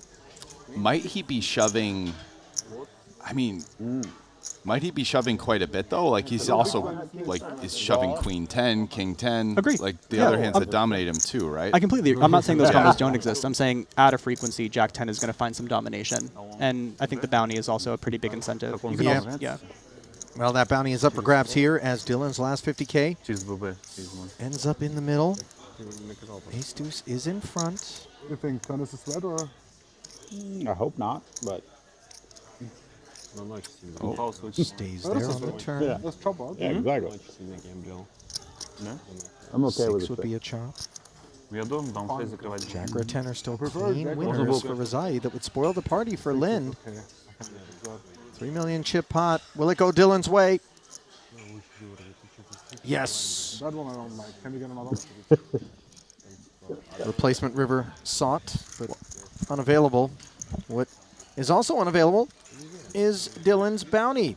That was a big sliding doors moment, though, because let's say that Daniel folded the Jack-10 off. I think the big blind with the bounty definitely calls the Queen 6 suited, and Queen 6 won that because it was King, King, King 6-4.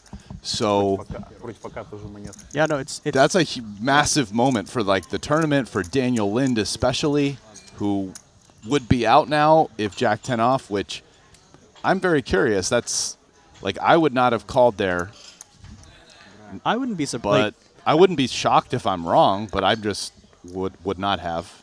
I don't know. Razai is I think in the camp of very well studied. He plays I think he puts in more volume in these live no limit tournaments than pretty much anyone. But what about bounty tournament? Like I mean, if you're in the international player pool, you're going to have a lot of experience with bounty tournaments. And like this is, I think the majority of bounties are progressives and not static mysteries, but there still is that component of being able to adjust your calling ranges given the additional equity that shows up.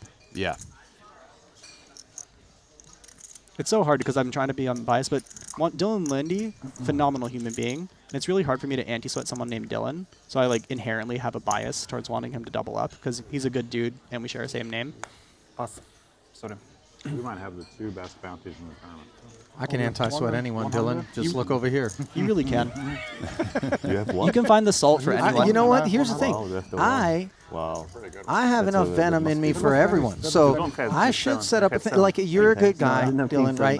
You need to anti-sweat someone. Send me a text, right? I'll run right over to your table. You just put seat number you need me to anti-sweat. That's what I'm going to do this summer.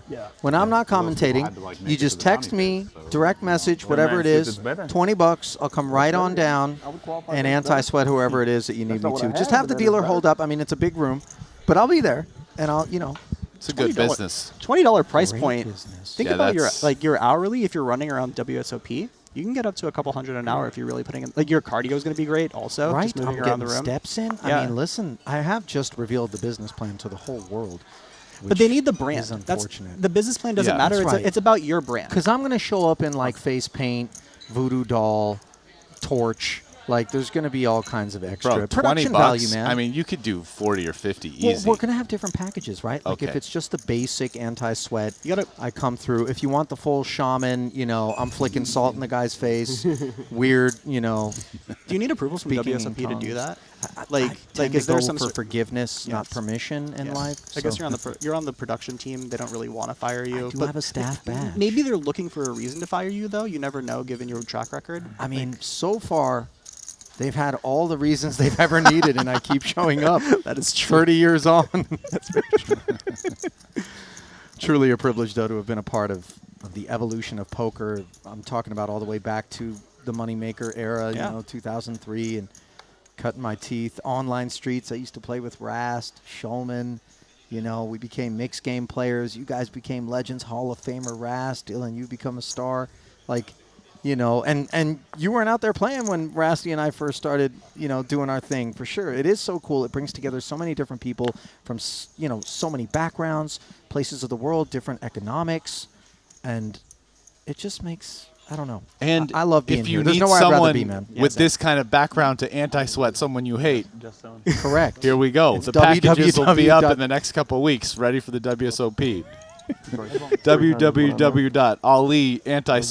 www.aliantisweatsyourboy.com. That's what I'm saying, man. This is crazy. I mean, if All-American Dave can put a few shekels in his pocket, so can your boy.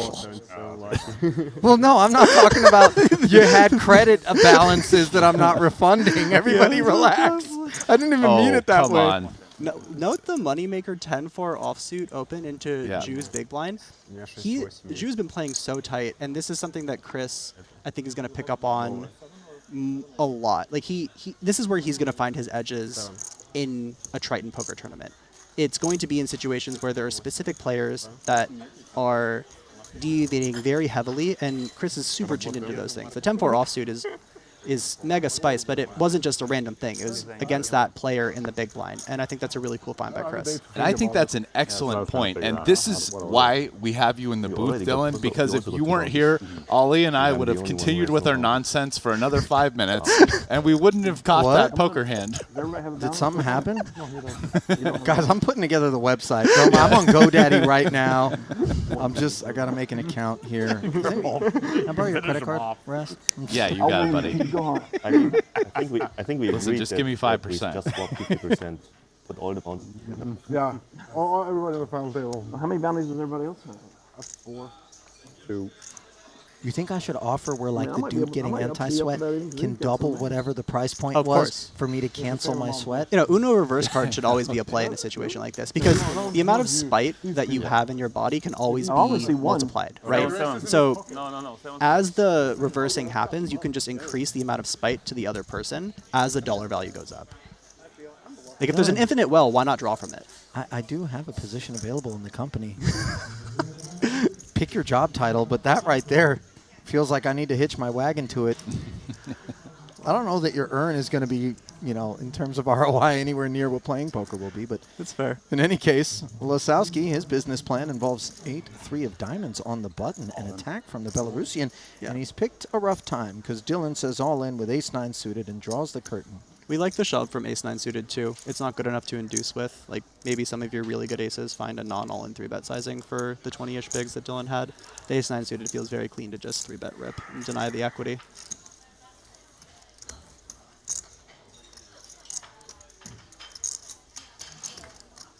The 8-3 suited button open is? Spice. Okay. Yeah. I like it. Yeah, it's some spice. Suited. You know, we like suited combos. Art's not here. Art seems not here to, like, fold around. There's been multiple hands here, like the ace-5 suited hand, this 8-3 suited hand, where he has shown a very clear proclivity to find the aggression when a lot of players, especially in their first Tritons, as you were mentioning earlier, might have taken a step back from it. And he's leaning on shorter stacks, the two shortest stacks, but not so short that they, you know, they're feeling ICM pressure. They want to stay alive. Yep. Well, I got to say, this doesn't look like the sort of chip graph of a man who's not getting involved. Yeah. Some peaks, some valleys, some spikes. He had a one big, he hit a almost double knockout. That's where his one big spike came from. got it all in with 8s against 2 ace-X combos and flopped an 8 and got 1 bounty and left the other one very short. Yeah, it was Alexander Zubov with ace-queen, Danilo Velasquez with ace-4 up against Losowski's pocket 8s. And if you're wondering, well, how the heck do we know that? I direct you to the Triton Poker Plus app, friends, free of charge. It's the exact same resource we use here at the booth to bring up things like that and create context. Meanwhile, Moneymaker creating a buzz, as always. An opener with ace-6 offsuit here. Zhu, queen-jack suited, played as a flat. King-jack suited for Razai, closes the action. And it's a 3-way affair. 1.1 plus in the middle. Wow. 2 6s and a 7. Money hits trips. Nothing really to speak of for the rest of the field, though. 1 club on board. Oh, I want Chris to check here. Yeah, I like check with his hand. If Jew has an overpair like 8s, 9s, he'll bet it, so you don't need to bet, and why don't we keep in nothing? Yeah, I agree. Also, Razai is going to have a lot of combinations that once we check flop can find turn stabs here. Yeah, that's another good point. Also note Razai just flats the king-jack suited pre-flop. I think he's a little sketched out by Zhu flatting the button. That feels pretty bad. And he might get away from it here. And no backdoor. Yeah. This would be losing the absolute minimum with a very premium holding. Great fold. Chris obviously is allowed to c-bet the 6-6-7 board. Like he has all the overpairs. It's not as if his bet's bad by any means.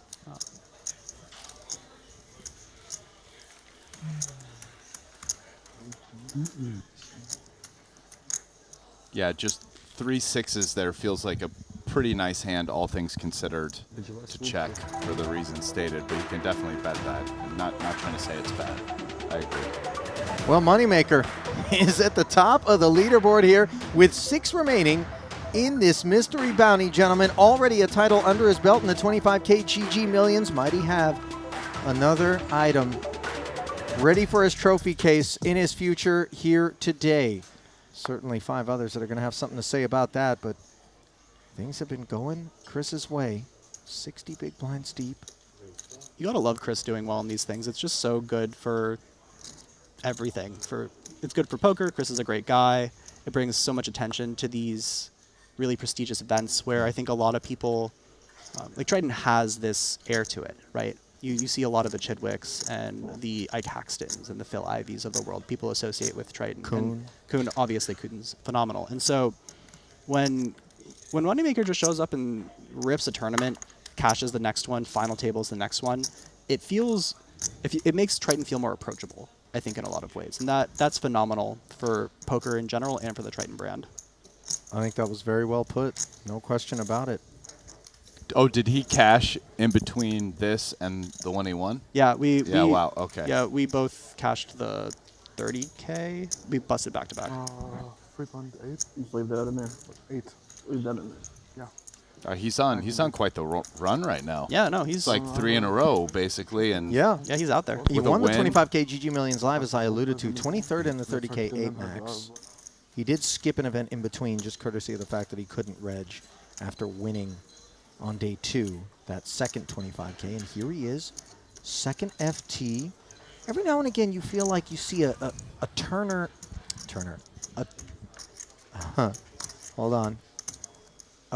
turning stretch. Yeah. That's what I'm looking for. Yeah.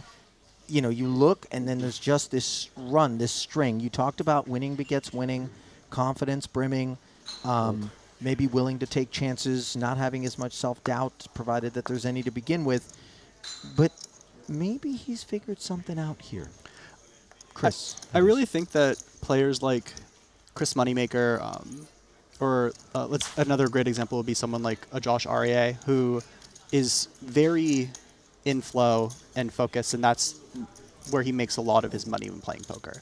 And when someone like that is winning, you're going to trust your reads more. You're going to lean into your intuition more. And that feels so much more powerful for someone like Chris versus someone who's maybe more solver-oriented, because you're leaning less on your intuition, more on the math. Whereas Chris, I really, like, obviously variance plays a huge role in something like this to be able to win a tournament, final table, like one later. We're not going to negate that as part of the equation. But we also, I think, have to add in how just how much more important being in that flow state is for someone like Chris than a poker player that is more on the mathy side. Great shove, by the way, with sevens here. This is a really good find.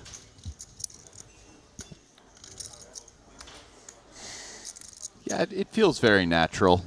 Just the chip leader versus the button sub 20. Yeah. You know, let's take it down. Let's try to win a bounty if he calls. Don't love getting called, but yep. Chris has been very aggressive in those spots. If you saw the other final table he played, he was ripping some not so premiums anyways. Well, if you think he's been aggressive, then you haven't been listening to me. Plug our newest point of pride, and that is the presence on Pluto TV in the U.S. region. In particular is where you're going to be able to soak us up 24/7, 365. All of the festivals you missed, highlights, ancillary content. It is all found a home on Pluto TV, subscription fee free Triton Super High Roller Series content at your fingertips. You know, actually, this stretch of 3 in a row, I was just looking here at the app. It's actually 4 in a row because the last tournament at London was his $2 million cash in 5th. That's strong. If we're bridging, if we're bridging between festivals, yeah, man is on a roll. Ace-5 suited. Dylan's been on a little bit of a roll, up to 17 bigs here. Navigable depth, hijack open, blinds at 100, 200. No, Chris sees just like a king in his hand at this point and has nefarious thoughts. Gets away from it this time. Suited and connected. This is Lisowski. Brian, what do you think about Lisowski's body language right now? Like, you're someone who's very adept at kind of picking up on people's body language. How does he read to you, just like the general vibe right now? Well, I would say he just went to a more like studied and practiced, but now, but right when we first looked at him, he looked like a little bit unsure. Agree. And then now he's just in a practiced pose. Yeah. Yeah, just if I were to be at a table in that situation, I would have seen something very similar. What would you be deducing in terms of that pre-flop body language and what we're observing now if you're in Dylan's seat facing this lead for 325,000? This lead's very, very, very interesting, actually. I don't know if this is a thing. I don't know either, but I would bet the no. Yeah, I would too.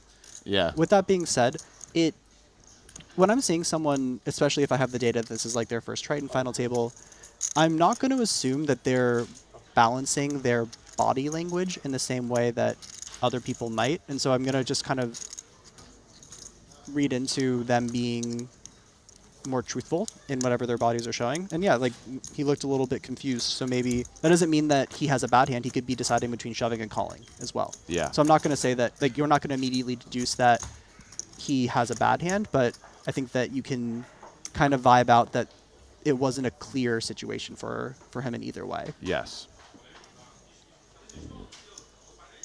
Yeah, that's a great way to put it because you have to be careful in being too specific in interpreting reads like that, right? The unsureness could mean multiple things of being unsure. But how does that play in contextually with his lead? It's kind of hard to say. I don't think it narrows down things too much in that regard. I mean, if you're sitting there with ace-5 of hearts on 10-10 jack, all black, I mean, you're kind of like, well, I can sort of only really float here if my opponent, well, I definitely don't want to have a 10, a jack, or some sort of pair of any kind. I kind of need him to have air or a draw, and maybe we can continue. And it feels like it's hard to somehow use that read to deduce anything in that regard. Yeah. Speaking of deduction, I think that if Ju's been paying attention to how aggressive Chris is attacking his big blind, yeah, great find here. I think that it's a pretty, not easy, but it's one that makes the most sense in this situation, where you have the button open, chip leader, pocket fours does not want to play post flop, wants Chris to fold immediately. Chris wants to call. He really does. It's fun. It's fun to watch. I love it. Yeah, I think. I mean, do we think you're Are you supposed to jam all pairs in that spot versus the button open? For what he had, like 12 blinds? Probably. Probably, right? 2.4 million. You probably flat. You probably trap the best ones sometimes. Yeah, like Money aces, concedes. maybe kings. Yep.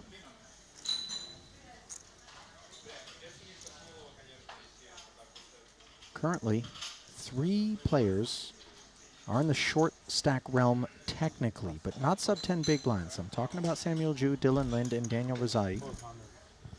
We're separated by a mere 400,000 in total. Queen 9 suited here for Moneymaker back to work. I wonder if you trap like maybe just a little bit less when your opponent's a little bit more incentivized to call you for the bounty overlay, Totally. right? But you also want to get called. You want to get your money when you have aces. So aces would be the one that, if I was in that spot, I'd trap the most. Yes, but like instead of like, oh, let's maybe trap kings, let's just not. Just because maybe our opponent calls us a little extra wide with some ace-x hands anyway or whatever, and let's just get it in good and try to double up when we have a great hand. I completely agree. This time, money's raise gets through, as nobody wakes up with anything with which to fight.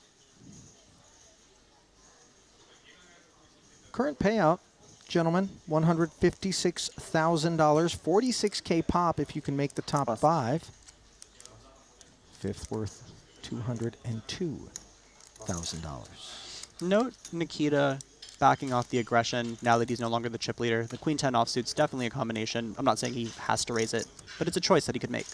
And now that he has Chris on his left, very aggressive chip leader, he's definitely easing off the pedal here to not put himself in situations that he will get into a lot of the time because Chris is just playing a lot of hands. Yeah. We're even. We're even. Yeah, that's a good observation, and certainly, he was the chip leader earlier in the tournament. Yeah, I believe for the majority of the tournament. Yeah, right, so I'm sure he raises that if I'm writing it in my book. those chip I got stacks are 100K back, flipped. you owe me still 1.2. Right, he has 10 instead of 6. If you don't want to pay in He's chips, had- that's okay. You can also pay in USD. He's had over 7 million for a long Yeah, time. cash is fine. So I think that You take crypto or USDT is also Crypto, fine. Amex. the change is Okay, real. I got a card reader if you want to pay. What about Luna, Daniel? You take Luna? Sorry, too soon? Only if a couple very specific people are watching. Yeah. Mercifully, those 2 people in mind have recovered. That's true. Not in that trade, but Yeah. Sometimes it in life goes up and down. No, that one kind of just did the down thing, Dylan. There wasn't a whole lot of up once. It really did. Once they rugged it. It went up a lot before that. Yeah, no, it went up. Fair. And then it went down. Yeah. It was basically one massive round trip. Wow. We did good. Discipline fell. I really do enjoy getting to play with and watch these players navigate. It's always a privilege to get to battle and observe people who have put so much work into their craft. And it's like one of my favorite things in the world. That opens the door for me to talk about why it is that we have the good fortune to have Rast out here, who we both know could be out there alongside you, playing in these things, getting big ROI. But he's been very open about the fact that he does it because he actually regards it as an opportunity to study himself and to learn as he observes, right? And, we pick up a paycheck in the process. Maybe it's not the ROI that Rasty is going to be getting if he's out there, but there is value. 100%. Even just sitting here in the booth today, getting to watch these players navigate. Also, when you are playing in the fields, getting to have your eyes on a final table and pay attention to how people are navigating, if they are deviating from what we'd consider optimal or not, how they adjust to these weird situations, like Moneymaker playing this very non-standard style. It's just a lot of information to pick up on. Speaking of picking up on, I don't see this one being folded by Kuznetsov pre-flop. No, limp call. Yeah. It's a bad spot for him. Out of position with a dominated hand against the one guy who can bust him. And against the one guy Not who very could just fun. have a wide variety of hands here. I'm not saying that blind versus blind, that's exclusive to Chris, but he has just proven. Yeah, no, not blind versus.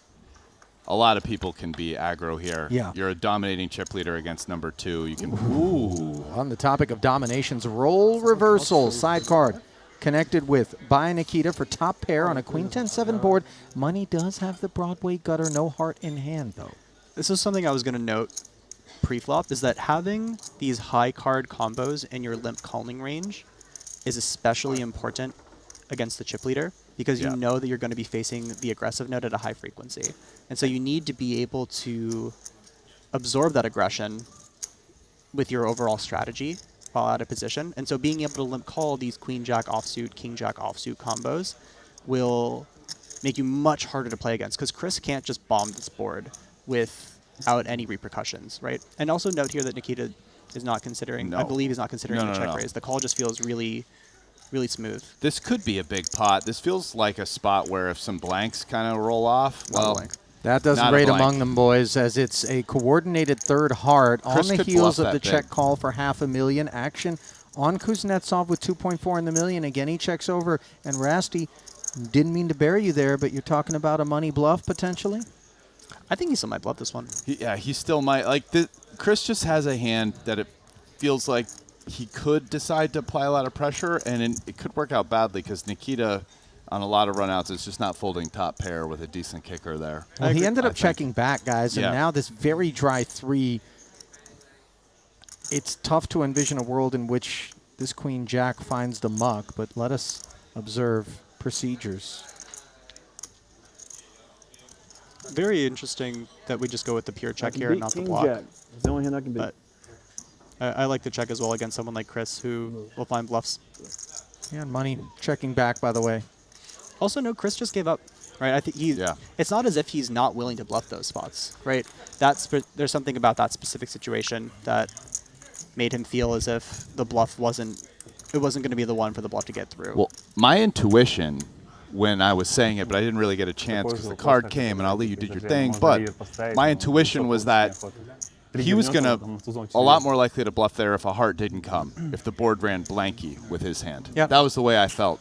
And so I wasn't sure what was going to happen now that the heart came, but I thought on some like blank runouts, and those are the runouts where queen jack just probably would never fold. Never. Like, I was thinking, wow, this could, if it just ran out like 5 deuce, you know, black, like that could have just been a monster pot where, you know, Chris makes a huge bluff and Kuznetsov kind of picks him off, but we didn't get to see that. But I don't know. Here's the one thing, you know, average armament out there, standard clip. We're talking about a banana clip when it comes to Moneymaker. I mean, he's willing to fire and fire and fire big barrels with air. We've seen it. So, like you said, things could have played out a little bit differently, but he showed a little bit of refrain on that occasion. He doesn't have stone air there either, right? He's got some equity. Yeah. You know, the ace, when you're called, the king's certainly good. The ace is probably good, and the jack probably not, but it's not impossible. Also note he said he could beat king jack offsuit. Yeah. Right? And then Kuznetsov had queen jack offsuit, right? So it's not as if there were 0 hands in range that Chris beats at showdown. Like, very rarely he's going to win with ace jack, but he can show up sometimes. I would be surprised if this is not a turn bet. Ooh, interesting. So 5, 6, 10. Another 10 on the turn, a 6 on the river, 2 full streets of checking, and a limp one. 9 high. Blind versus blind. And in spite of having the gutter, the heart draw on the turn, Chris just never took a stab at Lasowski, and he's able to show down jack high. It's a little surprising to me to not find the turn bet there in Chris's position once the flop goes check, check. I think that he has a lot of suited hands that limp small blind, check the big blind. Like, the flush is a good card for him. The 10 of hearts is really good. So, I don't know. Maybe I think I might have found a bet in his position with the 9-8. Like, folding out the jack high is worth so much.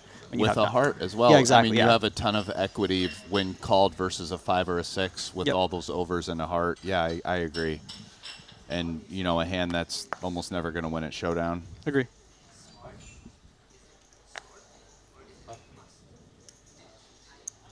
Ace King for Kuznetsov. Just 4 bigs back of Moneymaker. Second in chips. Goes to work. Yeah, Note big sizing too. Note the size up here. He doesn't go for the min. He goes for the 2.5-ish. Why do you think? I don't want to talk about that. But Misclick. No, not misclick. That one will leave up as an exercise for the reader. But 1.2. it is fascinating to have someone like Chris on your direct left here. Queen Jack offsuit, the one he's chosen from the button here, to 3-bet to 1.2. 2 black 9s for Samuel Ju in the big blind. He's only got 2.6 back. This is an awful spot for 2 9s. I mean, they're probably going in the muck. Probably. Yeah. But if he jams. I mean, if he jams, Nikita's just jamming. Yeah.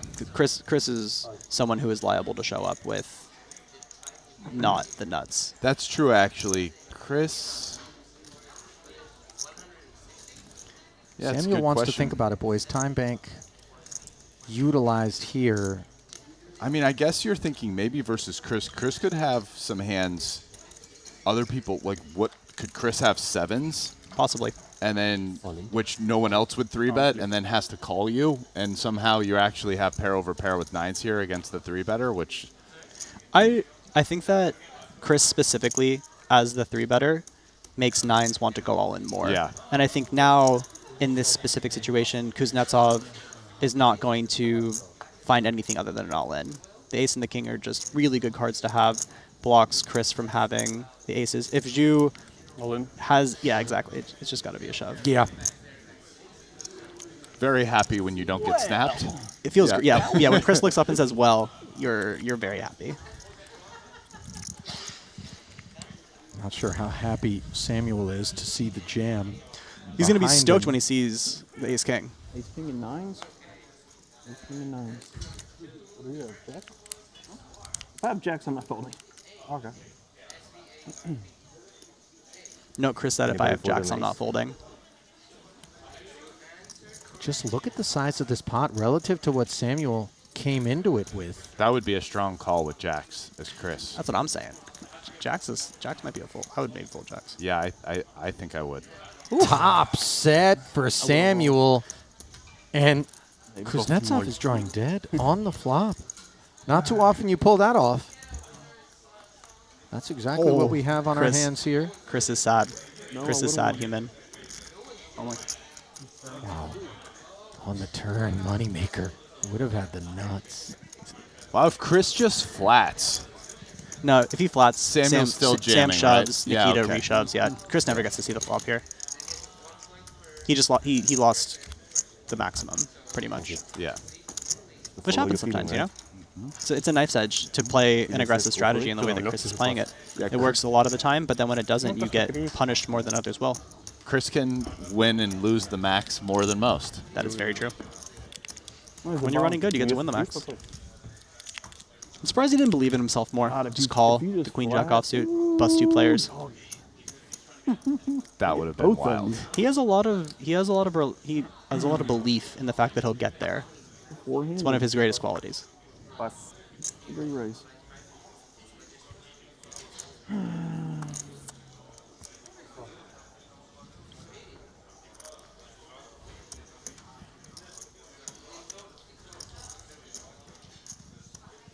Jack 8. Raise. On the button, raise announced. How much you play? How much you play? Min. 20 cents. 1, 2, 3, 4, 5, 6.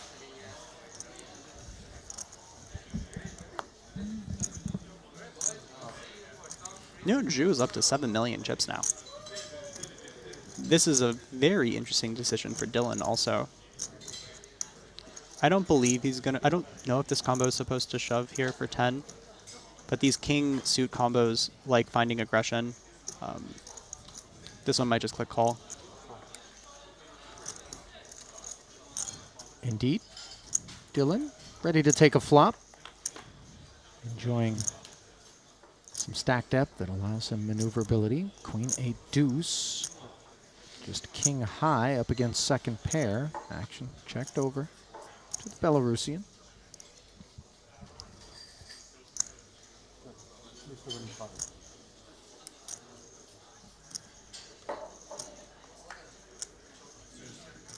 Feels like Lazowski is going to be probably betting range here. Or not range, but the small sizing is going to be one that he takes a lot of the time.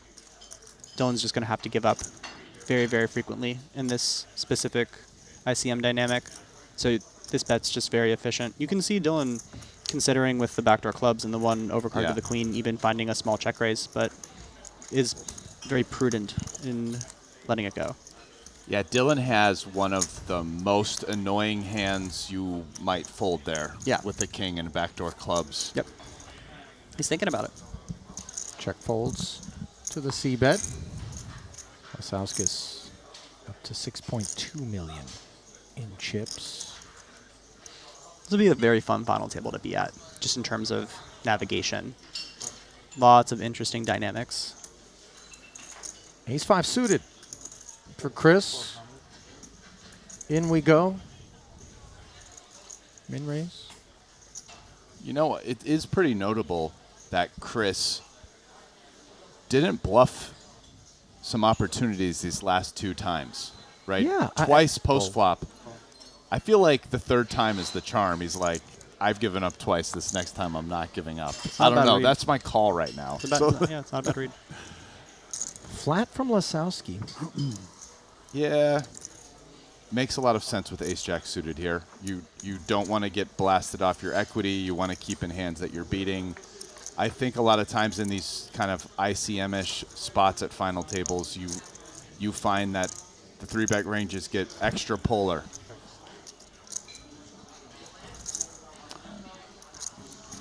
And so ace-jack suited, which kind of might normally 3-bet much earlier in a tournament without ICM here in position, just becomes in your solid flatting range. And look at the 3-bet development weaker stuff. On the back end of that flatting range. Rast Money did not c-bet, wary of perhaps a hand that is interacting more promisingly on this board behind him. It's a good check by Chris, too. You need to check these 3 Broadway board textures with an ace on them, and doing so with your worst ace-x combos are going to be very logical. So the procedures so far feel in line. Again, he checks after calling 275K. This is not a good setup for Chris Moneymaker's bank account right now. Probably going to feel hard for him to get away on the turn. Chris isn't a folder, in my experience. Also, big sizing by Lazowski here, really trying to put ace-10, ace-9 in the blender. Even ace-king, like ace-king probably checks raise flop at a frequency, but... Or just any card that's like a pair now has a gutter or a 10 now open-ender. You want to charge those hands? Great fold by Chris. Wow. I do think that Lazowski's sizing was a little bit greedy, but we don't mind greed in these situations. But that was not even close from Chris. He just kind of pitched it. Didn't think about it. And of course, we did have those 2 hearts. Very nice fold. Ace Jack Queen to kind of want to make sure we're charging the right price in case something wants to come along and take down the aces and jacks. I think those data points there are important because people are so tempted to just consider Chris a blaster. This is a guy who's just out there. He doesn't, doesn't have other gears or whatever. And as we've seen time and again, there's a lot of thoughtful approaches. I remember once upon a time Chris Vitch making an online video. We had been playing some small stakes heads up limit hold'em, and I was just tinkering with some wildness. And when he made this video, unbeknownst to me, about our match, he said, this guy was a maniac, but he was a thinking maniac. Now, I don't know if maniacal is necessarily the assignment for Chris, but, more so than perhaps the others we've been observing as a relative designation. We see him here with King Jack, very standard under the gun, open to 400,000. I'd say a good word is that there's nuance in the strategy. It's not a blunt force aggressive strategy. And I think that that's what a lot of exploitative players are going to employ. The benefit of that is that you can really manipulate your opponents to your advantage. And then, as we talked about earlier, the negative is that once someone kind of catches your vibe and how you're exploiting, it can be picked apart. And so as this final table continues, especially as we kind of get data from the final table and there's the evolution as people see hands, the adjustments that these very talented players are making to Chris and whether or not Chris is making the counter adjustments, it's a metagame that is unique to this situation. Well, Kuznetsov.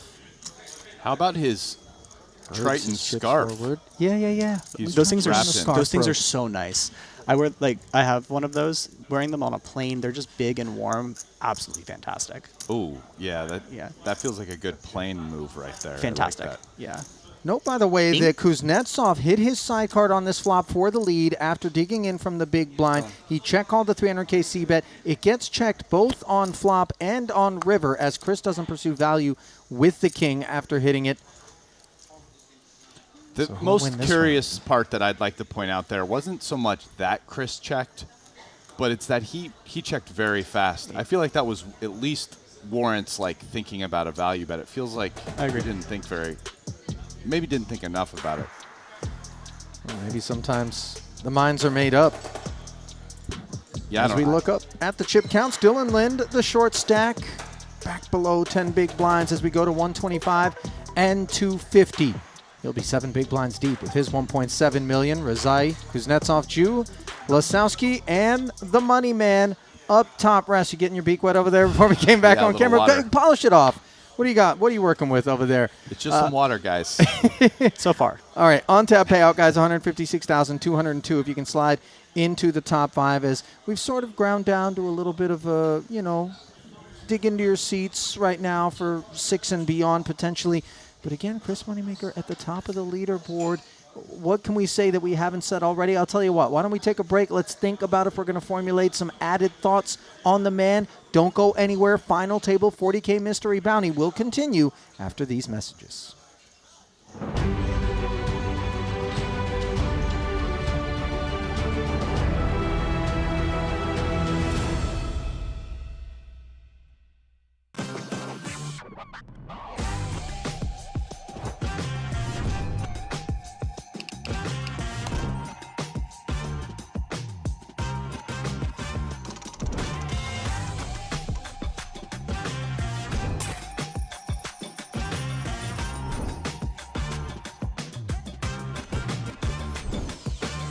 Want a $50 Global Millions ticket on top of the full GG Poker welcome bonus? Sign up with promo code Triton_2024 and deposit a minimum of $20 to claim your ticket. Brace yourselves.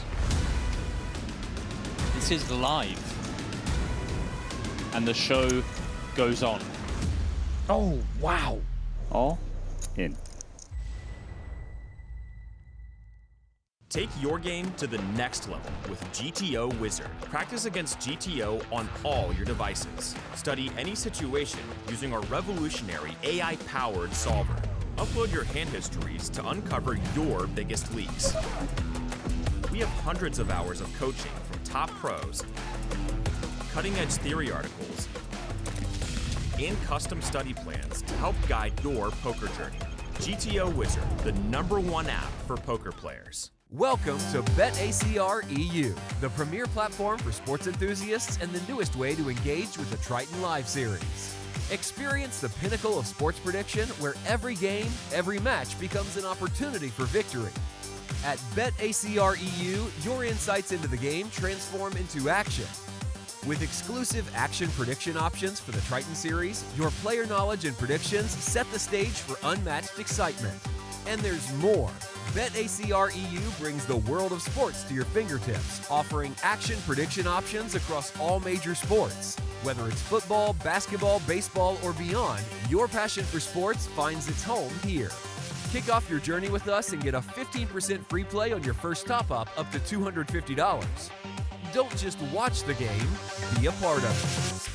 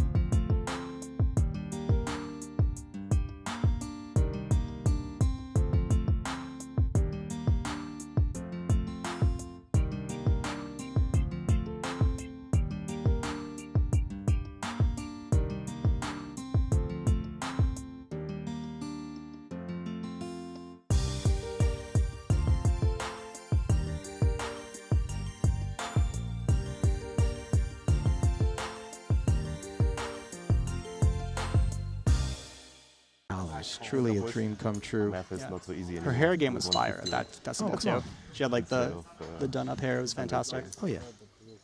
Double checking all the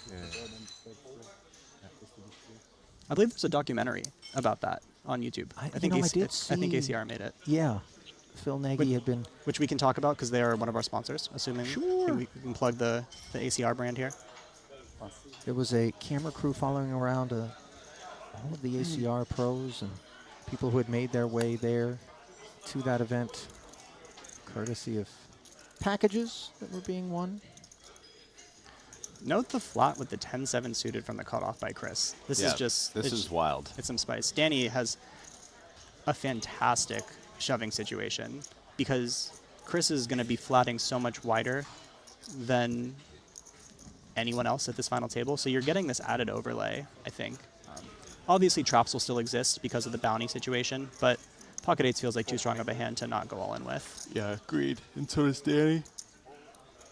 I wonder what Daniel's going to Rasty, do. are you doing the thing where you yawn in the middle of analysis again? Cut it out. Sorry, buddy. You need a mochaccino? You know, I've been peddling these You know, things. You I think might had go a kickback alcohol deal. tonight. Ooh. I had a glass of wine at dinner. I might just back that Ras, up that's with a number 2. depressant. Let me get a little caffeine going. I'm telling you. I'm okay with the tipsy wraps in the I'm booth. the local street pharmacist. Gentlemen, keep it together for me. Danny jamming it, 1.3 plus. He's not under the influence of anything other than 2 red 8s and a sense that this is the spot. I mean, listen, Daniel is getting a decent price here. What, he's got to call 1.4 to win 2.3? No, he's got to call 1. Oh, no, sorry, 1. Yeah. 1.1. So, yeah, it's sorry. Yeah, better than 2 to 1. I think he's just sketched out by Chris's flat call. It feels really weird. We just got done saying he's flatting really wide, though. I agree, but Yeah. that doesn't mean that the traps don't exist, and Chris has you covered in this situation, and there is a pay jump that will exist when yes, when Danny gets busted at some frequency. With that being said, I think that it's kind of what we were talking about, or what Ali was talking about. This is not a situation you'd expect yourself. Like, this is a mystery bounty final table where there's someone playing a flat in a situation that it shouldn't ever really happen. And so it's just weird. It's a weird spot. Good call. Good find by Danny. Yeah, I was wondering what he was going to do. It feels really close. Like, I think ace-jack suited is pretty clear. I think the plan here is call and then fold to shove if Chris shoves. Because he can put enough in the pot here, getting the correct odds, especially considering the bounty. Wow, Chris is finding call also. This is mega spice. Okay, let's go. So the big stack wants to tussle. We're going to have ourselves a dry side pot active between Razai and Moneymaker. It's hard for Chris to win this. Yeah, I mean, undercard to the 8s, a dominated 10. He's in awful shape. You see just 12% in a 3-way affair. Yeah, the 2 8s are also Chris's straightening cards, including the 8 of hearts. Yeah. So this is a tough one. So 4.5 million chip main pot is complete. 2 spades on the board. 2 deuces as well. Razai with the flush draw. 8s hanging on. Daniel checks over to Moneymaker. In these dry side pots, when chips enter them, we generally have the sense that the range is strong. However, a check back from Chris, and now a disastrous ace on the turn if you're Danny Tang. Look at the 95% that card gives Razai here. I think Razai finds another check here also. Agreed. Yeah, spades too. I mean, Yeah, it's so clean. Okay. Now the nut flush comes right on in. What are you hoping to get called by? I guess if Chris also happens to have an ace. Yeah, I think he's trying to get called by like the ace-x suited cards. Like ace, if Chris somehow has ace-5, ace-6 suited, that shows up here randomly. You'd be bluffing? If not, Yeah, I like the small sizing too. Oh, yeah. Ace is good on you. And you saw Danny go, could you possibly be bluffing? Clearly, that barrel into a dry side always leaves 8s with doubts. Big pot. 7 10 of hearts. $114,000 plus some points toward the Ivan Liao Player of the Year award for Danny Tang here at the last stop of the season as he tries to ward off those that nip at his heels. Do the bounties count for the Player of the Year? No, no points for bounties. Got it. I thought the flop was 10 high. At first. I thought That'd be so dirty if somebody just pulled like a 400K bounty and beat you in the Player of the Year award from just stone luck. I completely agree. So out the door goes a whole lot of intensity and a whole lot of titles. One Danny Tang, who always brings every ounce of himself to every one of these Triton festivals, leaves nothing behind, but on this occasion leaves behind 6 others to do battle as he collects his second cash of this festival. 2 for 4 already, second final table as well, but there will be no 6th title here in his 30-second cash.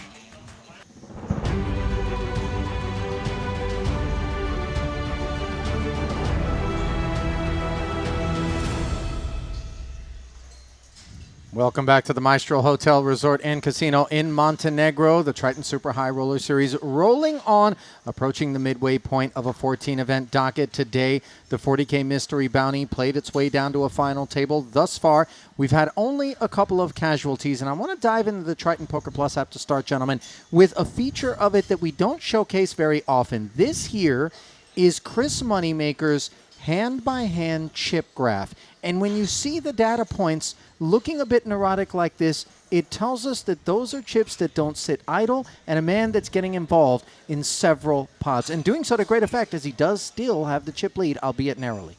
I agree. I think that Chris is not scared to push his advantage. And even when he doesn't have an advantage, he's not scared to create environments that a lot of these professionals are not maybe used to. Yeah. You had to contend with people like this throughout your time, Rast? Yeah, no, you know the number one thing I noticed when I saw that graph is that Chris Moneymaker wins a lot of pots. Did you see how many? Did you see how many? Because normally it's like most is like the slight down because you folded or whatever. No, he has a lot of like slight up ones. Yeah, no question really, about it. A lot of pots won. Let's take a look at Lasowski, who is second in chips. His chip graph, not quite as much of a roller coaster ride. Obviously, we do see some blips. There's that big uptick that Dylan Weissman was talking about earlier, the 8s against Ace Queen and Ace 4. Do encourage all of you who are watching to download the app so that you can enjoy these features yourselves at home. 2 people have already found the exit. Stephen Chidwick in 8th, Danny Ting in 7th. They collected respectively, wait for it, $82,000 and $114K as we are stalled 6-handed on the $156K payout.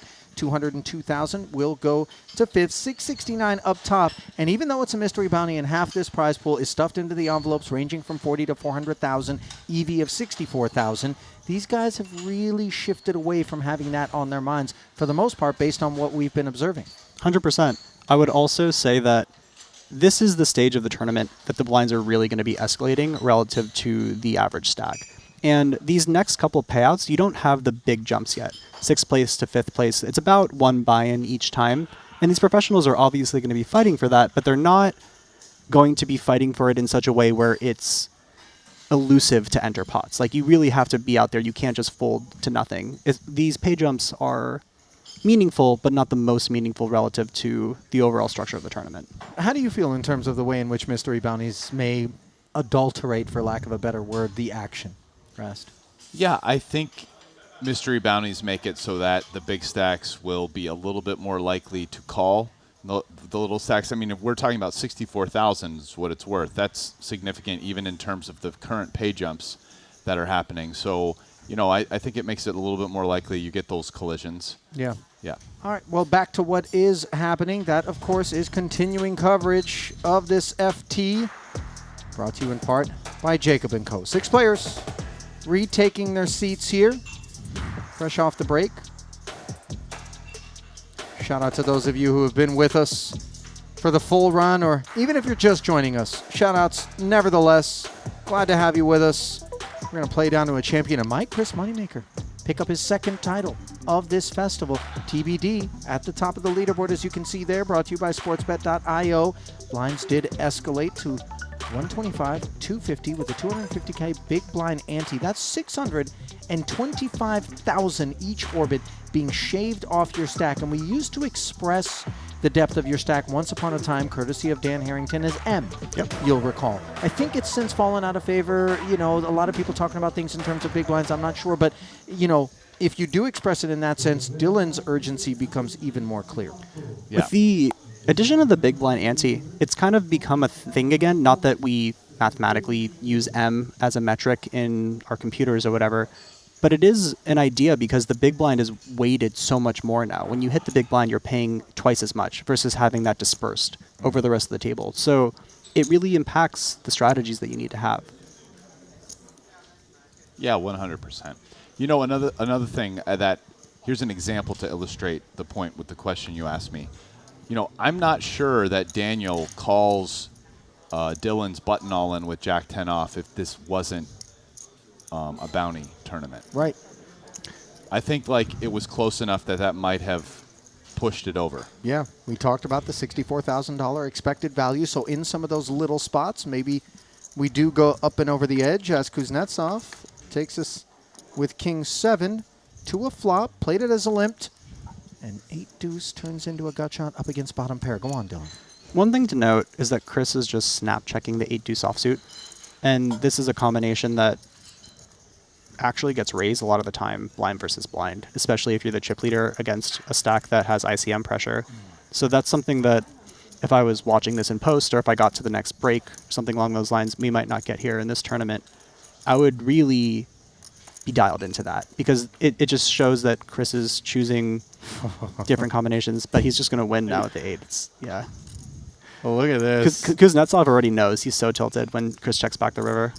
I think he'll live just given pot sizing, but obviously this is a little annoying. There's frustration because remember in the hand before this, Chris hit the king right before he went to break, and you can kind of see it on his body language. I don't think it's impacting his play. Oh, that's what I had too. I folded. I didn't think I could beat him with it. I think seven. You could have beat me with One it. diamond, one heart. I don't remember. I think I had one club and one heart.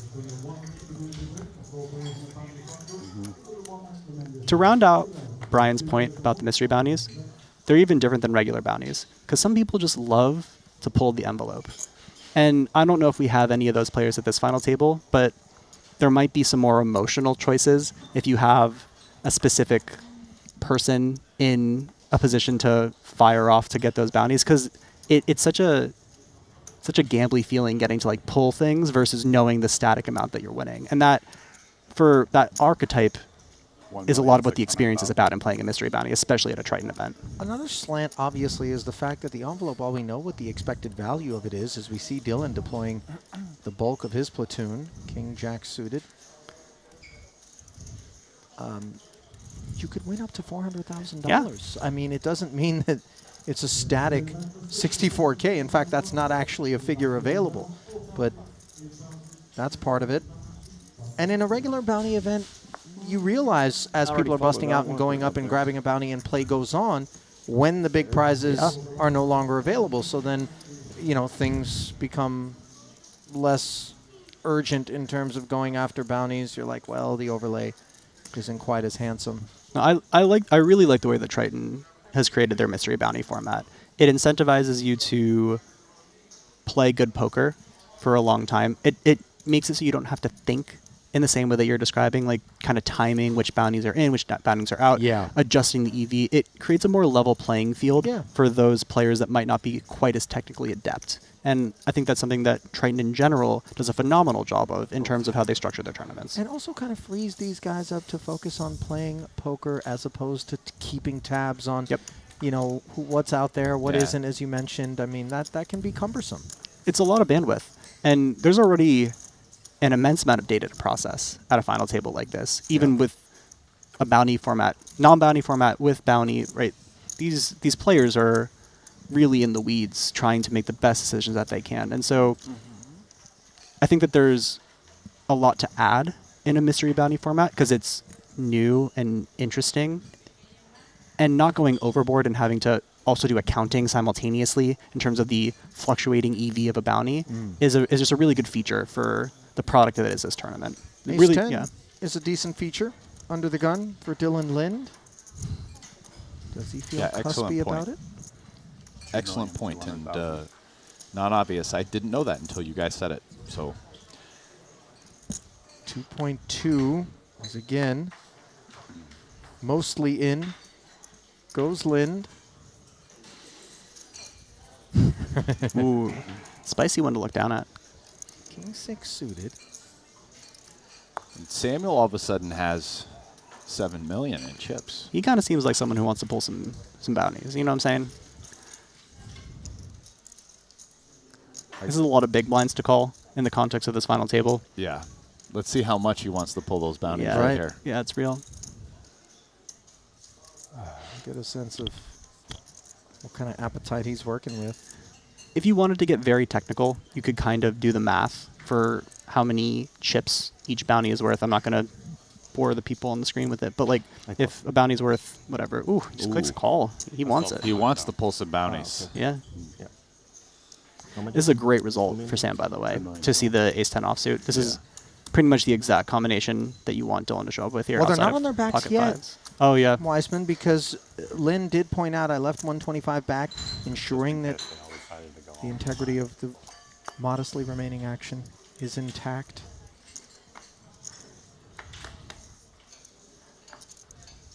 Queen 8-5. Neither player is paired, and Samuel handles the formalities. This is a sneaky good board for Samuel with backdoor straight draw, backdoor flush draw. Like obviously, Dylan's very happy that there wasn't a pair happening here, but the 70-30 makes sense given all the different runouts that you can see. Such as 7 on the turn. Look at Dylan's face. The threats are quite evident. 4s, 6s, 9s, kings, all bad cards. Can they be faded? Wow. Yes! A board pairing 8 on the river, and now Dylan ascends at the expense of Jew. I love the juxtaposition of Dylan when he is making an action. He's so poised and centered. And then the second he's out of a hand, he's one of the most expressive humans in the poker room. And I think that that's really cool because you can tell that he's doing his thing and trying really hard not to give things away because, you know, there are human lie detectors walking around everywhere. That's a great point. And then once that isn't necessary anymore, the humanity of it, I think, is very cool to see. Because a lot of dudes, they kind of just either stay in one lane or the other. But to be able to be a person while also trying to maximize your EV and not give away live reads, I think that's really cool. I'm with you. Oh, some people make it look so easy to get them in that. Other times it's really hard. This will be a min Also raise. cool. Yeah. Waking up with pocket rockets and the hijack. Nikita has slipped to 3.3 million, 13 bigs. An opportunity to claw some of the lost biscuits back into the basket.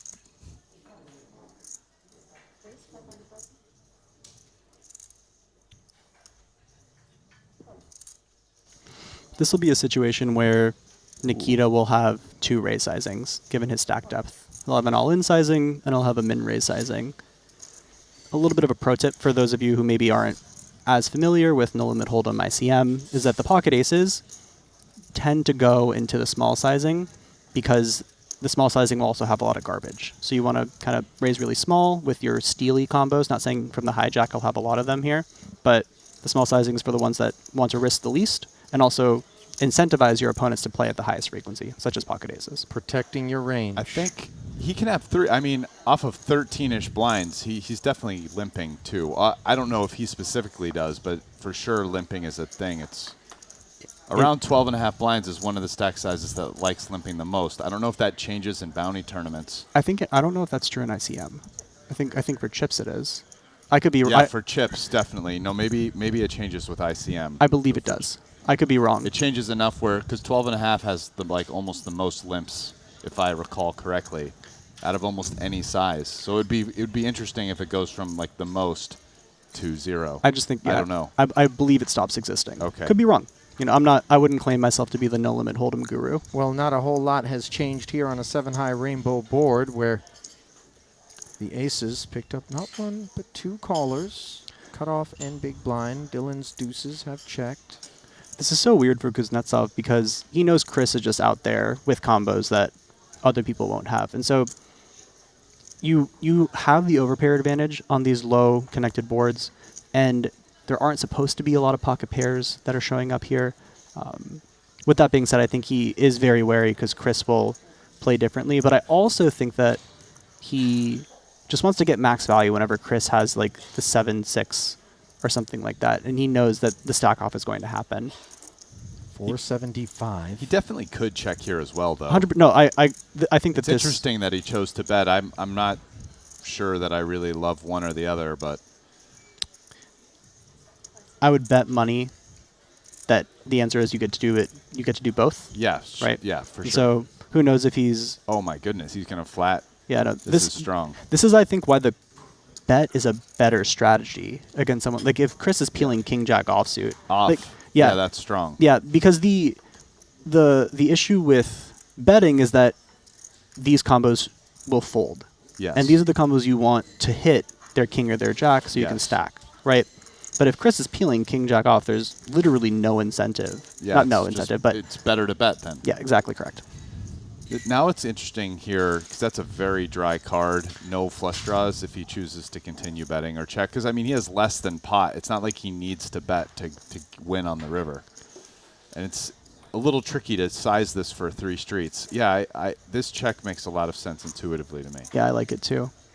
And let's see whether or not Moneymaker views this knuckle as an opportunity for him to pounce. Obviously, when he floated the flop, it wasn't because he was just auto-dumb with it in the event he didn't improve, but finds restraint, checks back, does not find improvement. As a 4-liner shows up on the board, not sure how much 6x is part of the thought process for either party, with 2.8 million plus in the middle.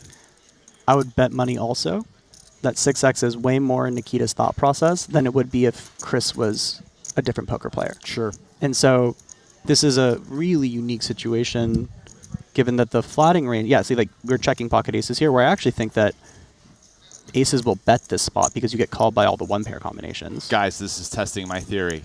He didn't bluff twice. Will he do it the 3rd time? I mean, King Jack has very little showdown value here, and I think Chris Moneymaker realizes it. I think this is going to be the bluff node too. Mullen. Yeah. Oh my goodness. Good read, Brian. Yeah. It's a great pre-adjustment. Listen, pre-adjustment, man. I can still do that, but I'll tell you what. I don't think he's going to get a fold here from 2 aces. I mean, I know it sucks, but Nikita's going to use a time bank or something, and I mean, you just call. What are you going to do?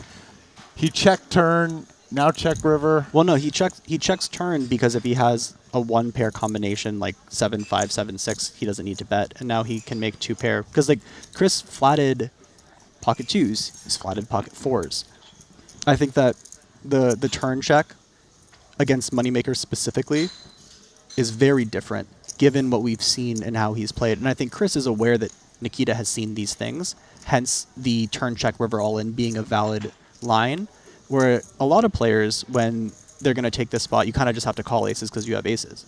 But in this specific situation, the aces really shrivel up given what we've seen of Chris and how he's navigated post-flop with these different combinations that most people will have. And as you pointed out, the Chris-specific aspect is absolutely playing a role in Kuznetsov. Finding himself in the blender. It's Would an have been more spot. willing to bet against other players. Would have been more prepared to call against other players. Good call. But did click call. And how validating is it for him to finally get the better of Chris Moneymaker there, who takes it in stride. Gave it all he had. Yeah, Chris is like aces. Damn. I was hoping to get him to fold a little bit weaker than that. I will say this, though. You know. When the guy tanks like he did with 2 aces, given the action, you can feel pretty good about the Your respect. bluff. Yeah. I mean, you're like, okay, this stood a chance. You're like, I was getting an ace high to fold there, you know? Because, I mean, that's something when you have king high, you're like, oh, you know, the ace king suited that just check called you, or, you know, ace 10 suited, backdoor flush draw type hands that I think Nikita could definitely have those. The flop bet was relatively small, and it would make sense that he would check call that in a heads up spot versus Chris. So Chris is, I mean, there's a lot weaker hands that King Jack wants to get the fold. Yeah, wasn't the 500 you know. I completely agree. I want to kind of just call back to the overall strategy that we've been talking about that Chris is employing, because it's very much a live by the sword, die by the sword mentality. Yeah. And the flop call here that a lot of players wouldn't make in the first place with the King Jack offsuit it kind of forces you to bluff the river when you show up in this particular situation, because you've shown in the other spots that you will have the pocket fours and you will have like the 5-6 suited that other players will not have. What happens though is that when the bluff doesn't work, you have now lost that commanding chip position you have at the final table. And so he created this really good environment for himself that now with that same strategy has been taken away from him solely because he put himself in that situation, right? And that is something that we really need to think about, because it speaks to how fragile these final tables are and how important it is to be respectful when you have, even when you have the chip lead, because giving it up is worth so much when the bluff doesn't work. And that's exactly the fallout. Kuznetsov at the top of the leaderboard now. Moneymaker slipping below 20 bigs. One bounty chip. Running third. No, I'll sell you just for a couple. One orange. One orange is all I need. That's fair. I don't use mine, so I don't really think when I'm playing. Oh, I don't think that's fair. I do think he employs plenty of feel. Oh yeah, I think he's being overly He knows I'm lazy, so. deprecating, facetious there. He's definitely thinking, he's trying to give off this kind of vibe. I played with Chris for 5 hours in the 30K, and he likes to say his brain is broken, and I like just saying that he's special and thinks differently. Yeah. Because it's definitely a unique approach to these tournaments, and I think it's a thought process that a lot of the maybe less technical poker players will have a lot more empathy for. Chris is somebody who has really honed this exploitative strategy over his entire career, and I think that's why a lot of people can resonate when he does really well, because it's showing that this strategy that they employ that isn't as computationally driven can still show up and win in an environment like Triton. But it still has that live by the sword, die by the sword component. And when you play against people like Kuznetsov, who are capable enough to make these calls, like they're not scared to die in that situation, knowing that Chris will show up with the bluffs because he just can sometimes, it's a battle that is really, I don't know, it's really cool to watch. I would agree. Yeah. Pocket 10's got to walk there for Nikita. We're going to see a huge change in dynamic now. I think that once Chris loses that pot to someone like Kuznetsov, you're going to see a big cool-off happen in terms of the amount of aggression. Either that or he's just going to pile. But from Chris in particular? Yeah, from Chris in particular. I don't assume that Chris is going to be tilting his face off. He's a professional. But who knows? At the table he won, there was some back. It wasn't just like off to the races, mashing.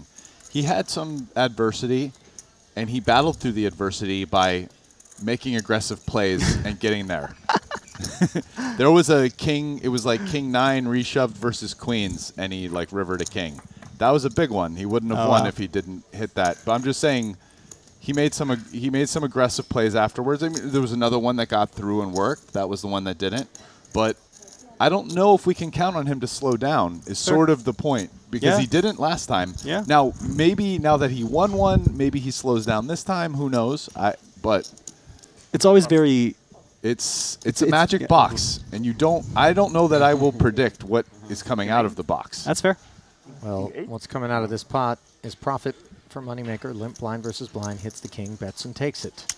I probably would have checked as Chris in that spot also. Yeah, poor texture felt like it was quite convenient. Yeah, I think you want to let your opponent hit a pair below the king. You also have you have like a middling king. I mean, king 8 can beat like some other king X combinations, but on the deuce board, you'd be really likely to chop, right? Like if you have king 8, they have king 6. Any card above the 8 becomes a chop now.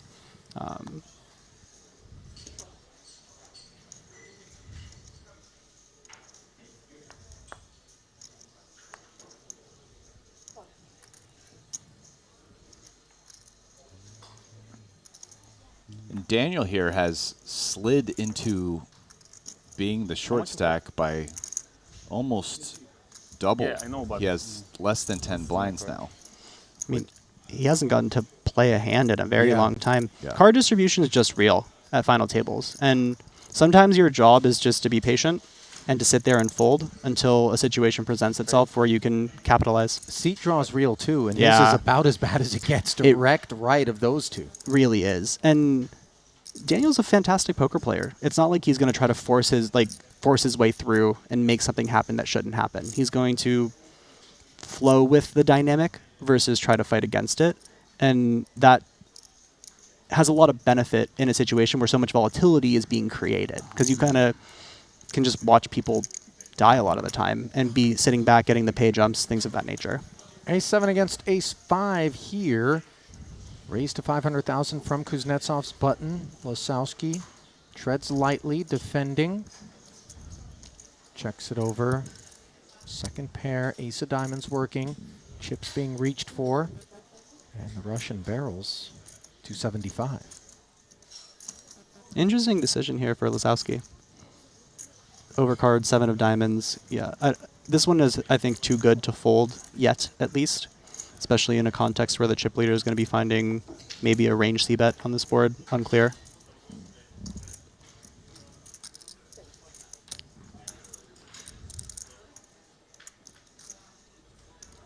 King pairs on the turn after their peel. Kuznetsov might go with bet here and probably check back river. Very interesting to note also is that there's a very quick check from Losowski. I'm unclear if he's allowed to play lead on the top card pair. Yeah. In ICM specifically. But if he is allowed to do it, and then he checks that quickly, it kind of assumes that he might still have a king at a higher frequency. So it's an interesting one when people snap check in a spot where maybe they're supposed to lead sometimes. Just something to look out for.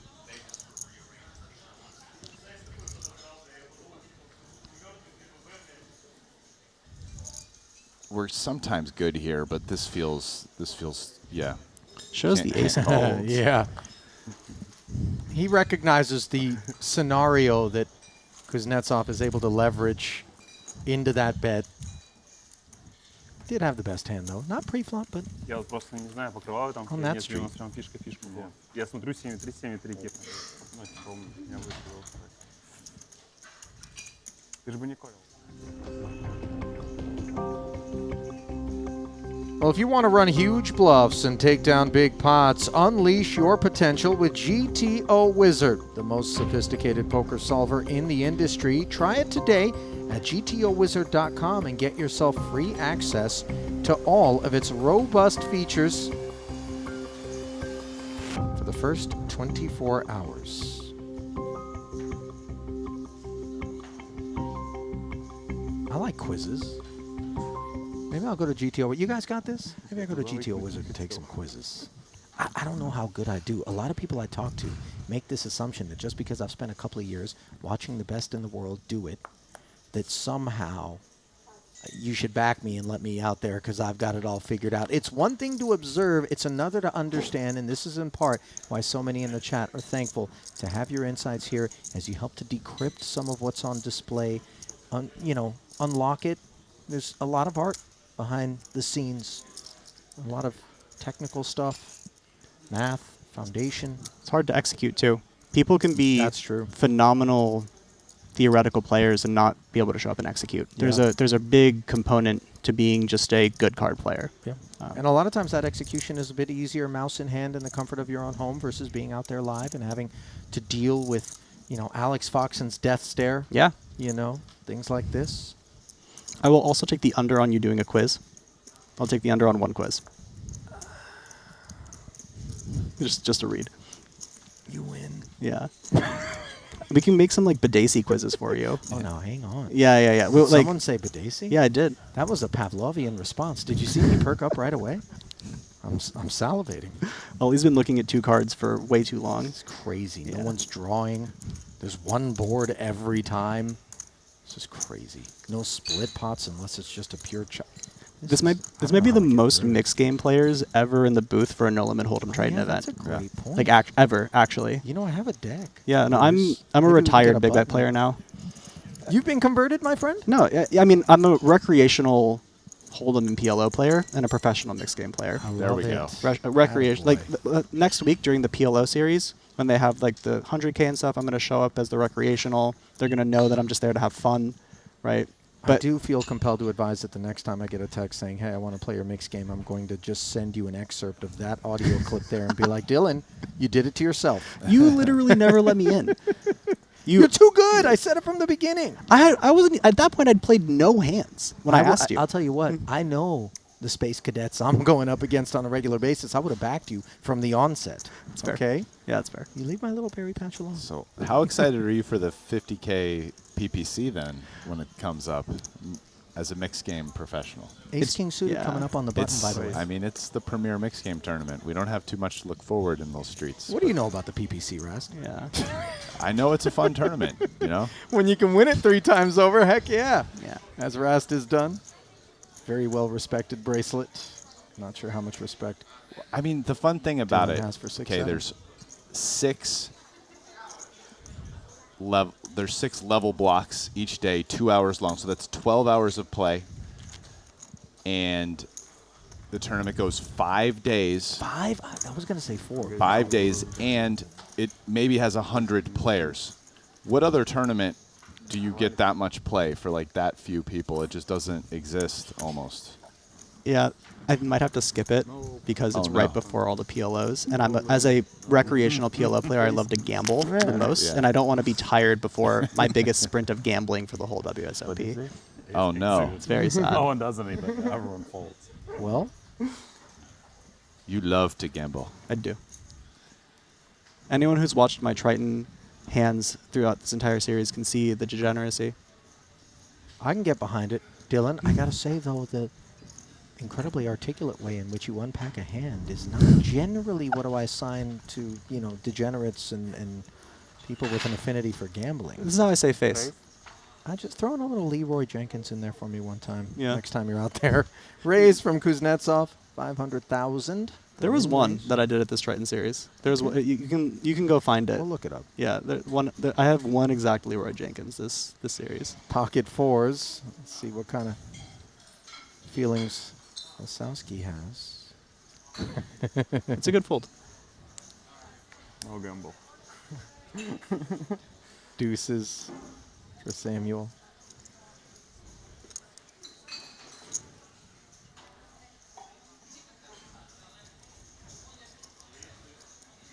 This would probably not be a fold from Dylan. Another pair, 3 in a row.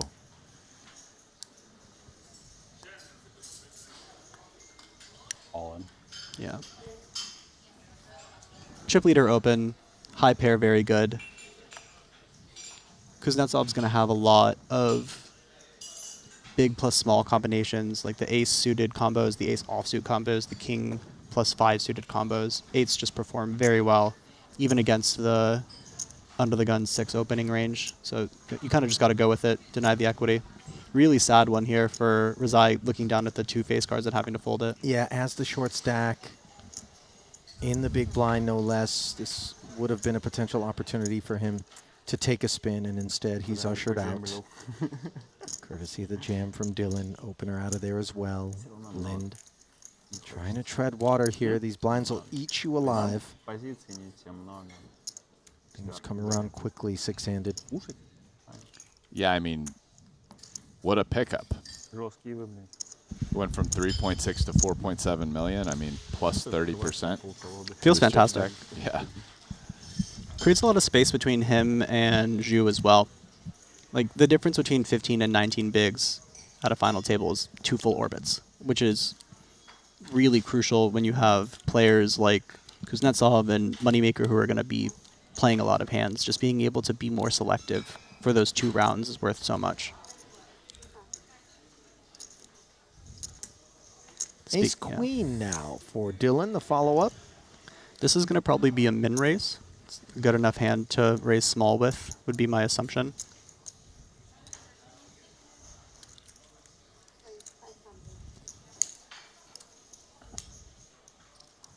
You want Rosé to show up with like the ace-8s, ace-7s of the world that will have to fold if you shove, but can reshove if you min raise, kind of a thing. Induction unlikely out of 10-8. 10-8 does like to go all in sometimes. It really does, but probably not in this spot. Yep. Speaking of all in. Slow hemorrhaging continues for Daniel Kuznetsov. Wakes up to a couple of 7s in the big blind. Will he take the hasty approach? Wow. I'm surprised, actually. Yeah, just flats. What are your thoughts here, Brian? Would you have clicked shove as Kuznetsov? I mean, you do get to apply a lot of pressure, and that probably would be the standard way of playing. What I'm thinking is that maybe he didn't want to apply the pressure. Maybe he knew the flop was coming queen high. Well, maybe he's reading into Dylan Lin's min raise. Maybe he thinks he's not raising light enough in that situation, so he's a little scared of it in order to not like push it with his like marginal reshoves. Yeah. I'm not sure. I mean, and I'm not even saying that's correct, but like, what are you thinking when you don't reshove 7s there? Maybe it's something like that. I think the idea is that Dylan's min raising range is polar. Yes. And so he's going to have good hands and not good hands.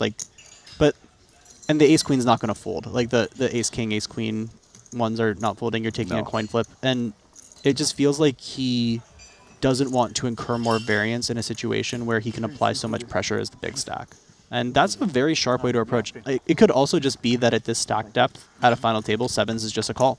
Yeah. And I would not be surprised if Kuznetsov, given how talented of a poker player he is, just knows the range is down cold. Ends up check folding to 400K, and now the blinds move up even further. And as you alluded to at the desk, Dylan, the jumps are not insignificant. These are chunky ascensions. I mean, he just lost 3 and 3. The absolute min. Yeah. And this is one of those things where, you know, as a big stack, do you apply max pressure and you have, you know, the max wins, max loss, or, you know, sometimes find your way to play more carefully. I mean, in that spot, especially with the way the cards ran out, him being careful has preserved him the chip lead. He still has it by $1 million over Lazowski. Whereas if he had just reshoved and got called, now, you know, unless he hit a 2-outer with 2 to come, you know, he'd be, you know, below average. So I'm going to have aces. This is a fun one also, the 10-4 offsuit. Nope. Because 9-10. in a quote-unquote standard ICM scenario, that combination when he is the chip leader and the big blind is one of the middling stacks, 10-4 offsuit gets to raise, actually. Those offsuit combos, I'm not saying every time, but sometimes. Note against Chris, he just passes it into the muck. Because he knows that Chris is, because that, you'd probably want to use your small sizing, like a 2.7x raise would be my assumption. And he just knows Chris isn't folding in the same way that other people are going to, because he's using the ICM is for poor people approach as lovely. I forgot, was that Nacho who coined that one? Well, I don't know if he coined it, but he definitely popularized it. Daniel, I think it was Daniel, or like D-Negs or Nacho are the two people that. Very interesting sizing here. I love that Nacho was in on that. Nacho's fun. When we're here in the booth, having Nacho at the table, because we've talked about this, but it's not even just what Nacho says, it's how everybody interacts with Nacho. Right. He just brings everybody out, and the table's talkative, people are ribbing him, he's giving his Nachoisms. A social fulcrum. Yes, social fulcrum, perfect description. Deuces. Note, by the way, the smile after the raise and then looking down at his combo and now time banking. And now he's like into his thinking mode. This narrows his range? Really, like, I don't think you're allowed to continue after doing that. Yeah. Maybe just, you know, it's one of those things where, I'm not saying that, like, I think that Lazowski's playing very well at this spot. I'm not saying that he's made any mistakes, but it, you know, when you're out there having played a lot of final tables, a lot of poker, it's something that you pick up on. And I think that a lot of the players, like someone like Brian specifically, who has played so much of the live poker looking for these tells, it's going to get noticed pretty quickly. Like all these dudes are very sharp. So just something to keep an eye on if you're even watching and playing your own poker games. Like, can you find these little pieces of information that maybe your opponents aren't aware of? Yeah, I think if I had to guess, because I don't know much at all about Lazowski, but he looks pretty young. he's probably an online guy, and I'm sure he's had thoughts about, hey, why don't I regulate my behavior in order to not give off tells. But sometimes you've been playing for a while, it's a really high-pressure situation, and some of these plans you forget because you're in the midst of thinking about a bunch of other things, and for whatever neuro reasons you have, you're not multitasking properly, so you just stop doing that and you give off information. Yeah. And it's something that with practice and being aware of the problem, you can fix, but definitely have it. It's a thing. Yeah. And that's why sometimes people give off tells. And actually, throughout my history of playing poker, I mean, it's definitely one of the things like guys, online guys who don't have much live experience do it a lot. Yeah, actually. Well, Moneymaker's got plenty of live experience, and in this spot, he's got the better of two ace-x combos. Kuznetsov pops his head up out of the sand to 600. Money with a finger wag all the way up to 4.9, and there he is. Do it. Not slowing down. As I said, you never know. The box, the mystery box. Yeah, no, that's maximum spice, because you don't even have to go all in. You can make it like 1.4 million or something like that, and then if Kuznetsov shoves, you fold. But Chris just says, YOLO, all of my chips. Good luck. I got to tell you something, man. As competent, capable, and sound as Kuznetsov appears to be, he is not immune to at some point having his fill of dealing with Chris on his left. I mean, he clicked call with aces in that spot. So I think that that's a part of that, right? He definitely is making adjustments that he needs to make. This one, for Daniel here, I think you're going to see the Jack-10 for whatever 5 big blinds going for most of it. Leaves himself 200 back, but 1.3 out. He has been waiting, spectating, finally sensing an opportunity. And again, Lasowski perhaps with one of these, give it a smile, look up at the clock and go, can I find an easier decision than this? I don't think this one's allowed to call with 2 players behind.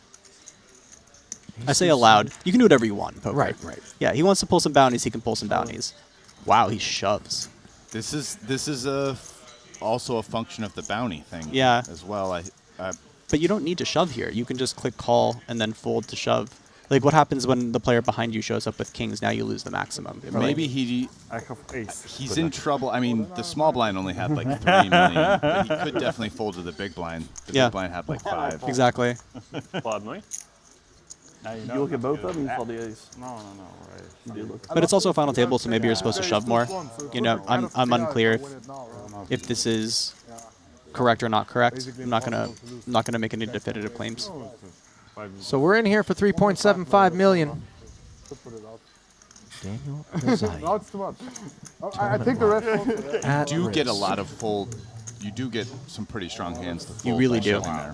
Oof. Because those stacks feel ICM. Here's a shorter stack already all in. Ace-high flop.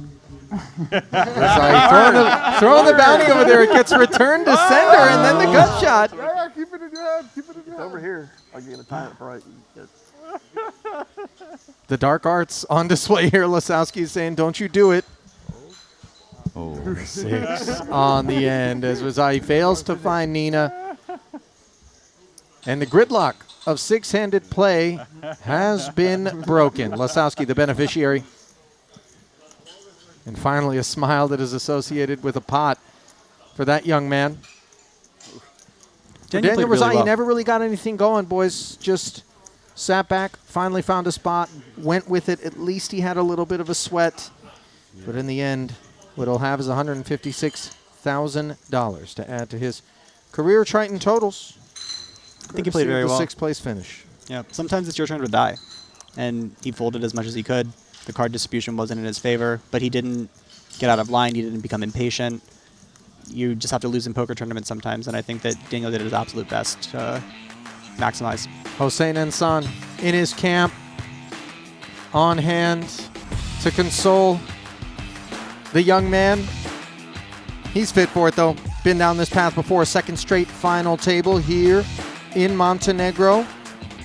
8th in the 30K. 6th here. And he leaves behind 5 to do battle. Great.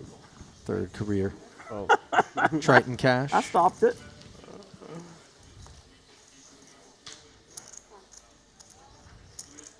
On-tap payout now, boys, 202,000. A jump of 51K if you can make the top 4. Ace-Queen suited for Moneymaker takes us upstairs. King-10 off for Kuznetsov. King 10 offsuit's a combination Maybe I that likes should've to made play it 3-bets, more. but against money, I think that we're just going to see a call from Kuznetsov. Is it the blocker effects of the King-10 that leave it inclined to 3-bet? Yeah, it makes it so that your opponent doesn't have ace-king, ace-king, kings, and king-queen suited at a frequency, and it's not an amazing king, and the 10 is also a good card. It's 2 Broadway cards. It's doing well here on a King 7-6 board. Defense, a check, and now a c-bet from the ace-queen. Just 600 into 1.65. I'd be surprised if we see something that is not call here. We really want Chris to keep bluffing. Yeah, you don't love just getting it all in on the flop either with No. the hands that decide they want to do that. So here is a spot that Kuznetsov is allowed to lead. But I think Quick his check. hand loves not leading. Yeah. And so let's just play exploitively. Yeah. This check makes a lot of sense. Yeah. Moneymaker with the check back. No improvement on the river.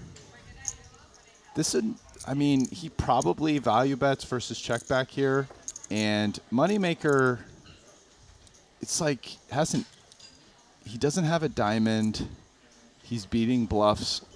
He probably folds, but I wouldn't be shocked if he tries the hero call. I really like the sizing here, by the way, because if he clicks block, like if he bets like 400,000, I think Chris might even, like he's not supposed to fold more, but he just thinks that there's a pair in Kuznetsov's hand. When he bets this big, now all of those like bricked flush draws in Chris's mind, the 8-9s, the 8-10s, the queen 5 of diamonds, queen 3 of diamonds, all those combinations that exist, queen 9 of diamonds, right? They are now prevalent in the range. Chris is not a folder, and I think that Nikita might get like the maximum value here. Yeah. Really good sizing. This was super sharp. 1.25 million. Chris, a non-believer, pays it off with the nut ace high. This is the amount of the draws failed to come in, obviously had something to do with it as we unpack. Yeah, the 4 gets there, so like the 8-5s get there. Right. But Kuznetsov, let's say he had the 4-5 and made a pair of 4s, is not using that large of a sizing. And I really also just think this is a case of knowing your man. Nikita's a good poker player. Yeah. He's been playing with Chris. He sees Chris's tendencies, and I think that using a sizing that looks quote unquote more bluffy. I don't know if he's thinking about it this way, Should but have made it 1,000 or whatever I was going to make it more. Yeah. Although that might just bust me. I think you would have just called, yeah. Yeah, I think I just bust myself. 8-9, 10-8, 10-9, yeah, no, diamonds. They all exist.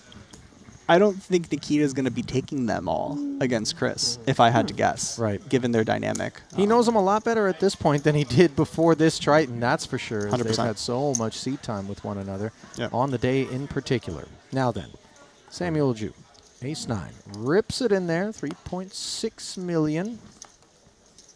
Okay. Little helicopter muck there. It's a great result when you have the ace-9 offsuit.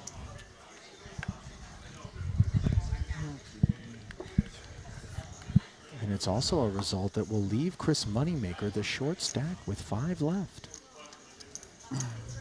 Been on both sides of this leaderboard since the onset, has Chris. Shown resilience on more than one occasion on the day when short.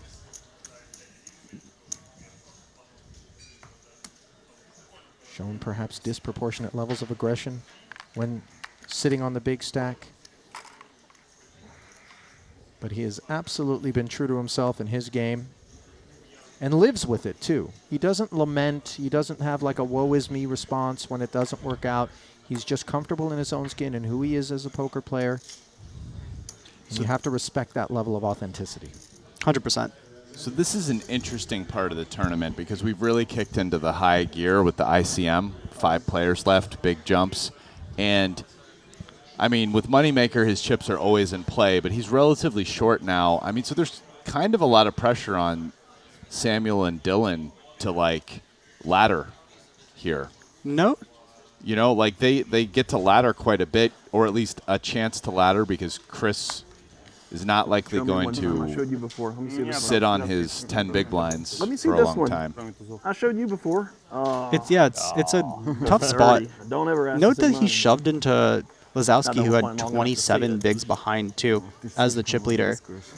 The ace-4 suited is a really good combo to do it with. You just want the hand to end, and you want to force folds from all of those, like queen-jack, king-queen, all these types of combos. But it's a cool shove to find. I don't know if I would have found it myself. So love watching these players who are really well studied, even in these high pressure situations, just executing at a phenomenal level. If I raise you all in? No, I'm probably just folding. I didn't like it. Something didn't feel right. You had 7 and fold? Yeah, I think some of it is that Lazowski in the big blind, right, who's you're shoving into, it's a lot of big blinds to shove into him, right? 'Cause if I was correct, because Kuznetsov was the button. Exactly. What happens is it's nice blocking the ace, and you have a hand that, when you're called by a relatively tight, really good range, kind of performs. Yeah, it's got like 30%. Yeah, performs pretty well, like better than, say, ace-7 suited by a little bit. Yeah. You know, just with the you like having the suited wheel aces. Yeah, so I think just a mixture of those two things. So getting to apply the ICM pressure, he's calling super tight because he has 25 blinds, but then at the same time, a mixture of the blocker effects and the equity when called. Probably one of the best hands to do it with. Yeah. For Dylan, apologies for the interruption. Obviously, I, like all of the viewers, Hard with the bounty. do our best to defer to these two minds Even here when I at the make move, desk. I don't get a bounty. That's the Well, tough that's what I thing. mean. It's like It's the tough thing, yeah. Plenty to listen in on. I might call hands I otherwise would fold. Oh my god, this is a mystery bounty, and I'm the only one who has no mystery bounty. Who was saying that? Someone was saying they have no mystery bounties so far. You get more chips than Chris. It's a little hard to believe, but I'm all I suppose in. not impossible. Wow. Well, he might not. He might not now. Say that again. Note the little gamesmanship from Chris. That's a good sound or bad sound. I don't know which one. Oh, wow. Dirty diaper. What do you Michael show? Jordan. Deuce 3 off. Oh. I got a deuce too. Domination. That's a spicy card to show. He showed both of them, didn't he? I think he showed No, one. just one. Oh, really? It's an interesting show. Bold. Usually in... I'm not bored. I don't get bored. No, bold. I said bold. Yeah, bold. Bold, Huh? showing Yeah, the deuce. bold. Because normally people, it's like, Oh, oh, they yeah, shove the well, ace-4 and they show the bold ace or and they stupid. show the good You can- card. Chris is whatever. just, Either way. I'm a short stack hero. It's a bad card. Yeah. Feel like I literally never see that, No. actually. You have one. You have 2 already. I know. 3. They're lonely.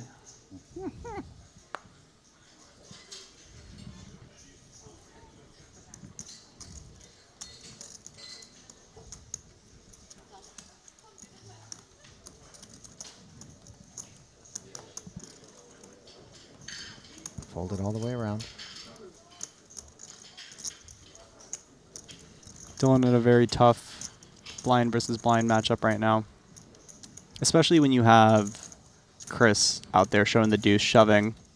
I think that we're less incentivized to play hands against the chip leader. I think Kuznetsov specifically is going to find a lot of aggression. Not saying that this combination wants to do that, but it's a precarious situation. Dominating Kuznetsov as we head to the flop in a limped one pre is Dylan. 900 in the middle. Ace, jack, deuce. Unpaired kit in both camps. 10 of diamonds working for Dylan. I see Dylan finding a bet here because Kuznetsov should be raising a lot of his ace-x combinations pre-flop, and Dylan will have more traps. The 10 of diamonds is a very good card to have working, especially because you have no showdown value. So it goes with check.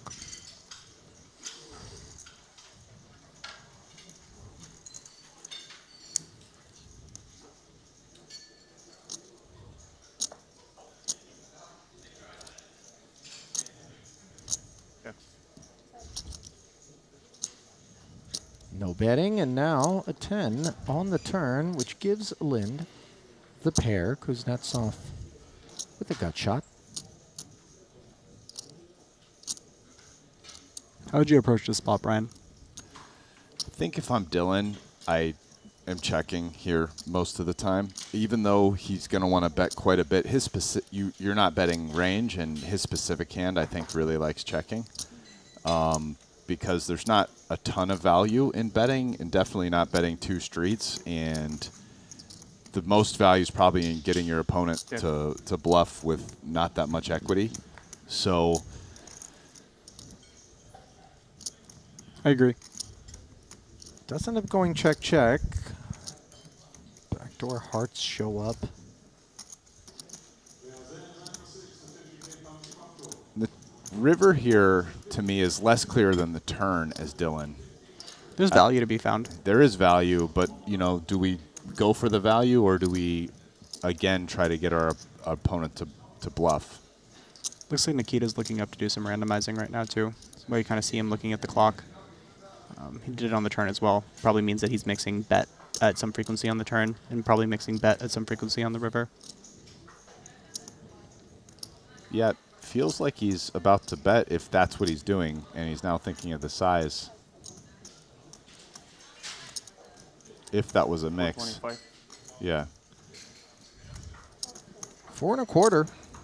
Sub half pot. And now, as played for Dylan, are we obligated to do a little bluff catching? I think so. Yeah, I agree. There's just a lot of pure air combos that Kuznetsov will have in this spot, and he's good enough to find them, so Dylan's going to find the call. Yeah. Yeah, so say the river spot, he got the max there by checking, which is why the river to me is quite murky. Yeah. Whether you know, yeah, it's like bet, get the deuce and the 3 to pay off sometimes, maybe even king high, but 8-9 was exactly what it was supposed to have. there's a lot of bluffs too that fold Wait a minute, when you that bet. that was not a good. You just wanted to lose. So Completely agree. Also, occasionally when you bet, you get raised off by hands that, you know, like with the best hand, where if you check call, not a super popular node, but it happens. I agree. The heart, when you have no heart in your hand also, means that the overbet is more available. Like if Kuznetsov wants to use a big sizing and you don't have a heart in your hand, it'll happen at a slightly higher frequency. It's very interesting when we're analyzing a hand Dylan versus Kuznetsov versus when Chris is in the hand, because you just have to use different base assumptions. You have to use the base assumption that both Dylan and Kuznetsov are doing their best to play close to what we assume the solver is doing in an ICM environment, at least from what I know about both players. And in that sort of a dynamic, it really comes down to like regulating your frequencies correctly, which is why you see players using the clock to randomize and make sure they're not bluffing too much or bluffing too little. And that's where the hyper elite No Limit Hold'em players have a lot going on. Chris does not want to call this one. I think Chris wants to shove this one. Put the sunglasses on. You think Chris is calling or shoving here? Call. Really? I mean, I guess his body language feels very call-y at this point. But I'm not sure. No, yeah. Oh, no. Okay. He rips it in. Dylan asks for a count. 3,500,000. I'm not sure, just like I don't think Chris was sure. Yeah. It felt, to me, given the kind of downturn that we've been seeing from Chris and kind of what you were describing with the increasing volatility as it was happening, King 10 feels like, and to be frank, King 10 is a great combo to shove here. It puts Dylan's ace-X in a really, really bad spot. Gets it to fold even. Yeah. Not sure what that mystery side card was, but obviously it wasn't big enough to take the heat of the Moneymaker all in. Meaningful little pickup.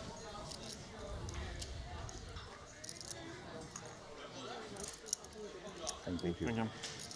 And Chris giving off that kind of a body language, to me, doesn't immediately read as weak. There's some nuance there where he's going to be giving off false tells, in my opinion. Yeah, yeah. No, I definitely think he could be giving off a Not, false yeah, tail. I'm not saying he is, but that he could be. So shortest stack now belongs to Samuel Zhu, courtesy of Moneymaker, picking up that pot now, sitting with 15 big blinds. I think stack continues to be Kuznetsov. Apologies, gentlemen. Here's a look at the payouts. It's all brought to you by Poker Stake. Note that those payouts, if you're doing a little math along with the ones that aren't on your screen, they're not adding up to the full prize pool. Only half of the 6 million plus collected gets distributed courtesy of your results here. And then tomorrow, we start opening envelopes. Yeah, I think there's some nuance, though, within those spots when you're picking up tells where there is a feeling you can get in those spots when someone is giving off information, whether it's genuine or not. I agree. You know, and I'm not saying I had... It's much easier to have those feelings when you can see the cards and you know. Yeah. Right, because we're looking at the cards. So you know if he looks like he's unsure, it's because he is. Whereas when he has kings, it's because he's not. But there are times where, you know, there can be clear indications, you know, and it's different from player to player. It's kind of more a feeling on the acting. Even, I don't know, like small things about like when someone's smile is genuine or not. Right? Like the creases in their, the way their eyes and lips crease.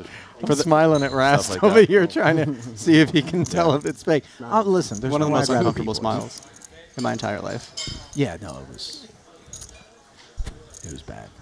But sometimes, you know, it'd be like that. Like I've actually used that tail for sure, like in a pot and someone's on the river like talking and laughing. And it's, you know, saying something and kind of like, not like hardcore, but like small laughing at their own joke. And then, you know, I've noticed the difference when that laugh is like genuine and not. And it's obviously a spot where if someone's just fucking bluffing big, it's going to be hard to like tell a joke and feel comfortable. Yeah. Whereas when you just have the goods and you want the guy to call, you know, that's, I've seen and used that before for sure. The kind of like genuine smile, the way it makes your face look versus the fake laugh. I don't know. Those kind of things are a thing, and how natural you look in those kind of spots, it matters.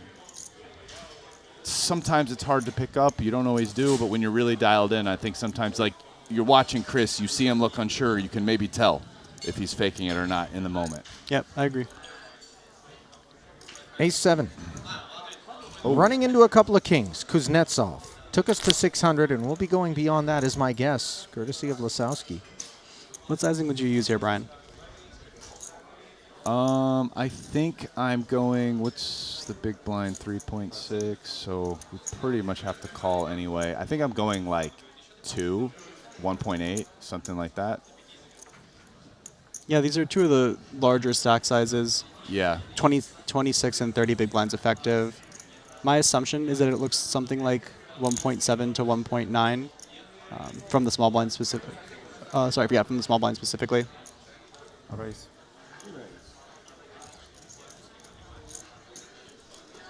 A little bit on the beefier side against the chip leader. Yeah. Trying to get them to fold at a higher frequency. Also, we just have a lot of really good hands here, so you get to raise. Yeah, you're not 3-betting this spot very often. When you do, your range is super polar, and you want to use a pretty big sizing.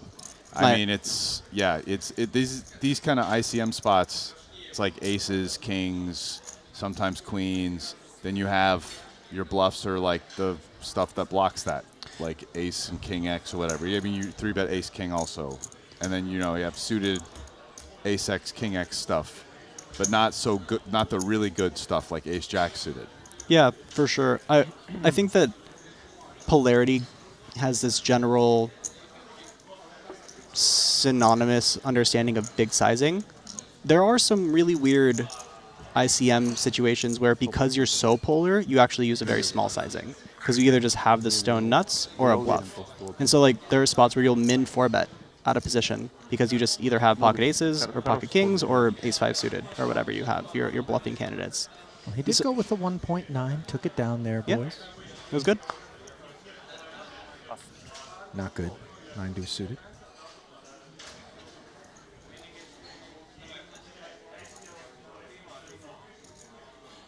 That's not the look of a man who wants to fold. Well, that's the default setting, if I'm being honest. Big shove. Likes to get in the mix this time. Ace 5 off what he's using. No one's woken up thus far behind him. 2 down, just 1 to go. Drum roll, please. Nope. Only English during time. Ali, what do you think about everyone's peeling mechanics here? You don't see a lot of squeezing at the in these spots. First off, Dylan, I do appreciate that when the question came my way, it was, you know, kind of in my realm, right? Yeah. You're asking Rast for sizing, but if we're talking peel mechanics, let me slide my chair forward and walk you through the art. Now, obviously, we work with these RFID decks. They're not cheap. You do want to go gentle on the cards, and, you know, we don't want to put any marks out there. Slows the game down. Got to put a new setup. Obviously, you know, somebody picks up on a little something, we could create some advantages. Want to keep your nails trimmed, for sure. Don't want to come with that crazy broadside baccarat halfway through, you know, is this a 2-sider, 3-sider? Yeah. We want to avoid that stuff. So far, from what I've observed, we're not going to be invoicing any of these guys for decks. Yeah. So I can get behind it. We have a variety of peels. Here, 2 8s. You see just a gentle bend from Samuel. I don't know how gentle he's going to be when it comes to the chips, though. I would assume the opposite of gentle, and that Yeah. the maximum amount of chips will go in. Yep. You know, speaking of the topic you just said, I'm going to tell a funny story. Okay. I'm in. Hang tight. There's a genie lamp on top of these chips that somehow I've been asleep on. Big blind for Kuznetsov, ace 4. Pin in the story, Rast. I do want to hear it, and so does everybody else. This I promise. But could Kuznetsov head for a bounty hunt at this price? This is very, very... I think against this particular player, we're going to see a fold here from Kuznetsov. Zhu has been on the very tight side. Yeah. Yeah. He does pass. So talk to us, Rasty. You got a card peeling sort No, of? it's along what you said. So you were like, keep the nails trimmed, right? Yeah. So I'm at the WSOP in the some no limit single draw tournament years ago, and I'm at a table and there's been some marks on the cards. Gotten the deck changed. Looking. Oh, it was a call. There's this. Oh. Let's It was a call. put a pin in the story again. Time out. Yeah, Have it was we a call. all lost our... I thought Kuznetsov been this one. I He's did in as there. well. All 3 of us somehow asleep at the wheel, and the ace has shown up on the flop. Jew with real problems, and the 4 on the turn does give him added outs, even though it gives Kuznetsov 2 pair. Gut shot. 7s, 8s. Are they available? 6.3. Will go Samuel's way if they are. Wow. Oh, 7-ball corner pocket. And Nikita loses a third of his stack, roughly. As long as it's not for a bounty, you can win. 7. Okay, so we're at the WSOP. This is crazy. Look at this. You're Playing looking no limit around. single draw. There's marked some, cards on marks many in the occasions. cards. This that change the deck. The marks are showing up. Start looking around. There's this older gentleman. I have no idea who he is. He has the opposite of trimmed fingernails. Talons. They're long. Yeah. Very long. And the marks come. We changed the deck multiple times. Nothing got found out, but I'm just saying, it's a little sus, you know? Huge fingernails. Like on purpose, you think? I don't he was think going old school, like grifty? How else are they getting there? I mean, I think the guy with 2-inch fingernails. I mean, they're probably getting there by him, but it might not be nefarious. He just might have been squeezing his Not all cards. these old dudes in the single draw streets are innocent. Let me tell you That's this, fair. Dylan. All right? Backroom, saloon stuff, 6 shooters taped under the table. That's, you know... Yeah. That's the place that this guy cut his teeth. Listen, poker is getting more and more respectable, but its origins have quite the few nefarious stories. Oh, yeah. And I'm here for it. Yeah. All of it. Note the shove. 22 big blinds. Chip leader now. Just take that, guys. Yeah. Immediate shift here by Lazowski. Yeah, we have not observed this from him. He really has been deferent it's a great capitalization. Yeah. He became the chip leader by approximately 2x, like kind of eclipsing that almost 2x the second place stack, and then just blinds have gone up. Yeah, the king queen is 11, 11, 13, 16. So he's going to get the shove on those stacks, and it kind of sucks for them. They're all clustered.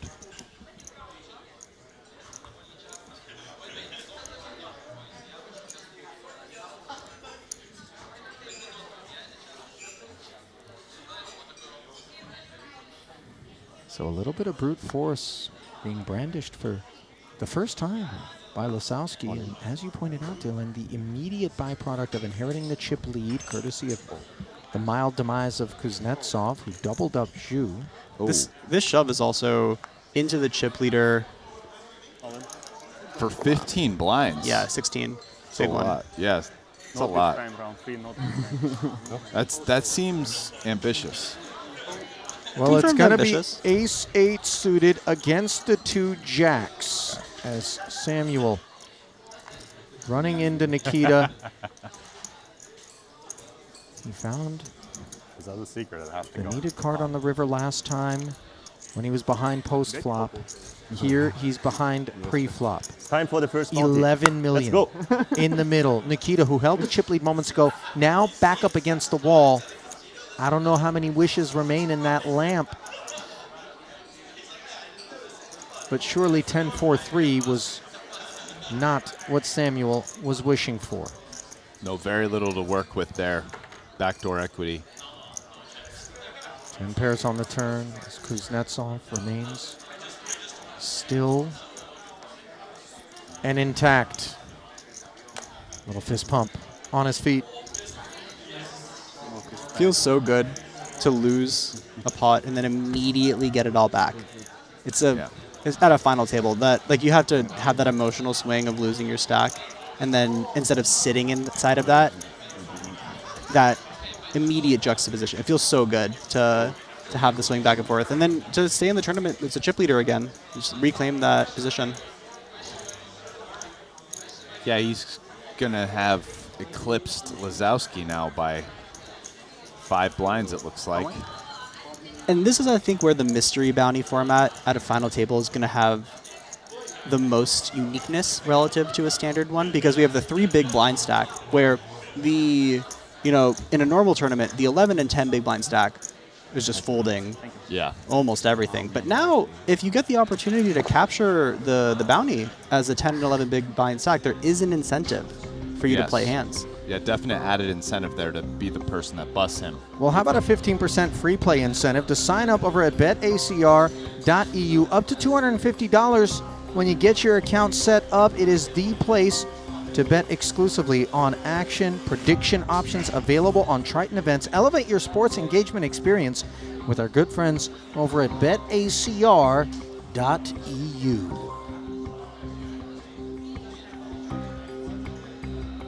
I have a good card peeling story for you, Ollie. Ooh, I like them. Recently at the final table of the Poker Go mixed event, okay, me and Dan Zach were having a conversation because he sweats his cards as much as possible. Really? And I just ripped them over. And he said that it would hurt his heart to not sweat in these. It's like we're playing triple draw, like 1 draw left, all in spots, and I'm just ripping them over without even thinking about it. And he said it hurt. He said it hurt him physically. The story is hurting me actually as well, Dylan, because we didn't take to these mixed game streets because we were looking for that lack of suspense. In fact, it is exactly that, which, like moths to a flame, lures us in. Speaking of luring, King Jack offsuit. It's really interesting when you have the short stack still existing, and I believe that Zhu is in the big blind, and so Dylan is shoving here to try to capture the bounty, and I think that Lasowski is going to be aware of that. Normally, as we said, in a classical tournament, this fold would be pretty trivial because you don't think that Dylan's going to be shoving when there's a 3 big blind stack. But now that the bounty's in play, the ace-2 suited becomes available as a combination. Like that means that maybe king 10 suited and all those are available as well. Yeah, wow. A jam, the play. Also, we have to realize these blinds have been going up and players aren't quite as deep. I mean, Dylan has 11 blinds. It's significant, but it's not a lot. As you gets to fold here and possibly Yeah. get a ladder. No. That's sick. A golf. Just 3 big blinds deep. Samuel Ju is clearly rooting against the shorter stacked Dylan Lind in this collision. Lind, a 3-2 favorite. Lisowski looking to pad his chip lead. Yeah, but king jack off. It does feel lightish. It does. Oh, and what it feels like is about to bring us to 4 players on a king 7-6 board. Can Dylan find a diamond or an ace? No, and take the whole thing off the board. Top 2 pair, rendering the river inconsequential and rendering Dylan Lind eliminated in 5th place. Respect being shown there. $202,000 once he visits the pay desk. But that'll be it for Dylan's run. Did find a few ladders, though. Did. It's definitely a tale of two emotions here because Dylan, it feels really bad to not get the next ladder in this situation, especially where if Lisowski folds that spot, he gets the, I believe he gets the, no, he doesn't get the bust out, but at least he's not dead, right? And now you have the pay jump for Ju, where he had 1 big blind left. So getting a pay jump with 1 big blind is a phenomenal feeling at a poker table. Tell me about it. Not lost on Samuel Ju is that good fortune, as Dylan does add to his career Triton total, which coming into this one was $832,000, so he's breached the 7-figure mark, over $1 million in earn on the Triton Super High Roller Series, 10th career cash here at his 4th ever Triton Festival. $250,000+ on lockup now for the remainder of the field. The pay jump up to 3rd, just about 60 grand. Ace Queen suited for Lisowski, heating up. And just as a reminder, what is the average amount of the equity of a bounty? $64,000. 64. That's... We've reached equilibrium in terms of pay ladder and envelope EV. Using a big opening sizing here as Lisowski 1.1. into the second place stack of Kuznetsov, looking like he wants to deny equity and the bounty opportunity. Not lost on Kuznetsov, by the way. An ace-5 offsuit is a combination that could find some aggression. Like, I don't think the fold is showing up, but the shove is very in play. Samuel has called off, understandably, with ace-jack. His problems are self-evident. Kuznetsov is going to have some problems of his own. Rips it and runs in to Lisowski. Ace Queen? I'm actually rooting for you to get the bounties, I guess, now. Triple up with jacks. Wow, Chris Moneymaker could just slide into second here. Why not? I mean, he's supposed to, kind of. 55% of the time. On his feet, despite not being a part of this 3-way altercation where the bulk of the biscuits are on the side. 20 million plus, is it? This feels a bit rich, but indeed, it is a very beefy side pot. Just shy of 2 million in the main. The ace queen slated to scoop it until the jack high board. Ju has the lead. Double gutter for ace queen. Issues for Kuznetsov on the hunt for a diamond, and instead it's a 7. Kuznetsov now drawing dead. Side pot. Jack on the river. Claimed by Lisowski. Not the main, however, as Samuel Ju will so improbably experience a second ladder. First off of 3 bigs, then off of a single big. Breathless is Weissman here in the booth. And certainly, so is Kuznetsov, and before him, Dylan Lind. Out in 4th. Who could have seen this coming? This feels awful if you're in Kuznetsov's seat. Yeah, somehow he went out 4th here. Juice laddered again. Okay, but let's I mean, unpack that's Kuznetsov's crazy. decision here, boys, with the ace-5 offsuit. It's a very logical candidate to take as a shove. I think that... Does he need to shove? What if you make it 3 million? And just let yourself get rebluffed occasionally, sometimes knock him out? I don't know. I'm unclear as well. I'm not going to claim that the shove is the optimal spot, the optimal approach. I do think that you are supposed to play all-ins with those combinations because you want like the king, queen, jack, jack 10, all of those types of combos that can maybe call, especially in the bounty dynamic, to like maybe the number's not 3 million, maybe the number is 3.6 fold to shove. But even though it's first and second place, we were sub 30 bigs. I'm unclear as to whether or not that's correct, but Kuznetsov is a very good player, and obviously it feels terrible when you run into the buzzsaw, because that's very unlikely that once there is the call all in, that the ace-queen suit is just going to show up. Well, I don't know where the nearest seismograph is here in Montenegro, but note that that pot certainly was registered. An earthquake which shakes out Nikita Kuznetsov ahead of Samuel Ju, who is hanging around 5 bigs deep, $250,000 plus collected by Nikita, but I suspect he's not in a celebratory mood, gentlemen. Yeah, I'm unclear as well. You asked a question and I gave you an answer about some other options, but I'm not saying it's right, but that is another option. How about we take some time, we'll chew on it. We're going to send everybody to about a 4-minute break. When we come back, continuing coverage of the 40K Mystery Bounty with 3 remaining.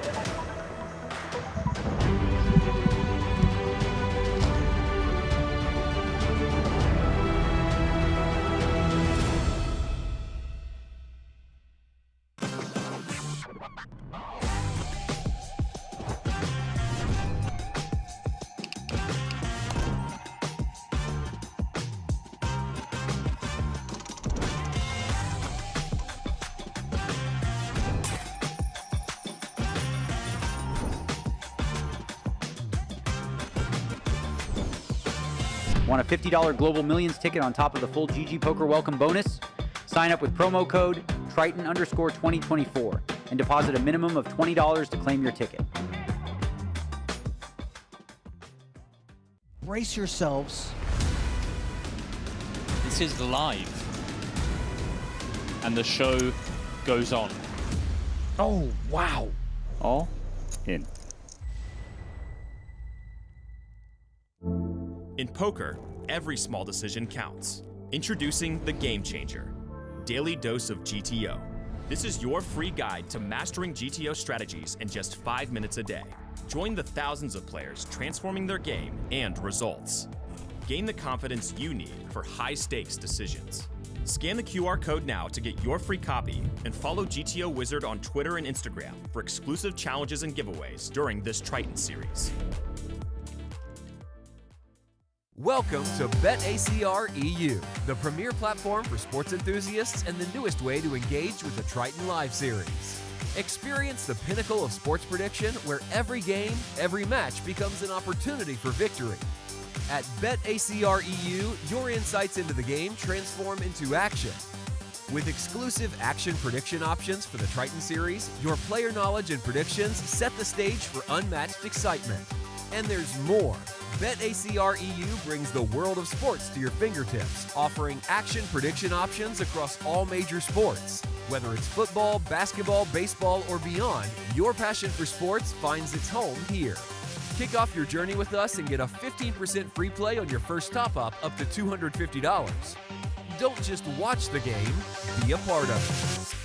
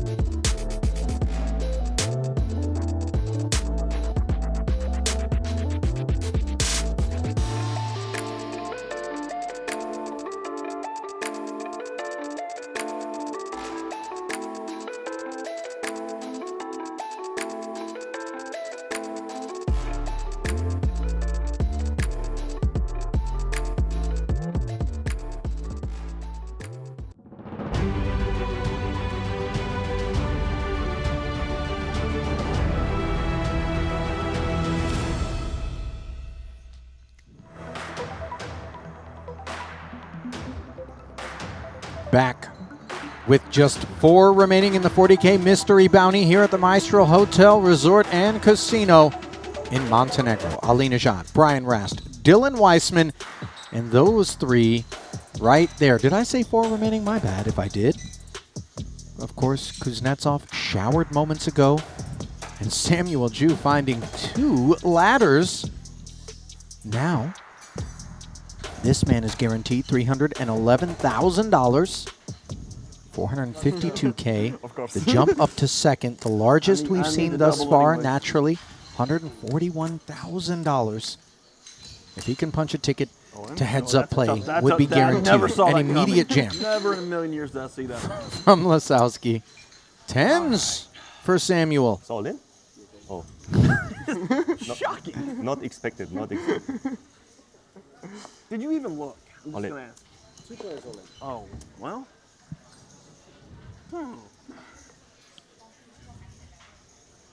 What a roller coaster. Let's go. You can jump up the ladder just by folding. Come on. I understand, but But what, boys? all right. I'm gonna. I don't know. Oh, that's Chris good likes for to me. open envelopes. That's Yeah. good for me. He wants the bounty. Pick up. Out of the way eventually is the At King least 7. when I lose, I can say, no, we're not gonna lose this. 10s are good, right? 10 on the flop. Double up. The spin from one And big we're gonna blind win the here. tournament. If he wins this one, he has 12 big blinds. Relatively epic. Yeah, and he might get second instead of 5th with 1 behind. It's pretty crazy. 4.75 million chip pot. Now the bounty being flicked over. You see top pair for Lasowski, hunting an ace or a 6 that isn't a club. Yeah, keep it low. Keep it low. With a club. With a club. Ace of clubs is okay. Ace of clubs. How about the Queen of Clubs? A flush for Samuel. How do you just wake up with 10s? I think that Samuel was saying that he hadn't gotten a bounty this tournament. And so the majority of people are getting their dollars not from the prize pool, but from the bounties, whereas Samuel has now gotten 2 pay jumps, is now in second place, and is kind of just attacking the normal prize pool in a mystery bounty, which is a very non-standard experience. That's 50, 75. Ah, it's 75 for... Well, now Moneymaker sits with 8 big blinds, Zhu with 12, Lasowski with the overwhelming 55. You should have taken the deal. Do I get the deal too? Can I? All right, let's salt chop. Let's go home.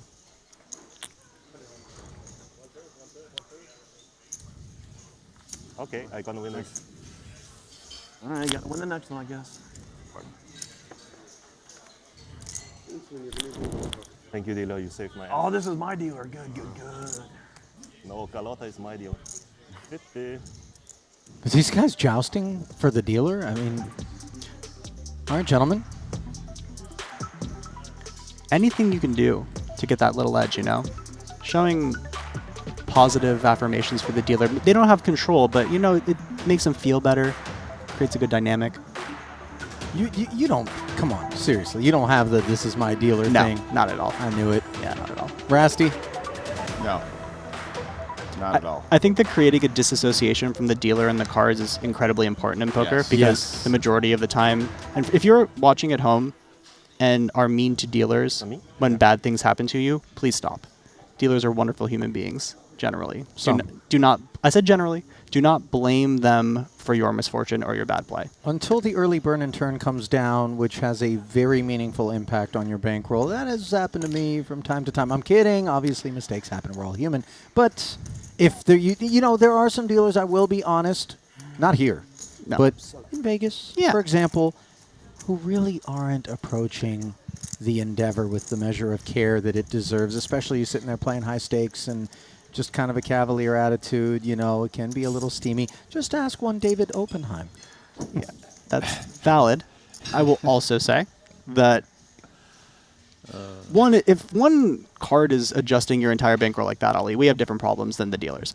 Second, the you said you were a degen. Yeah, no, it's no, we all know that you. Wait, did you just shove Jack 3 offsuit? Yeah. The answer is yes. And it's getting a call. It looks like. Yeah, bounty.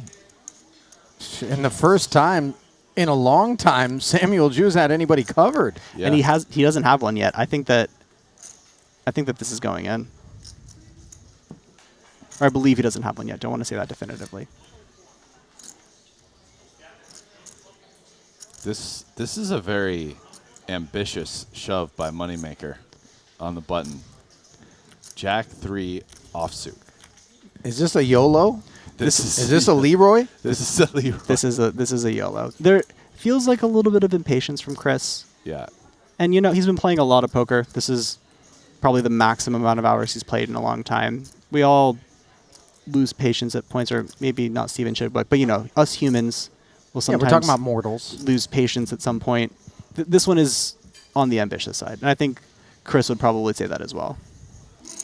Is there really this much thought required with this King 10 against 3.1? I don't.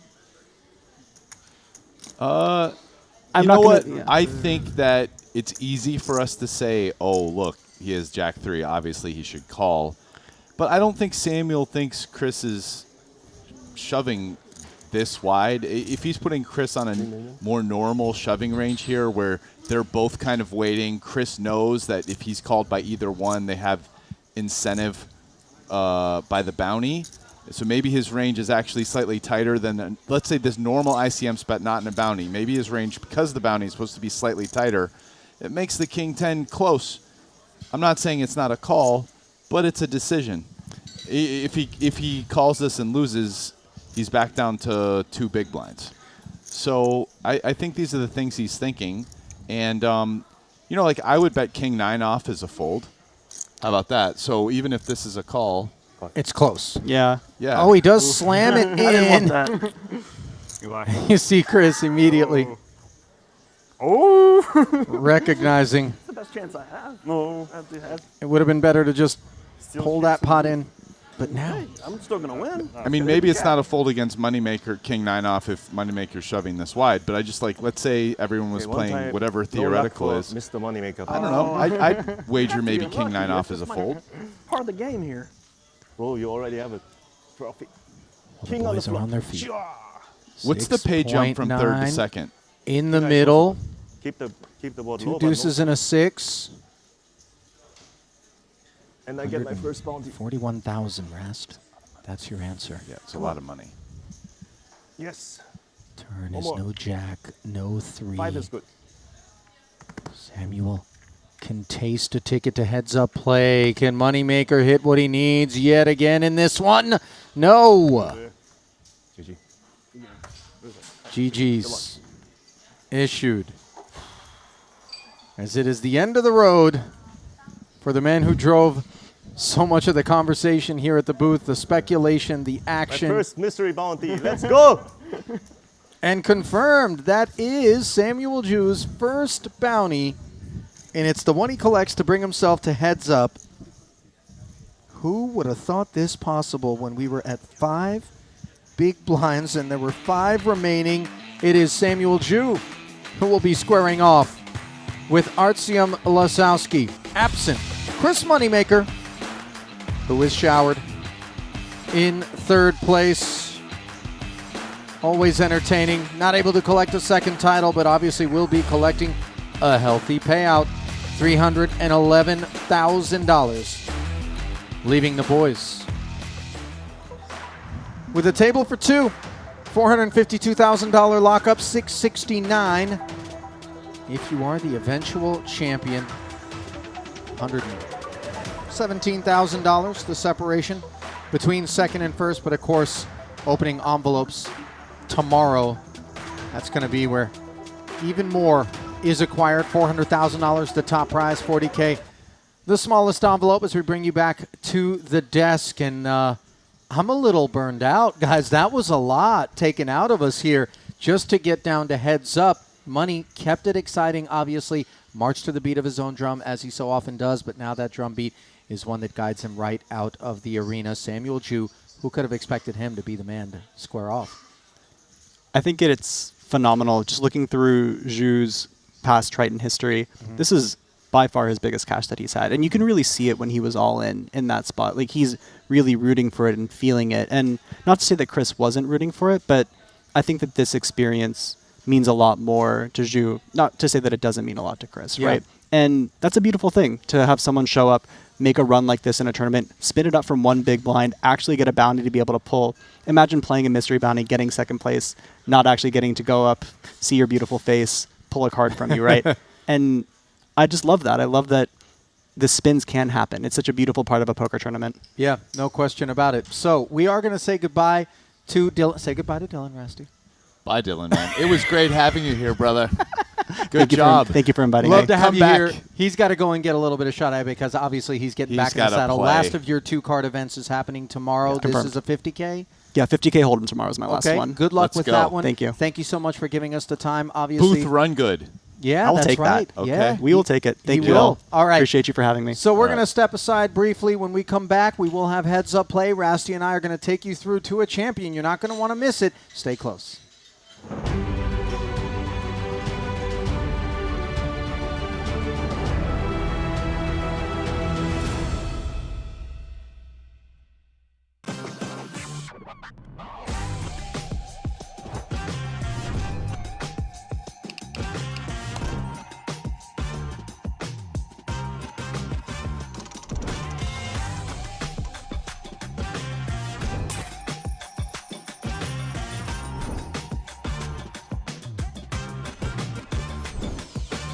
Want a $50 Global Millions ticket on top of the full GG Poker welcome bonus?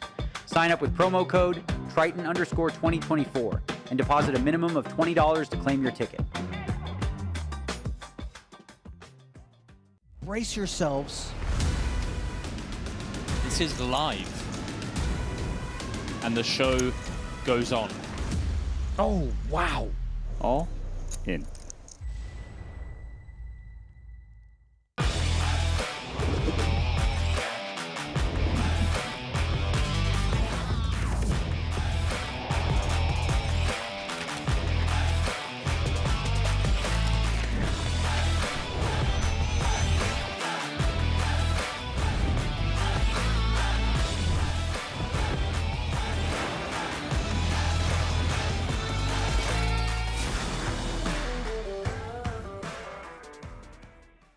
Welcome to BetACR EU, the premier platform for sports enthusiasts and the newest way to engage with the Triton Live Series.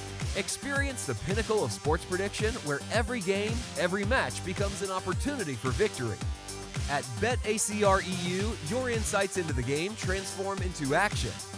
With exclusive action prediction options for the Triton Series, your player knowledge and predictions set the stage for unmatched excitement. And there's more. BetACR EU brings the world of sports to your fingertips, offering action prediction options across all major sports. Whether it's football, basketball, baseball, or beyond, your passion for sports finds its home here.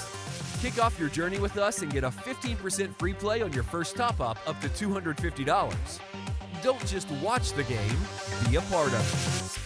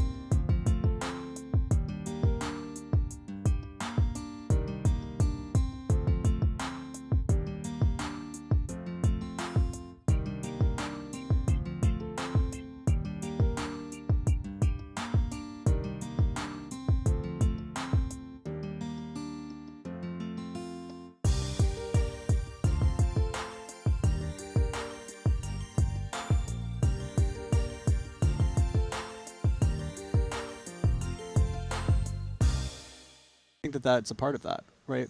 He definitely is making adjustments that he needs to make. This one, for Daniel here, I think you're going to see the Jack 10 for whatever 5 big blinds going for most of it. Leaves himself 200 back, but 1.3 out.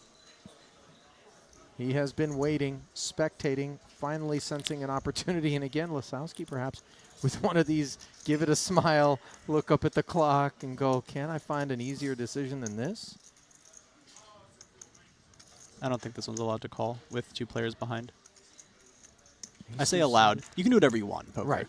Yeah, he wants to pull some bounties, he can pull some bounties. Wow, he shoves.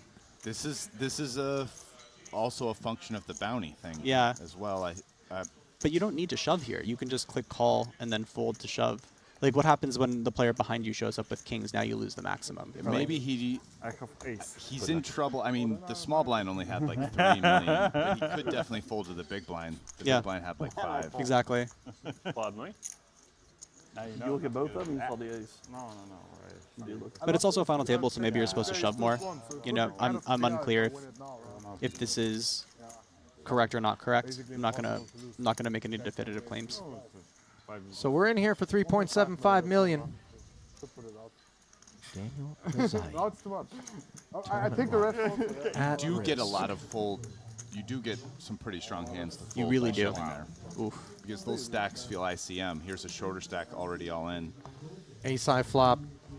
Rizai throwing the bounty over there. It gets returned to sender, and then the gut shot. Yeah, keep it in your hand. Keep it in your hand. Over here. I'll get a time it right. The dark arts on display here. Lisowski is saying, don't you do it.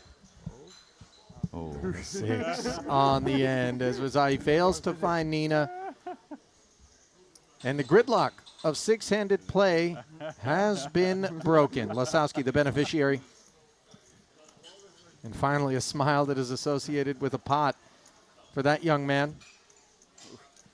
For Daniel Rizai, he never really got anything going, boys. Just sat back, finally found a spot, went with it. At least he had a little bit of a sweat. But in the end, what he'll have is $156,000 to add to his career Triton totals. I think he played very well. 6th place finish. Yeah, sometimes it's your turn to die. And he folded as much as he could. The card distribution wasn't in his favor, but he didn't get out of line. He didn't become impatient. You just have to lose in poker tournaments sometimes, and I think that Daniel did his absolute best to maximize. Hossein Ensan in his camp, on hand to console the young man. He's fit for it, though. Been down this path before. 2nd straight final table here in Montenegro. 8th in the 30K. 6th here. And he leaves behind 5 to do battle.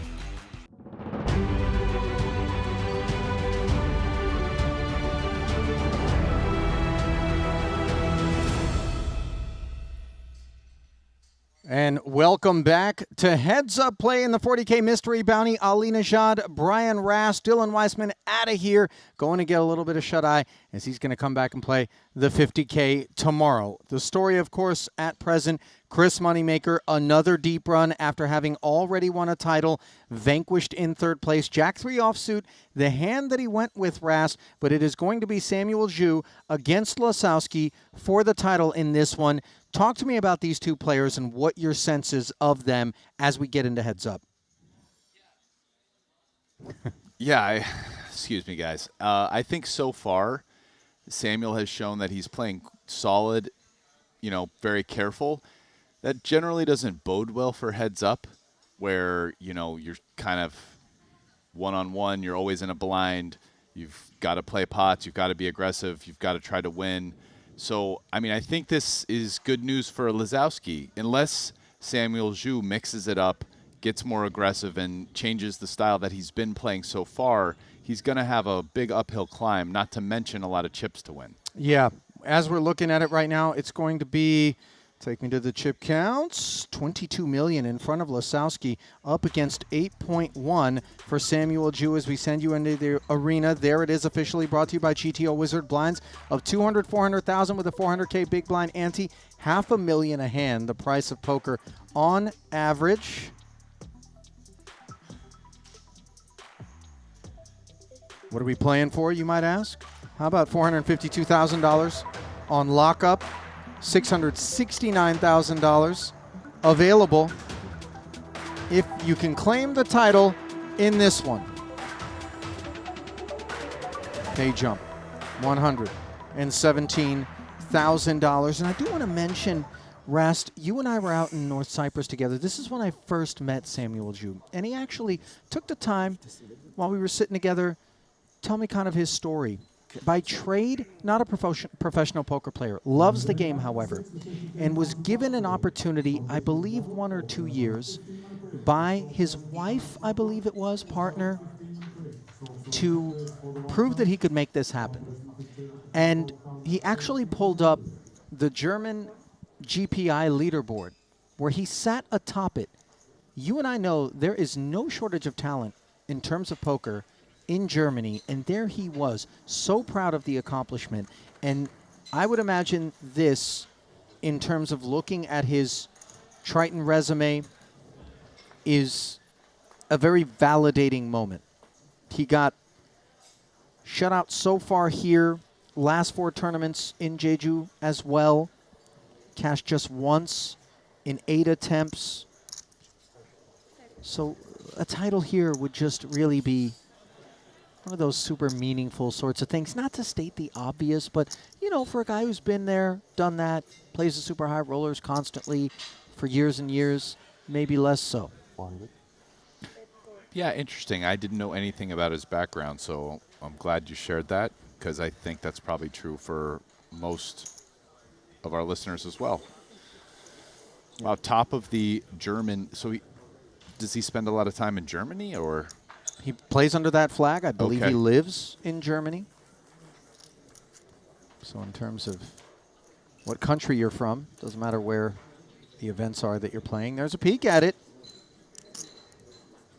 Beautiful golden Triton trophy. So coveted in the community.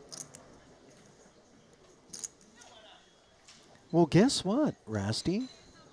It feels as though one Jonathan Jaffe, who was just walking by, wants to get involved in this heads-up match. Let's go. That's why we have this extra box here.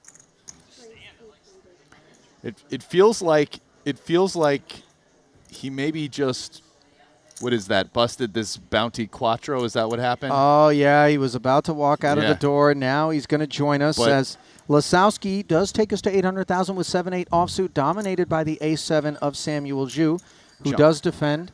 Jonathan's misfortune in this case is the rest of our good luck. Yeah.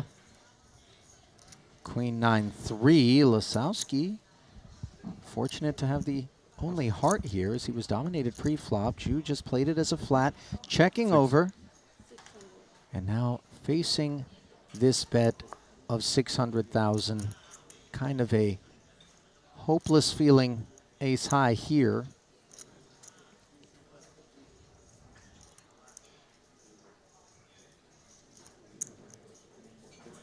Sure, plenty of times you got the best hand, but where are you trying to go? But into the bin. And with that, I welcome Jonathan Jaffe into the booth. Obviously, he's been welcomed out of the 50K Bounty Quattro, unfortunately. But no worse for the wear. And he just kind of said, heads up? I said, yeah. He said, yeah, why not? Love me some heads up. I got to tell you, the fans love them.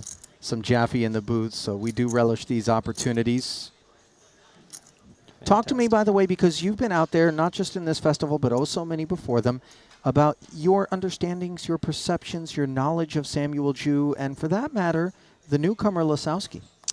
Well, at this point, most of my thoughts about Samuel are colored by him evading our table tennis match this morning. We were meant to play. Your eyes are telling me you don't know we have a table yet. We have a table tennis? We have a table tennis table. Here on the property? Yes. Unfortunately, it's outdoors. Sam canceled on me because of wind, which was very reasonable. It was a little bit windy this morning. Now, are you telling me that you guys were going to have a little action? No, just no, a sporting, but friendly. Yeah, but we both brought our paddles. We, looking to size each other up. Sure. As these fellas are here. Yeah, tens and deuces for Lasowski in a limped pot pre by Sam, who's got bottom pair. Pairs are hard to make heads up, of course. Not sure this texture will be of much interest to him. TBD does check back. Pot stays static at 1.2. It's a heck of a texture to flop 2-pair because it's really the only 2-pair you're going to see. How do you say it? Artyom? Yeah. Artyom flop there. You know, he's going to be ISOing the queen 10, certainly raising it up with pocket queens, pocket 10s, shoving 2s. Which, all that being said, makes this kind of difficult for Sam. Huh? Finds a fold quick. Okay, so table tennis elusiveness aside. I certainly, and I think Rast, you would agree, although step in here, have been impressed by what seems like a very measured, very thoughtful, serious kind of approach to the game for a guy who hasn't been a professional poker player his whole life.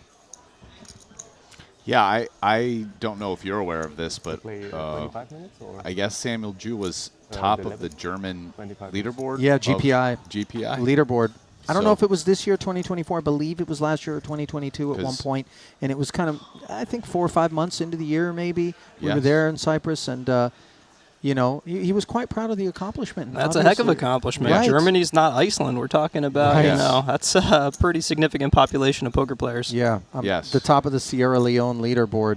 His wife gave him 2 years to show that he could do it, so, you know, he went and did it. Oh, man, that's pressure. Tournament poker, and you've got a timeline. Bink something or you're done. Throwing you out. Well, what about Lasowski? Have you been at any tables with him thus far? I've played about 3 orbits with Artyom. Okay. I did not pick up much yet. Well, can't say the same for Samuel on a Queen Jack 4 board. His turn to smash 2-pair. So we're getting a real unrealistic flavor of heads up, just flopping 2-pair every other hand. Yeah, but not really anything else to speak of for Artyom, so he's going to step away. He decides to lead. Wow. Interesting. And on a texture very bad for him. That's a huge indicator if I'm Artyom. It's going to color my whole strategy, how I approach this. Very unorthodox lead from Samuel. Well, unorthodox has been the order of the day, given that Chris Moneymaker was here. Let me parse that down. So how would you tailor your strategy now that you saw that? To be blunt, I'm going to say my opponent is very unstudied heads up. And it's going to shift me into wanting to reduce variance, me assuming that the player is going to push equity a little too quickly, potentially. I mean, the easiest snap adjustment is, oh, his checks are probably a little bit weaker than a normal player simply because maybe 10% of his strength goes into a leading range. And strength not necessarily being top pair or better, but maybe even just gutters or whatever. You know, we can't rule out if you're Artyom. Sam totally could have had just 10-8-0 there, but it's pretty unlikely he just led the 8-5-0 on the Queen Jack 4. So we're just starting to, you know, piece those things together. I'm sure Artyom has, you know, a wealth of information from how the final table was played and, you know, maybe 2 tables down. But, you know, when it goes to heads up, you really are reassessing things, especially with ICM out the window. Someone who was a nit could just go absolute, you know, lag crazy. And sometimes you can see that flip. Okay. Love that response. Thank you. 8-9 offsuit from Lasowski. Dust across the way.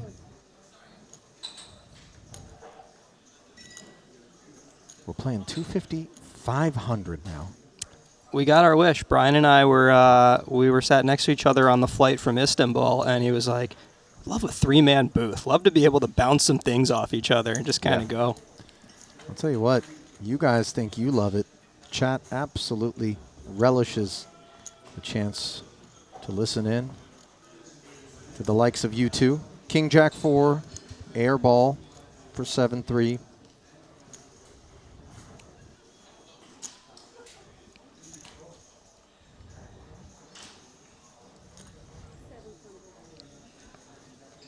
One of the things I'm looking for if I get heads up with a player, and I don't know how studied they are heads up, is c-betting frequency. It's easy to over c-bet heads up, given that you're playing so much trash. You can really get caught facing small check raises and being lost, you know, if you do have a hand like Artyom had there, 9-8. Not saying it's a bad c-bet, it's just easy to get into a pattern of saying, oh, my opponent rarely has top pair plus, why don't I just put some money in and we'll go from there. Yeah, so one thing I think, and Artyom, my guess is he's probably making this assumption, Samuel's been playing very solid so far. And as a person who doesn't have a background as a professional poker player, has just kind of come on the tournament scene, I think it's a pretty reasonable assumption that he probably doesn't have a lot of heads-up experience, and therefore probably just doesn't play loose and aggressive enough as a normal adjustment that you have to when you're going to heads-up. So my guess is Artyom probably will stab a lot in those spots where just, you know, by all the things you said are adjustments that somebody makes to stop you from c-betting too much. Because if you don't do those, then you just print c-betting to pick up pots where no one has anything. Exactly. Right?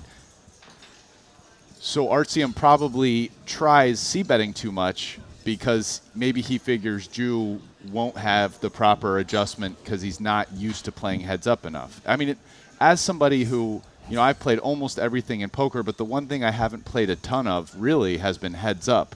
It's very different.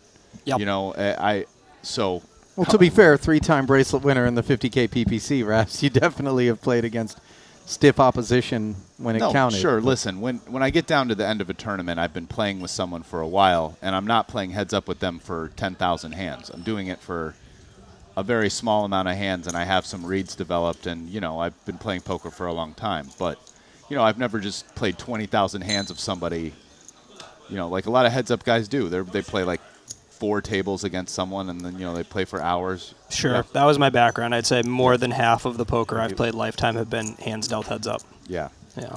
It is a different animal. I mean, you're playing queen 3 off. We got another data point right there. I didn't, if that was 1 mil into 2.5 mil, and Artyom folded king 5 on the 7-4-3. Did not have a spade, but interesting.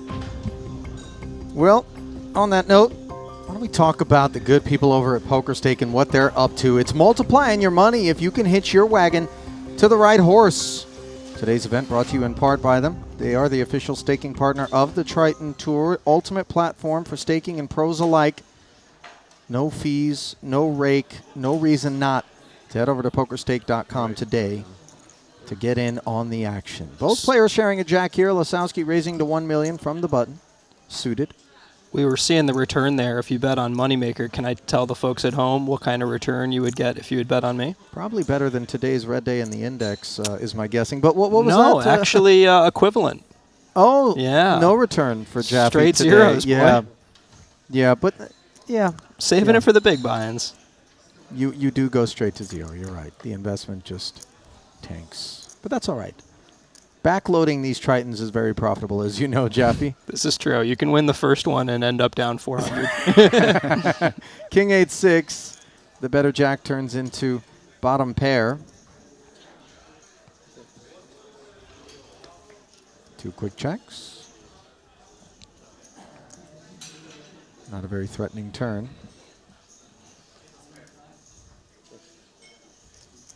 Let's see if he goes for the delayed c-bet here. I suspect he might. Second check in front of him, and a little bit of if you don't want it, I'll take it. Might be a foot. This is, if so, I mean, Ju has a mandatory continue, really. Sure. It is a big size where you start to feel uncomfortable with that 6, though, but... Yeah, it's pretty tricky for Lasowski here. I think he sized up seeing that his hand doesn't have too much clearance at the small size. If you're going to put out a small bet, really what better hands aside from a crappy queen high to Sam fold? But at this size, you know, maybe he wasn't drawing dead to get Sam to fold the occasional 6 and a 3. Yeah. So 1.5 million ahead to the river, which is a 7, nestles in between the 6 and the 8. 2 quick checks, check, though. yeah.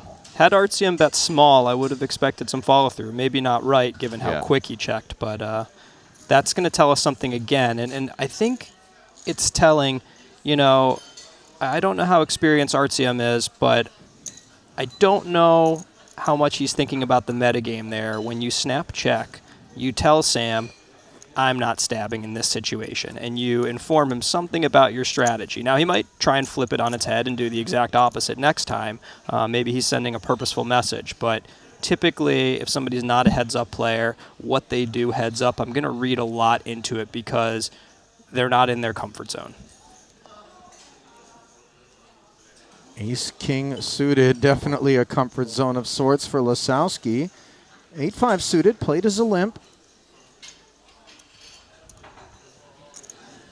They're about, what, 20 blinds, just a smidge over, so it's like 3x, just over 3x.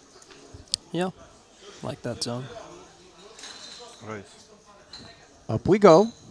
1-7 in total, extra 1.2 on request. With 10 million back, when we limp and we face raises of this sizing, are we obligated to continue? We are with 8-5 suited.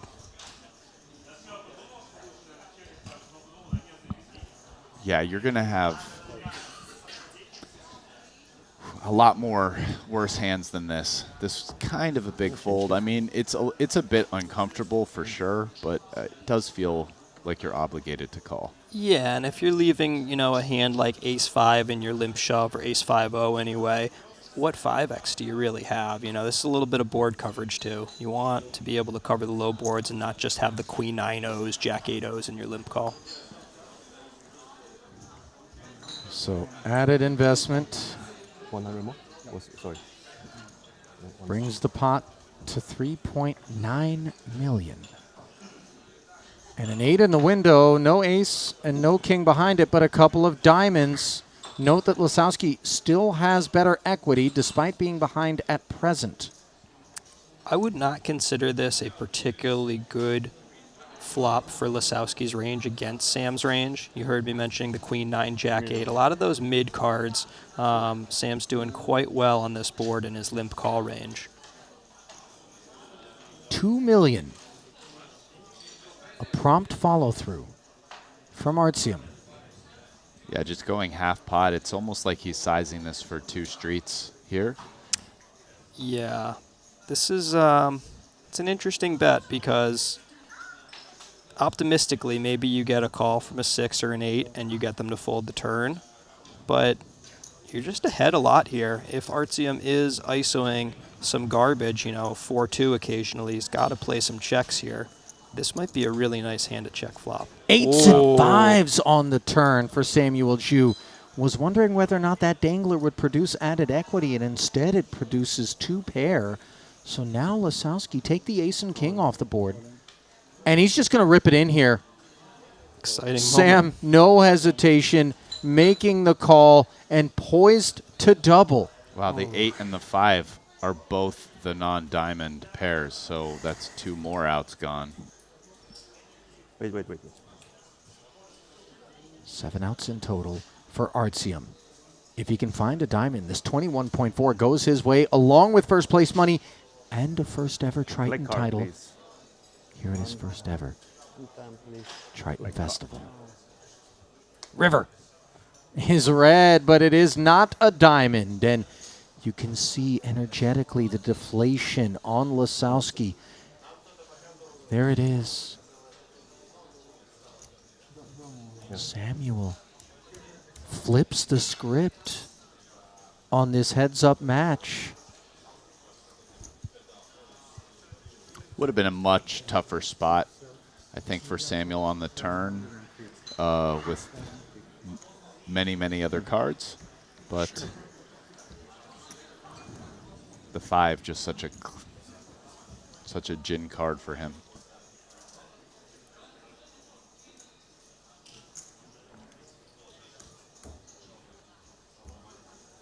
Boys, you've both been heads up.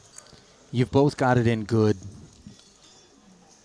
Having the best of it. Let's say it wasn't a draw or the ace king or whatever, right? And then you take the gut punch. All of a sudden, the chip lead that you've held for maybe the lion's share of the path up until heads up play is relinquished. Stacks get flipped. Are you susceptible to that sense of dread, of doom, of boy, here it goes, you know, I'm unraveling? I mean, I presume that somewhere beneath all of that command of craft is some humanity emotionally that can, you know, creep up on the best of us? I don't want to toot my own horn too much because that feeling does come over me, but heads up is like one of the only areas it doesn't. When there's still more players at the table and there's ICM and I'm like, oh no, I had this commanding chip lead, I was pushing them around, and now I have to snug up and make some tight folds, then it absolutely comes over me because I have to play this entirely different style. Heads up. What are you going to do? You got to win the other guy's chips anyways. You just have that job in front of you. There's a momentary deflation, but because there's no real strategy shift, it's actually the easiest time to refocus, I think. Interesting take. Rast?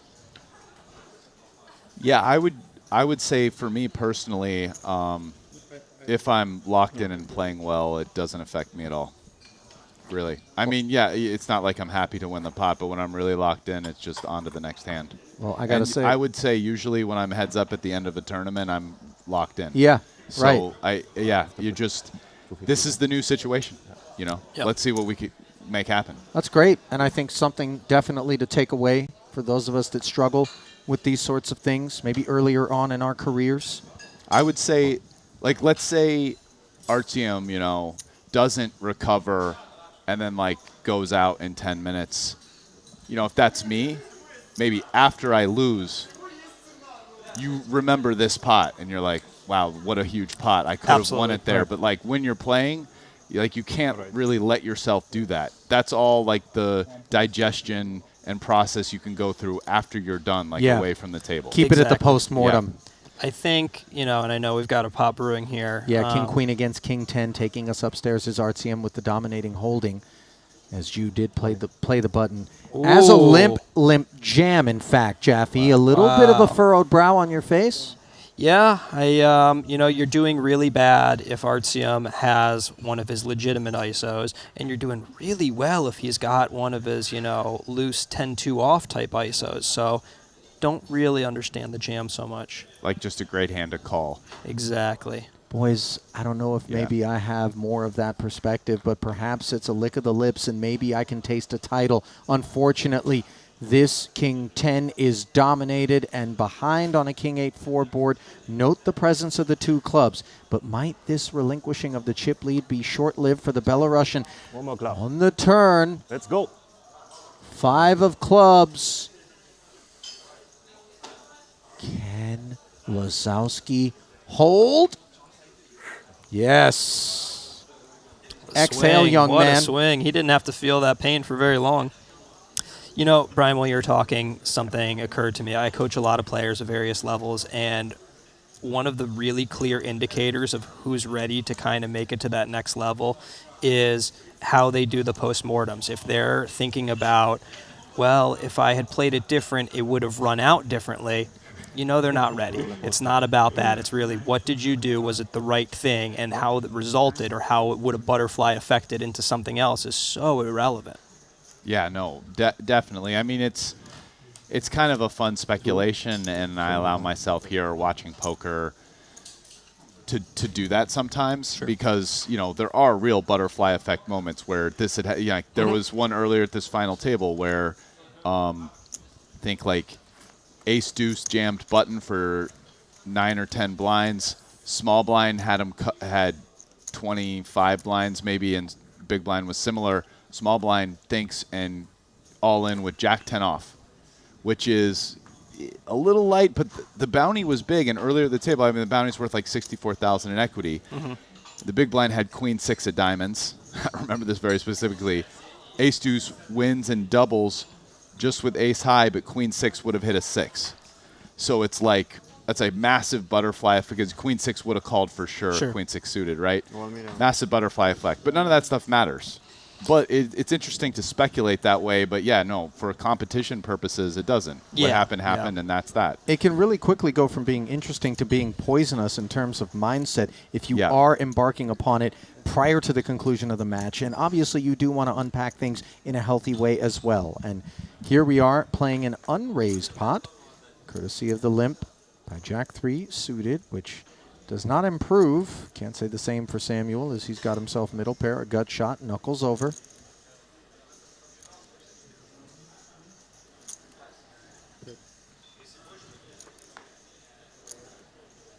Artyom checks back, ace on the turn.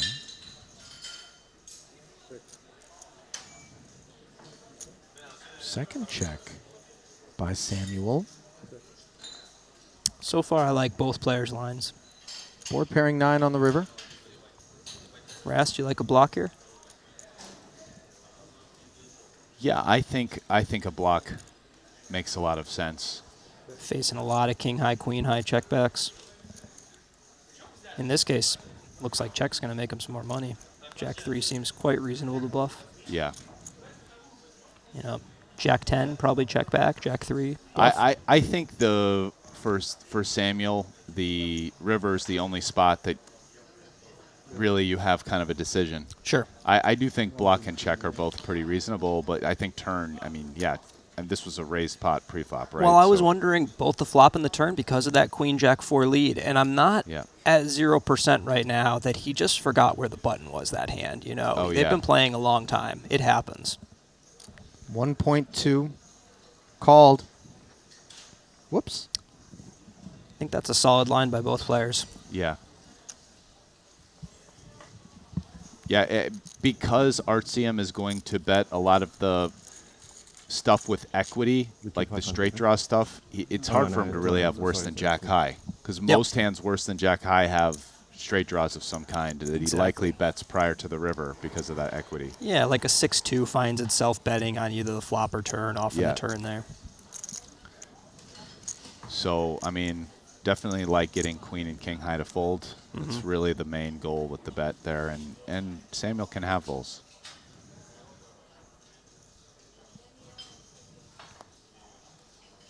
Who plays 8-3 better? Ooh. Maybe not a depth for folding, but that's another data point there for Artsium. We've got a button fold with big blind ante.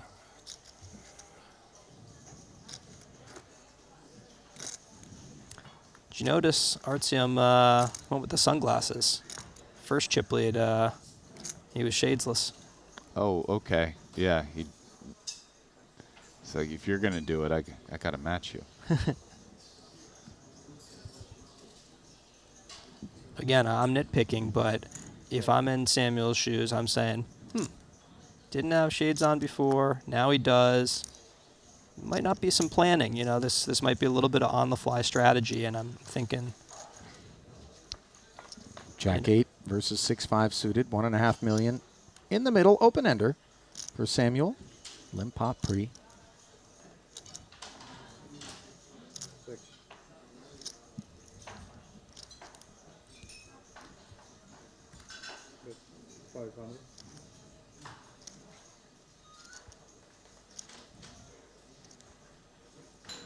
$500,000.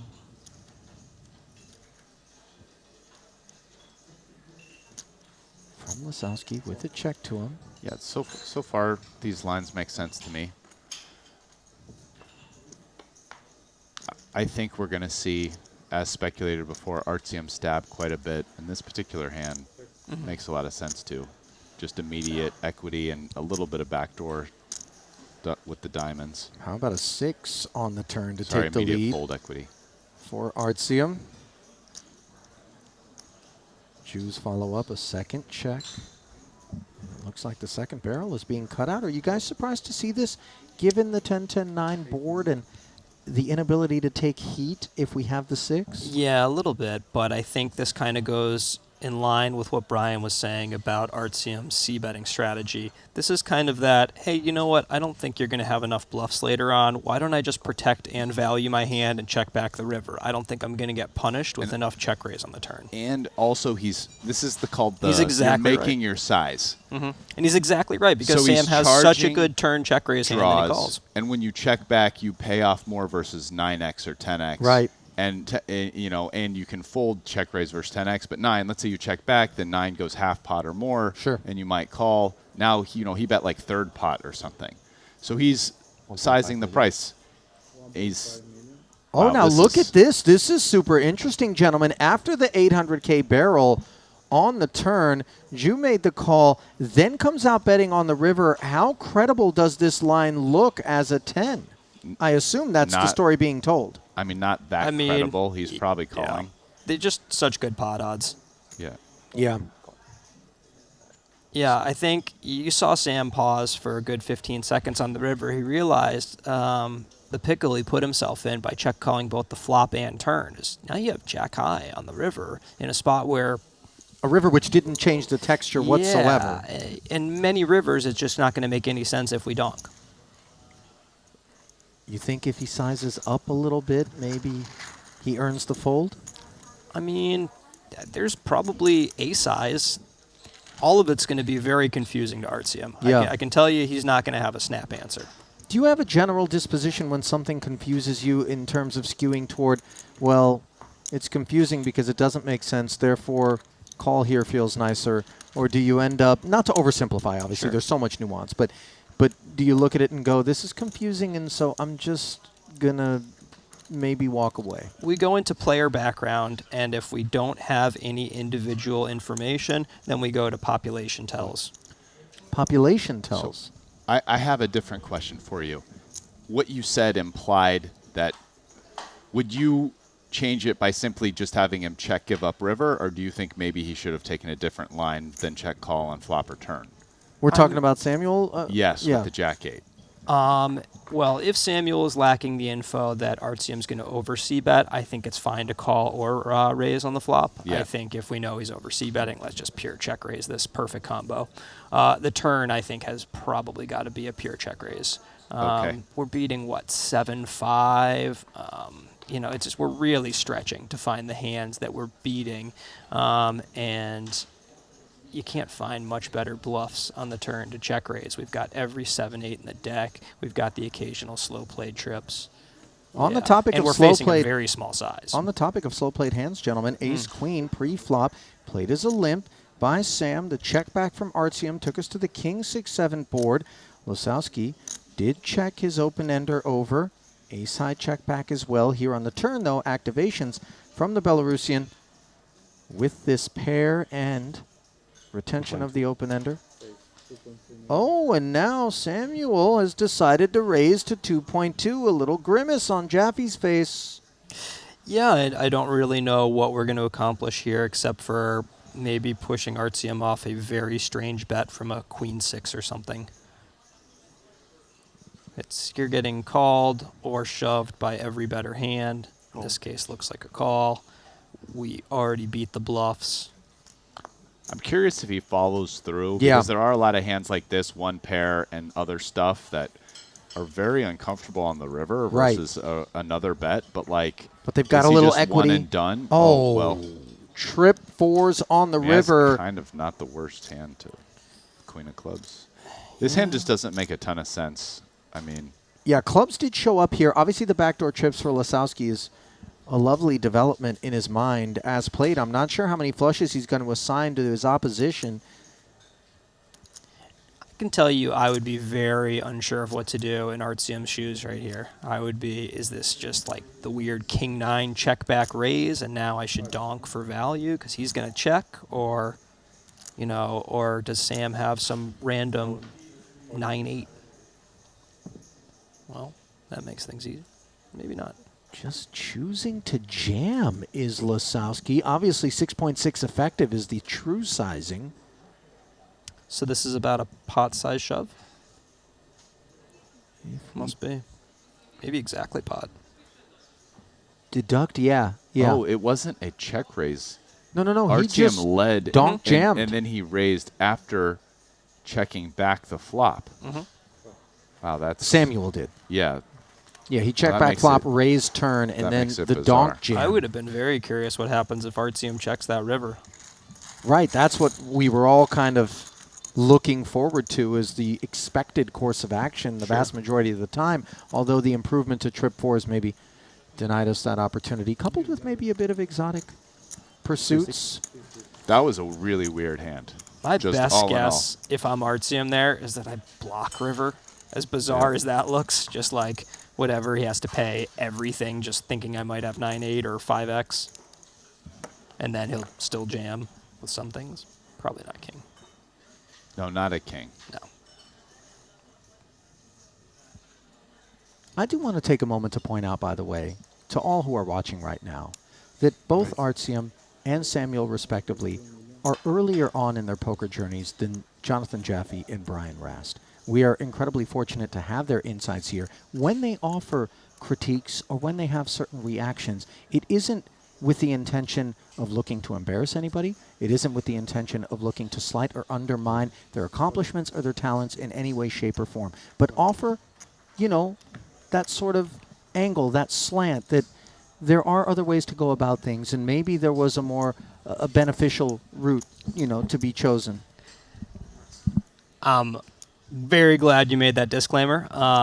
And yeah, it kind of brings me back. I was having, I had Daniel Negreanu on my podcast recently. I'll skip the plug, but we had a really good conversation. He brought 2 heads-up hands for us to break down, and the crux of it on one of the hands was that he made a move that he knew wasn't GTO. He didn't think he was exploiting his opponent to, take advantage of him. He actually said that he was doing it because he didn't know how to play the river. So he shoved the turn in a spot where he felt very confident it should be a call. And he said, because I'm not going to know how to play the rivers. And this is Daniel Negreanu. This is a world-class player. This is a guy who beats high rollers. But the fact is, if you don't have a heads-up background, and realistically, big blind ante, nobody has a heads-up background.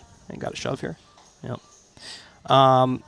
You're going to make tons of mistakes. You are going to be playing suboptimally left, right, and center. Now, times that by whatever you want if somebody's played less than 1,000 hands of this. It's just an entirely different game. Take a professional basketball player and now put them on roller skates. What are they going to look like? Interesting. And that's an equivalent and analogous sort of departure from everything other than heads up in terms of the differences. An attempt at one anyways. Yeah, no, but I mean, obviously when you do picture it, you're like, yeah, I don't know LeBron's doing how he's doing on skates, but you know, sometimes. Yeah, I mean, 3-handed is closer to 5-handed than it is to heads up. Mm-hmm. Okay, Yeah. interesting. Because you have the same button, small, big blind, yet you're just cutting out these 2 spots, and sure, that's a significant difference, but that structure is already different than the heads-up structure. So I think 3-handed is closer to 5. Yeah, Samuel does have a pretty clear call here with Jack 10-0. But Yep, it's tough. So often we don't expect Jack High to be good. Little does he know that he's dominating in this spot. Just 10 bigs back. 2 invested. There it is. And he does make the Nice call. call. He doesn't appear thrilled with it, but he will be once he sees Jack Trey.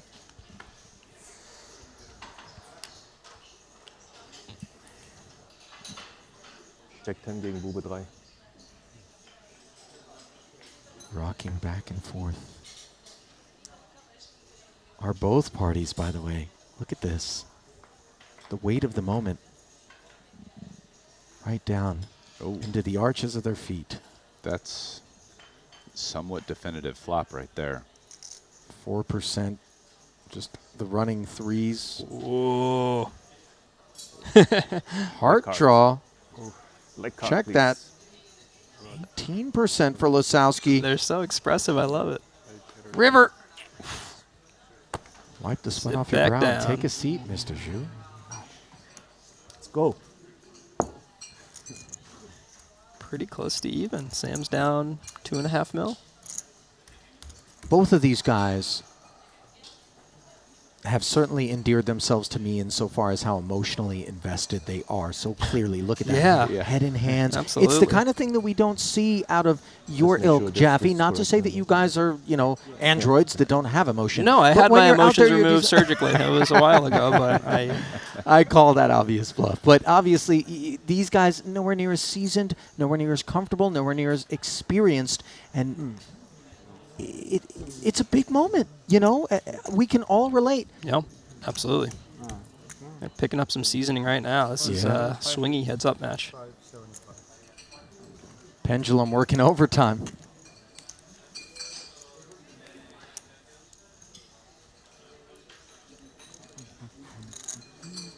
Ooh, is that like a genie behind the So chips? it's a golden lamp of some sort. Fantastic. Unclear how many wishes remain within it. I would imagine one big wish. is all that's on Samuel's mind, and that is a Triton title. Well, if you haven't already, head on over to sportsbet.io. I'll explain why. Per their own copy, it is the perfect platform for every, quote, punter. The complete and one-stop shop for every type of sports and event, ease of deposits, and a wide range of digital currency support make them the perfect place to place your wagers. A comprehensive sports book, ensuring that there's always something for everyone. Sportsbet.io. That's a wonderful tagline. You know what? I can get behind it. It's kind of that barstooly sort of approach, right? Like the evolution of advertising. Yes. That's an interesting story. Sure. Pocket queens here for Losowski, who awaits Samuel. Button limp.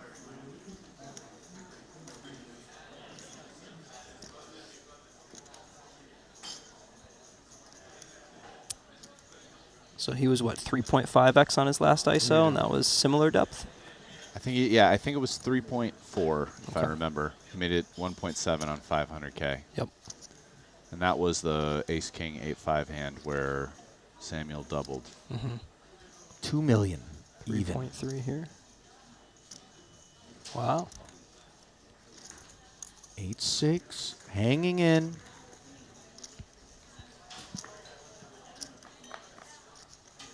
Obviously, we like to play our buttons, but this is a problem. Middle pair on a jack-high flop, over pair for Losowski. How much more will Samuel potentially lose unimproved in this one?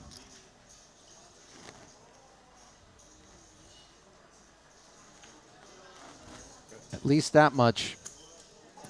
1.5 million. The C-bet sizing. So this time he's going third pot, basically, which is, I mean, this board, if I'm trying to remember the other one, isn't that dissimilar. I think the other was like queen 8-6. It's not too dissimilar. He's actually going smaller here.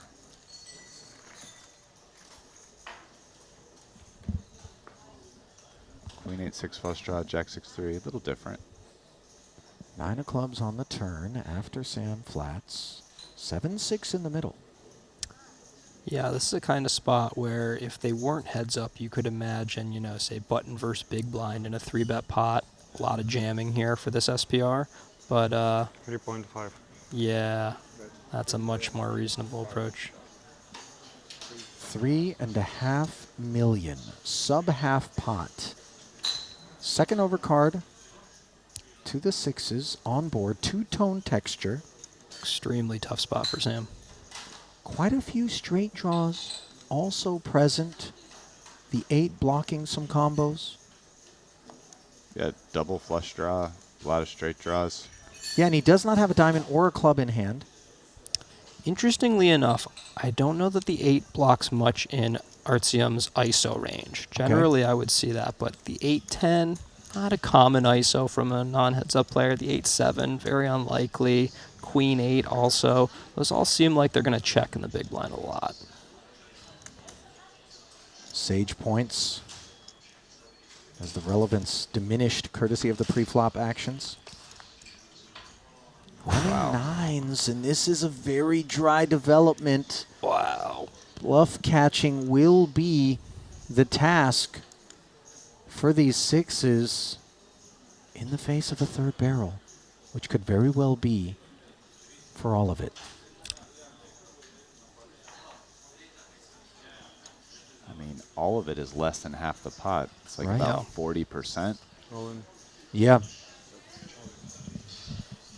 This is a decision for Samuel Jou's tournament life. He has already invested 2 million pre, 1.5 on the flop, another 3.5 on the turn, a total of 7 million. Half of his stack coming into this one.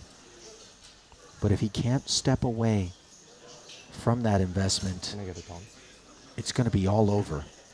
Is this where you would rub the lamp? You know, the only part of this hand, turn is difficult, could maybe fold, and pre-flop, I don't know, pre-flop feels dicey to me. I mean, heads up is we defending 8-6 off here? That was the exact border, and I would suspect it was a fold. Yeah, okay. It might be a mix. Okay. Yeah, it feels dicey. And then But, you know, if it's not a good call, it's not a good call by such a small margin that whatever.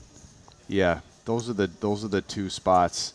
I mean, as played when you get here on the river, I don't know, like you probably call. Yeah, I'm calling. Yeah. You know, at this point, I don't know that he has enough data points to know if Artsium's, you know, finding 5-4-0, 4-2-0, 5-2-0 ISOs from the big, but those are our most likely bluffs. Maybe a 7-5 as well, 7-4. And, you know, if he's using half of those offsuit combos, this is just such a slam dunk call. How often is this going to be like King Jack or better? Yeah.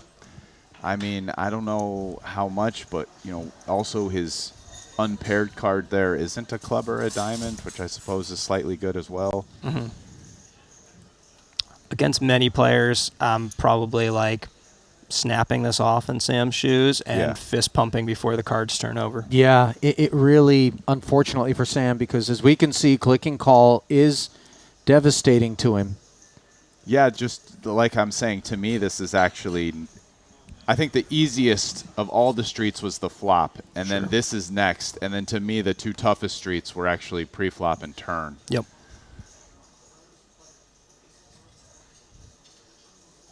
Ironically enough, the fold feels more wrong than right, even though, as we can see, it would allow Samuel to fight on.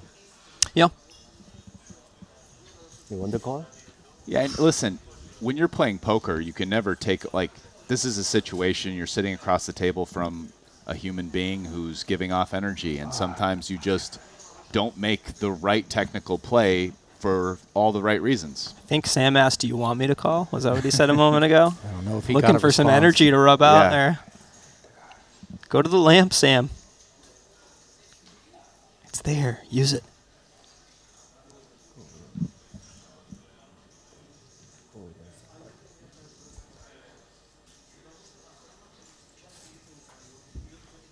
Call is made, and this one's over. Artsium Lasowski has won the 40K Mystery Bounty. Samuel Ju left with second.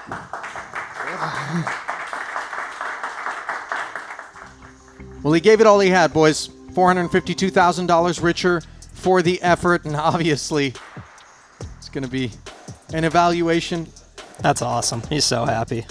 Lasowski beaming, $669,000 richer. Wow. What a seesaw heads up. A lot of back and forth, really. Third ever Triton event for that young man. 0 for 2 in the 25K and the 30K.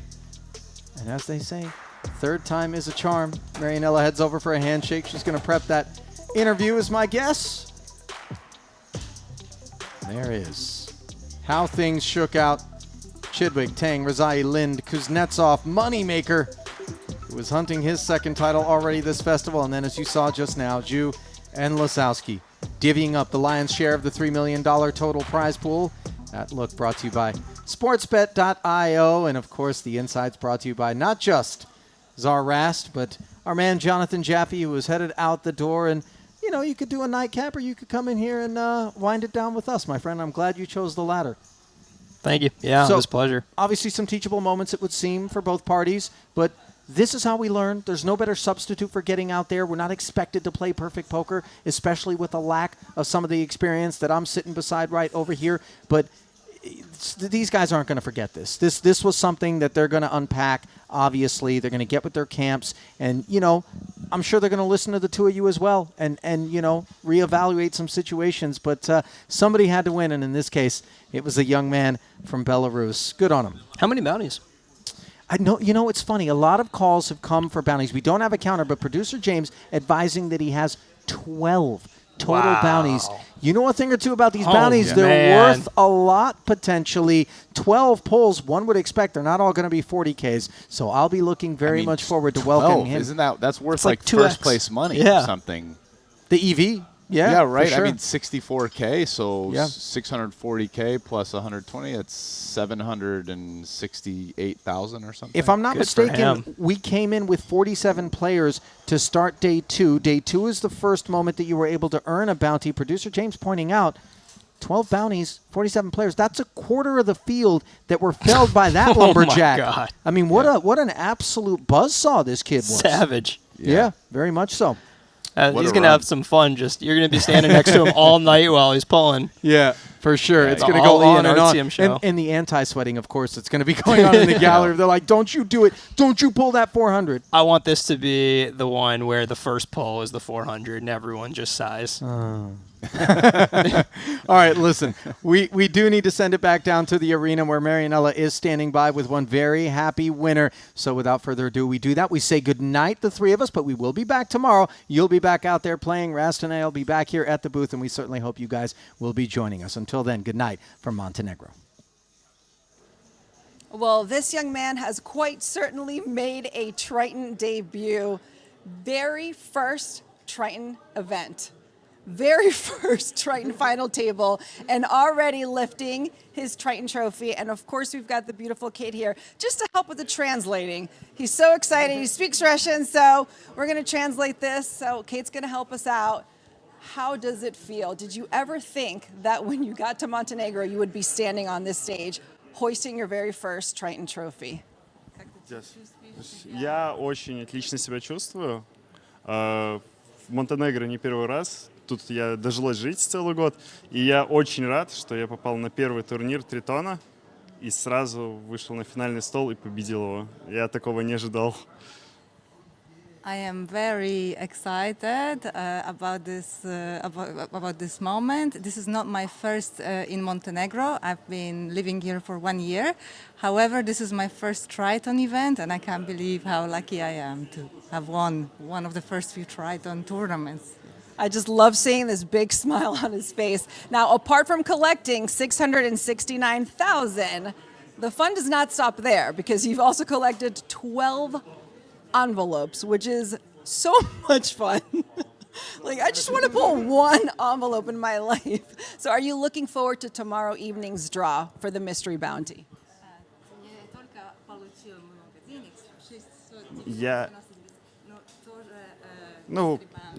Я очень рад, что появилась возможность на Mystery Bounty. Я давно мечтал именно на Тритоне вытянуть сундуки, вот эти вот. А у меня целых 12 попыток, я даже не знаю, что с ними делать буду. I have dreamt about playing a mystery bounty, especially the Triton one, a tournament. To have all 12 of them, I don't know what I'm gonna do. This is really a lot. Kate, please tell him I can help him and I can at least pull one envelope. Могу помочь тебе и тебе. You're gonna need, Kate and I, you're gonna need some help, buddy. Тебе выберем, если ты хочешь. All right, well, I would be more than happy. We'll negotiate this later, Kate. All right. Now, we already stated this is your very first Triton event. What a debut. Can we expect to see more of you?